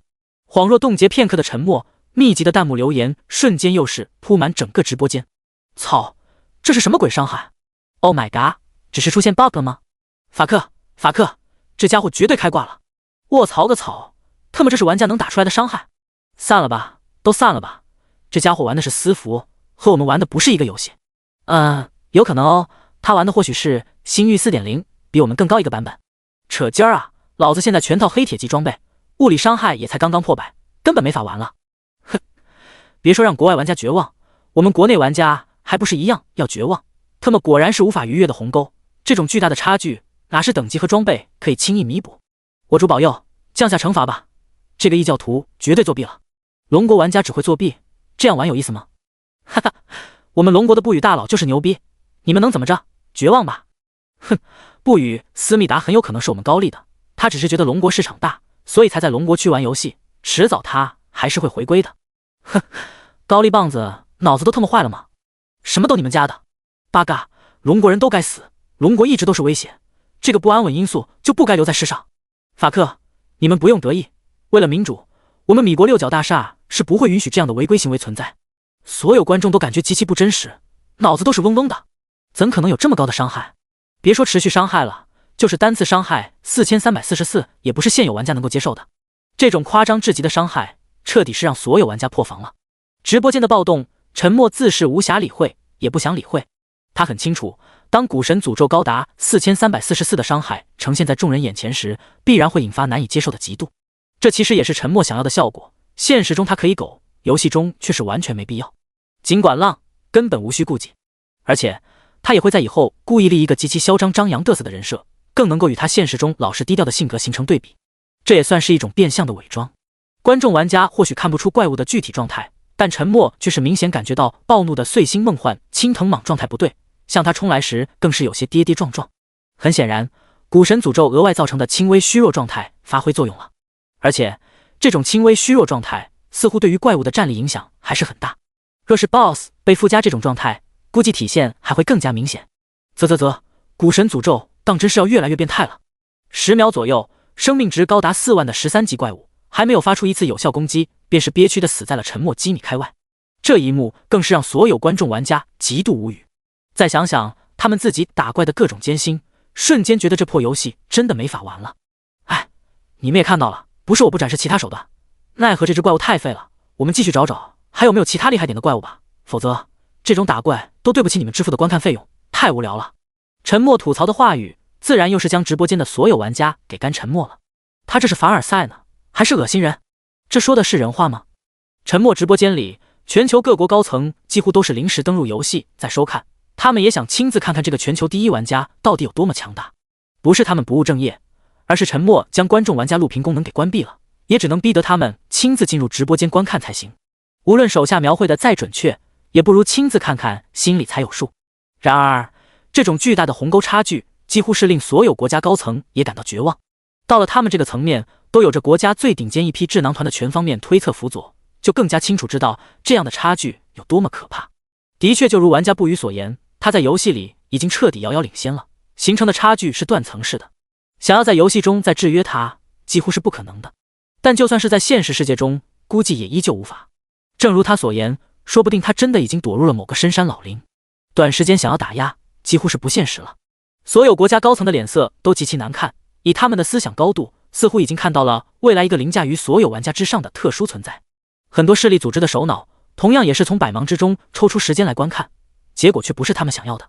当然，无论是国家高层还是各大势力组织首脑，也都没有彻底丧失信心。既然是游戏，哪怕攻击伤害再高，终究也是会有短板的。最起码它的防御力便是目前大家发现的最大弱点，否则也不会在攻略10级 BOSS 时需要雇佣那么多炮灰玩家辅助，还不是因为防御不足。而今他转职的还是防御力本就不足的法师职业，就更加注定他的短板难以补全，未来甚至会越来越明显。短时间内也许无法制约，但以后还真就难说。等到大家都转职成功以后，新手村相互连通，精英玩家集中以后，也可以让他也尝尝人海战术的滋味。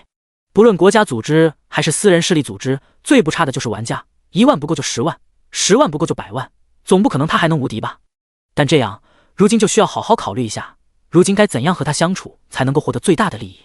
碎星梦幻森林里的怪物其实不少，之前只是误入了 BOSS 的领地，所以没过多久沉默就是发现了第2只怪物，依旧是碎星梦幻青藤蟒。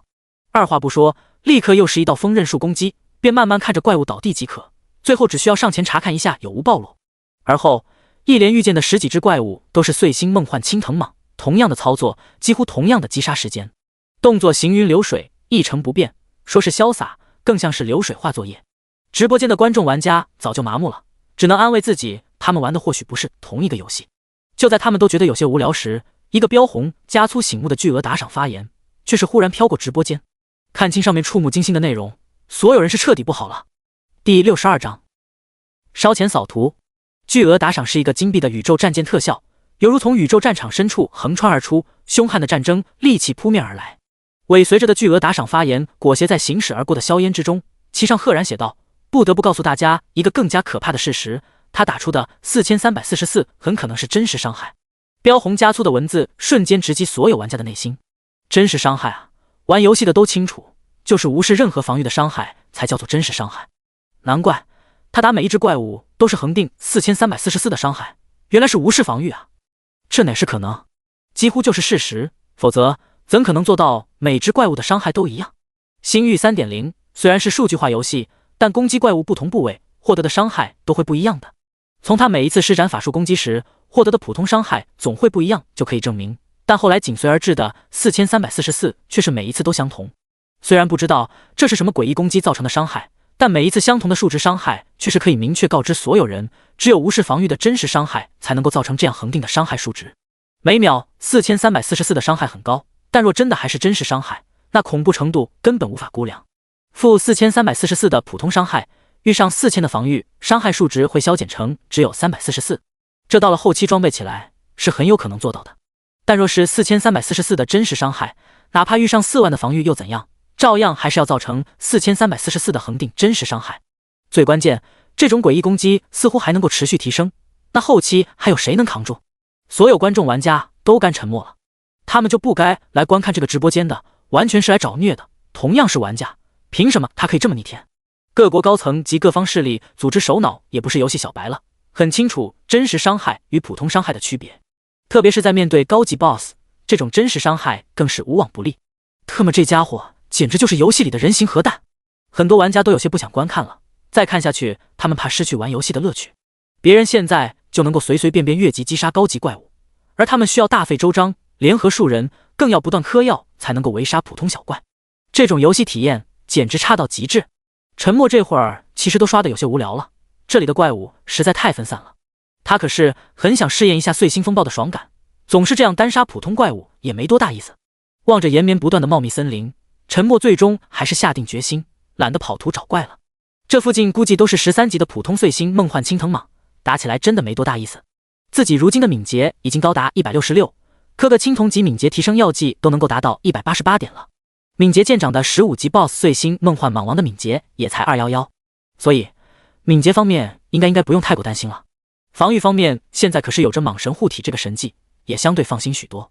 他就不相信还会那么不幸又遇见一个更加恐怖的怪物，若是这样就真有可能被狗系统报复了。将生命、敏捷、双防药剂都磕了一只，沉默才放心使用了随机传送卷。沉默使用随机传送卷瞬移，观众的视角也随着发生转移。狗主播使用随机传送卷了，又使用了一个，真他妈败家啊！败家个毛线！咱们看看这场直播，就给主播带去了至少近万金币收入。1银币的随机传送卷，主播能一口气买100万个。老子不是做了冤大头，自己都苦哈哈，还攻击主播败家？错，你们不是冤大头，而是舔狗，都特么在这里花钱舔主播。不与大佬牛逼啊！新地图都敢这样随机乱飞，要是再碰见一只 BOSS 就爽了。嘿嘿。祝福主播随机传送到 BOSS 嘴边，最好一口将它吞掉，省得在这里嘚瑟。哈哈，最好是直接飞到 BOSS 口中，省得还被他跑了。都是一群红眼怪，不与大佬既然敢随机传送，必然就是有足够的底气。好想看看大佬的其他属性啊，就是不知道他的血量和防御是否也这么变态。怎可能？你以为6边形法师啊，什么都那么变态，我们还玩毛线啊？有什么不可能？就算不变态，也不会差到哪里的。否则这里怪物的攻击伤害可都不低，随便不小心挨一下都不得了。若是防御或血量不足，那不完蛋。我也觉得不与大佬的血量和防御肯定不低，不然的确不会这么冒失。呵呵，也许他就爱作死呢。你们别只关注他的血量和防御，他的敏捷才是恐怖啊！老子现在是很好奇他的敏捷有多高，老子都要调慢倍速才能看清他的施法动作，敏捷绝对高的难以想象。嘿，你不说我都没注意呢，他跑的也是奇快。敏捷131的碎星梦幻青藤蟒都碰不到他的衣角，那他的敏捷该多高啊？马德，伤害高也就罢了，敏捷还这么变态，不玩了，老子下线去会所释放一下憋屈再说。哪家会所？一起啊！沉默使用了3个随机传送卷，就发现了一种的新的怪物，不过却不是13级的怪物，而是14级的精英级怪物。怪物属性的确是比13级碎星梦幻青藤蟒华丽许多，但沉默还是可以轻松解决。然而沉默并没有选择击杀，而是标记了一下这里的坐标就飞走了。原因无法，现在还开着直播，暂时还不想让其他知道，他的天赋伤害是可以通过击杀精英级怪物提升的。虽然这个秘密无关紧要，但保持一定的神秘，威慑性更强。最关键，他连500个13级的精英怪物还没刷够，14级精英怪物完全可以再往后等等。沉默遇见14级精英怪物不打却逃的行为，自然是在直播间引来一阵质疑和猜想。碎星梦幻森林的面积绝对比想象中的大，沉默怀疑这个新地图或许是未来所有城镇共用的，因此里面的怪物才会比较丰富，才会令沉默在刷11级精英怪物时触发防失衡机制。他现在最想要遇见的就是2种，一种是13级的精英级怪物，一种就是群居性的普通怪物。无论哪一种，沉默都会停下来开刷。沉默懒得理会直播间的各种质疑，没有遇见合适的怪物，就会直接再次使用随机传送卷。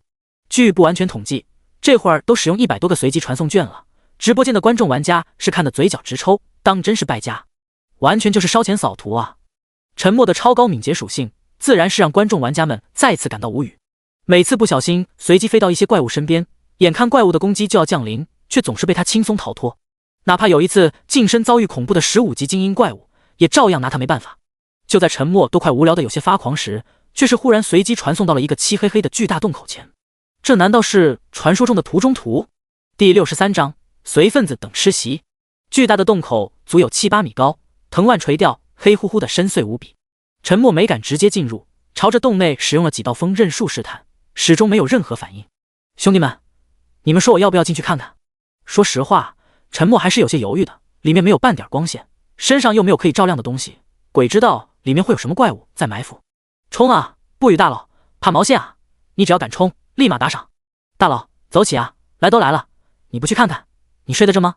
就是啊，大佬，我们可是陪你无聊，随机传送了半小时，好不容易发现一个有趣的地方。你要是这样怂了就没劲了，下播后你绝对会被骂死。对了，胆小鬼的名声肯定少不了，可别怂啊，说不定是什么副本啊，里面说不定还有宝箱呢。大佬，搞他，大不了死一次而已，又不是现实，你怕毛线啊？赶紧的，礼物我都准备好了，只要冲，立马打赏。大部分人都是怂恿他去冒险，估计都是巴不得他在里面遇见什么大恐怖，最后就死在里面。呵呵，要冲可以，打赏走一波，打赏值破1000万，我立刻冲。赚钱嘛，不寒碜，开直播不就是为了赚钱吗？这时候不捞何时捞？再说他肯定是打算进去看看的，就像观众玩家所言，来都来了，不进去看看自己也心痒难耐。兄弟们，大佬都发话了，赶紧打赏一波啊！有钱出钱啊，想看大佬死在里面就赶紧打赏啊，就当随份子了。哈哈，兄弟有才啊，这份子我也随一个，真下头。这时候了还想要割韭菜，看着就恶心。笑话，不与大佬凭什么无缘无故冒险？大伙儿想要了解洞里情况，凑点探险资金没毛病吧？就是，咱们现在在线观看人数都8000W 加了，难道打赏突破1000万还难吗？不是我说你们，直播这么久了，打赏值现在也才200万，对得起咱们不与大佬的辛苦直播吗？楼上傻逼，老子又不是没付费，现在凭什么还要再打赏？老子还就不打赏了，我就看他进不进。没钱打赏就别带节奏，想要看大佬找死的大有人在。随份子加1，大家赶紧啊，每人1个铜币，分分钟让大佬送死啊！想要不与这挂逼赶紧去死的，赶快搞起啊！特别是国外的洋垃圾们，这时候了还不行动，等着免费吃席啊！就是以随份子，老子等着吃席呢。国外的洋垃圾们，别让我们瞧不起你们，又想要人死吃席，又不随份子，就太恶心了。陈默看着全屏都是随份子的留言，脸都黑了。这帮家伙真是够可以的，就不能愉快的打赏吗？非得说的那么不情愿。观众玩家的确是怨气很大，陪着无聊随机传送扫图那么久，好不容易遇见一个有趣的，居然还要额外付费收看，哪能没怨气？最关键，现在所有玩家都是满满的嫉妒，高达8000W 加的付费在线观看人数，就已经是足够令人眼红到上头的恐怖收益了。偏偏还不满足，还要大家继续打赏，还他妈需要突破1000万，难吗？高达8000W 加的在线观看人数一点都不难，但好意思吗？陈默当然觉得好意思，看着打赏榜上不断飙升的打赏值，防偷窥面具下的嘴都要笑开花了。果然还是直播捞钱快啊，这特么比他辛辛苦苦卖装备轻松太多了。陈默都觉得这次直播以后，他个人的游戏币财富估计也是要遥遥领先了，甚至许多大型势力组织收拢所有新手村的游戏币也难以有他这体量。不得不说，这次首秀已经很成功了，虽然不是很专业，甚至都没怎么和观众玩家互动，但结果却是出乎预料的好。而且陈默其实还很喜欢这种感觉，以他强悍的实力是不愿意和人组队的，所以未来也注定是单机模式。但老是单机模式也没意思，边上连喊666的貂毛都没，所以开启直播间还可以和大家聊聊闲天，顺便捞点外快，不就很爽吗？最关键还能气那些明明很想弄死他，却又拿他没办法的柠檬精红眼怪。显然想要看陈默送死的大有人在，打赏就没停过，不到10分钟就将打赏值冲上1000万。扣除30%直播间维护费，又是700金币到账，舒服。陈默也是说话算话，可要将状态拉满，便是向着洞口前进。抵近洞口时，陈默还是不放心，立刻又是朝里面丢了一个范围型法术碎星风暴。顷刻间洞内就传来一阵阵飞沙走石的呼啸声。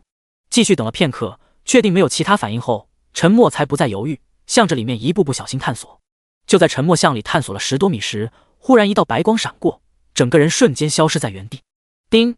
玩家发现普通级副本碎星梦幻骷髅洞。直播间的观众玩家同样觉得白光一闪，主播玩家不语就出现在一个岩壁开凿的巨大洞穴之中。洞穴不是很宽，但也有4、5米，高度却是足足有10几米高，上面还镶嵌着一些莹莹发光的石头，起码洞内已经能够基本视物，总比黑乎乎一片好太多了。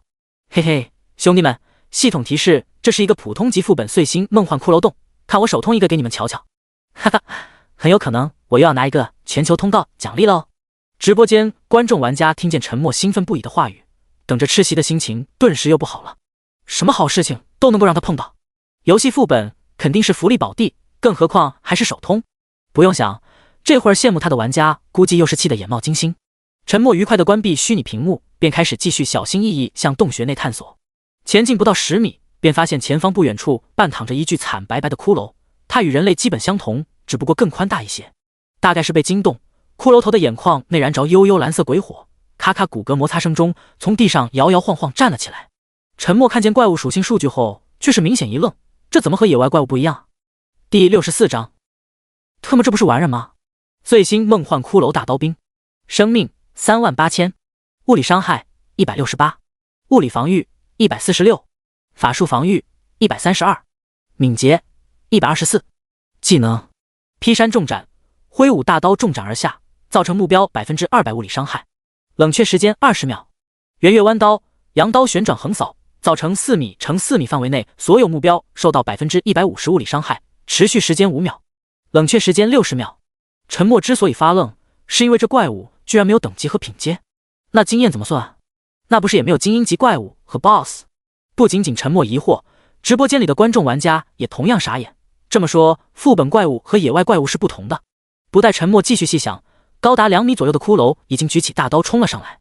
骷髅的脉象虽然有些骇人，但属性是真的不咋样。陈默随便几个腾挪，立刻就与他拉开了距离，一个风刃术攻击，不到10秒，还在冲锋的骷髅架子立刻就是垮他碎成一地。然而陈默又是懵了，怎么连经验值都没？这一下陈默是真的尴尬了。不清楚每一只怪物的经验，若是贸然击杀，到时候不小心经验溢出就尴尬了。最尴尬的还是居然没有退出选项，连回城卷轴都无法使用，特么这不是玩人吗？准备下线试试，居然还提示处于副本中无法下线。陈默脑子都有些宕机了。很显然，离开的办法只有2种，要么死，要么通关。虽然还在直播，但陈默也不打算将狗系统这恶心的小手段透露。毒憋憋如中憋憋，以后也让别的玩家感受一下这样的憋屈。现在也只能捏着鼻子通关了，就希望到时候通关结算的经验不要太大。心情不好，陈默甚至都懒得搭理直播间的观众了，都是这群坑货害的。没走多久，又是一具碎星梦幻骷髅大刀兵出现在路边，陈默都不给他摇摇晃晃站起的机会，一个风刃术攻击就从他身边跑过，不出10秒，他便会自动被古神诅咒耗死。至于装备，陈默打算等会儿再说，反正他对装备的需求也不大，现在也不缺这点金币了。最关键，普通怪物估计也暴露不了什么好东西。提起速度的陈默，即便是在骷髅洞也是横推而进，所过之处都是一地骨头渣渣。中途又遇见了好几种骷髅，拿枪、拿锤、拿剑、拿盾的都有，但属性基本上都是差不多，依旧是难以对陈默造成任何一丝丝伤害。唯一有麻烦的便是拿弓箭的骷髅，射出的古箭基本上都是命中陈默。哪怕他敏捷远高于弓箭骷髅，但骷髅射出的箭矢明显更快，想躲都躲不掉。还好伤害不高，一箭只能对他造成37左右的伤害，怪物攻击的频率也不大，往往10秒内也只能够他射出2箭。但这也让陈默有些飘的心稍微冷静下来。他的防御可不够高，要是遇见这样一群弓箭骷髅，数量大一些，他还真有可能嗝屁。特么，又一个短板暴露。面对远程攻击，他还有很大缺陷啊！不行，一定要想办法快速提高自己的防御力，否则等其他玩家赶上来后，直接给他来个万箭齐射，还真不一定能顶得住。只要有机会，陈默相信很多高高在上的势力组织会愿意这样尝试打压一下的。现在直播间讨论的话题基本上都是围绕着如何绞杀他，其中最热的一条就是运用远程攻击职业级火秒他。前面随份子等吃席，现在就讨论上如何弄死他，这直播开的也是头一回了，哪有这样当主播面讨论怎么搞死主播的，也太不尊重他了吧。不气不气，他们都是韭菜，都是冤大头，就当他们嫉妒吧。也就是被防偷窥面具遮住了面庞，否则观众玩家估计都能够看见陈默的脸有多黑。洞穴很大，怪物也不少，陈默都是一路横推，完全没有任何压力，直到遇见了第一只不一样骷髅。这是一只拿着巨大法杖漆黑骷髅，比普通的骷髅兵大了足足1倍，有着4米多高。最新梦幻骷髅大巫师，生命488000，物理伤害122，法术伤害338，物理防御246，法术防御232，敏捷182，技能亡灵骨刺，激发出一柄3叉戟骨刺，对目标造成250%魔法伤害，攻击极限距离12米，攻击极限速度18米每秒，冷却时间10秒。亡灵复活，复活副本内所有被玩家击杀的骷髅为其战斗，复活骷髅全属性正30%，冷却时间300秒。死亡谷雨，召唤来自地狱的白骨毒雨，造成以自我为中心12米乘12米范围内所有目标受到50毒素伤害，持续时间25秒。冷却时间90秒。冥王凝视，生命值低于 20%， 获得冥王的祝福，所有技能冷却时间清零，技能综合属性提升 20%， 生命值瞬间恢复 20%， 持续时间20秒。冷却时间300秒。沉默嘴角就是直抽，该死的狗系统，一路都是垃圾骷髅兵，随便玩家肆意摧残，结果一上强度就是 BOSS 级别的大恐怖。就问怎么打？这种恐怖的怪物，特么怎么打得过？这次好像真的把自己坑了。10秒一次的亡灵骨刺，造成 250% 魔法伤害，可是高达845的法术伤害啊！就算有着蟒神护体减免 30% 所有伤害，抵消自身法术防御194和嗑药，也还能够一次造成377的最终法术伤害。这技能是完美体现了法术技能输出的恐怖，而且10秒冷却时间的攻击频率才是最让沉默胆寒。利用古神诅咒击杀碎星梦幻骷髅大巫师需要113秒，也就是说沉默还得叠加2次古神诅咒，承受11次亡灵骨刺攻击。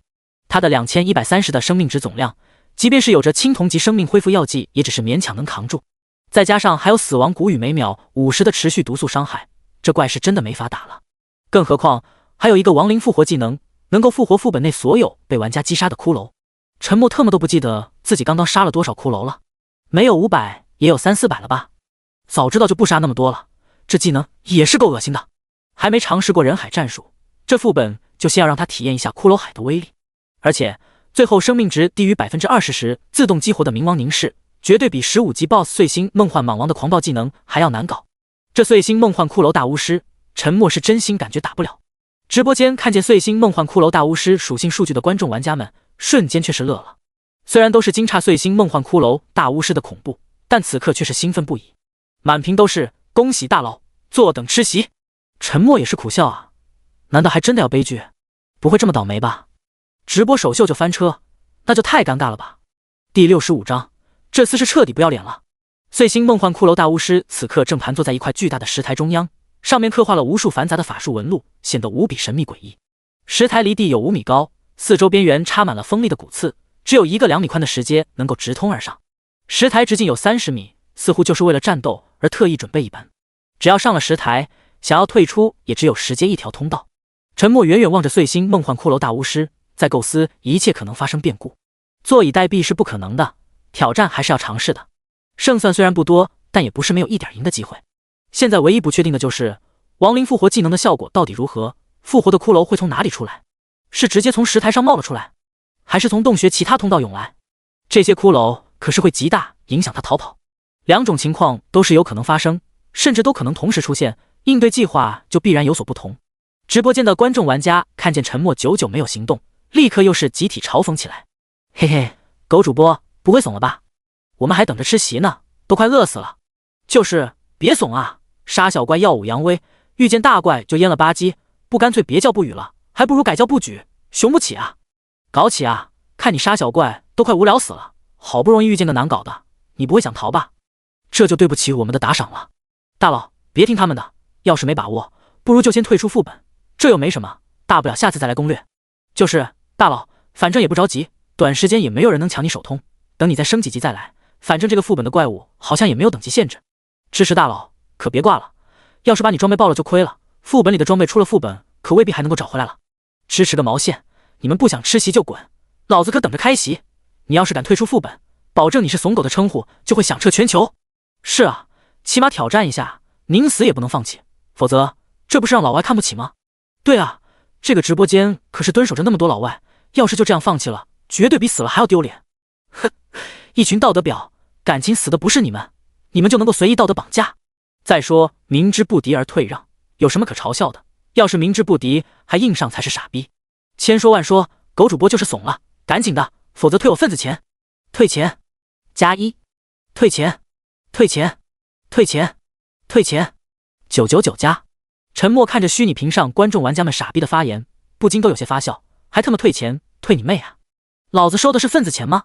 反正都要打，这时候不要一波礼物，说不过去吧？毕竟他在现实中看别人直播时也是这样的，遇事就求赏。大家好，你们也看见了，这只怪物的属性确实有些逆天，就连我也不敢保证一定能够拿下，所以你们要不要提高一下吃席的标准？沉默话一出，直播间瞬间就是炸了。特么这货是不是又在要打赏？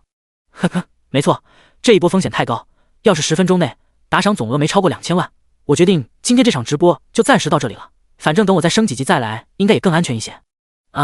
还有别给我道德绑架，不存在，我特么都戴着面具，打不过就打不过呗，这又没什么丢脸。再说了，我的直播首秀已经很成功了，最少上万金币收入，就问你们服不服？哈哈，是不是很气？先别气，想看我面临危险，想看我更多的实力，请用打赏来报复我吧。嘿嘿，当然，你们要是没钱了，我也不强求，但我就不保证下次打这 BOSS 时会不会直播了，毕竟一个副本终极 BOSS 的攻略都还可以额外卖钱，这次完全是直播首秀福利哦。整个直播间当真是气炸了，这是不是明目张胆的威胁？就没见过要打赏的还能这么理直气壮，还特么在嘲讽观众。想不想看他打 BOSS？ 肯定是想的，否则大家也不会这么无聊的等这么久了。结果这个贱人居然在关键时刻闹幺蛾子，当真是气坏了所有观众玩家，就连很多不语的铁粉都觉得牙根疼。这厮是彻底不要脸了。大家现在是越来越发觉，这个全球头号玩家好像还特么有点贱兮兮的。气归气，但直播间的打赏立刻还是犹如疾风暴雨，无论是想看他找死，还是想了解他的更多属性数据，都是被逼的只能够打赏。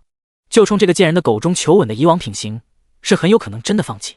就像他所言，下次在直播时还不一定会在直播打这 BOSS， 这可是副本啊，了解越多，对于他们后期来攻略也是极有好处。说不定这贪得无厌的贱人真干得出额外录制攻略这 BOSS 的视频卖钱。与其如此，不如趁现在群情激愤时把这事促成了。哈哈，看来大家都等着吃席呢，不错不错，这都1500万里，加油哈，还有7分钟，赶紧的，要是时间过了，我就给大家表演一个原地下线哈。操！直播间所有玩家更是气炸了，他们这货是真的贱啊，还全球头号玩家呢，以后也别叫大佬了，干脆以贱人称呼好了。也幸好刚刚没有嘴贱，告诉大家副本不能下线，也不能使用回城卷轴，否则现在估计都在嘲讽笑话。这下子舒爽了，狗系统给他带来的不爽几乎是转嫁到直播间其他玩家身上去了。要是未来其他玩家知晓副本空间有这些限制，回想起他今天的所作所为，估计脸都会气绿。直播间现在是骂声与打赏齐飞，好不热闹。这还是沉默特意禁言了龙国区以外的玩家发言，否则这会儿肯定还要更加眼花缭乱。老外们几乎都是骂他的，反正现在又不缺热度了，所以根本不需要给他们发言的机会了。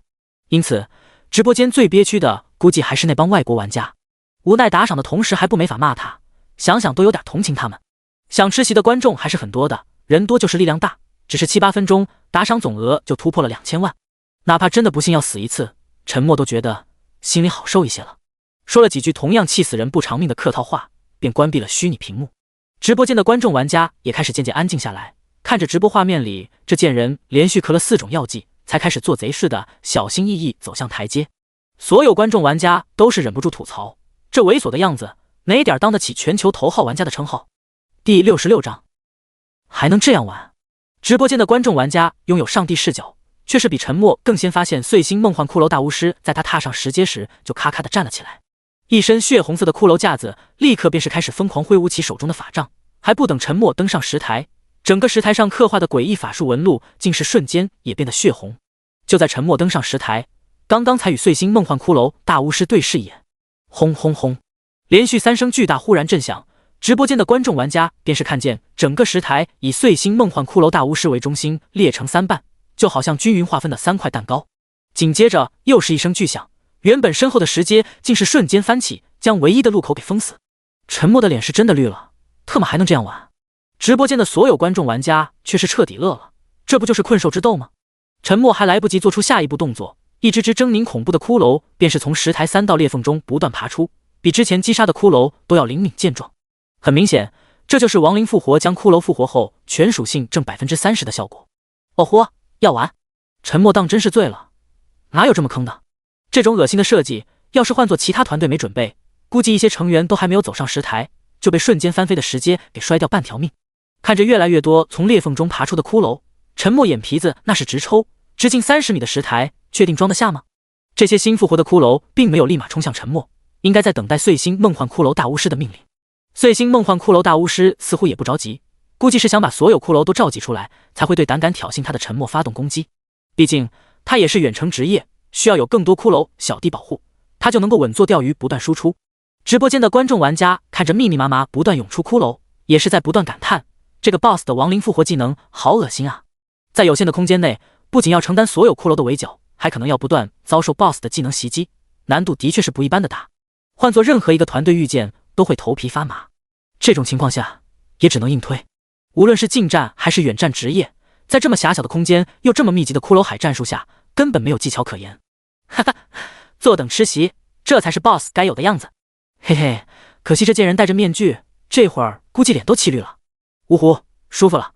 当石阶翻起，把唯一出口堵住的瞬间，我的心就放下了。嘻嘻，不语大佬要完蛋了，好想看看他死后会爆出什么装备呢。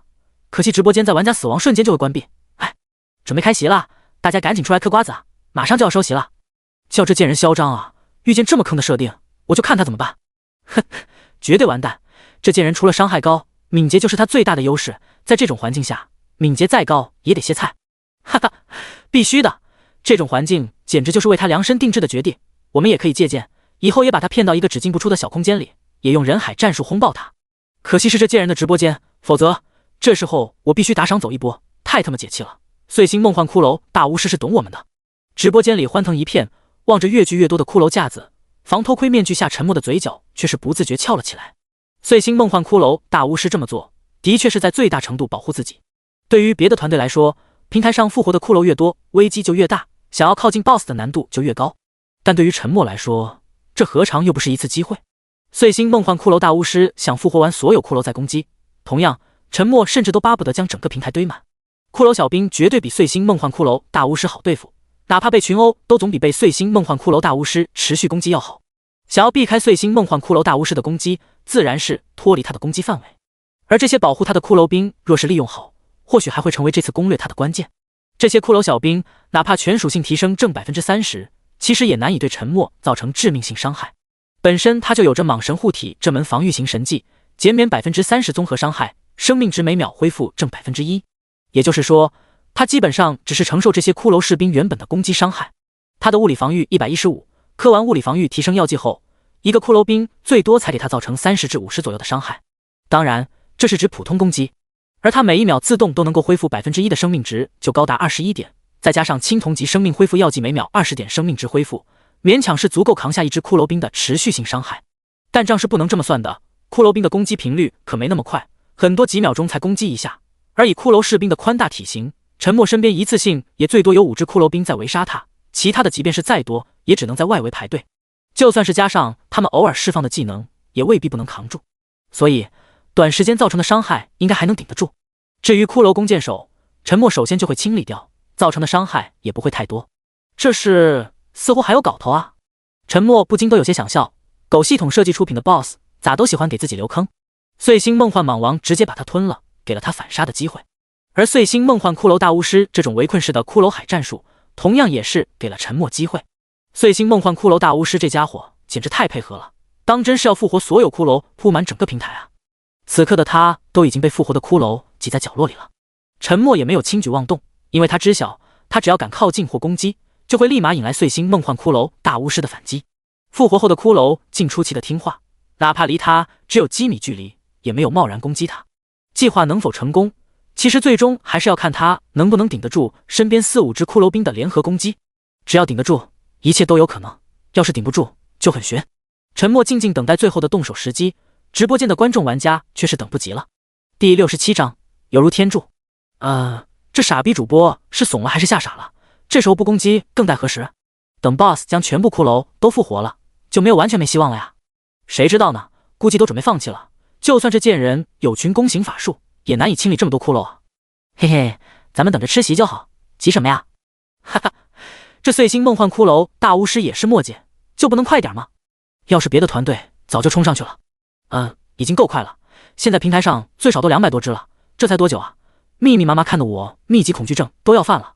刚刚狗主播杀了多少骷髅兵？有人有统计过吗？哪个人会这么无聊？不过刚刚不是有人大概猜过，至少有300、400，甚至500。我看也差不多。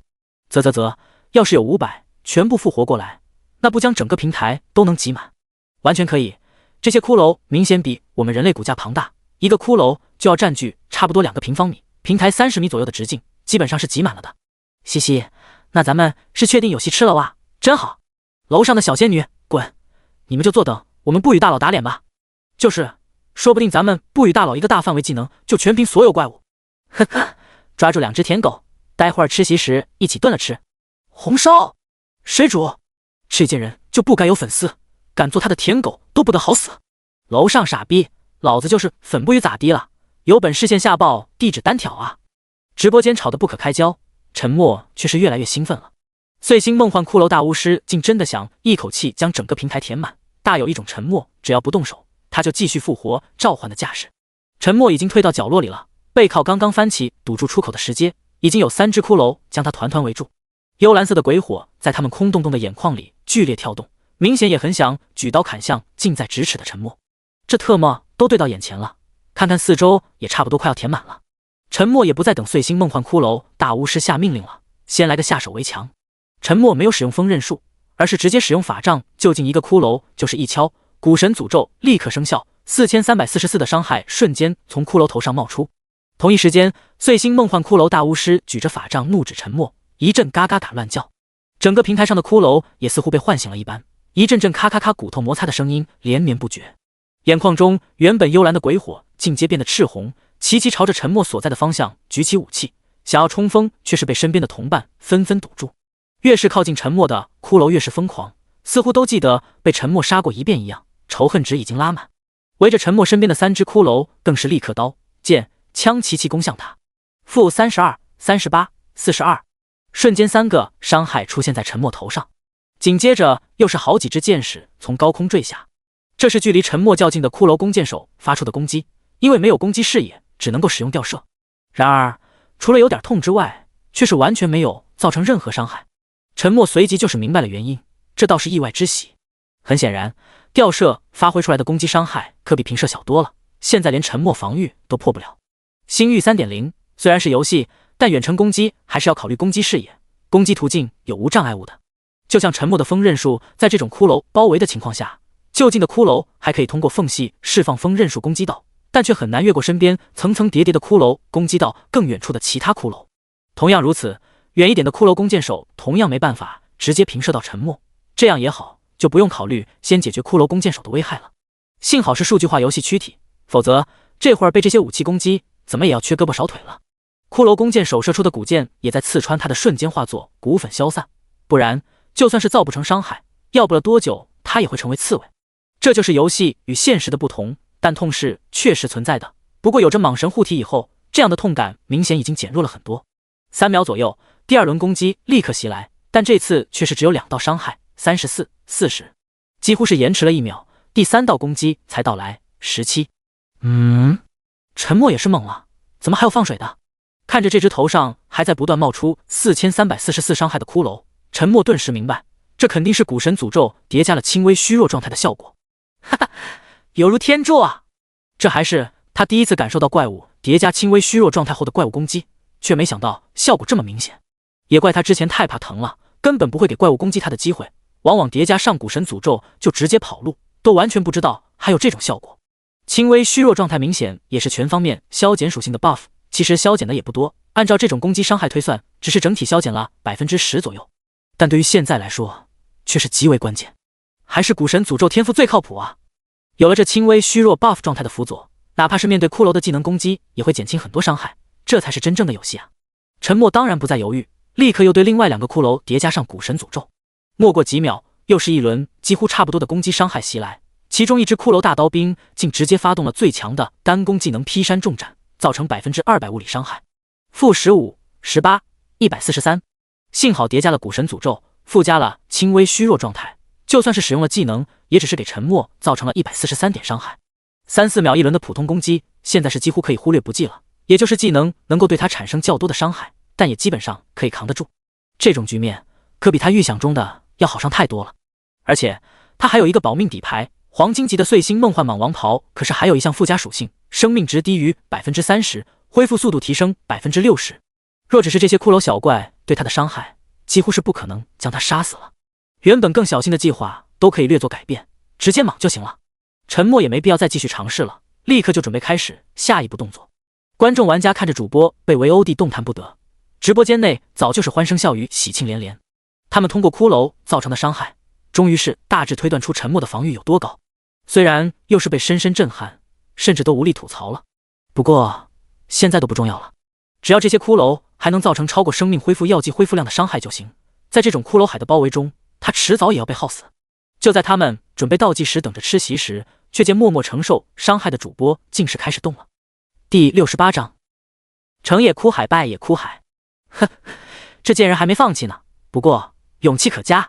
废话，就算是死，怎么也要试探一下碎星梦幻骷髅大巫师啊！我刚刚还以为他放弃了呢。不错，不错，这才是主播该有的样子，要不然咱们不是白等了？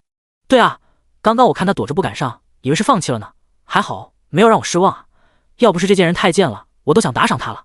直播间的很多观众玩家看见沉默没有放弃，一个一个怪物不断向碎星梦幻骷髅大巫师靠近，还是很高兴的。反正都是要吃席，但若是能够大概试探一下碎星梦幻骷髅大巫师的恐怖，这一场直播就更加完美了。沉默对着身边的一个骷髅都是一击，叠加好古神诅咒后，再扛着8-9秒的各种伤害，在身前骷髅死亡瞬间就向 BOSS 方向前进一个身位。沉默的背后也被其他骷髅填补，此刻已经要同时面对4个骷髅的攻击，造成的伤害又是增加些许。不过有着古神诅咒叠加的轻微虚弱状态，沉默都还能够勉强扛得住。8-9秒的时间其实也很短，短到每一个骷髅死亡前都只够他们释放一个技能就进入冷却时间。也正是因为如此，生命恢复药剂和蟒神护体每秒恢复的生命值才能隐隐和造成的伤害保持相对平衡。你们有没有发现，这贱人不仅防御力超高，生命值似乎也不低啊？这么久了都还没弄死这货。还别说，你不说我们都没注意，就算有着青铜级生命恢复药剂加持，也架不住这样损耗啊。他肯定还有快速恢复生命值的装备，这贱人当真是好命啊。就算是有，但刚刚可以是有3个骷髅几乎同时使用技能，造成了一共521点伤害啊，但愣是没有将他秒了。也就是说，这货生命值最少都是在500多以上，这还算脆皮血薄的法师吗？我还以为他是全民法师呢，却是没想到生命和防御属性也这么变态。马德，越看越气，这货开直播就是为了气我们的吧？操，这贱人居然攻击 BOSS 了，他的攻击距离怎么那么远？BOSS 竟然的技能竟然打不到主播，挖槽，主播这是要逆天啊！靠，主播居然玩心眼， BOSS 竟然被这些围着的骷髅兵给毒死了。特么，咱们不会吃不到席吧？难道真的要看这贱人通关？完全被主播拿捏啊！有没有看见啊？ BOSS 的死亡谷雨技能只差那么一点点就能够攻击到这贱人啊，就差那么一点点啊！操，这贱人看来早就计算好了。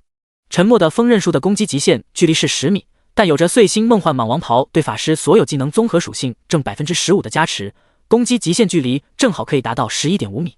而碎星梦幻骷髅大巫师无论单体攻击还是大范围攻击的极限距离都是12米。亡灵骨刺激发出一柄3叉戟骨刺，对目标造成 250% 魔法伤害，攻击极限距离12米，攻击极限速度18米每秒，冷却时间10秒。死亡谷雨召唤来自地狱的白骨毒雨，造成以自我为中心12米乘12米范围内所有目标受到50毒素伤害，持续时间25秒，冷却时间90秒。虽然只相差 0.5 米，但沉默在准备攻击 BOSS 时，他身边的骷髅可是只差1秒就死亡。他就是打的这个关键的时间差，还不等 BOSS 完全释放技能，他的古神诅咒就先叠加到了 BOSS 身上，然后又是立刻退出12米范围，前方也再次被拥挤的骷髅小兵填不满。看到 BOSS 技能在距离主播半米样子就爆开的失效结果，直播间的观众玩家自然是一片卧槽。如此惊心动魄的一次极限操作，就连沉默自己都觉得很完美。靠，被这贱人嗅到了，他们真有可能被他拿下手通啊！这 BOSS 怎么就这么蠢？就不会指挥骷髅让开吗？指挥了，但让不开啊！没看见骷髅挤得站都站不下了吗？最关键，这 BOSS 块头太大了，根本没办法呀！把自己身前骷髅小兵杀死啊，这都不会。哥们，这是游戏，哪有怪物自己杀自己阵营的？要是这样，刚刚一个死亡谷雨技能都不知道要死多少骷髅了。这算不算是成也哭海，败也哭海？哦豁，没席吃了，还要看这贱人耀武扬威了。别急啊，还有戏呢。BOSS 还有个恐怖的技能冥王凝视呢，所有技能冷却时间清零，技能综合属性提升 20%， 生命值瞬间恢复 20%， 到时候看他怎么办。观众玩家们想到了冥王凝视这个技能，沉默怎可能没想到。当 BOSS 生命值低于 20%， 冥王凝视技能自动激活，生命值瞬间可以恢复到 40%。 然而沉默的古神诅咒的基础属性可是拥有一条特性，诅咒期间恢复增益型技能无效，也就是说即便是生命值跌下 20%，BOSS 也不会将生命值恢复至 40%， 那么依旧是最多再叠加一次古神诅咒就行了。虽然生命值不用担心瞬间恢复 20%， 但所有技能冷却时间清零、技能综合属性提升 20%， 这2条属性可是依旧有效。不过沉默此刻早就距离 BOSS 有15米远了，哪怕 BOSS 技能综合属性提升 20%， 极限攻击距离也只是 14.4 米。故而所有观众玩家都是看着 BOSS 在那里无能狂怒，明显更恐怖，射得更远的亡灵骨刺依旧是在距离沉默不足1米的地方爆开失效。他们还看见主播嘚瑟的对着 BOSS 竖起中指。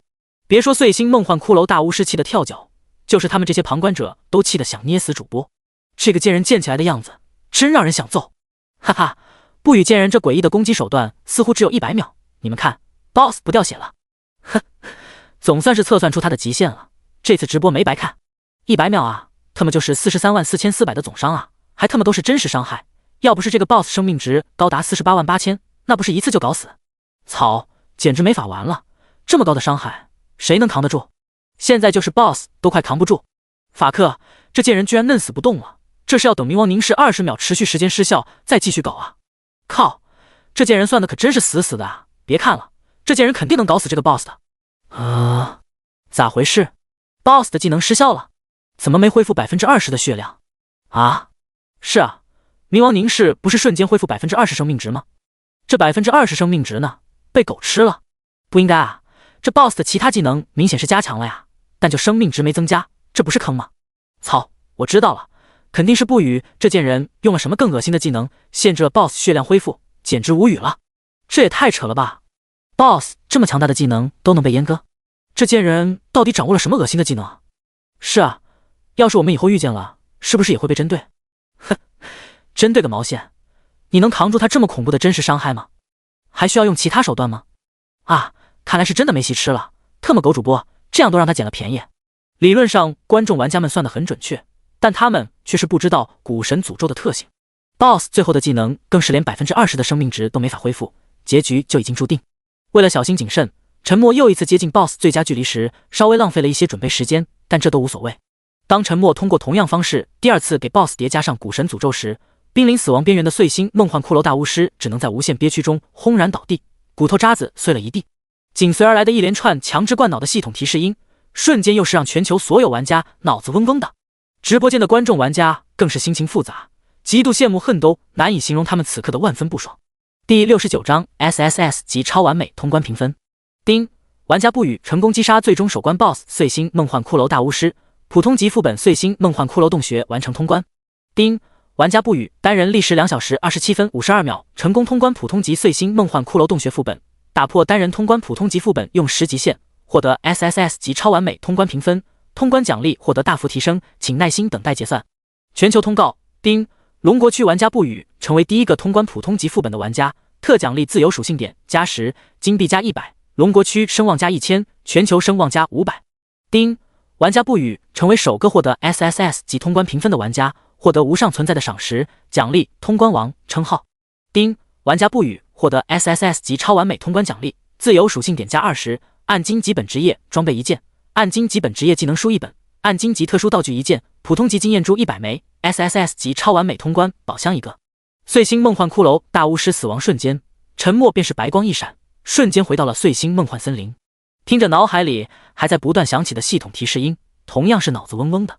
狗系统就这点不好，总喜欢强制让所有玩家聆听他的提示音，连屏蔽的功能都没有。原本还有些抱怨，这么多骷髅都没让他体验一下碎星风暴的群刷感觉，就将他这么突然踢出副本。不过当听到通关奖励的时候，沉默嘴角都快咧到耳根子了，太他妈丰厚了，无愧于 SSS 级超完美通关评分，这奖励就是出乎预料的丰厚。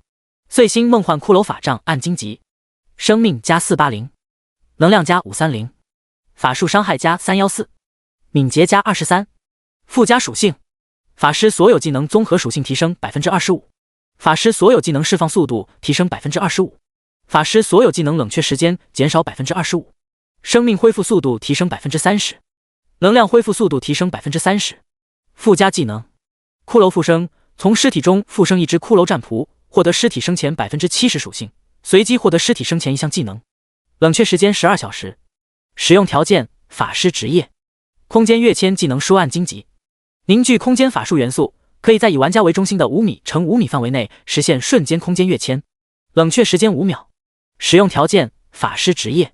基础属性反馈卡暗荆棘，使用后玩家可获得游戏角色正 20% 基础属性叠加，每晋升1级反馈自动更新。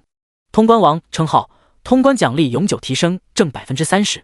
3个暗荆棘的奖励自然是令陈默十分满意。装备达到暗荆棘后，不仅仅基础属性有了夸张的增幅，就连附加属性都暴涨了许多。最关键还附带了一个额外技能，这个技能对于陈默这个独行侠来说绝对是十分有用。就像今天这种情况，若是有一个骷髅战仆帮他分担伤害，将会更加轻松。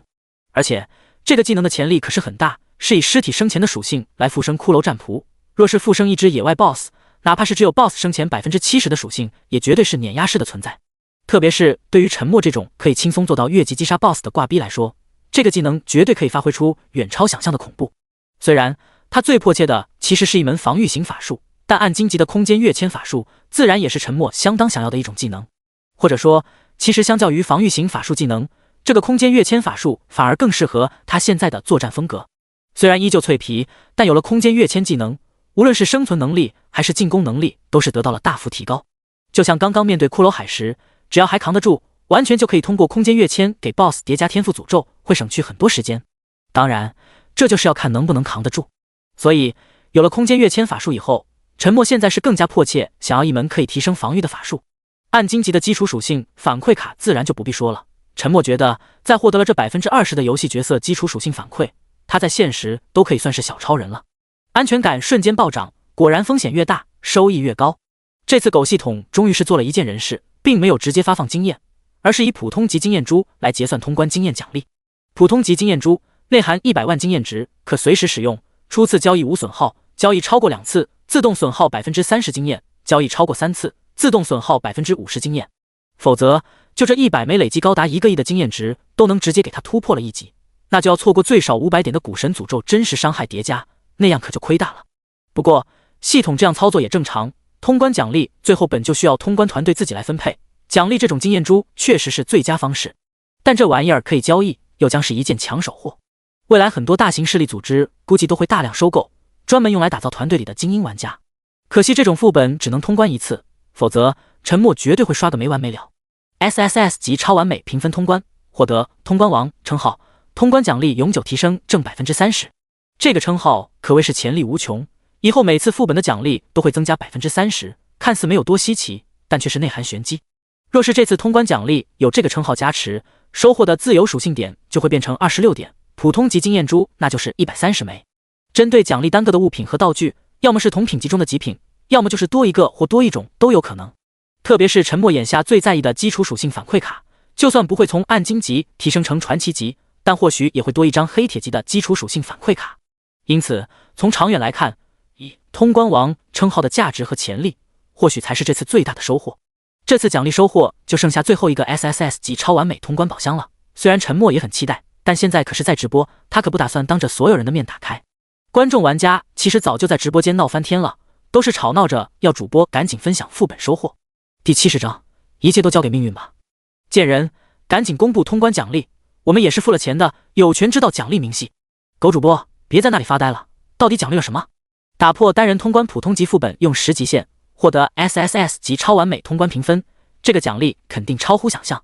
不语大佬，哪怕告诉我们装备品级和种类也行啊。狗主播，赶紧的，你要是敢私藏不报，我就天天开直播组队骂你。哎，主播再这么一路超神下去，哪还有我们的出头之日？所有手通手杀估计都会被他包圆，特么我们只能跟在后面吃灰。直播间的确是闹得不可开交，他们只能够听到3声重复的全球通告和通关副本获得 SSS 级超完美通关评分的系统提示音。对于玩家个人获得的奖励明细，这却是隐私，系统可没有全面公布。陈默虽然没有理会大家的各种无理要求，却是直接把碎星梦幻骷髅法杖换上。骷髅法杖长约 1.7 米，直立起来几乎快要赶上陈默的个头了。杖身整体由一根修长的脊柱骨构成，最顶端镶嵌着一个婴孩般的骷髅头，其中还跳动着2朵幽蓝色鬼火，好似活物一般，整体散发着暗金色的光芒。靠近倾听，竟有鬼哭狼嚎之声隐隐传出。配上碎星梦幻蟒王袍，金黄色芒影相随，陈默顿觉自己像个大反派。这特么装备特效真是绝了！特么这根法杖太酷了，这造型简直酷爆了。又被这货装到了。不得不说，狗系统是真会设计，简直惨不忍睹，好不好？一点都不搭。咋不搭了？我特么要是有这2件套，老婆送给隔壁老王都愿意。你们发现没？这破法杖散发的是暗金色光芒，不会是暗金级装备吧？肯定是啦，毕竟是获得 SSS 级超完美通关评分，这都不能是暗金级装备，也说不过去吧？靠，真没法玩了。除了不语这个贱人，全球玩家手中最高品级的装备就是青铜级吧？确实，国外最高的也是青铜级，别说国外了，那些捡便宜的起源镇玩家最高也只是达到青铜级装备。人比人气死人，老子看直播从来都是越看越爽，就看这贱人直播是越看越气，特么老子不看了，下了，气死了。有毛好气的，人家又没抢你的，有本事你也这样牛逼啊！就是，你们没看见刚刚多么凶险吗？一步算错就有可能全盘皆输。这贱人现在粉丝是越来越多了呀，随时都有人帮他洗白。什么粉丝？就是一群舔狗，没看这贱人都是一视同仁吗？可没给他的这些舔狗一点特殊待遇，一样被割。舔你妹啊！大佬就是牛逼，老子就是崇拜，怎么了？总比你们这群柠檬精好，自己不行就怨恨别人太强，斗鸡眼的胸怀。沉默看着画风和内容随时都在变的直播间，也是极度无语。这帮家伙还真是闲得无聊。各位，本人的直播首秀至此就完美结束了，还是感谢各位观众的热心打赏和收看。主播会不定时直播各种高难度的探索之旅，记得关注主播不迷路，期待咱们下次再见。沉默随即又立马取出一个半米高的神秘宝箱，抬手就要去打开。哎呀，忘记了，直播间都还没关，这个 SSS 级超完美通关宝箱还不知道有什么好东西呢。所有观众玩家瞬间就提示直播间已关闭，看着黑屏的直播画面都是气得破口大骂。直播间关闭以后，观众可以在黑屏的直播空间驻留最后10分钟，同样可以留言，也可以打赏。贱人啊，这货绝对是故意的，最后还要恶心一下我们。特么这贱人怎么敢，居然就这么关闭了直播间，当真是气煞我等。不行了，绝对要把这贱人现实身份给找出来，太贱了，不杀此子，绝难消我心头之恨。就知道这贱人会这样，刚刚我就不该抱希望的，早知道就不浪费这时间了，等了个寂寞，耽误我打怪升级。沉默的确就是故意的，被骂了那么久，顺便恶心下他们也无可厚非。丁 SSS 级超完美通关宝箱开启，获得特殊道具技能强化药剂1支。技能强化药剂可强化任意技能，保质期24小时。之前体验过天赋强化卡效果的沉默知道，同样是强化，这绝对也是好东西，可惜居然有保质期。否则若是未来自己有更好的技能在使用，强化增幅必然更大。只有24小时，自己估计也很难再获得其他技能了。到底该强化哪个技能呢？黑铁级的锋刃术和青铜级的碎星风暴，沉默首先就是排除了。这2个技能先天品级就低，强化估计也没多大意义。法神眷顾唯一专属技能，受到无上法神的眷顾，清除一切负面状态，持续时间15秒，冷却时间180秒。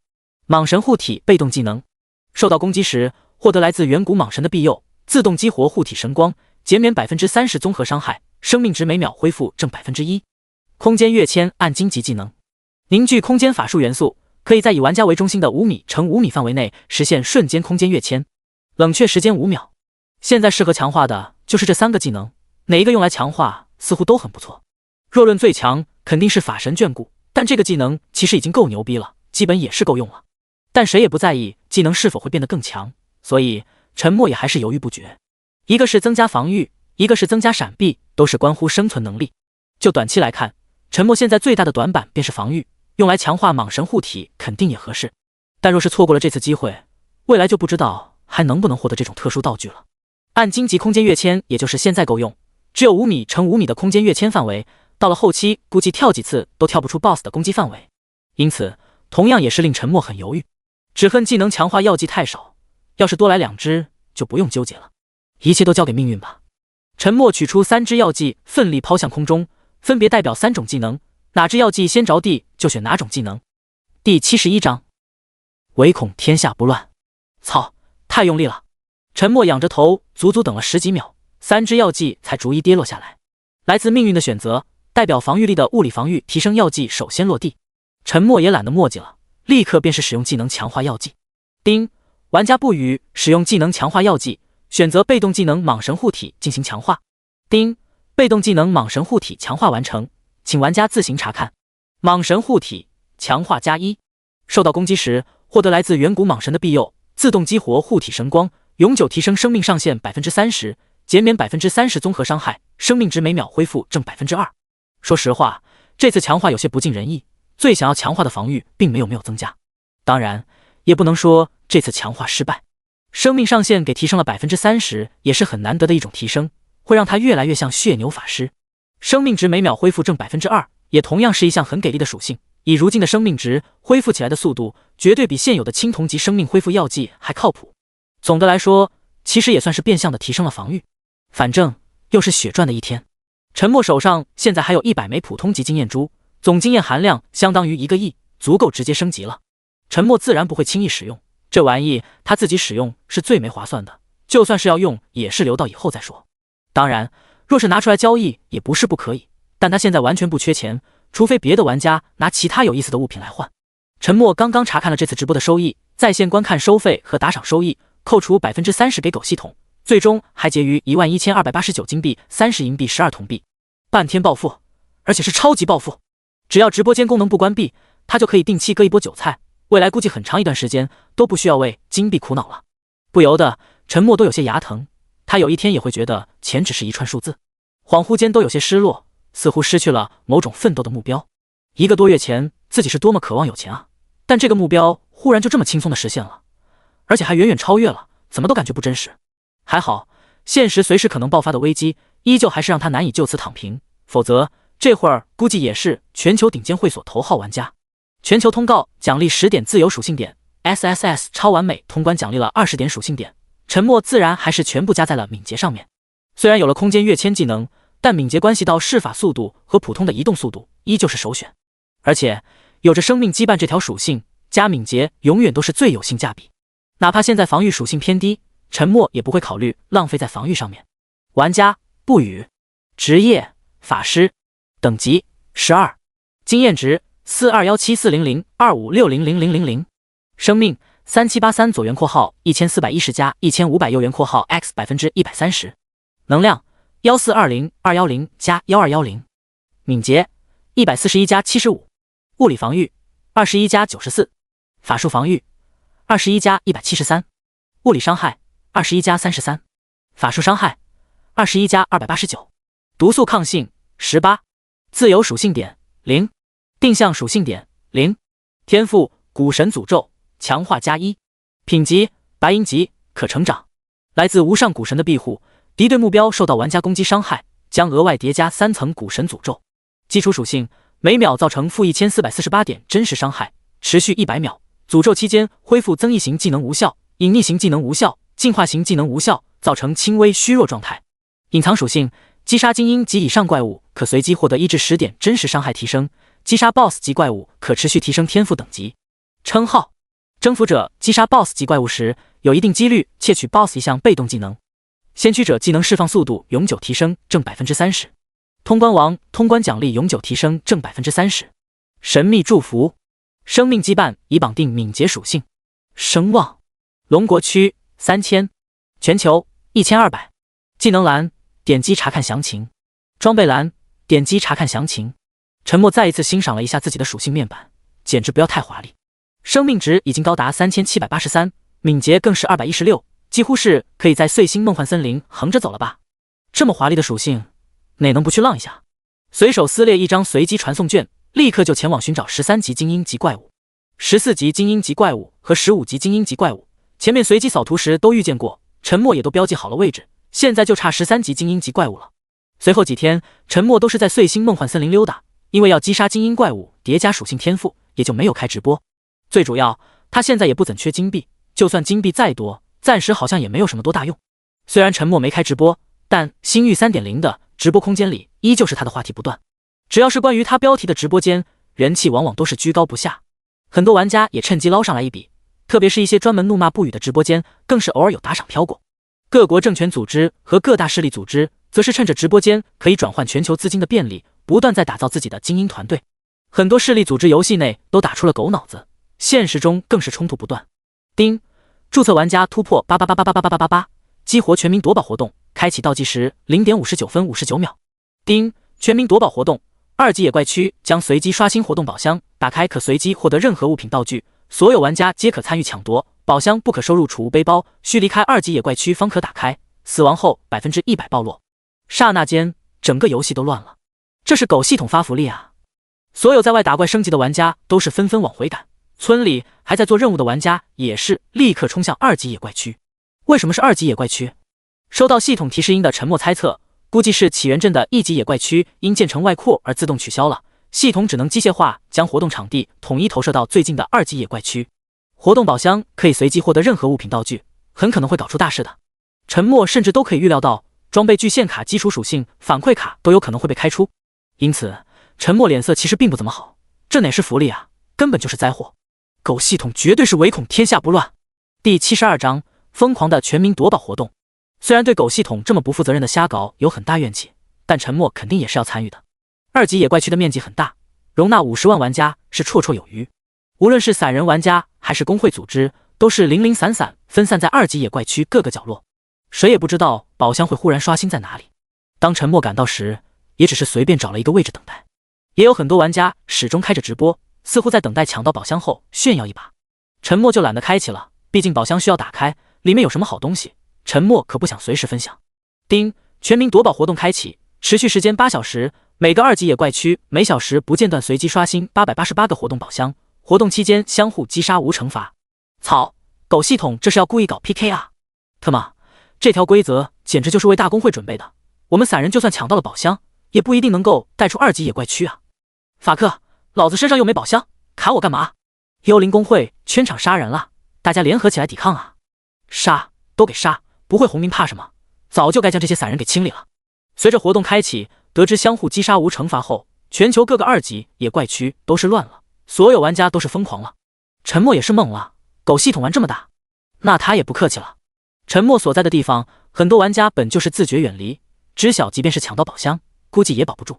当活动提示音出现后，沉默更是远远看到一些还在偷偷直播他的玩家拔腿就跑，横眼一扫，附近都没刷新宝箱，沉默只能向其他区域跑去。没过多久，便是看见不远处一群玩家追着一名玩家不断攻击。那名玩家右手正夹着一个宝箱奋力逃跑，宝箱不大，但也有篮球大小，夹在手臂中奔跑的确更方便。靠，这小子敏捷咋那么高，都给老子跟紧追，调几个人从侧边堵他。马德，小的老子当初也多加点敏捷，别让他跑了，往死追！这么好的机会，沉默自然也不会放弃。这时候根本不需要讲什么道义，只是几秒钟而已，便是已经接近这群人。沉默甚至懒得多说什么，直接一个碎星风暴轰出，一个巨大的沙土碎石凝聚的旋转风暴，瞬间便出现在最前方奔跑的人群头顶上方。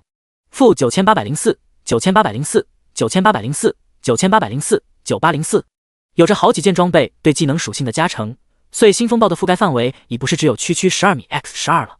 后面密密麻麻还在奋力追击的几百号玩家，此刻也都是瞬间刹车。他们前方几乎方圆20米内的玩家，顷刻之间就在他们眼前轰然倒下。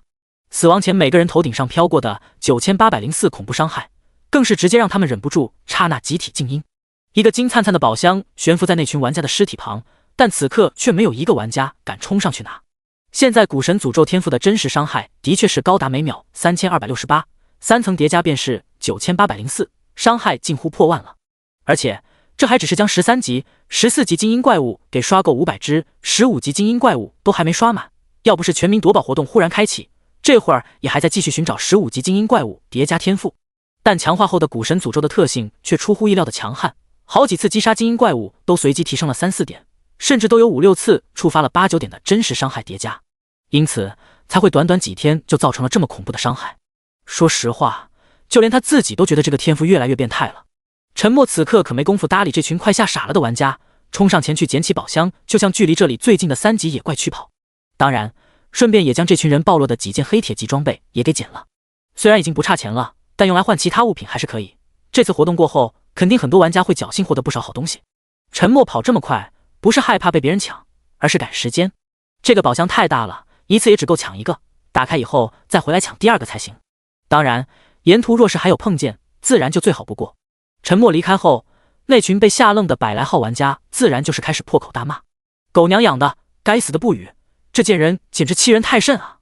法克，眼看就要到手的宝箱啊，这贱人那么厉害了，还来抢我们的，好意思吗？靠，这才几天啊，这贱人的伤害咋又提高了这么多，也太吓人吧！操，9804，这还玩毛线啊？谁顶得住他一击？特么这什么技能？攻击范围也太大了吧！至少要20米乘20米了吧？绝对有！刚刚咱们公会接近200多成员啊，全部就秒了，根本没法玩了。马德，这贱人居然还将所有暴露的装备给顺走了，亏大了！咱们老大估计得气死。这贱人有病吧？都这么厉害了，还来欺负咱们这些菜鸡！每小时刷新888个活动宝箱，其实也不算少。陈默都还没有跑到3级野怪区，不远处就看到一伙人拥护着一个拿着宝箱的玩家，也向着3级野怪区奔跑。这群人自然也是看见了装备特效骚气无比的陈默，特别是他手中的宝箱同样那么显眼。然而还不待他们说什么，陈默立刻又是一个碎星风暴打出，这群玩家几乎都是在骂娘中不甘死去。侥幸离得远一些的玩家此刻都是吓懵了，这么大攻击范围的技能，这还是他们第一次在这个游戏中看见，哪怕 BOSS 的攻击范围都没那么恐怖。最关键，那高达9804近万的变态伤害，直接是让他们怀疑出现幻觉。陈默自然懒得理会这些好运存活的呆瓜玩家，捡起暴露的装备和宝箱，继续向着3级野怪区跑去。丁，获得青铜级药剂 X3， 黑铁级装备 X1， 铜币 X27。丁，获得青铜级装备 X1， 银币 X3， 声望卷轴 X1。陈默嘴角直抽，就特么获得这么几件垃圾物品。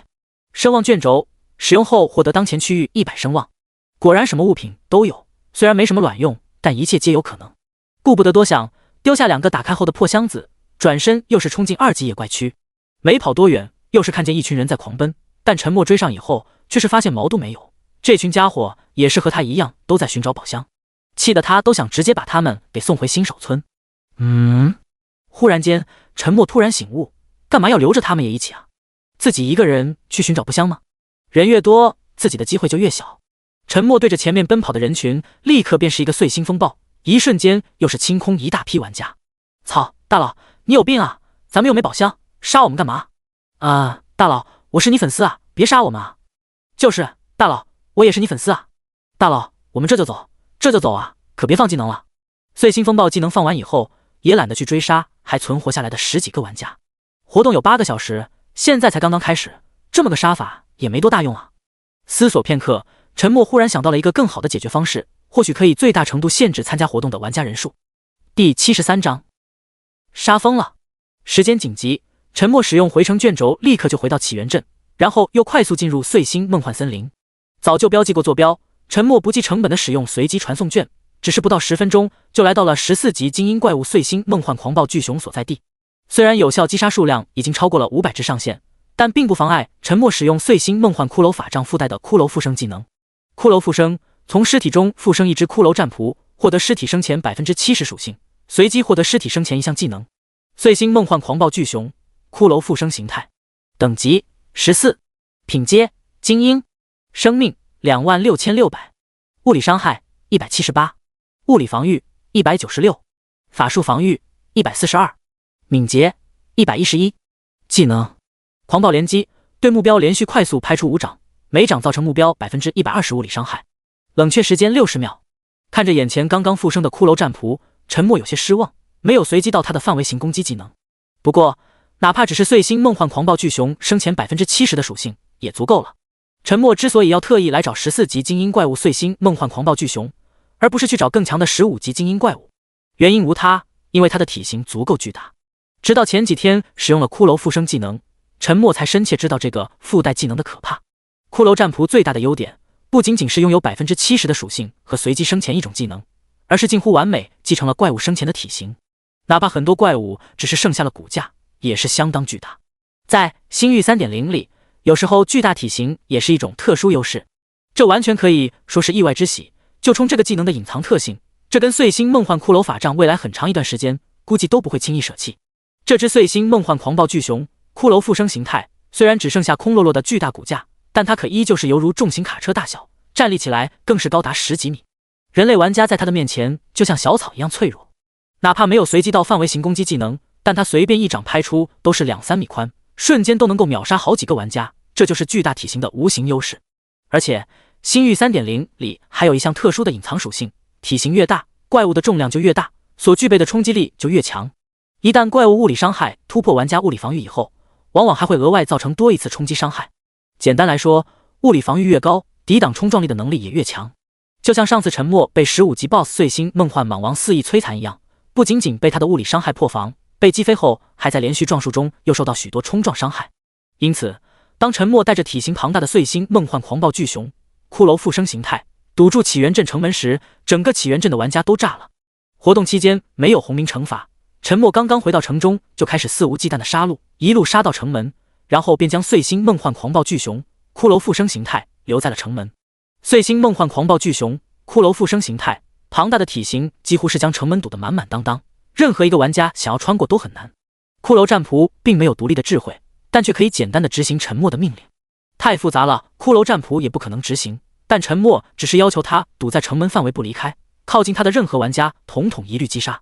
故而起源镇很多被沉默随手击杀的玩家，从复活点骂骂咧咧出来后，更是被堵在城门口的碎星梦幻狂暴巨熊骷髅附生形态给搞破防了。所有玩家都知道了，这就是不语这贱人的召唤物，目的不言而喻，就是为了堵住城门，不想让更多玩家去抢活动宝箱。特别是所有玩家在查看完碎星梦幻狂暴巨熊骷髅附生形态的属性后，直接就崩溃了，根本打不过，甚至连防御很多玩家都破不了。最关键，生命值还那么高。基于前往2级野怪区参与全民夺宝活动的很多玩家彻底是疯狂了，一群玩家开始不顾一切的冲击碎星梦幻狂暴巨熊骷髅附生形态，可结局只有一种，不是被一瞬间拍死，就是被活生生踩死。城门口集聚的玩家越来越多，但敢于冲锋的却是越来越少，到最后只能在这里干瞪眼。不语，你个贱人，你丫生儿子没菊花，凭什么阻止我们参与活动？靠，老子好不容易感觉要崛起了，这贱人居然玩这招！叉，隔别村有玩家直播开宝箱，特么都出了一件白银级装备，特么的贱人，阻我发财啊！他妈的，这贱人简直是我们散人的公敌，人家工会组织有钱的，照样还不是一个随机传送券就飞出城了，影响最大的绝对是我们这些穷苦散人啊！不语贱人，老子特么以后就是你一身黑，有本事专门针对工会啊，连我们这些散人玩家也针对干嘛？法克，老子刚刚在2级野怪区碰见了那贱人，话都没说就把我弄回来了，我说呢，原来在这等着，这贱人真的是够可以的。哎，老子宝箱都被他抢了，现在竟然连再次参与活动的机会都不给，这也太霸道了吧！不行，绝对不行，大家快想想办法，再这么下去，咱们可就真的要错过这次福利大派送了。想毛线，这贱人明显就是要减少和他抢夺宝箱的玩家，不可能会让这个大骷髅离开的，咱们完了，估计都要被其他新手村给笑死了。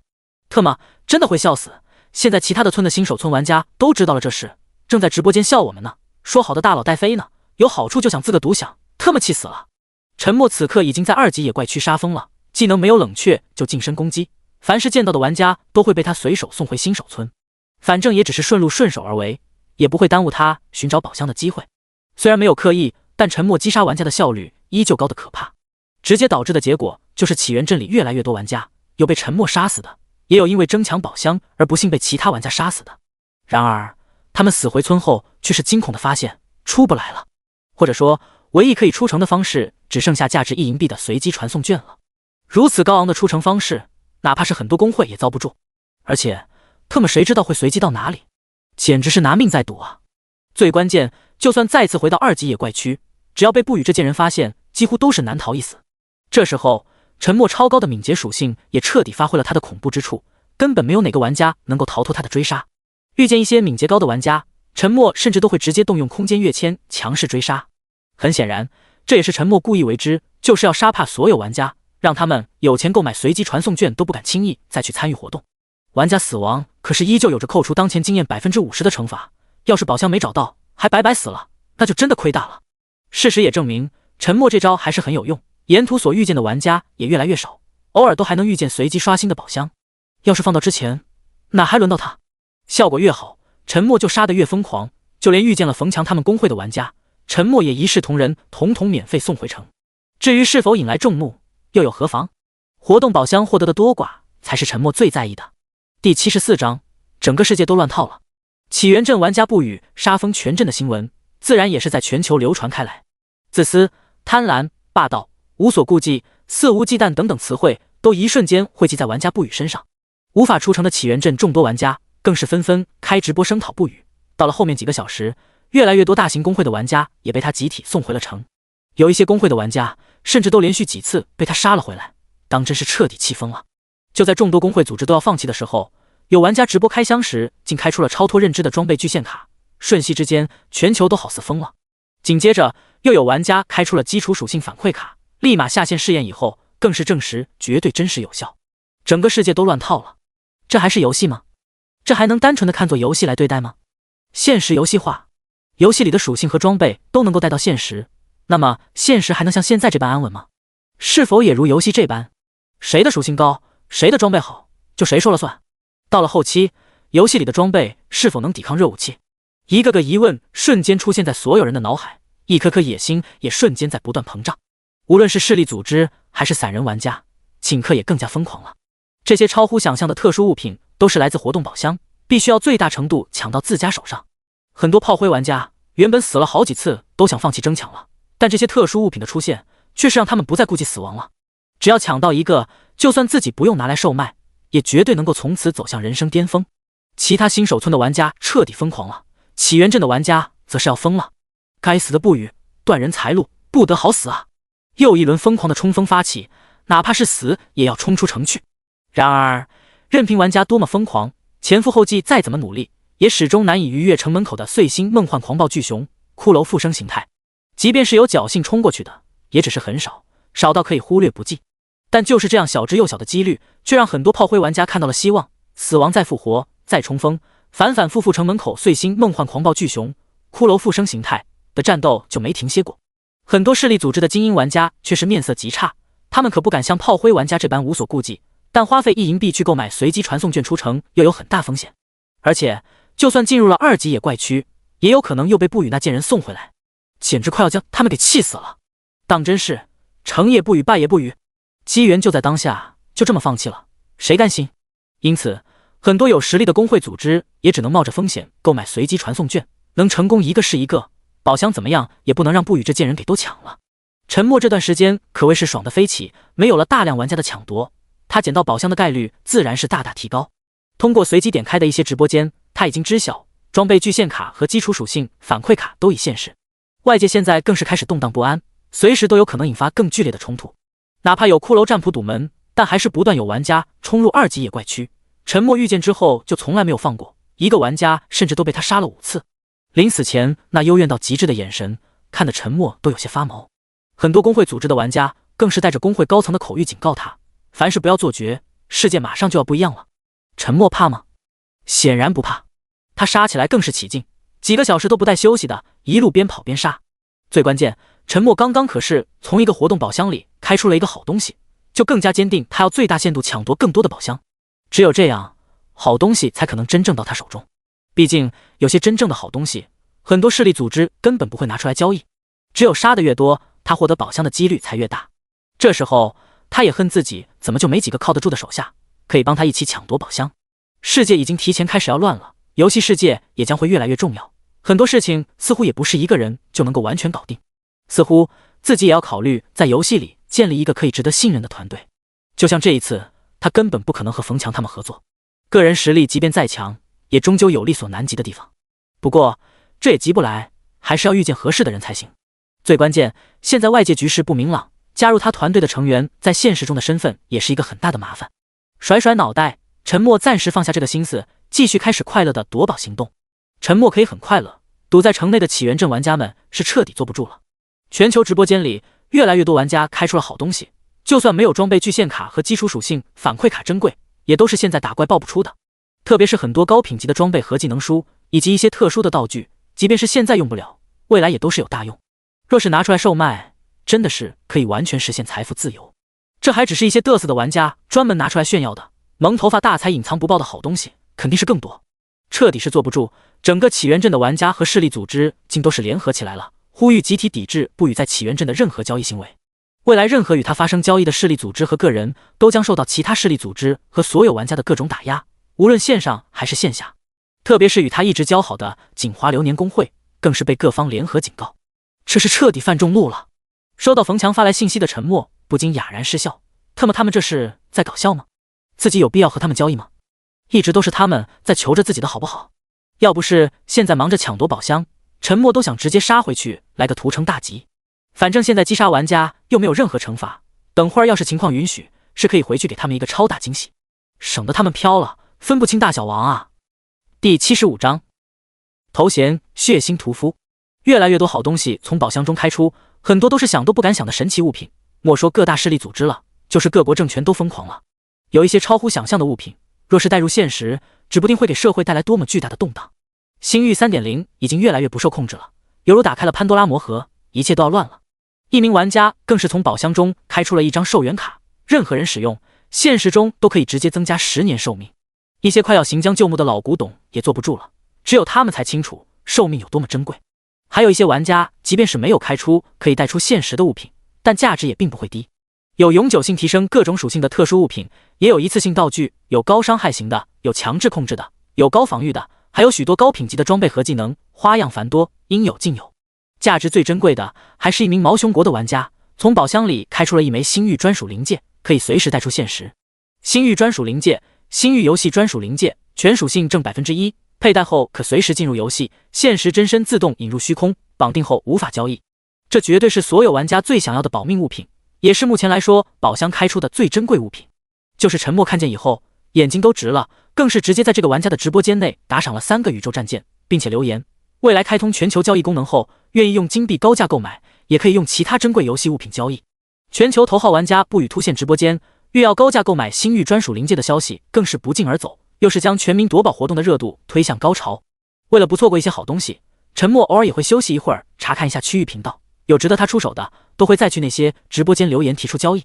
当然，他也没停着圈场2级野怪区活动场地，遇见就是杀，从来没留手，也没有哪个玩家能从他眼皮子底下逃脱。很多工会组织的精英玩家甚至都被他杀到放弃了，风险与收益都有些不对称了。最后，起源镇的多数工会干脆就是彻底启动炮灰玩家，冲击城门的继续冲击，能逃出一个是一个。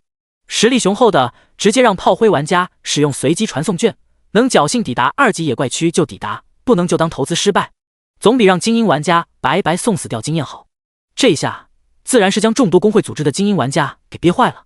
近段时间他们可是借着起源镇的势头过惯了一番丰顺的好日子，却不想也是因为不语这贱人，让他们在可以获得无数机缘的活动上吃了闭门羹。他们现在已经沦为了全球笑话，都是在讽刺他们有着不语带着的确起飞，但离开了不语啥也不是，面对不语的强势镇压更是混得连狗都不如。曾经有多风光，现在就有多搞笑。丁，玩家不语击杀玩家数量累计超过10万，获得血腥屠夫灵石头衔。血腥屠夫灵石可用金币洗清击杀玩家的一切罪恶，击杀玩家爆率正 100%， 灵石权限1个月，累计击杀玩家数量突破100万，可获得永久权限。就在沉默捡宝箱捡到手软，杀玩家杀到麻木的时候，突然的一则系统提示音却是让他兴奋无比。头衔又是新的一个属性项目，光是可用金币洗清击杀玩家的一切罪恶，就足够让沉默疯狂了。前面他在新手村排队出城时，早就因为红名机制给憋坏了，要是击杀玩家可以用金币来避免红名机制，价值绝对不可估量。最关键，未来其他玩家成长起来以后，挑衅他的必然不少，他看不惯的也不会少，击杀别的玩家必然会成为常态。但有了这个头衔，他就注定不用憋屈了。至于金币，那不是直播一次就能够大把收入吗？有了这个头衔，未来哪个工会组织敢得罪他，绝对会让他们知道什么才是噩梦。沉默知道他自己本人其实杀的玩家并不是特别多，占大头的肯定是堵在城门口的骷髅战仆，所以才会忽然得到这个灵石头衔。但这个头衔的重要性不言而喻，必须要刷成永久性的头衔才行。若是正常情况下，击杀10万个玩家，可是要累计海量的罪恶值，更不用说100万了。就算是拿到了永久性血腥屠夫头衔，清洗罪恶值所需的金币估计也会超乎想象。现在距离活动结束还有2个小时，沉默权衡一下，还是决定先拿到这个永久性头衔更靠谱。活动宝箱毕竟具有随机性，未必开得出比血腥屠夫头衔更好的物品，而且自己等会儿杀快一点，说不定还有机会再回来捡几个。刚刚他们不是骂得挺欢的吗？不是说要在起源镇孤立封杀他吗？回城传送卷轴立刻使用，便回到了起源镇传送广场。一些停留在传送广场的玩家明显一愣，这贱人怎么回来了？活动不是没结束吗？很快他们就没时间想为什么了，因为沉默已经对着他们释放了碎星风暴。传送广场很大，但玩家多数都集中在3大新地图的传送阵那里，估计是参加不了全民夺宝活动，只能无奈的参与新地图的探索。碎星风暴技能足足方圆20米的超大范围打击，一波就清空了几百人，没有掉落什么装备，也都是一群专门从事探索的炮灰玩家。沉默没有停留，立刻就在整个起源镇展开了屠杀，所见之人都是纷纷秒杀，所过之处没有一个活口。玩家不语在起源镇大开杀戒的信息也瞬间在起源镇及各个直播间传递开来，有一些不怕死的玩家躲在远远直播整一个过程。起源镇的所有工会组织和玩家们都傻了，不就是骂你几下吗？不就是要联合封杀你吗？有必要活动都没结束就来报复？特么也太牲口了吧！正在直播起源镇屠城事件的众多直播间，人气直接爆棚，来自全球的观众玩家则是纷纷被不语惊人的9804伤害给震惊的无言以对。第76章杀人诛心。杀疯了的沉默也不知道他杀了多少玩家了，但这会儿起源镇多数玩家都是基本窝在城里，除非下线躲避或随机传送出城，否则只要被他寻找到就会被他一一杀死。为了避免全镇玩家被他杀怕了，都不敢上线了。沉默特意给冯强私下里赚了100金币，要他偷偷传递出一个信息，就说他是因为恼怒还有玩家敢前往2级野怪区去抢他的宝箱，所以想回城将所有人都给杀下线，好自己独吞整个活动的宝箱，并且还要特意引导大家不要如他所愿，更是要拖住不语，他们这些势力组织正好还可以趁机前往2级野怪区抢夺宝箱。没办法，100万击杀人数实在太多，全镇的玩家上线都老才50万，所以就必须有让他们愿意被杀的理由。这个理由很充分，起源镇很多玩家也都被激起了反抗之心，被杀了一次又勇敢冲了过来给他杀，就是想不如他愿。当然其中很多都是各个势力组织的炮灰玩家，无所谓经验损失，他们也是清楚这的确是将这个杀星留在城里最好的方式。到了后来，沉默干脆也都是站在城门口等着蜂拥而至的玩家来多少他就杀多少，反正没有一个玩家能够扛得住他一击。最壮观的自然是碎星风暴释放的时刻，一大批玩家瞬间倒地身亡，场面极具震撼。很多直播这场血腥屠戮的直播间时不时也都有打赏飘过，抛开对不语这贱人的一切成见来说，这绝对算是一场屠杀的视觉盛宴。无数玩家前仆后继，哪怕明知要死也要冲锋，场面很震撼也很悲壮。知道前因后果的全球观众玩家皆是在直播间里声讨起不语，更是纷纷留言支持起源镇的所有玩家一定别被杀怕，绝对不能屈服，宁可多死几次，要不要让这贱人如愿？各大工会组织见沉默真的是杀上头了，就更加积极配合。他们已经有不少玩家使用随机传送券出城了，用不了多久时间就可以再次参与全民夺宝活动了。故而冲往沉默方向的玩家就没停过，除了碎星风暴技能刚刚释放完可以临时清空出一片空地，其他时刻沉默几乎都是被炮灰玩家拳打脚踢，完全破不了他的防御，就无法触发 30% 的痛觉反应。只不过有些玩家是真的想恶心沉默，对着他不是菊花千年杀就是撩阴腿，只往他下盘招呼。沉默也很无奈，只能怪现在手上的技能太少了，冷却时间里根本衔接不上。幸好现在防御超高，否则这会儿早就要完。不是现在的玩家都不能对他破防，而是那些各大公会的精英玩家不会这么跑上去白白送死。不过就算能破防，估计都还没蟒神护体自带的 2% 生命恢复来得快。时间不知不觉过去，越来越多珍贵物品出现在全球各个新手村。狗系统这次忽然派发的活动福利远远超乎了所有玩家的想象，现实中也渐渐变得愈发暗潮汹涌，很多工作室的驻地都被忽然袭击，甚至很多获得了好东西的玩家突然就被为之武装上门强制交易。一时之间，游戏直播间内也是风声鹤唳，敢于炫耀开出好东西的，要么就是隐藏的极好，要么就是背景深厚。但这样突如其来的变故也导致很多开出的好东西暂时被隐藏。但全民夺宝活动的高潮并没有因此打断，反而愈演愈烈，哪怕死再多次，只要有一次成功抢到宝箱，都有可能逆天改命。因为那些开出基础属性反馈卡的玩家，只要自己使用，就能够永久享受一定百分比的反馈，成为人上人也是迟早的事。最关键，自己使用了，别人想上门抢夺也没办法，反而还会因为这项特性，必然被各方势力组织大力拉拢，成为特殊人才着重培养，都很正常。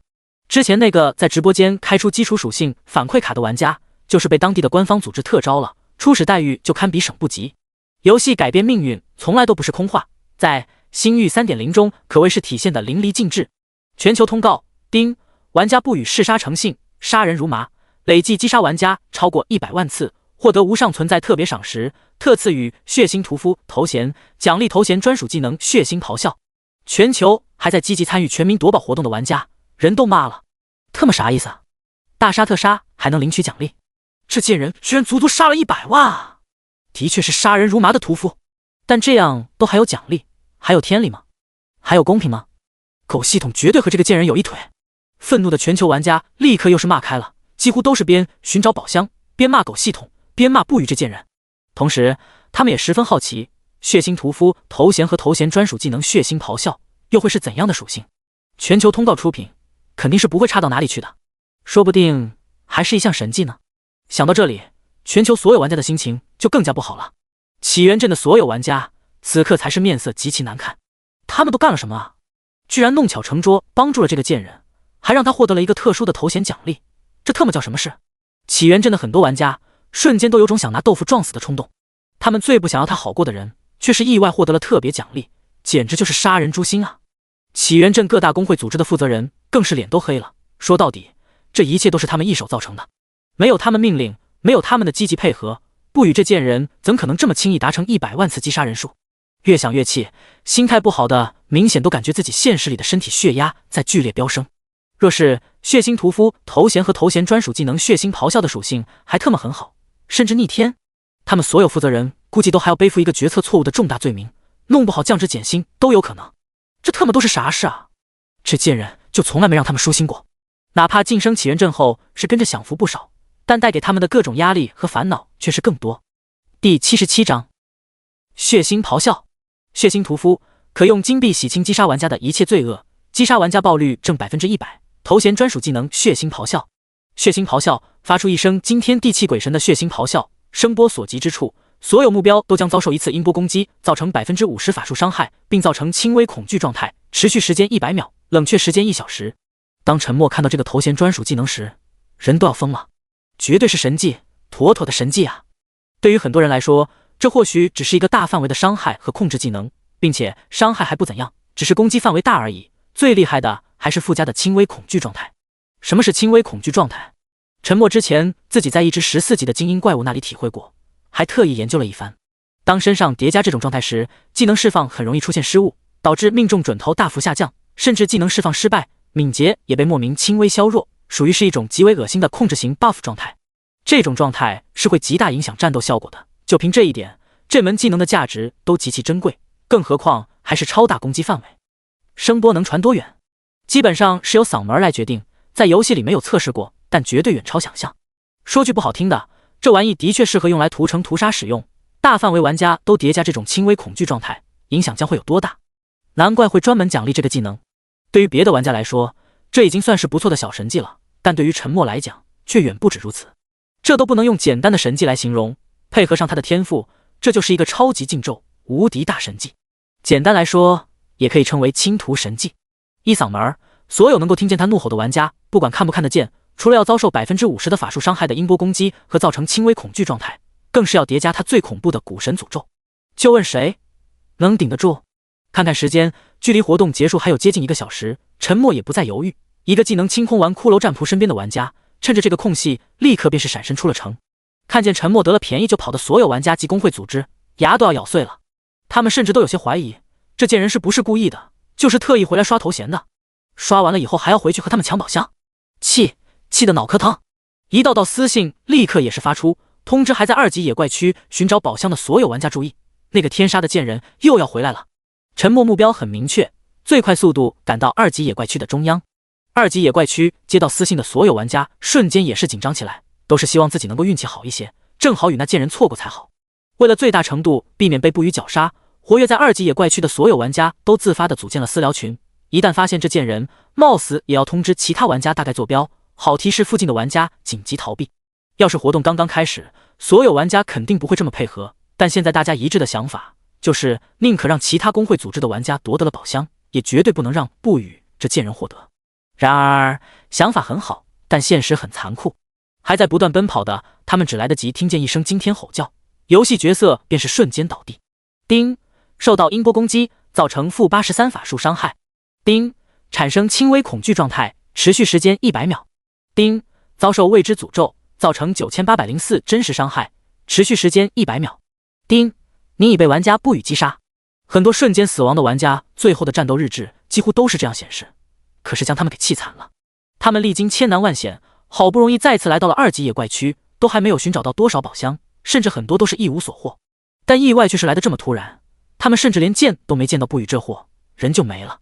复活点重新出来以后，相互之间再次沟通，更是惊讶地发现他们几乎是同一时间死亡的，而且相距的距离甚至都在2级野怪区的两头。最关键，他们都是同时听见了一声震慑心神的巨大吼声，而后便倒地死亡。瞬间，他们忽然想到了什么，这个不会就是他新得到的血腥咆哮吧？那这技能也太变态了吧！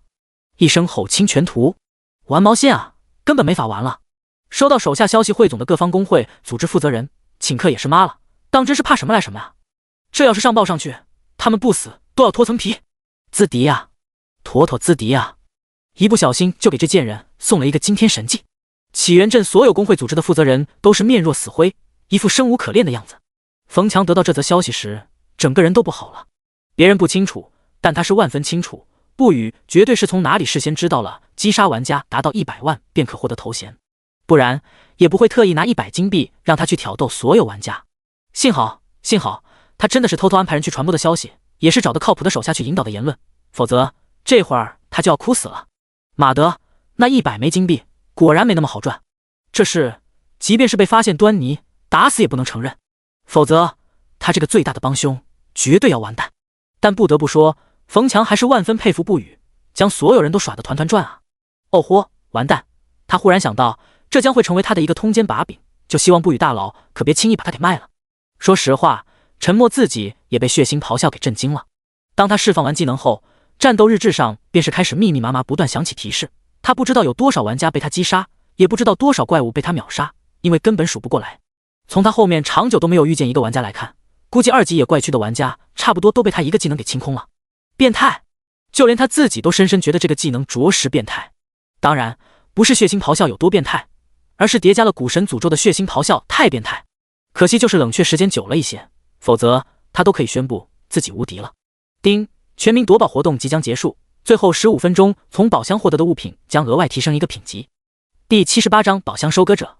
系统提示音一出，全球参与活动的所有玩家都是更加疯狂了，就连一些散人玩家原本舍不得使用的药剂也不计成本的使用，只为能够跑快一点。最后15分钟从宝箱获得的物品将额外提升一个品级，这种情况下随便一个宝箱估计都能够出好东西。惨遭清回城的起源镇所有玩家这时候则气得咬牙切齿，只有15分钟，就算他们现在闯出去也未必能够赶到2级野怪区。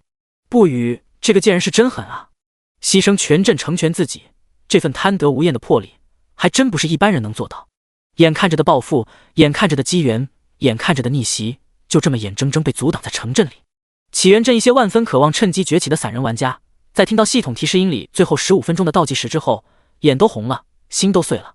第一次报复逆袭离他们那么近，又离他们那么远，该死的不语，从此一生黑。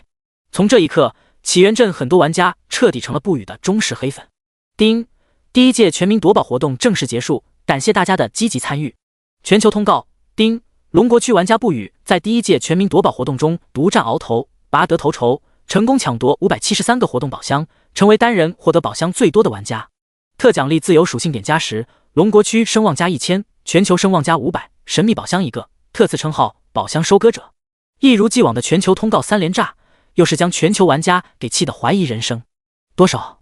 不语这贱人抢夺了多少？573个。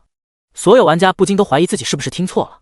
一个新手村总共才888个，他这贱人一人就独占了573个。虽然早知道他一人欺负了整个起源镇的玩家，但这种惊世骇俗的收获还是令所有玩家难以接受。这么多的宝箱，他将开出多少好东西啊？这贱人已经领先了所有玩家太多了，难道狗系统就不能特别限制一下他吗？现在更是还搞一个全球通告的奖励以作嘉奖，前面才特赐了头衔血腥屠夫，这会儿又赐予称号宝箱收割者，真的有意思吗？虽然知道强者恒强，但这么个强法就真的没意思了。全球所有玩家都在这一瞬间感觉狗系统是不是太偏心了？要不然就是狗系统和这贱人有着不为人知的派交易。哪怕是很多这次喜获珍贵物品的玩家，再看看不与这贱人573个宝箱的惊人数量，瞬间都感觉不香了。就不能和这贱人比，比什么都会被比下去。除了比惨，就没有什么能够赢过他。陈默此刻却是真的笑开花了，又是一个意外之喜。狗系统还怪好了，总是处处给他惊喜。说实话，他自己都没去计算，自己竟然抢夺了这么多个宝箱。没办法，敏捷高就是有这个优势。宝箱收割者称号，从宝箱获得的物品有几率额外提升一个品级。呵，陈默看着这个称号的属性，心情更是大好。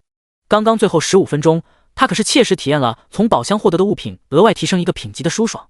虽然这个称号的属性只是有一定几率，但只要有成功的机会就是赚了。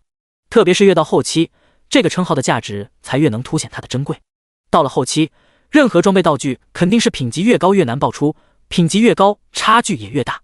若是开高级的宝箱，明明最高只能够开出传奇级的物品，却因为触发了这个称号的属性，就自动晋升成史诗级，两者价值简直天差地别。全身心的舒爽，这一次他的收获的确是很大。一共573个活动宝箱，就算他再衰，也总是能开出几个好东西的。不过眼下他能够用到的却是不多，一些高品级的装备更是有等级限制，看着也只能眼馋。不仅是他，全球其他玩家估计也是遇见类似的情况，越是高品级的装备，所需的等级限制往往就越高级。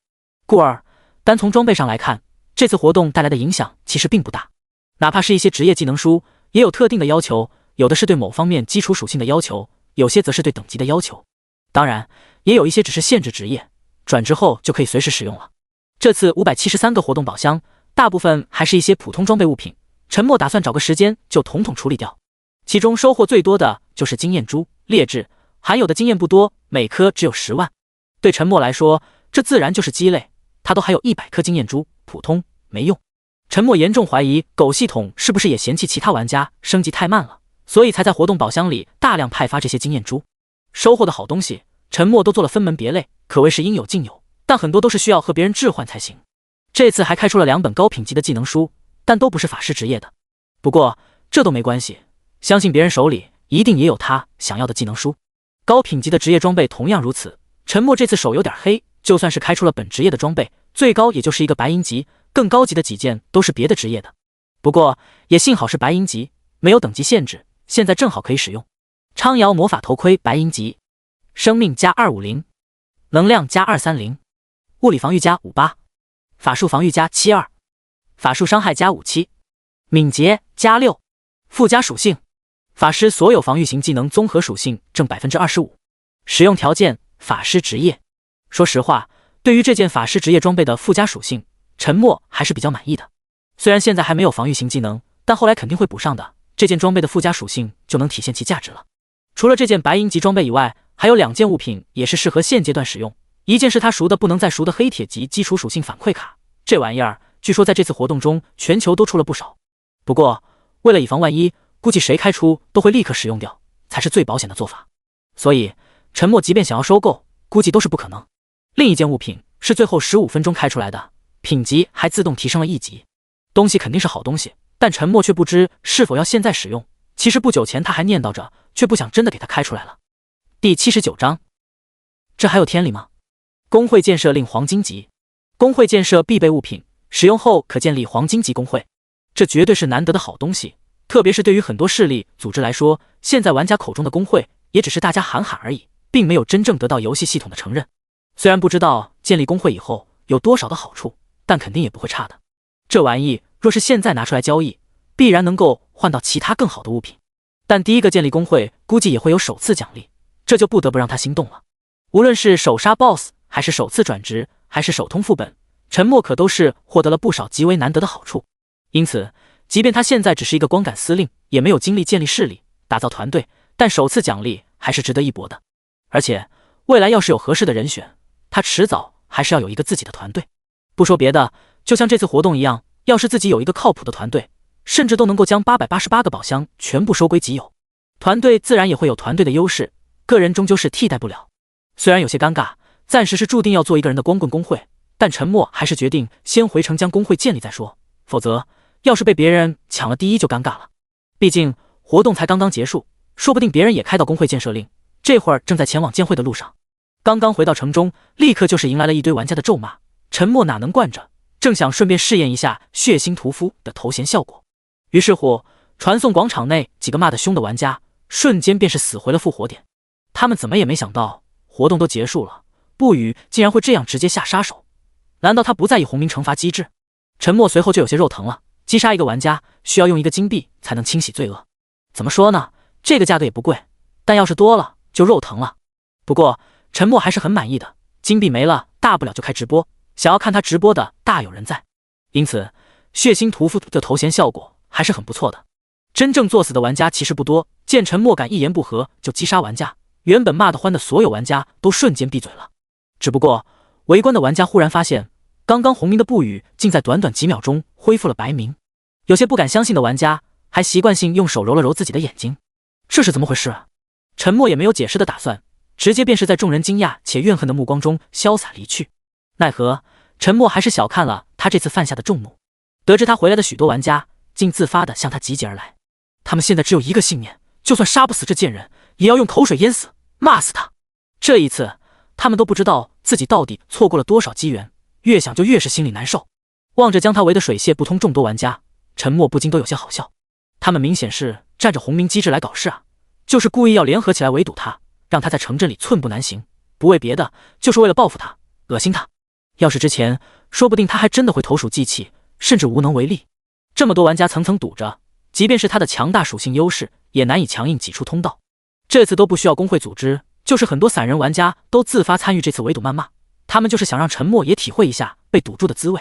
无数的谩骂犹如巨浪一般席卷整个城镇街道，他们都是全心全意竭尽全力的怒骂着，以宣泄之前的憋屈和怒火。他们也都很聪明，就是围着骂也不动手，甚至离得陈默最近的都是一些只有1级的炮灰玩家，要是陈默真的气得动手，死了也是值得。他们的如意算盘打得很响，但陈默现在可赶时间啊，可没空跟他们瞎胡闹。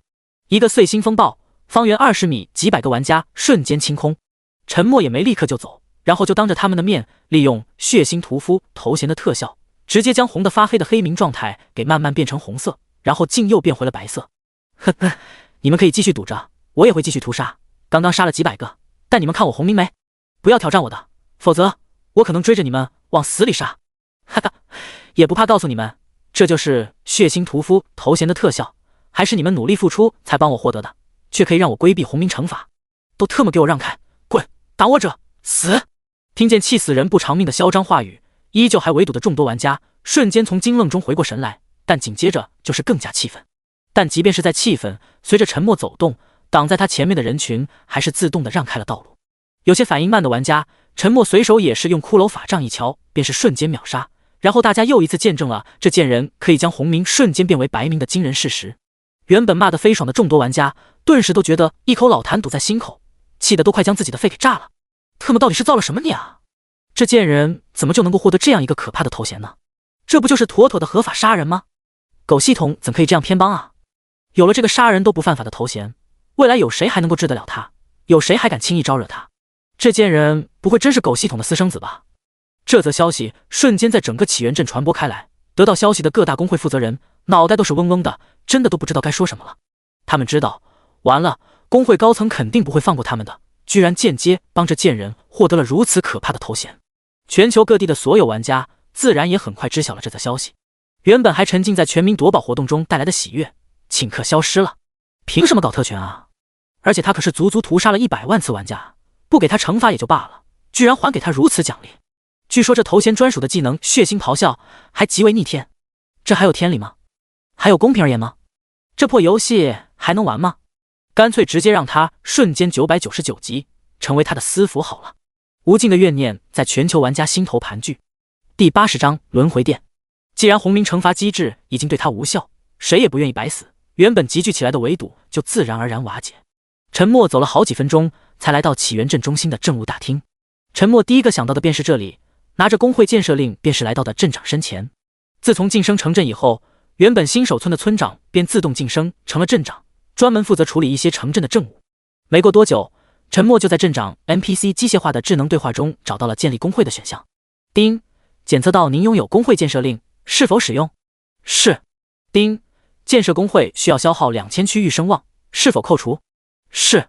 丁，由于您使用的是黄金级工会建设令，需要支付建设费用1万金币，是否支付？狗系统你大爷，真是抢劫啊，真敢要啊！若是之前没有直播收割那么多韭菜，这会儿也只能干瞪眼。不过陈默也没有犹豫，现在他最不缺的就是金币，随时都能够收割一大波。丁，支付成功，允许建立工会，请为您的新工会命名。轮回殿。丁，命名成功，将不可更改，请确认。确认。既然自己拥有血腥屠夫的头衔，随时都可以将玩家送入复活点轮回，那叫轮回殿也很合理吧。丁，请选择工会驻地，驻地将以特殊空间形式存在，需要关联空间节点，请选择节点。陈默眼前立刻显示出一个虚拟的微型地图，整个起源阵尽收眼底，有几处冒着绿光的光点，显示空间节点标识。陈默选择了一处，这里是传送广场附近的一块空地。未来若是真的有团队需要工会驻地，距离频繁使用的传送广场越近也会越方便。丁，工会驻地选择完成，是否确认？确认。丁，工会成功建立。丁，由于您是全球第一位建立工会的玩家，特进行全球通告奖励，是否隐匿？隐匿。呵，狗系统居然玩这招，这还是第一次拥有自主选择是否隐匿的权利。全球通告，龙国区玩家成功建设全球第一工会，特奖励自由属性点加10，工会属性永久性正 10%， 龙国区声望加1000，全球声望加500。这个隐匿通告效果不错呀，特么不得气死所有想要第一个建立工会的势力组织。嘿嘿，就是普通玩家这时候估计也已经气得跳脚了。陈默想的没错，全球所有玩家内心此刻当真是1000万只羊驼来回奔驰。之前的不语那贱人引发的好几个全球通告可都是真名实姓通报啊，这是啥意思啊？是玩家匿名了，还是狗系统估计不通报？关键时刻重要问题上居然也不说明是哪个玩家，简直比垃圾短信还不如。不过气归气，很多势力组织却也是忽然内心火热，热血激扬。既然有第一个工会出现，或许也会有第二个工会建立的通告奖励。若是建立第一个工会的玩家自己选择了匿名，第二个工会要是以己方势力的名字命名通告，那么势力声望将会达到一种怎样的宏伟高度？那时候是不是第一个建立又有多大区别呢？他们此刻甚至都还要感谢第一个建立工会的玩家进行了匿名。全球怨念若是能化作实质，估计已经遮天蔽日。陈默可没这觉悟，只觉得狗系统此刻太有爱，匿名也好，省却很多麻烦，利于他之后慢慢布局。通过刚刚的工会建立，他忽然也是明白了，为何他能够拔得头筹，第一个建立工会。或许并不是只有他才开出了工会建设令，而是别的区域还没有将新手村晋升成镇，根本没有建立工会的资格。就算是有，建立工会也需要2000声望和1万金币，还真不是一般玩家能够拥有。金币或许一些大型的势力组织还能够凑齐，但系统声望可就不一定了。花费了那么多金币，陈默可是想迫不及待想要看看这游戏的工会有何功能。一路迎着众多玩家偷偷的谩骂声，开心愉悦的来到工会驻地区域。这片区域距离传送广场不远，是一个巨大的圆形石台，至少可以同时容纳上万人，只有半米高，上面密密麻麻镌刻着许多神秘的符文。原本是不知道这里有什么作用，还以为也只是一个休息的广场，却不想原来是众多工会驻地空间节点的链接处。只要站上石台，拥有工会的玩家便能够选择进入工会驻地。丁，检测到您属于轮回殿，是否进入驻地？陈默进入以后，立刻便被眼前的奇景所震惊。入墓地是一个巨大的长方形广场空间，天空依旧和外界一样，广场四周都是些参天巨树，将整个广场给围绕起来，巨树外围则是混沌一片。传送光门在这个广场的角落显示出驻地进口，同水平线对着的另一个角落也有个光门，估计就是驻地出口。在广场两旁先是一排整齐的小房子，并排而立，不用猜就是工会成员宿舍。往广场的另一端方向延伸，再有些高低大小不同的住宅出现，一直延续到最后还有好几栋独立的小庭院。广场的中央有4个大型点的建筑，呈一个长形口字排列开来。广场最后端是一座巨山，上不见多高，却刚刚好和广场那么宽许，将整个广场的后端给堵住。山脚下只有一个大型的庭院，明显就是工会会长的私人住宅。这个布局陈默还是很满意，完全没想到工会驻地是这样自成一片空间，这1万金币花得值。来到广场中央最高大雄伟的驻地主殿。丁，驻地未激活，请问是否激活？是。丁，激活费用1000金币，是否支付？是。狗系统没完没了，不把它薅干净不罢休啊！丁，驻地成功激活，各项功能自动解锁，请自行查询。陈默看见前面虚拟屏幕上显示出一长串目录介绍，两眼金光四射。陈默按着步骤，首先查询了刚刚全球通告奖励的工会属性：轮回殿黄金级，工会编号00001，工会属性：所有成员经验值加成 5%， 永久正 10%， 所有成员全属性加成 5%， 永久正 10%。 这个黄金级工会属性牛啊，再加上系统奖励的永久正 10% 的加成，简直可怕啊！陈默立刻便是打开自己的属性面板，果然他的全属性已经增加了 15%， 实力简直是一次大跳跃啊！抛却系统额外奖励的永久正 10%， 就算是黄金级工会单独增加的 5% 全属性，也足以让普通玩家和工会成员拉开一大段距离。光是冲这一点，未来加入工会怕都是会成为主流。散人玩家注定要吃大亏啊！而且陈默刚刚还获知了一个可怕的消息，未来玩家还不一定想加入就能加入。第81章，居心叵测。通过工会功能简介查询得知，全球一共只允许建立99999个工会，所以轮回殿的工会编号是00001，而不是单独的1。若是99999个工会全部建满之后，就只能够申请建立临时工会，成功将别的工会打败解散，才能将之取代，成为真正的工会。这则消息的含义可是很大，也很可怕，甚至会影响到未来各个区域的势力分布问题。工会一旦建立，驻地和编号都将长久保留，也就是说，在哪个区域哪个城镇建立的工会就将永远属于哪里。若是在99999个工会建满之前，有一些区域或城镇一个工会都没建立，那么这里就永远不可能拥有工会。有工会驻扎和无工会驻扎的城镇，未来的发展肯定相差甚大。未来就为了这99999个工会固定名额，估计都会争斗不断。狗系统明显就是居心叵测。工会的重要性可不单纯在于属性加成和经验加成上面啊！越是往后查看，陈默就越是发现工会的重要性，甚至就连他未来也不得不重视工会的发展。若是不打算加入别的势力，就必须守护好这个工会，因为工会的很多功能对他来说也是极为有用。工会功能包含很多都是特别实用的功能。工会成员可以开启工会攻击模式，成员之间的技能和攻击都将不会对己方人员造成误伤。就凭这一点，团队作战综合能力就会大幅提升。散人组织和系统承认的工会组织的战斗力将会天差地别。工会成员可以开通经验分配模式制定，按照击杀贡献来分配经验，而不是再去抢夺最后一击。工会成员的升级速度自然也会大幅提高。可以自主建立详细贡献制度，分配成员资源供给，还可以拥有内部通讯频道，实现工会内部文字语音聊天。这么多极其实用的功能，可以想象未来必定是工会的天下，没有建立工会的势力注定会被淘汰。陈默作为会长，可以设置的内容很多，包括关闭出口进口、传送光门等等。黄金级工会每个月还需要足额缴纳1000金币维护费，相当于狗系统设置的物业管理费。每个月必交的工会维护费可不便宜，就算是最低级的黑铁级工会维护费也要200金币。说实话，就这么昂贵的工会维护费，一般的势力还真的供养不起。若是连续3个月未交齐工会维护费，工会80%功能暂停使用，超过半年未交齐，工会自动解散，会长自动负债所欠剩余维护费。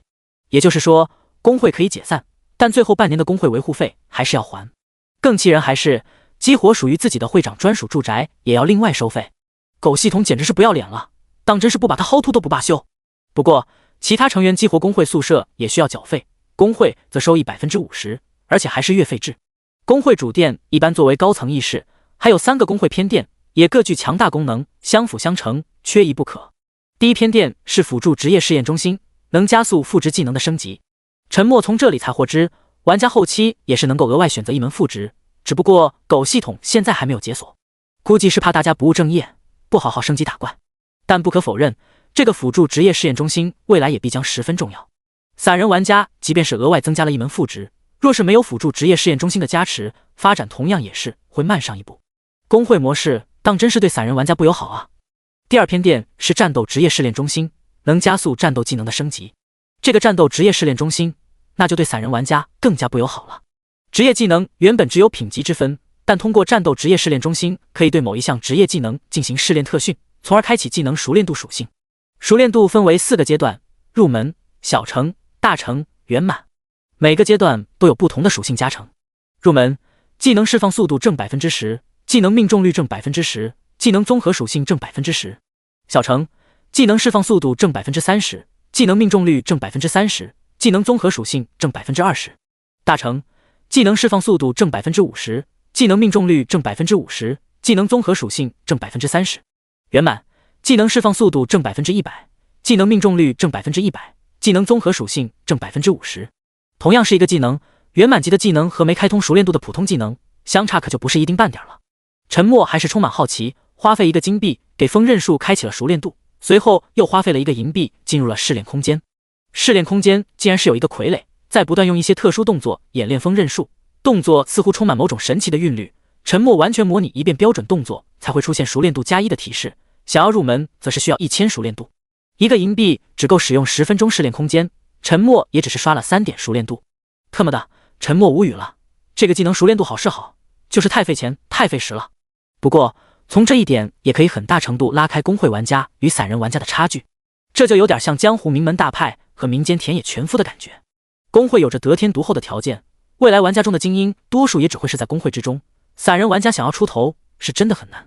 第3偏殿有些特别，整个大殿只内设了3个颜色各异的传送光门，血红色的是公会征战战场传送门，但未开放；紫蓝色的是公会内部竞技战场传送门，里面是4个如同足球场般大小的擂台，拱卫着中央一个更巨大的擂台，可以自由选择竞技参战和观众观看模式。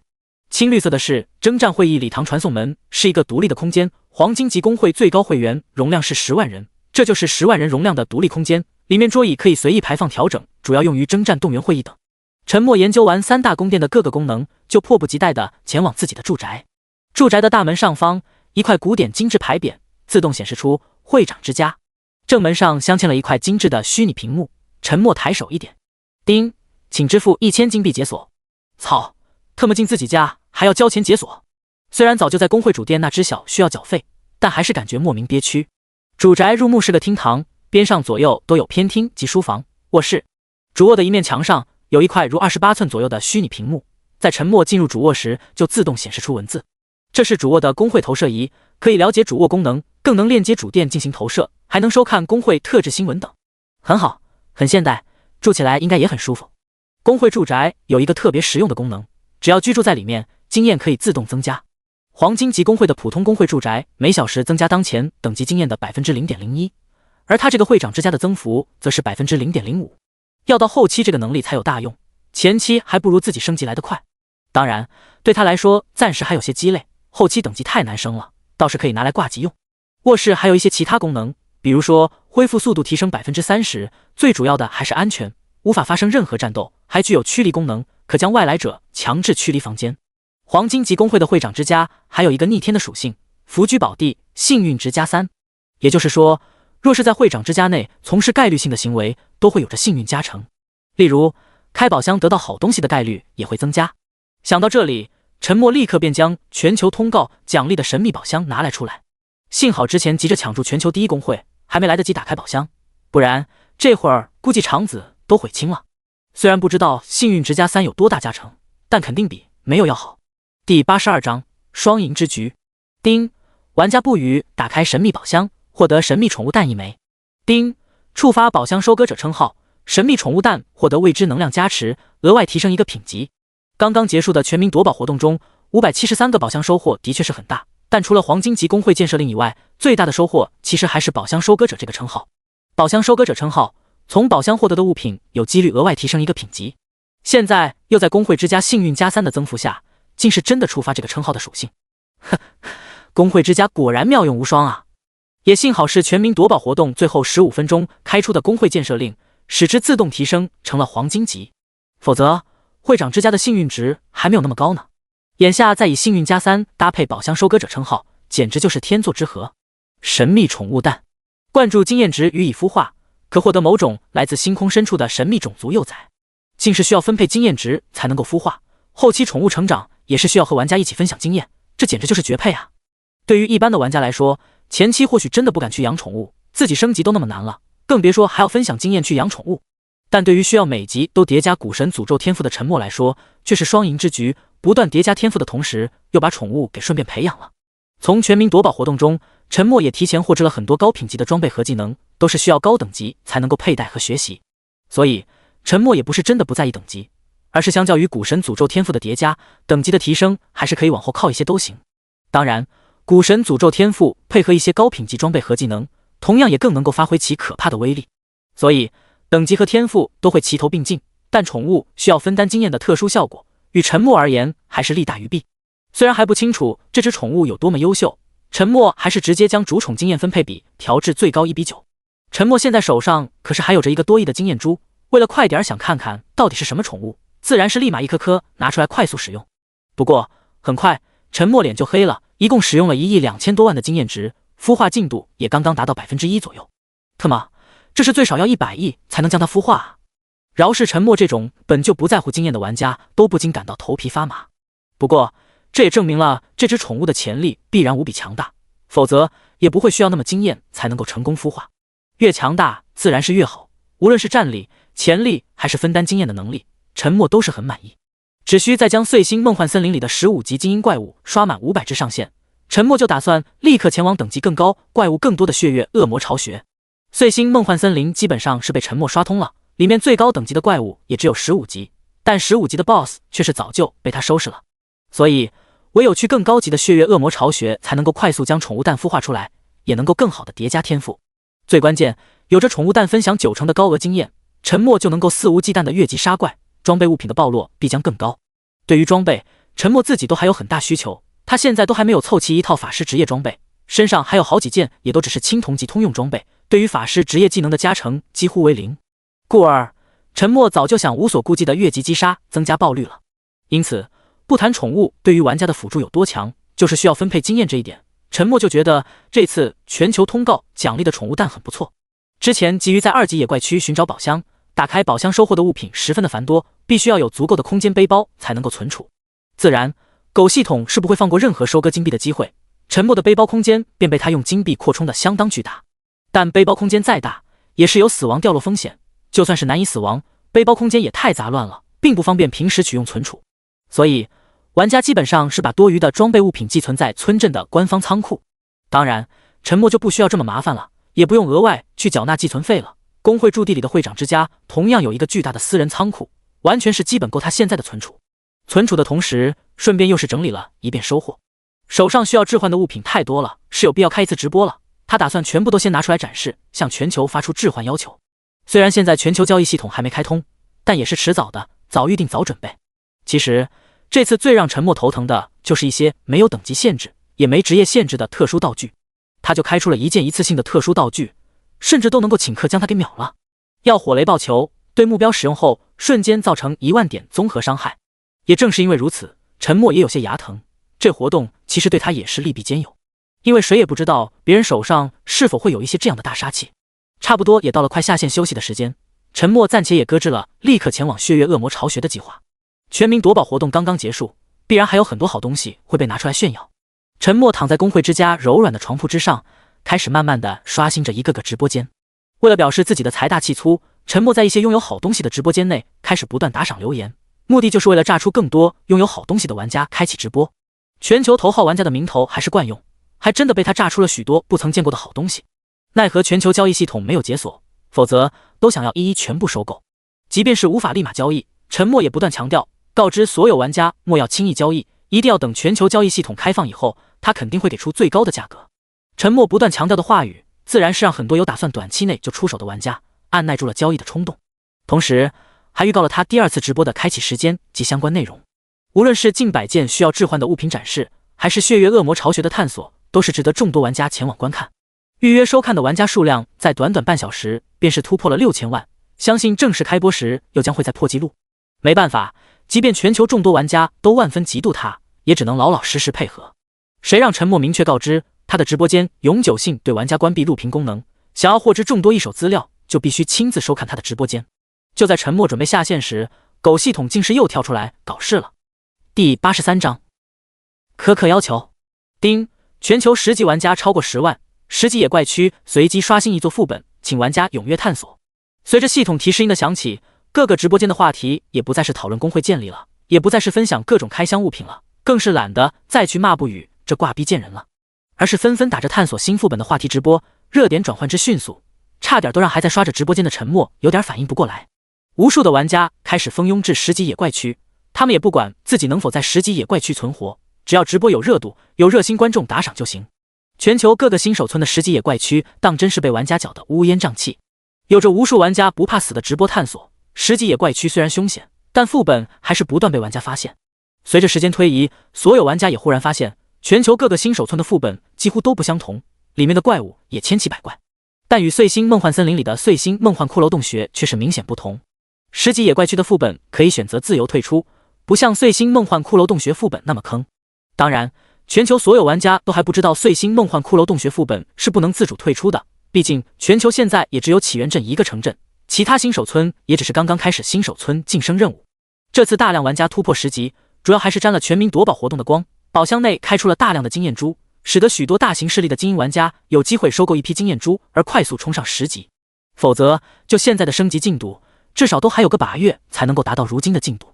除此之外，10级野怪区的副本拥有4个难度，分别是普通级、困难级、噩梦级、地狱级，需要通关上一个难度才能选择下一个难度，直到全部难度通关才能够最终通关整个副本。这些副本都是团队型副本，进入条件必须满足15人，进入等级上限15级。副本并非采取最终通关结算制度，就和野怪区一样，经验随时结算。不过副本里的怪物同样没有等级和品阶划分，所以也不存在降级击杀保底惩罚。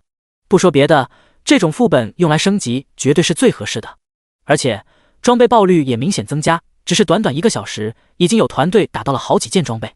最关键，选择进入副本的15人团队将自动进入组队模式，经验值按贡献自动分配，相互之间的攻击也将自动免疫。这样子，团队打怪升级的效率可是直线拔高。对于起源镇的众多新进10级玩家来说，这种副本组队模式更是可以将团队效率发挥到极致，因为起源镇的10级玩家可以直接转职，便可以使用技能。副本组队模式下，就能够完全避免技能误伤，将杀怪效率再次拔高。其他新手村的10级玩家也只能羡慕的不要不要的，奈何他们也只是刚刚晋升10级，新手村的晋升任务也还在刚刚开启，想要等晋升城镇转职都还要一大段时间。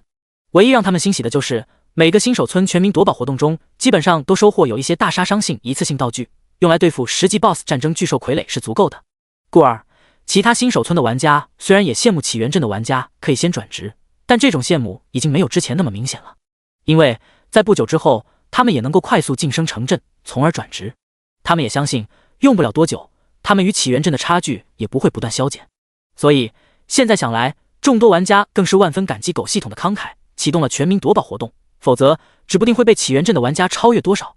起源镇的众多玩家自然也明白，他们能够保持的优势或许不用多久就会消失，所以各大势力组织旗下的工会竟是联合起来，凑集各个工会的精英玩家，打算快速通关副本，最大程度建立他们的优势。原本准备要下线的沉默自然也无心下线了。这个副本唯一有个不好的地方，就是需要满足15人，想单刷都没办法。所以这1个小时也都是在收集关于副本的各种消息和售卖通关名额。沉默自然是有信心通关副本，但其他14个通关名额，沉默却不想随便找人。虽然起源镇全民夺宝活动中的宝箱大部分都被沉默给包圆，但其他玩家也还是抢夺到了几百个，里面开出的经验珠可不少，因此成功晋升10级转职的玩家也有好几个。所以当他们待会儿下线之后，就会立刻发现转职以后，他们在现实中的躯体也会得到莫名改造，在现实中也能够释放相应职业的技能。可以说，只要玩家能够晋升10级，未来大家在现实中都可能是有职业的人类，哪怕属性不高，但有着一些技能加持，还是会与众不同的。这一重大变化必然会在原本就愈发不安稳的局势上再添一把火，动乱随时都有可能爆发。与此同时，游戏的重要性也会愈加明显，本来还想要慢慢组建团队的沉默，也不得不考虑加快进度了。故而这次14个通关名额，沉默便是打算借此来培养自己的班底。沉默在起源镇招聘团队的信息，瞬间也在整个游戏世界掀起了轩然大波。公认的全球头号玩家一直都是独行侠形式，居然会在这个时候组建自己的势力，可见其野心也不小。沉默招聘的要求可不简单，甚至都有些苛刻。首先，现实中必须拥有绝对的自主能力和自保能力，简单来说就是身份还没泄密的散人玩家。其次，真实面貌必须与他在直播间连线录屏保留，并且提供真实身份信息核对。第三，只要他没主动解散团队，就禁止退出。第四，绝对服从命令，中途无论任何原因选择退出或拒绝服从命令以及背叛团队，都将会受到他游戏内外的永久性追杀。第84章乱成一团。沉默的4大要求的确堪称苛刻，但只有这样他才敢放心培养。特别是后面2条，沉默可不想帮别的势力培养人才，更不想养出白眼狼，加入他的团队，未来收获的好处必然远超他人，现实中成为强者也是迟早的事。只有从开始就同意这些苛刻的条件，认清楚自己的定位，才符合他招收的标准。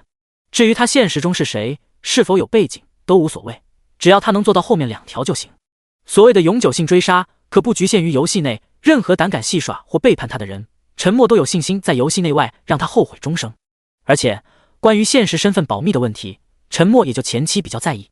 极度眼红他的势力组织可是遍布全球，作为他团队的成员，必然也会受到各种打压，特别是现实之中甚至有生命危险。因此他可不想刚培养起来就被有心之人软禁或人道毁灭，所以现实身份起码在前期还没自保能力时做到保密就行。后期在现实中都可以自保了，身份保密与否其实也都没有多大意义。反正前期他们自己要是没做好保密，为此丧命或被软禁也是他们自己的事。陈默的招聘要求发出，自然是在整个起源镇引发了不小的轰动。哼，这届人的要求也太离谱了吧！加入了还不允许退出了，简直比我们工作室还霸道啊！就是完全奴隶条款啊！啧，游戏内永久性追杀呀，真是敢说啊！有啥不敢说？我敢打赌，这届人估计也获得了基础属性反馈卡。以他变态的属性，现实中他已经是个变态了，追杀一个人有什么不可能？对啊，这还是前期啊，要是后期，这届人绝对会越来越恐怖。要是他的属性全部反馈现实，特么不得无敌了啊！我也好想加入啊，但我的真实身份早就曝光了，不符合啊。嘿嘿，幸好我前期够谨慎，早就花费了一大把私房钱购买了防脱盔面具，就连我老婆都不知道我游戏里叫什么。不过我也不打算加入，完全是卖身的感觉。楼上傻逼啊，你有资格都不加入，简直就是暴殄天物，跟着不与大佬混，无论游戏还是现实，你迟早都要牛逼啊！这样哪是卖身，完全就是带飞啊！就是啊，怎么能用卖身来形容？人家带飞你了，你凭什么不听话？凭什么要退出？面对白眼狼和叛徒永久性追杀，不是很正常吗？完全赞同。所以我也不觉得这有什么不对。可惜我的身份早就曝光了，我可不敢加入他的团队。这届人举世皆敌，可不想被牵连。其实啊，加入他的团队，最关键还是要有一往无前的决心，要有一直跟着他混的决心，也要有坚信他能够一直这么妖孽的决心，更要有放得下身段的决心。毕竟一旦加入他的团队，就要始终做他小弟，在这人人可以成龙的大环境下，能够甘愿如此，也是需要很大的决心。哈哈，这都不是事，我已经做好准备，只要不与大佬收我，认他做大哥又有何妨？跟着他必然起飞。到时候等我实力足够强大时，必然让我家老头子另眼相看。楼上怕是个不被家里待见的二代啊，你的选择绝对没有错的，但你可要服从他的命令啊，否则可别牵连你的家人了。这届人之前都敢屠杀100万玩家，我感觉他是真能说到做到，现实也敢杀人的，好羡慕，我也好想加入了。早知道贷款也要买个防脱盔面具啊！我敢保证，只要加入大佬的团队，是条狗也会起飞啊！这辈子翻身无望了。刚刚我们工作室一个炮灰玩家抢到了一个宝箱，开出了一张基础属性反馈卡，还来不及使用，就被身边的主管以家人性命威胁，最后只能老实上交。虽然也奖励了不少奖金，但逆袭的机会却是没了，未来估计也很难。是啊，我们这种身家都被完全掌握的可怜之人，即便是获得了好东西，估计都不敢偷偷使用。该死的星域 3.0， 谁知道这个游戏会这么神奇，对现实的影响会这么大，否则我怎可能为了高薪而加入工作室？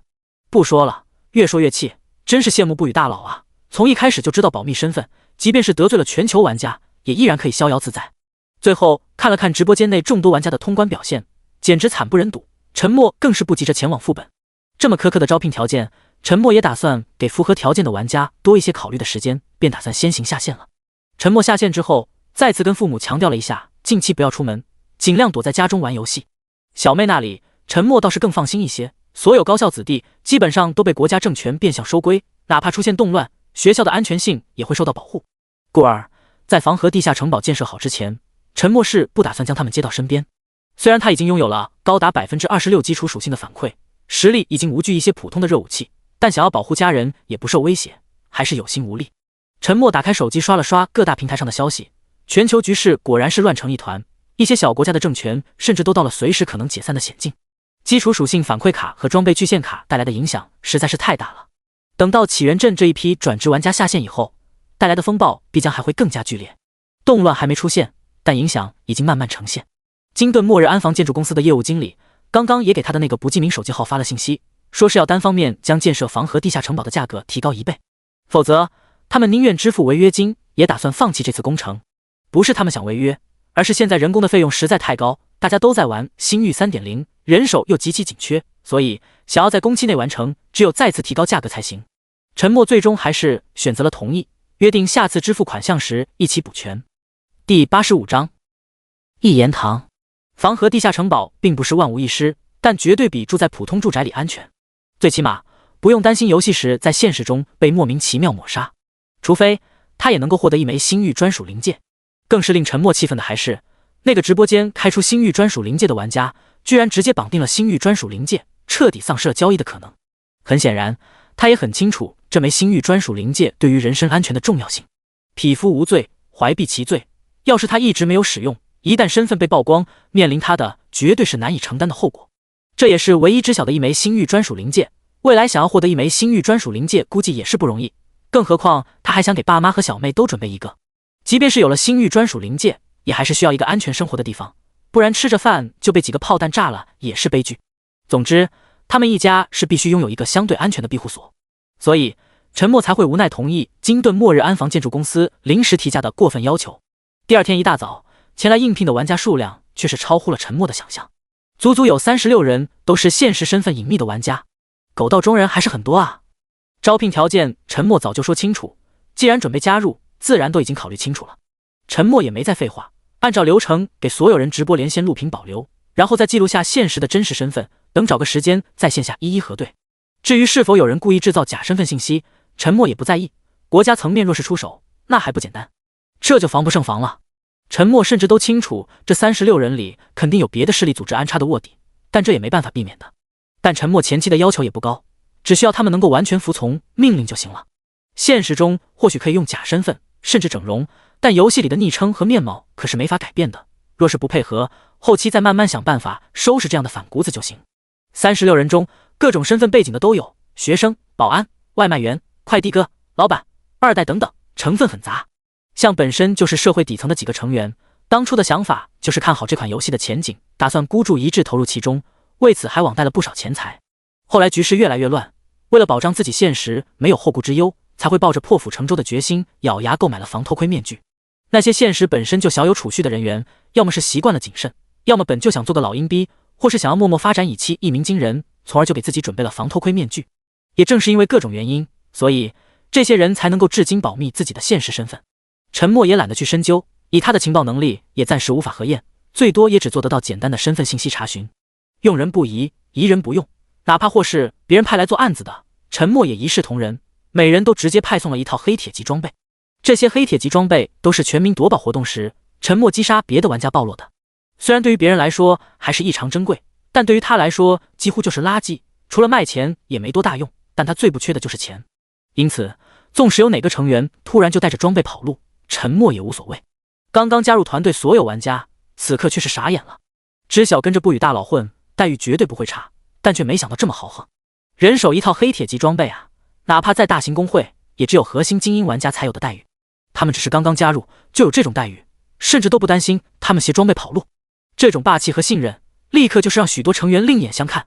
好了，你们也别激动了，我这人很简单，甚至都清楚你们之中或许有一些本就是别的势力安插的案子，但我也懒得在意，只要你能做到服从命令就行，甚至私下里照顾你所属的势力都行，但若是做出损伤或背叛我的事，那就是不死不休了，甚至你们背后的势力也会被我一一报复。所以我的要求只有一点，必须要服从命令，至于信任度，你们在我这里目前为零，一切都要看后期的表现，但我可以保证，只要跟着我，未来无论是在游戏里还是现实中，你们都将会成为别人仰望的存在。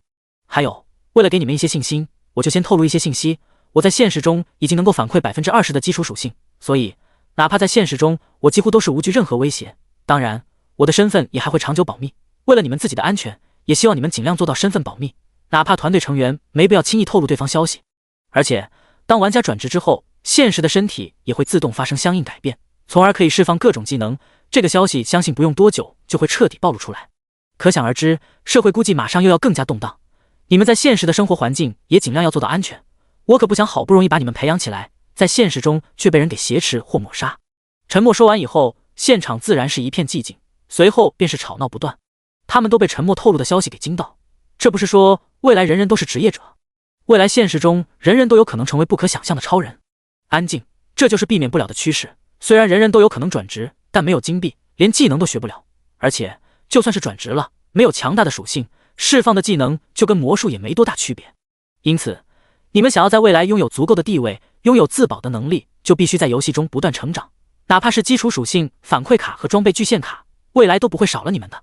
为了方便管理，这里我就先做一个简单的人事任命，现在一共36人，分为3组，每组12人，飞鸟为1组组长，西月为2组组长，彪子为3组组长。大家也积极表现，咱们团队肯定会扩张，若是有能力，未来也会优先从你们之中提拔。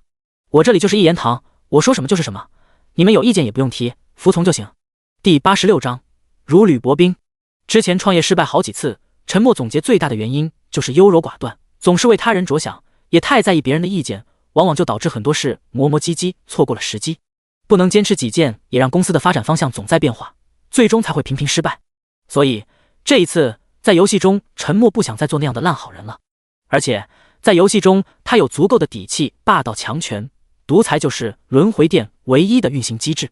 飞鸟原名袁鹏飞，原本在现实中是一家公司的老板，本身具有一定的管理能力，刚刚交谈中也发现这是个处事灵活的家伙，而且思想觉悟很高，分得清自己的定位，立志成为团队的二把手，能够辅佐陈默成就千秋霸业，将团队发展成游戏中第一公会。西月原名纳兰西，是京城4大家族纳兰家的私生女，家中地位尴尬，背着家里自己偷偷在玩星域 3.0， 接触了片刻便让陈默感觉极其不错，学识渊博，眼光独到，对未来发展有着很强的敏锐性。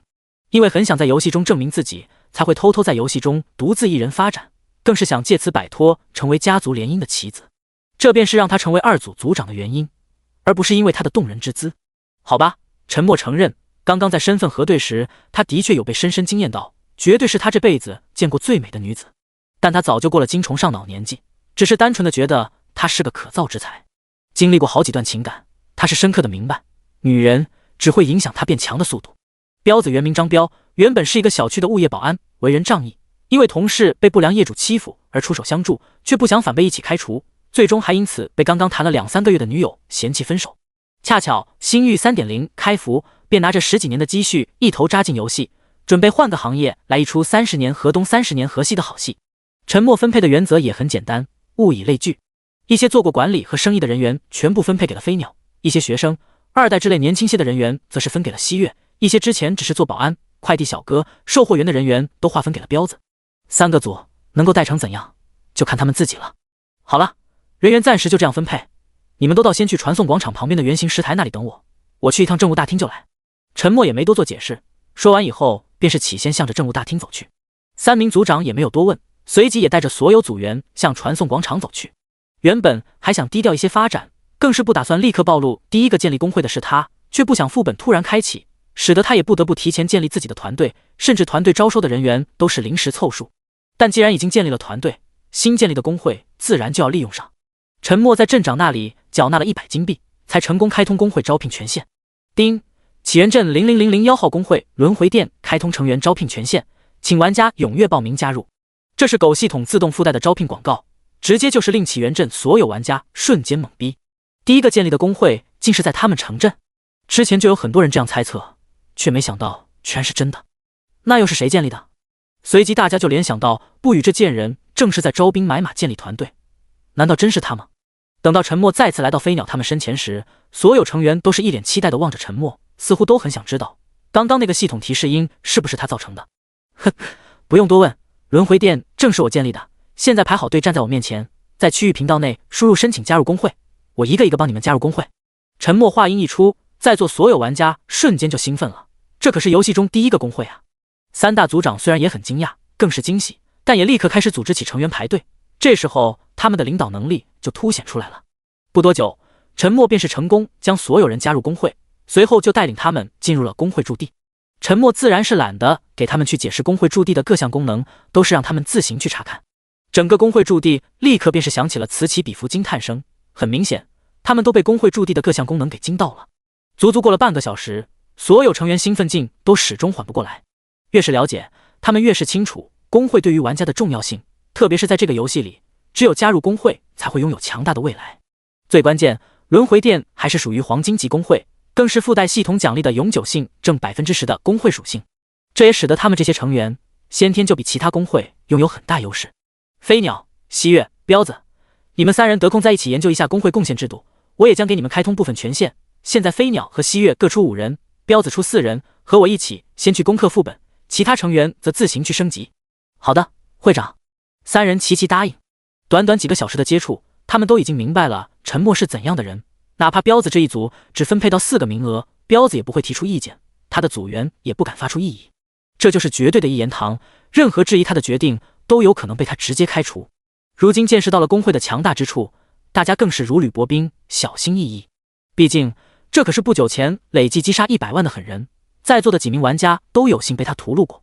故而哪怕再兴奋，再多言语想要表达内心的各种激动，只要沉默在场，大家也是自觉的闭嘴，服从命令就好。这是对强者的敬畏，是对这名会长的无声支持，这也是所有成员的默契。沉默也很满意这样的状态。作为独裁者，沉默并不打算与所有成员建立太亲密的感情，那样并不方便他执行管理。这个游戏，只要他能够一直站在巅峰，跟着他的成员自然就会一直服从他，就是这个团体维持稳定的根本。一旦他实力不足以震慑其他人，平时说再多，感情再好，也都是扯淡。故而，这种氛围虽然有些别扭，却最适合当下情况。不到片刻时间，飞鸟3个组长包括他们自己就凑齐了14人，团队刚刚建立，大家也都不熟悉。为了表示公平，各组都是比手心手背凑出的人数。沉默也不耽搁，带着飞鸟他们就立刻前往起源镇的副本。会长一走，那股无形的威压似乎也莫名消失了，剩下的成员便再也压不住兴奋，整个工会驻地都是他们叽叽喳喳的吵闹声。第87章，各位怎么看？嘿嘿，哥们，咱们这是要注定崛起了呀！就这工会属性，都足以让我们碾压同级了。哈哈，哪是碾压同级，越级碾压都可以。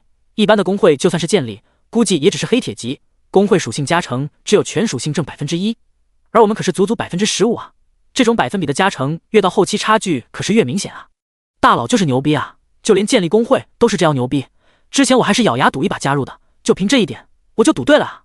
叫什么大佬，以后咱都叫会长。之前我游戏上认识的一个朋友还劝我别加入，告诉我一旦加入，后期必然会受到其他势力的联合打压，还说对付不了咱们会长，就直接打压我们。我他妈现在只想对他们说声，来啊，看谁打压谁！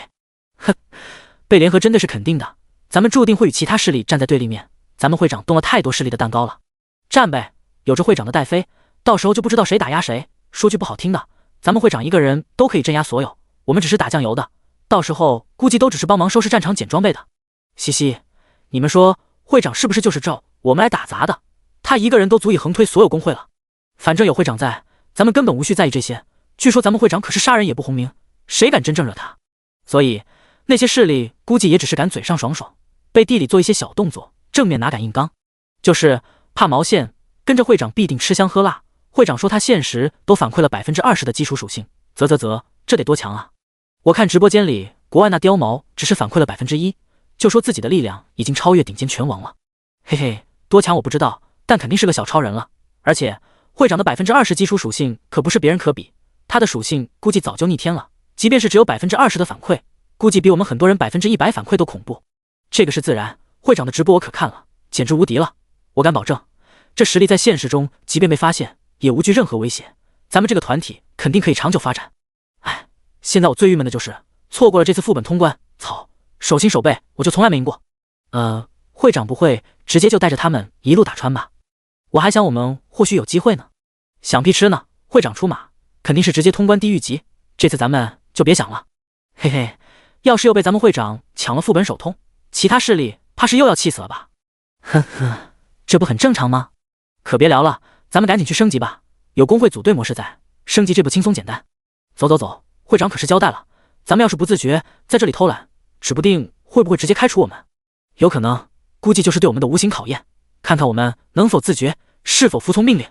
那还扯鸡毛啊，赶紧走啊！龙国某处隐秘基地，一群身扛将星的军人神情严肃地聚在一起。首长，以上内容就是波罗传递回来的消息，并且告知我们一定要做好保密，否则以不与霸道的行事风格，他甚至可能宁可错杀也不放过，会直接开除这一批所有人。这个消息只会存在这个会议上，各位怎么看？好可怕的潜力，工会的功能居然这么重要，可以说未来的势力格局将会由工会决定。是啊，最关键，全球只有1万个工会名额，建一个少一个，我们必须最大程度抢占工会名额，这关乎到咱们龙国区未来整体玩家的强弱。不错，星域 3.0 工会的作用远超其他游戏，对于玩家综合实力的影响太大了，只有工会越多，咱们龙国玩家的整体实力才会越强。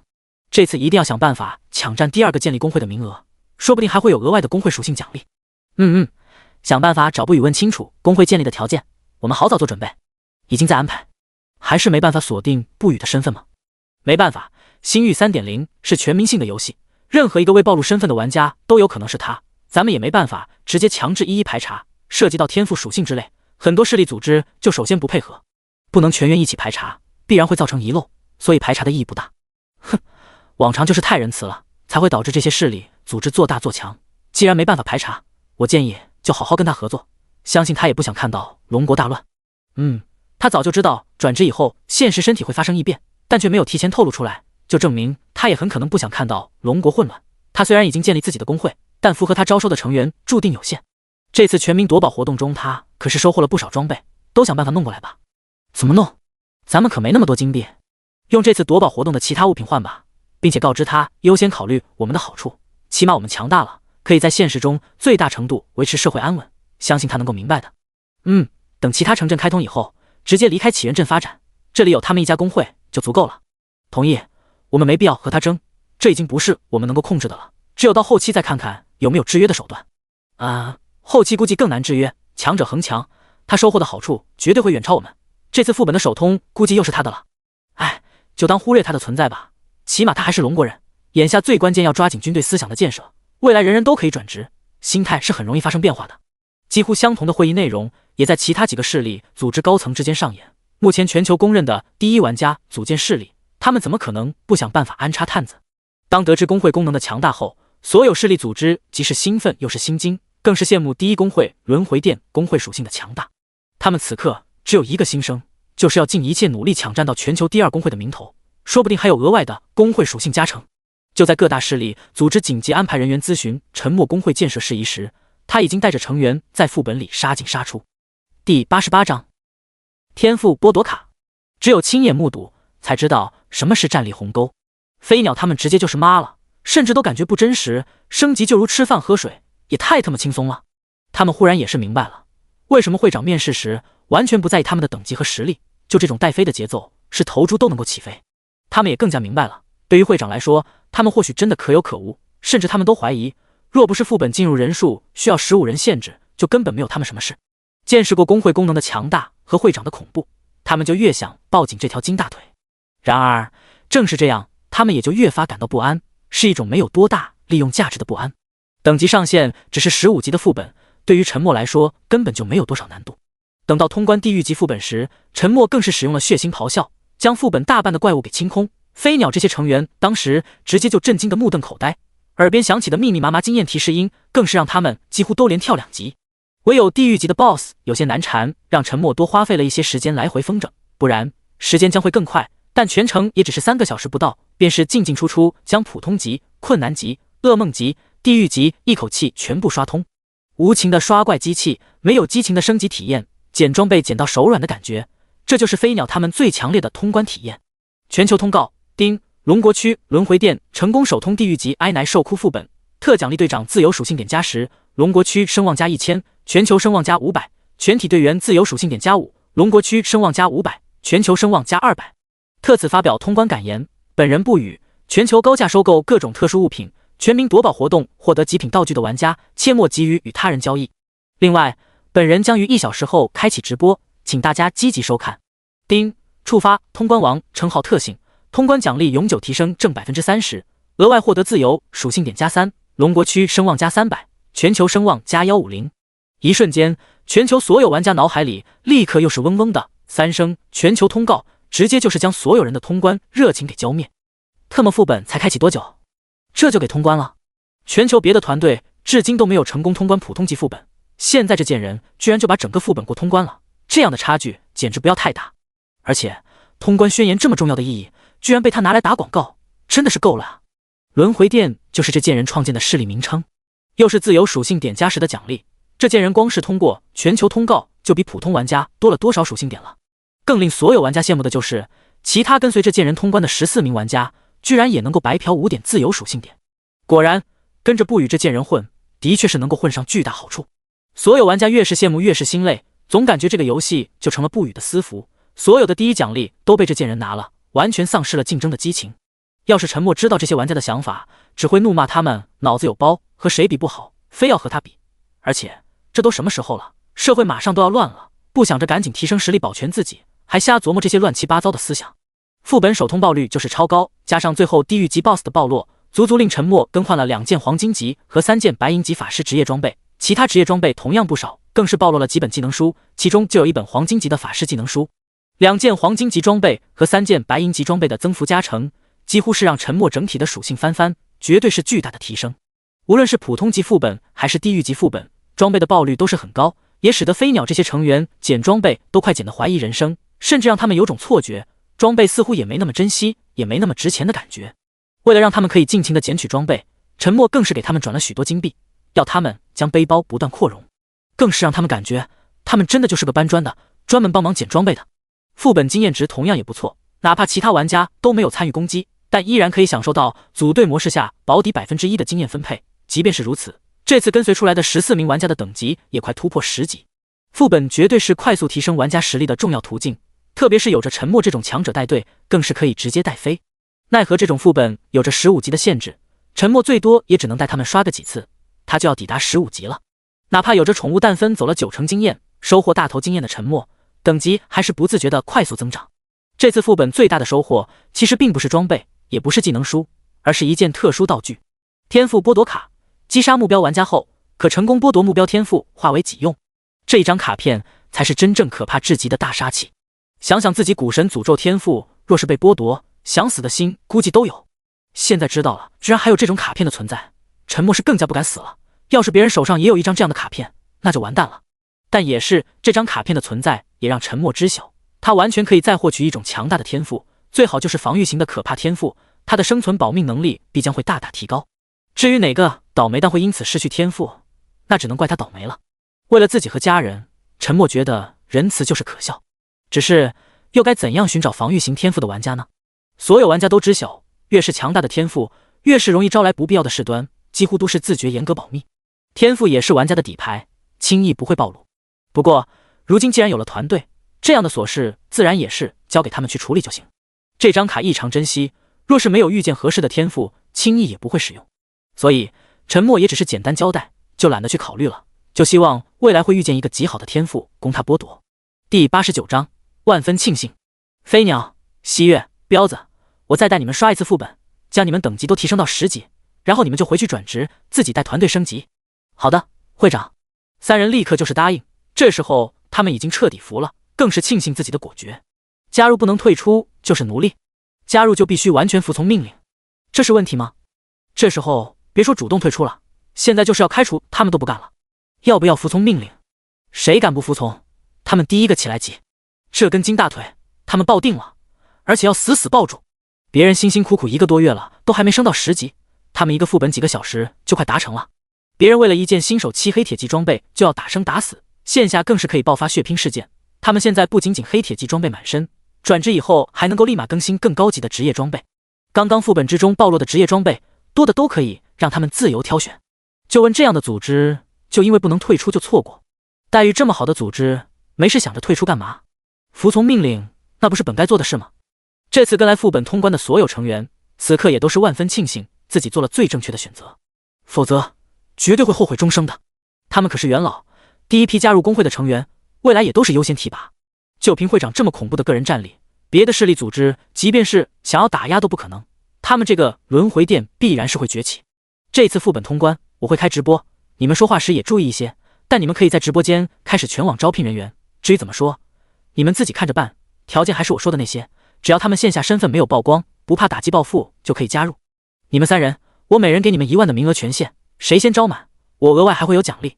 另外，工会功能相信咱们团队有些反骨仔早就透露出去了，因此你们也可以对外宣扬。哈哈，好的，会长，我肯定第一个完成任务。飞鸟首先是立刻保证。切，飞鸟，谁第一还指不定呢，要不咱们之间也打个赌，会长允许吗？彪子见飞鸟这么快的反应，顿时就不爽了，立刻也是表态。陈默闻言呵呵一笑，我没意见，你们随意。飞鸟、彪子，你们看不起谁？以为我是女的就好欺负？好像第一只能是你们一样。我也跟你们赌，赌注就是一件黄金级职业装备。西月脸色也是不好，飞鸟和彪子明显是看不起她是女性。行，就这么定了。飞鸟和彪子自然同意。对于他们之间的赌局，陈默其实也是很支持，就是要有竞争才能够看出他们的能力。陈默虽然会给他们准备一些装备，但只限于黑铁级和青铜级，白银级以上装备则是需要他们通过工会贡献点来兑换。只有这样，工会才能够长久不劳而获的培养，永远养不出真龙。因此这次副本暴露的白银级和黄金级装备，自然是让他们万分眼红，都是想要尽快完成工会各种任务来获取贡献点兑换。工会想要升级是需要完成工会任务的，工会任务是城镇发布的，很多都很繁琐，需要大量成员去完成，所以陈默才会要求大量招聘人员。陈默也庆幸获得的是黄金级工会建设令，否则若是从黑铁级工会开始升级，指不定要花费多少时间才能够将工会升级成黄金级。陈默也不怕招不到人，他的工会属性这么逆天，工会待遇也如此之好，只要目光长远的玩家还是会有很多想要加入的。唯一可惜的就是现实中身份曝光的人是真的不敢加入他的工会，否则黄金级10万上限的成员名额瞬间就能够招满。想到这里，陈默就有些气了。等到全球区域地图都开放时，不仅仅是龙国区的大型势力，国外的各大势力所属的工会，陈默都会一一上门拜访，一定会让他们知道得罪他的下场。未来他要在游戏中杀得他们不敢轻易招惹轮回殿的成员，哪怕现实身份曝光也不敢轻易打压，甚至在现实世界也将他们杀得投鼠忌器，那时候就无需隐藏身份了。这就是陈默短期内最想达成的目标。当然，陈默知道这很难，除非他已经可以强大到无惧核武。不过只要他能够持续不断变强，以这游戏的神奇，达到无惧核武也是迟早的事。因此陈默升级变强的动力始终是没有改变，哪怕现在刷副本都没什么挑战难度，他也依旧激情满满。当陈默直播间如期开启时，全球无数玩家瞬间就是涌入其中。因为有着全球通告打广告，这次观看的人数在开播刹那就突破了1亿。为此狗系统还特意在整个游戏直播平台发布了一则恭贺喜报，所有在使用直播功能的观众和主播都是瞬间被弹窗提示，一时之间涌入陈默直播间的玩家更是疯狂暴涨。面对如此疯狂的观众，陈默还是一如既往的懒得搭理，更是将直播主持的权限移交给了西月。陈默其实很清楚，面对这些早就看他极为不爽的观众，他根本无需好脸色，保持高冷即可。反正他们关注的也只是他直播的内容，而不是他本人。西月看着直播间高达1亿2千多的观众人数，人都有些麻了。这就是大佬的世界啊！只是开播一次就最少上万金币的收入，只要抱紧这根金大腿，他身后没有人情味的家族还算个屁。他那高高在上的父亲又有什么资格掌控他的人生？他那傲慢的同父异母的妹妹又凭什么瞧不起他？甚至他有一天都能够为他憋屈一辈子的母亲堂堂正正讨一个公道。西月望着不远处被浑身装备特效包裹的身影，不禁暗暗下定决心，一定要好好表现，一定要成为团队不可或缺的存在。第90章，看一次就打击一次。望着还在飙升的直播观众，西月深呼一口气，便是开始正式进入直播主持。各位观众大家好，我是来自轮回殿的西月，这场直播将由我来主持。大家也不用好奇，轮回殿正是我们会长不语先生所建立的工会，也是全球第一工会。在接下来的直播时间之中，我将会一一为大家揭秘工会的诸多强大功能，绝对会让你们迫切想要加入工会。现在我们先跟随会长一起将这个地狱级副本给再通关一次。这一次会长主要是为了带我们升级，有什么疑问都可以打赏留言发出，我看见了都会酌情回复。西月的话语刚落，直播间的弹幕便是密密麻麻，大额打赏留言也是络绎不绝。西月作为主持，自然也是尽量的解答。当得知众多工会功能的具体作用时，所有观众玩家都是震惊不已，哪怕是以他们的脑子都知道，未来必将是工会的天下。当得知轮回殿工会属性高达 15% 的加成时，直播间更是纷纷呐喊要加入。足足多了 15% 的全属性加成，轮回殿的成员想不强都难。更何况入会就送全套黑铁级装备，通过完成工会任务就有可能获得白银级甚至黄金级装备。原本他们还觉得有些不幸，但看着直播间不语大佬随手一个技能就秒杀一大片地狱级副本怪物，中途更是零零散散暴露了好几件银色和金色光芒的物品，那不是白银级和黄金级装备是什么？或许对于别人来说，白银级以上装备是瑰宝，但在轮回殿或许还真的未必。有一个可以轻松刷怪的挂逼，高级装备还是吗？这样强大的组织，谁不想加入？轮回殿也没有令人失望，在直播间也直接发出招聘信息，只要现实没有曝光的龙国区玩家，在城镇传送开通以后，都可以申请加入。这则消息一出，直播间内所有势力组织的高层及首脑都是面色极其难看。这贱人当真是野心不小，是要网罗所有隐藏在暗处的玩家啊！这一批玩家最是不受掌控，若是进阶培养起来，绝对会是一股难以想象的可怕力量。特别是在这种游戏能力可以现实化的时代，产生的影响更是巨大。不语这贱人不仅仅只是想做最强玩家，更是想做游戏世界中最强势力的首脑。各大势力组织忧心忡忡，但对于很多想要加入轮回殿的玩家来说，现在的直播就是一场实力展现的秀场。啧，大佬这伤害每秒9804真实伤害，谁顶得住？草，随处可见的装备暴落呀！地狱级副本爆率这么高的吗？废话，普通级副本的装备爆率都蛮高，更何况地狱级？不是装备爆率高，而是大佬一口气秒杀了太多怪物，给我们感觉哪都是装备。若是一只只清理，就没这种视觉效果了。就算是这样，这爆率也超高了，好不好？哼，真他妈羡慕这几个捡装备的家伙，我也好想加入啊！我现在是真信了，绝对加入就能全套装备。这装备对于他们真的如大白菜，一点都不值钱。就希望大佬能拿出来一些售卖啊，一起提携一下大家啊！嘿嘿，想啥呢？大佬还有那么多成员要养，拿出来武装敌人啊，有毛病！就是起源镇那帮势力组织，现在估计也是要悲剧了。轮回殿在一个城镇，注定就是配角。哈哈，叫他们之前那么嚣张，也就前期占了些便宜，未来估计都要灰溜溜想办法离开，否则根本没有出头之日。BOSS 出来了，大家快看，这 BOSS 的属性好恐怖啊！真想不到大佬之前是怎么击杀的。BOSS 快死了，大家快看啊！所有观众玩家都是无语，高达80万生命值的 BOSS 又没有攻击到这贱人一次，就在几分钟内轰然倒地。为什么是鼬呢？因为上次直播碎星梦幻骷髅大巫师也是如此，但这一次却更加震撼。BOSS 从头到尾都没追上不语，所释放的技能更是全部被他超高的敏捷给闪避。哪有法师可以跑得这么快的？这还是法师职业吗？最关键，大家忽然又发现，这贱人还会瞬移，一瞬间就可以移动到另一方位，再加上他变态敏捷，以后想要拦截他又是更难了。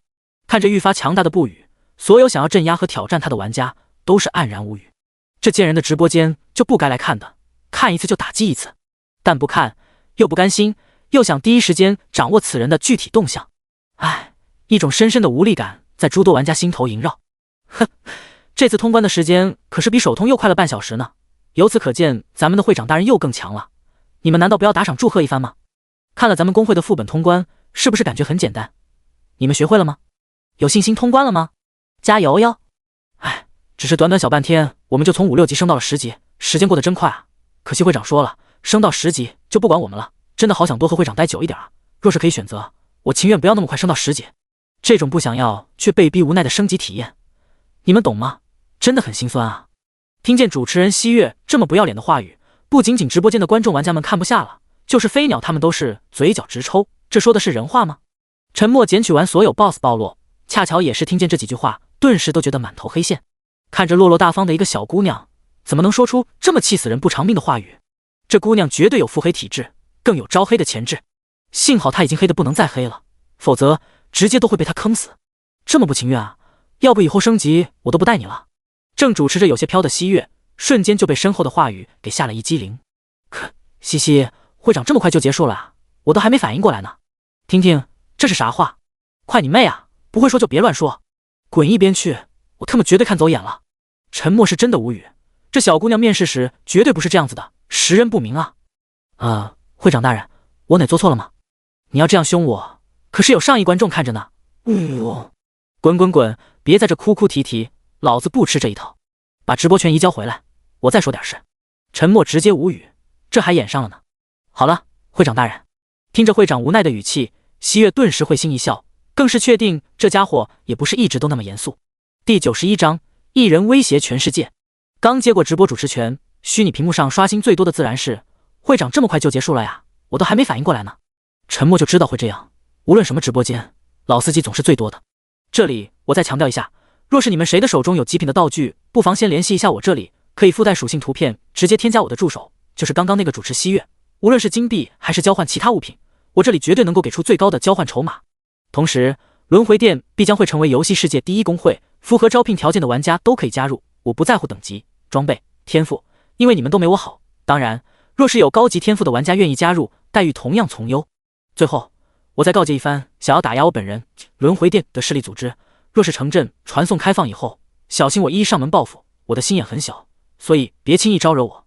大家也知道我没有红名限制，惹火了我你们承担不起。我一贯都是那么嚣张。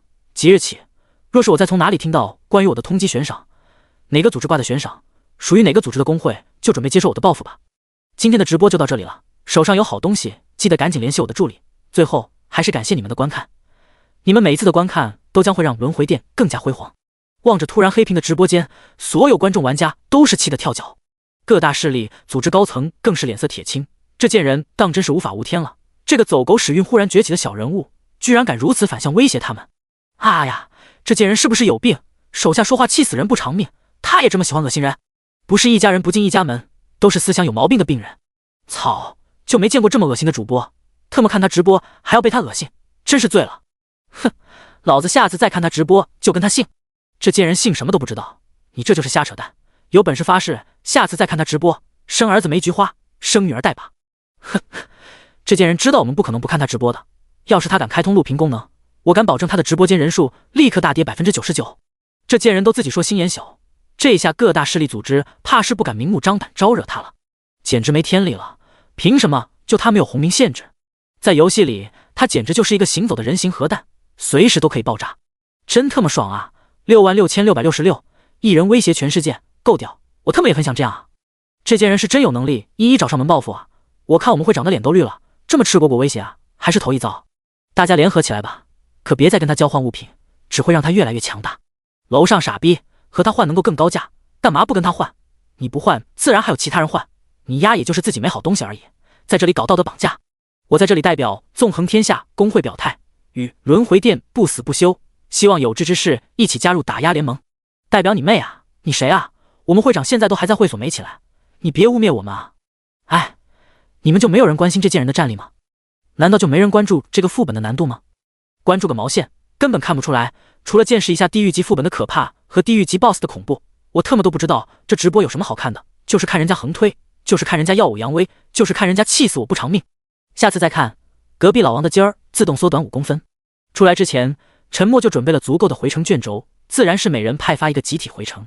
好了，你们都先去转职，然后再去带其他队员升级，我马上就15级了，打算先去血月恶魔巢穴看看，若是条件允许再带你们，若是不适合，你们就自己玩。我的要求很简单，3天内将其他成员全部带上10级转职。要是做不到，所有人脱光装备，接受108刀劈砍体验，相信你们知道30%的痛感体验有多么舒爽。陈默说完，便没有再理会唉声叹气的众人，向着血月恶魔巢穴走去。私制108刀劈砍体验，还是不穿装备，咱们会长也真想得出啊！这惩罚绝子，那还不赶紧啊！组长，咱们赶紧去升级吧，我可不想体验这酷刑。急个毛线，老子先去转职，你们都去准备好药剂，现在都是挂账，也别浪费啊！未来都是要从我们薪资扣的啊！西月，会长刚刚说了，装备都交给你统一进出库，你统计一下吧。会长绝对是报复，现在我都快被其他玩家烦死了，加我交易装备的都数不胜数，居然还让我管理仓库。嘿嘿，这是会长对你的信任，别人想当还当不了呢。西月，你真实面貌估计长得不错吧？会长不会看上你了吧？居然把这么重要的事交给你做。本姑娘自然是天生丽质，会长看上我也有可能啊，所以啊，你们可要小心点，惹恼了我，未来有你们好果子吃。呵呵，说你胖你还喘上了，你要有本事拿下会长，我特么跪下叫你奶奶都行。哈，彪子你倒是聪明啊，就算是输了，那可就多了一个会长爷爷和会长夫人奶奶，里外都没亏啊。滚！咱们先想想怎么配合升级吧。血月恶魔巢穴的怪物的确是比碎星梦幻森林的怪物强上许多，但沉默如今的属性也不容小觑，无论是敏捷还是生命，亦或是防御，几乎都是同等级内拔尖的存在。故而在血月恶魔巢穴还能够勉强探索，但却不敢再继续随意使用随机传送卷。血月恶魔巢穴是一个庞大的洞穴，有点像庞大的蚁巢，弯弯曲曲，延绵不绝。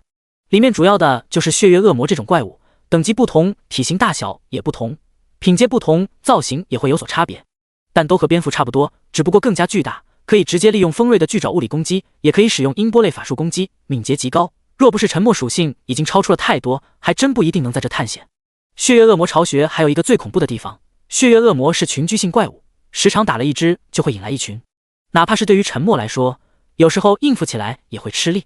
不过令沉默比较满意的就是，其中精英级怪物还是不少，往往飞来一群都会夹杂着好几只精英级怪物，并且还不是单纯的只有16级，有时候还会出现17级、18级这样的精英级怪物，根本不用他特意去寻找。抛却未知危险不谈，这种地图其实才是沉默最喜欢的。更令沉默欣喜的还是宠物蛋的孵化进度即将要拉满，最多再刷1个小时左右，就可以知道到底会孵出个什么物种了。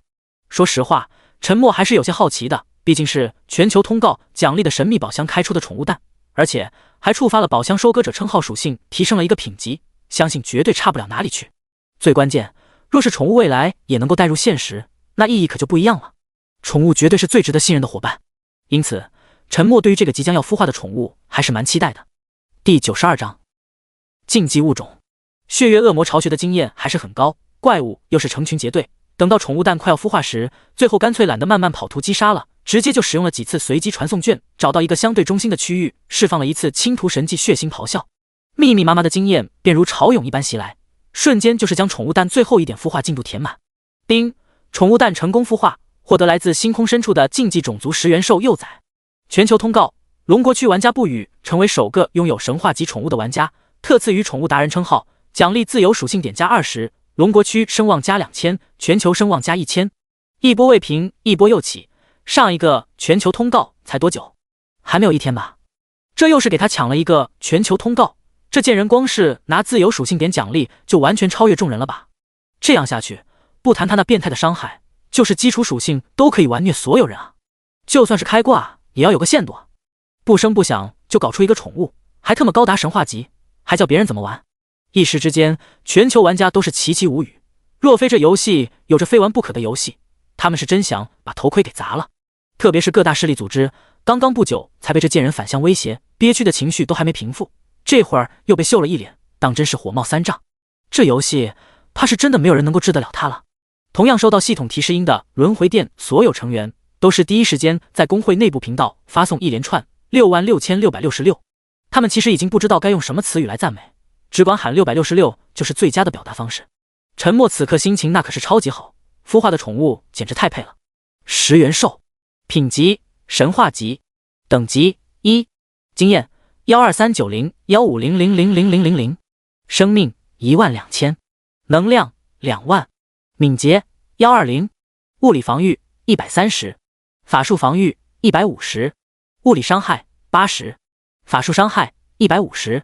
技能时间缩减，释放一个时间冷却缩减领域，领域内目标所有技能冷却时间获得10倍缩减，持续时间30秒，冷却时间10分钟。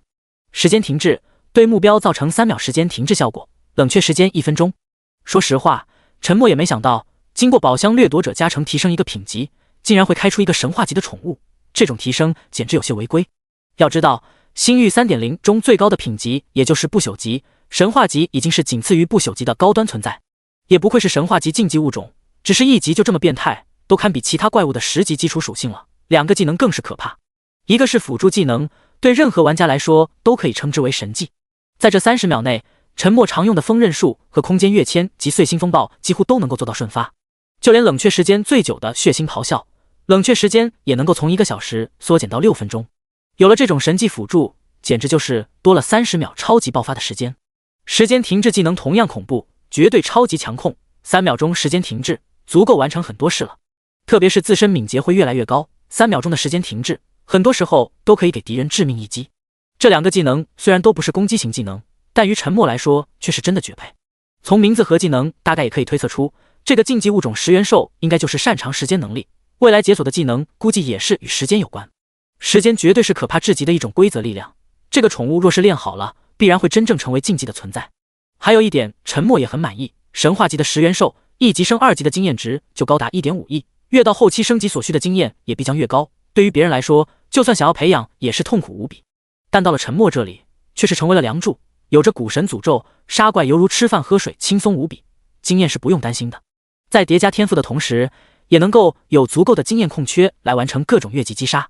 总的来说，这宠物可谓是来得恰到好处。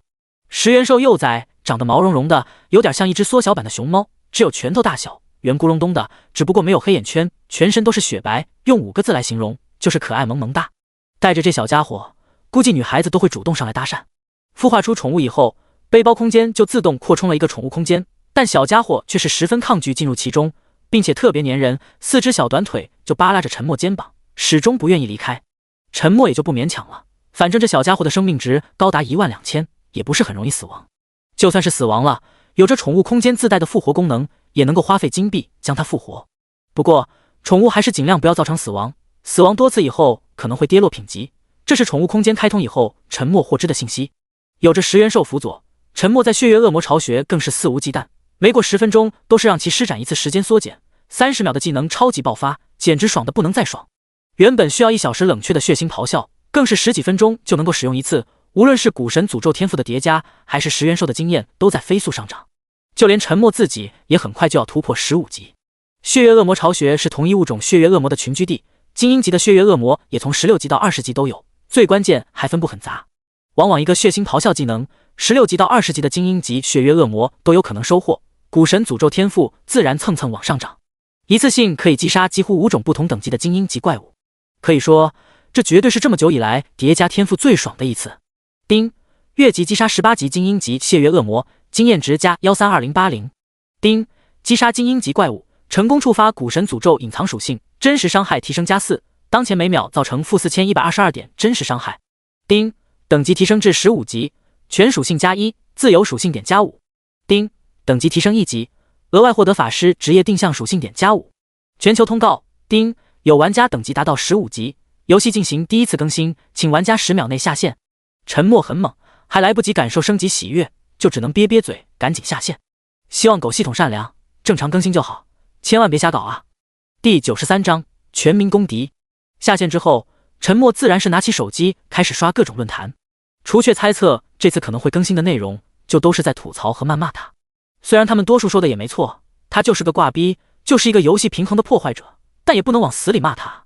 说句不好听的，他实力这么变态，又没有吃他们家大米，全靠他自己那么努力，越看越是脑壳疼。虽然他也知道自己的确是太招人恨了，但这样没完没了的网暴，他也膈应啊。看来下次直播时还是要威胁一下，警告他们在现实网络也最好别再骂他了。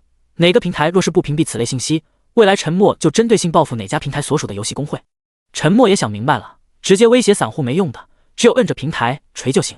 他相信这些平台是分得轻轻重的，这就是实力强大好处，有着足够底气为所欲为。否则或是换做其他人，真要是被网爆了，平台说不得还会特意加热点，一起来吃着美味的人血馒头。外面已经变得有些混乱，大家都进入游戏世界，警力管理也是相对乏力，故而沉默也懒得出去瞎逛，要是不小心招惹到什么事，他的实力都有可能曝光。如今他已经反馈了 27% 游戏角色基础属性，一身实力有多强，沉默自己都无法估量。最关键，他也没有参照物，也没法去专门测试。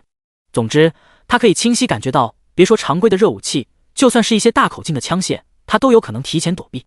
虽然这已经是很恐怖的实力了，但沉默依旧不敢飘，老老实实躲在酒店默默发育就行。时间不知不觉过去，沉默终于在其他平台上得到游戏更新完毕的消息，二话没说，立刻进入游戏。丁，星域 3.0 第一次更新完毕，欢迎再次归来。丁，全球等级排行榜开启，每30天结算一次排名奖励，请玩家自行查询。丁，怪物刷新速度提升3倍，怪物经验提升3倍，30天内等级未超过10级，本批次玩家将永久失去6大职业转职权限，请玩家尽快完成转职。丁，辅助职业功能开启，玩家达到15级可自由选择一门副职转职。当所有玩家读懂这次系统更新的内容后，彻底就是炸了！该死的狗系统居然敢如此更新！30天内等级未超过10级，本批次玩家将永久失去6大职业转职权限，这简直就是要断送一大批玩家的前程。就算是怪物刷新速度提升3倍，怪物经验提升3倍，也很难在30天内达到10级啊！很多炮灰玩家至今都是1级，想要达到10级谈何容易？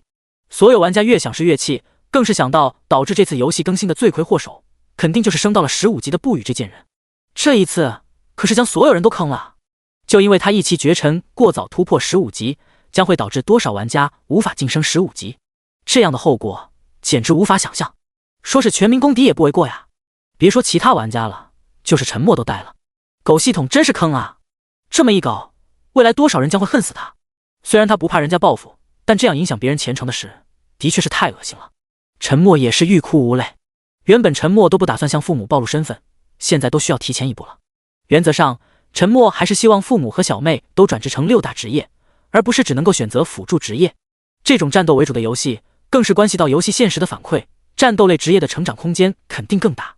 所以，等会儿沉默还需要与父母好好沟通一番，通过私人直播间给他们变相转一些金币购买装备，快速升级。至于妹妹那里，沉默不打算自己亲自出面，让父母另外再转，这丫头嘴不牢，很容易就被套话。关于她的真实身份，最多也只能让父母知晓。相信父母应该知道事情轻重，也绝对不敢外泄她的真实身份。狗系统这次虽然是瞎搞，但也未必没有益处。这样弄的话，未来能够真正转职成6大战斗职业的玩家将会有限，局势也不会那么混乱。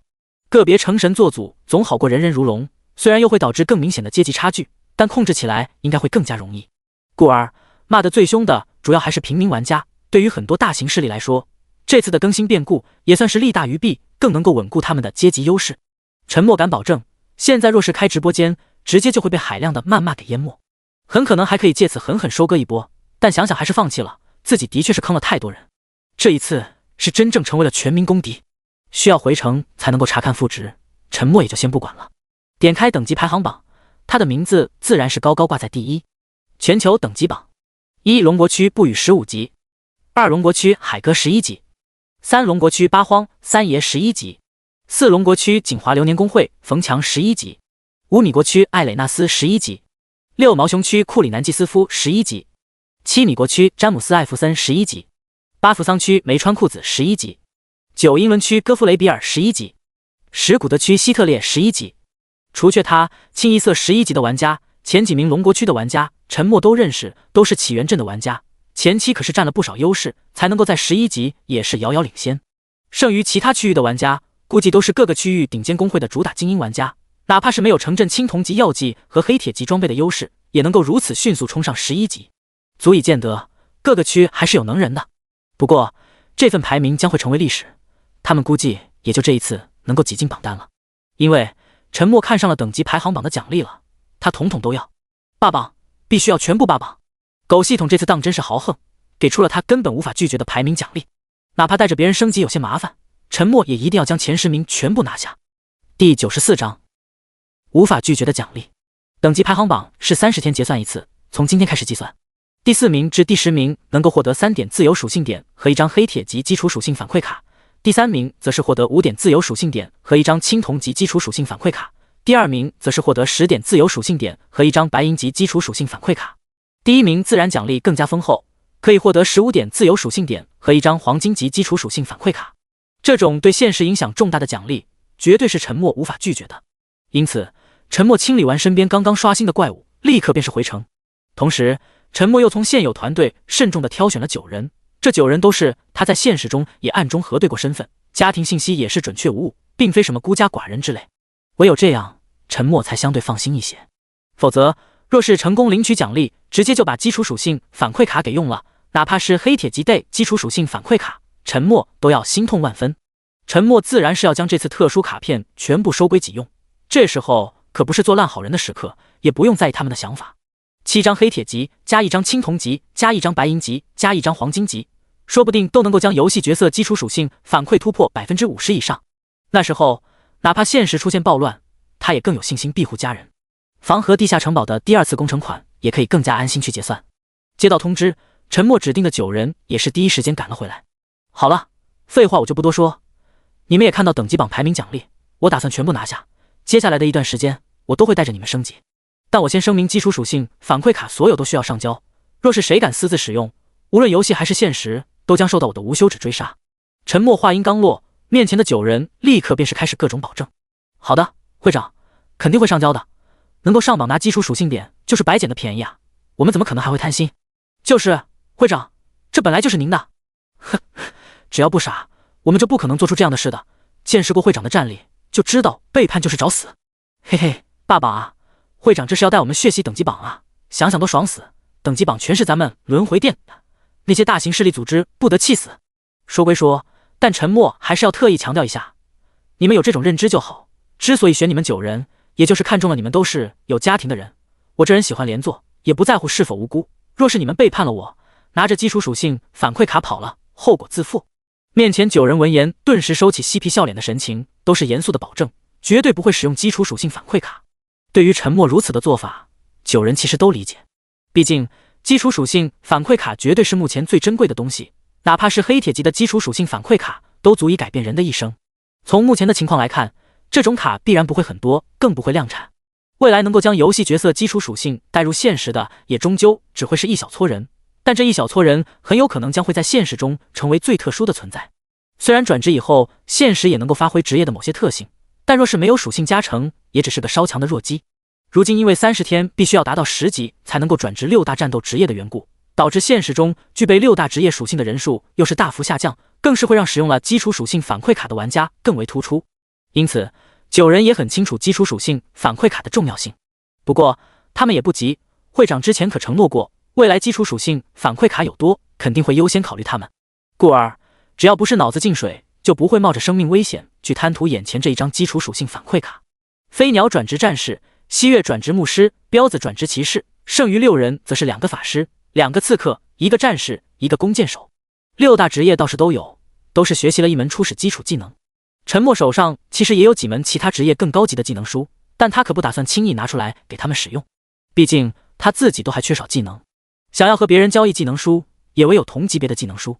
最关键，这9人就是打酱油的，技能强弱其实根本没有多大意义，因为游戏更新的缘故，必然会导致很多玩家在30天内达不到10级，从而错失成为6大战斗职业的机会。作为罪魁祸首，沉默已然成为了全民公敌。说句不好听的，他也觉得很冤，完全是被狗系统给坑了。为何偏偏要设置有玩家达到15级就更新这种消息？明显就是让他背锅的，弄得现在所有人都觉得，只要他不那么快晋升15级，就不会导致这样的更新出现。原本是不打算开直播的，省得被骂，但又想到现在有工会要养活，狗系统随时随刻都在想办法收割金币，最终还是选择了开播。反正他是懒得去看直播的，主持权交给西月即可。作为全民公敌，沉默直播间一开，立刻便是疯狂上人。哪怕明知道这贱人可以借此狠捞一笔，大家也无所谓了。多他们一个铜币不多，少他们一个铜币不少，就当花钱买一次可以当面怒骂这贱人的机会。嘻嘻，欢迎大家再次前来收看我们英明神武的会长直播，我是主持人西月，大家好呀。看着直播间飞快划过的各种谩骂，西月直接选择了忽略，但由着这么骂不反击也不合适，这不是显得很怂吗？刚刚他可是特意问过了，随意他发挥，哪怕气死人也无所谓，这可就太符合他的风格了。看大家这么热情，我就知道怪物刷新速度翻倍和经验翻倍的天赐良机大家还是挺满意。既然这样，就用打赏来感谢咱们伟大的会长吧。望着直播间握着小拳头奋力主持的西月，所有观众玩家都是有一句马派皮不知当不当讲。这身材极其曼妙的主持人，也绝对是不与这贱人特意安排的，就是为了故意恶心他们的，还特么打赏感谢，想杀了他全家的心都有。这么动听的声音，如何能说出这么恶心的话语？第95章，但沉默了。只是短短几句话，观众们就被西月搞得更加愤怒，身边的飞鸟他们也是嘴角抽搐，这妮子是真腹黑啊，怎么就这么喜欢虐人心态？不过不得不说，这种感觉的确是很爽。自家会长明明把众多玩家坑得很惨，还得老老实实来看直播，不就是挨骂吗？这又有啥？但现在西月这妮子还要往人家伤口上不断撒盐，对方却偏偏无能为力，残忍啊！就在大家骂得更起劲时，整个直播间忽然却是突然安静了。看着突然停顿的谩骂留言，西月还以为直播间故障了，砸卡了。随即他就听到了一声声经典的卧槽窝尼玛，这是来自飞鸟他们惊诧之极的声音。当他沿着飞鸟他们震惊的眼神望去，顿时就连自诩为淑女的他也忍不住爆了粗口。-12366，这是人能打出来的伤害，而且还是每秒持续扣除。之前不是9804吗？怎么一下子不见，伤害就达到了12366了？不怪他们惊讶，就算会提升，但这伤害提升的幅度也太夸张了吧？他们真的很想问问，这到底是什么天赋，还是什么技能？直播间的观众玩家们此时此刻更是口水直咽，想说些什么又不知道该说些什么。这贱人就是来搞心态的。反应过来的西月瞬间便是小拳头挥舞，嘻嘻，不愧是我们变态的会长，几个小时不见，一身伤害又是发生了翻天覆地的提升，难道你们不为此感到骄傲吗？颤抖的手，激动的心，难道你们不为此打赏恭贺一番？直播间的观众瞬间就是再次无语，骄傲个毛线，还特么想要打赏恭贺，这主持人的脸皮当真是厚的可以。就在他们刚要强制自己冷静时，忽然又是发现直播画面内不与攻击怪物的伤害竟是又增加了-12378。啊，真的是12378？怎回事？怎么一下又增加了12的伤害？直播间瞬间又是一片哗然。随时注意到会长伤害的西月，可爱的大眼睛也不禁瞪大了。为何伤害又增加了？此刻他也没心情刺激直播间的观众了，他也很想搞清楚这是为什么。然而随着他们跟着会长不断深入血月恶魔巢穴，遇见的怪物也越来越多，他们分享到的经验也越来越多，但怪物头上飘起的伤害也在疯狂暴涨。-12402， -12432， -12465， -12519。不仅仅是西月他们，就是直播间的所有玩家都疯了。伤害增加总有个理由吧？也没见他换装备啊。装备暴落都是由飞鸟这群职业捡装备的杂鱼代劳，但就是这样，伤害就是莫名其妙在增加，而且增加的数值根本没有规律可言。唯一的端倪就是每次击杀完一大波怪物后，他的伤害才会莫名增加。难道这贱人只要击杀怪物就能够增加伤害？要是这样，这游戏还有谁能够扛住他的伤害？这破游戏简直失衡到不可理喻。如今的直播间安静的可怕，好像大家都是默契的看着这贱人在装逼。他们只想知道，这贱人的伤害提升难道没有上限吗？诡异的安静，诡异的静默。哪怕看见了不语身上多了一只毛茸茸可爱的宠物，大家也无心多问。即便是知晓这就是那只全球通告上所言的神话级宠物，众人也是没有心思研究。西月也麻木了，飞鸟他们就连捡装备都有些分心。这样伤害持续暴增的冲击对他们的影响也很大。他们辛辛苦苦提升一级，全属性加1，获得5个自由属性点，转职以后再获得5个定向属性点，即便是全部添加到伤害，也只是增加了11点伤害。然而他们会长好似随便击杀一批怪物就莫名提升一次伤害，有时候随便增加的都不止11点。最关键，这还是无视防御的真实伤害。这种简直无法形容的差距，即便是作为自己人，西月他们的心态也要崩。更何况直播间的其他观众玩家，原本是来声讨谩骂的，如今都被干沉默了。他们只感觉被秀到了，秀了一脸，秀到他们都生不起任何反抗的心。面对这样变态的对手，他们未来都不知道该如何相处。迷茫，众多势力组织的高层都迷茫了。他们不甘心，却一时都不知道该怎么办。嘻嘻，大家是不是被我们神勇无双的会长吓呆了？不用怕，这都是基操，未来你们就会习惯的。我再告诉大家一个好消息哦，会长大人可是打算带我们血洗等级排行榜哦，到时候等级排行榜上可就全是我们龙国区的玩家了，是不是很期待？是不是很羡慕？是不是很想加入咱们轮回殿？哎，唯一有些不好的地方，自从加入了轮回殿，我都体会不到升级的快感了，也没有了击杀怪物的激情，莫名觉得这游戏也就这样，一点难度都没，甚至都有些无聊。不过你们若是不怕无聊，只要符合招收条件，都可以咨询我哦。每周3我们都会在传送广场边的圆形石台处进行招聘，其他新手村的玩家就先等一下了，但只要做好身份保密，都有机会哦。看着直播间忽然就进入招聘广告的主持，所有观众都是极度无语。但这个腹黑主持刚刚好像说，不语这贱人要带领他们霸榜等级排行榜，反应过来的众多玩家顿时就不干了。这贱人怎能如此？明明是狗系统给全球玩家的福利啊，这贱人居然想私吞。看着直播间内刚好的10人队伍，诸多有想法冲击等级榜单的势力组织眼都红了。去特么期待，他们是一点儿也不期待啊！这样的事就不该发生，哪怕是龙国区的众多玩家也不想看到这样的事发生。虽然是龙国区玩家完成图榜壮举，但特么全是轮回殿的玩家，全是不语这贱人的狗腿子啊！那上面的基础属性反馈卡不都统统是不语这贱人的了？若是这样，这货在现实不得也更加变态了。好消息个锤子！所有观众玩家都觉得这腹黑的主持就是来折磨他们的。这样的消息他们情愿不想提前知道，因为他们忽然悲哀地发现，这就是一个既定事实，他们根本阻止不了。他们最多在普通级副本里刷级，里面的怪物经验也只是堪堪相当于10级野怪而已，但这贱人却是带着团队在刷15级以上的怪物，想都不用多想，那怪物的经验必然丰厚无比。而他们只能眼睁睁看着这贱人带着他的狗腿子一步步霸占全球等级榜，憋屈无奈的情绪充斥整个直播间。第96章鬼火直冒。事实也正如大家猜测那般发展，接下来的几天，沉默每一天都是带着西月9人刷怪升级，每一天都有无数观众收看沉默的直播间，只不过观众的数量明显要少上许多。原因无他，被气得不想观看的观众每天都在增加，但也有很多玩家会选择收看，因为他们都想要看看不语这贱人的伤害提升到底有没有上限。为了保持直播间热度，西月每一次还会不间断拿出一些新爆的装备来分享，又将一些想要第一时间了解装备属性的玩家给吊得死死的。全球等级排行榜在开启的第3天，沉默就带着西月9人成功图榜，并且与其他玩家的等级差距越拉越大。等到全球等级榜开启的第12天，沉默的等级已经突破了18级，而西月他们也不知不觉突破了15级。而全球其他玩家最高的等级据说也只是刚刚突破14级。等级越到后期，提升的难度就越大，别看只有1个级别的差距，但想要超越都是很难。为了防止又搞出什么变故，全球玩家都不禁开始纷纷劝说，希望不语不要再疯狂升级了，千万不要轻易突破20级。全球玩家都怕了， 10级是城镇晋升和转职，15级是等级排行榜和复制开通。鬼知道狗系统是否又会在20级关卡设置一个特殊环节。全球大部分玩家都还在10级以下挣扎，要是再来一个什么大变故，他们根本没有任何应对能力。全球玩家的心声，沉默自然知晓，甚至他自己都有些担忧。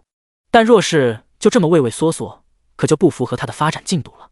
对此，他只能说知道了，但继续。前几天，沉默让父母每人都开通了一个直播间，收费金额都设置为1万金币，就这样变相的缴纳了30%手续费，每人收获了7000金币。再让他们又通过这样方式，变相的一共给妹妹赚了3000金币。有了这些金币，他们每人都在各自新手村收购了一些装备，并且还花费高价雇佣别的工会组织带着他们升级。只要金币砸得够狠，一些工会是不介意多一个这样的大客户的，完全就是氪金升级。按照目前的进度，30天内全部升到10级还是没有问题的。当父母知晓沉默就是他们也骂了快2个月的不语时，震惊、蒙圈、无语、兴奋、欣喜等诸多情绪，直接就是让他们在直播间内失态，差点就触发游戏头盔血压飙升警戒上线。不过历经世事冷暖的他们也十分知晓轻重，更是反复告诫沉默要万分注意保密。他们也同意对妹妹那丫头保密，只告知是参加全民夺宝活动时获得了好装备，卖了这么多金币。当然，自然也是对妹妹那丫头严厉警告，轻易不要将自己拥有多少金币告知他人，否则必然会给整个家庭带来灭顶之灾。哪怕妹妹容易被套话，但应该也能够分得清事情关键。不管如何，起码这样能在30天内升到10级就行。否则，要是连自家人都坑惨了，那就真的无语了。这会儿，时常与妹妹通话时，这个不明就里的傻丫头还要当着她的面不断吐槽不语各种坑、各种不当人。沉默尝试劝过，好声好气引导过，也语气严肃训斥过，但都没用，因为他身边的大多数人都是不语的黑粉，他更是其中的黑粉小头目，甚至还要拉他入伙。哎，这个年纪的确是有莫名其妙的正义感，就是热血上头的小愤青。好吧，沉默自己也很无奈，不知不觉他就成了人人喊打的全民公敌。很明显，也是有关势力组织的刻意引导，加大了很多民众对不语的各种怨念。当然，沉默也很想知道，他未来若是知晓天天吐槽的不语就是他哥时，又会是怎样一种精彩的表情。因为有着起源镇的案例在前，又有着全民夺宝活动开出的各种大杀器，全球也不断有新手村成功晋升为城镇。转职后的奇异变化也在现实中越来越多人中体现，更是将全球玩家的升级热情给点燃。然而，纵使怪物刷新速度和怪物经验翻倍，但想要快速升级也还是很困难，特别是对于一些平民玩家来说更是异常困难。毕竟他们没有资金去购买装备和药剂，升级只能硬干，但效率往往不尽人意。即便是如此，很多平民玩家也不想轻易放弃，因为他们知晓，若是不成战斗职业，这辈子估计也就这样子了。为此，每天因为干游戏升级而不小心猝死的玩家都不计其数。哪怕星域 3.0 可以修复身体健康状态，但也架不住连续几夜熬通宵升级。也是因为如此，全球各国民众对导致这一切的不语更是怨恼无比。如今，全球最畅销的生活物品都是不语牌系列、不语牌厕纸、不语牌马桶、不语牌拖鞋、不语牌尿不湿，甚至还有不语牌姨妈巾。下线玩手机，时不时都会有这类弹窗广告，气得他鬼火直冒。随着时间推移，很多没资源没背景的平民玩家，眼看升级无望，也只能彻底放弃升级。每天上线，除了做任务赚铜币，就是参与一些不语黑粉的集会。沉默每一天的直播都是如期开放，平均的在线观看人数也只有堪堪2000W 加。但今天的直播间却是开始疯狂涌入观众，因为今天沉默要直播攻略血月恶魔巢穴的终极 BOSS 20级的 BOSS 血月恶魔王。和以往不同，这一次并非只有他一个人攻略，而是让轮回殿的所有成员一起参与。可以说，这是轮回殿的第一次公会集体活动，简直不要脸了！不语这贱人竟然特意将这次直播间的收费标准给提升了。龙国区玩家2枚铜币，国外所有玩家则是4枚铜币。奈何很多玩家还不得不选择观看，因为很多玩家其实也很想弄清楚，有着不语带飞的团队现在实际的战力到底怎样。血月恶魔巢穴里20级的 BOSS 血月恶魔王又有多强？居然也需要安排团队配合才有机会击杀。第97章又是傻眼了。血月恶魔王所在地乃是血月恶魔巢穴最深处，是单独形成的一个巨大洞穴，容纳上万人都没有问题。血月恶魔王长相狰狞，犹如一只巨大的吸血蝙蝠，一直都是倒吊在洞穴顶部，距离地面足有20几米高。他似乎一直都在沉睡，只有闯入他的下方才会将他惊醒。血月恶魔王等级20，品阶 BOSS， 生命1888000，物理伤害422，法术伤害438，物理防御346，法术防御332，敏捷382。技能：血月魔爪，激发出5道巨大血色爪影，对15乘以15米范围内所有目标造成250%魔法伤害。冷却时间30秒。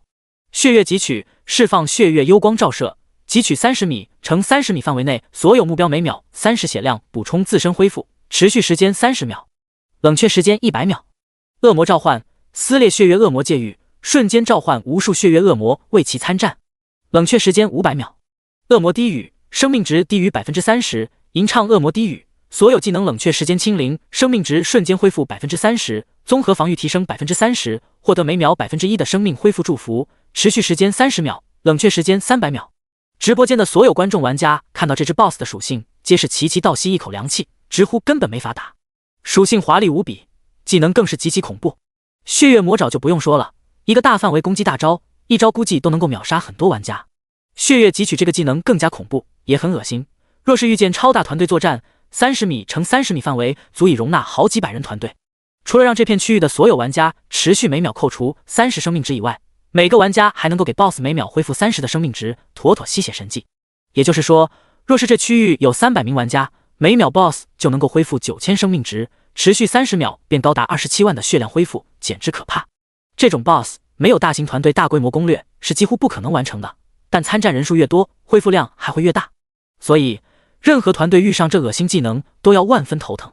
恶魔低语同样可怕，抛却其他特性不谈，瞬间恢复30%生命值就足够逆天。1888000的30%，可就是566400的血量，足够任何团队白折腾半天了。更何况还会获得每秒1%的生命值恢复，持续时间30秒，这又是相当于30%的生命恢复总量。吸血加瞬回再加持续恢复，到时候就会发现 BOSS 的生命值打不完，根本打不完。说不定 BOSS 恢复的生命值都比团队攻击造成的伤害多。就这关于生命值恢复的2个技能特性，直播间很多观众玩家就已经放弃了攻略的想法。更别说恶魔召唤，可以瞬间召唤无数血月恶魔为其参战。无数是多少？想想都知道，肯定很多。这或许比碎星梦幻骷髅大巫师的骷髅海战术还可怕。然而，这都只是对其他玩家来说，这 BOSS 的技能很恐怖。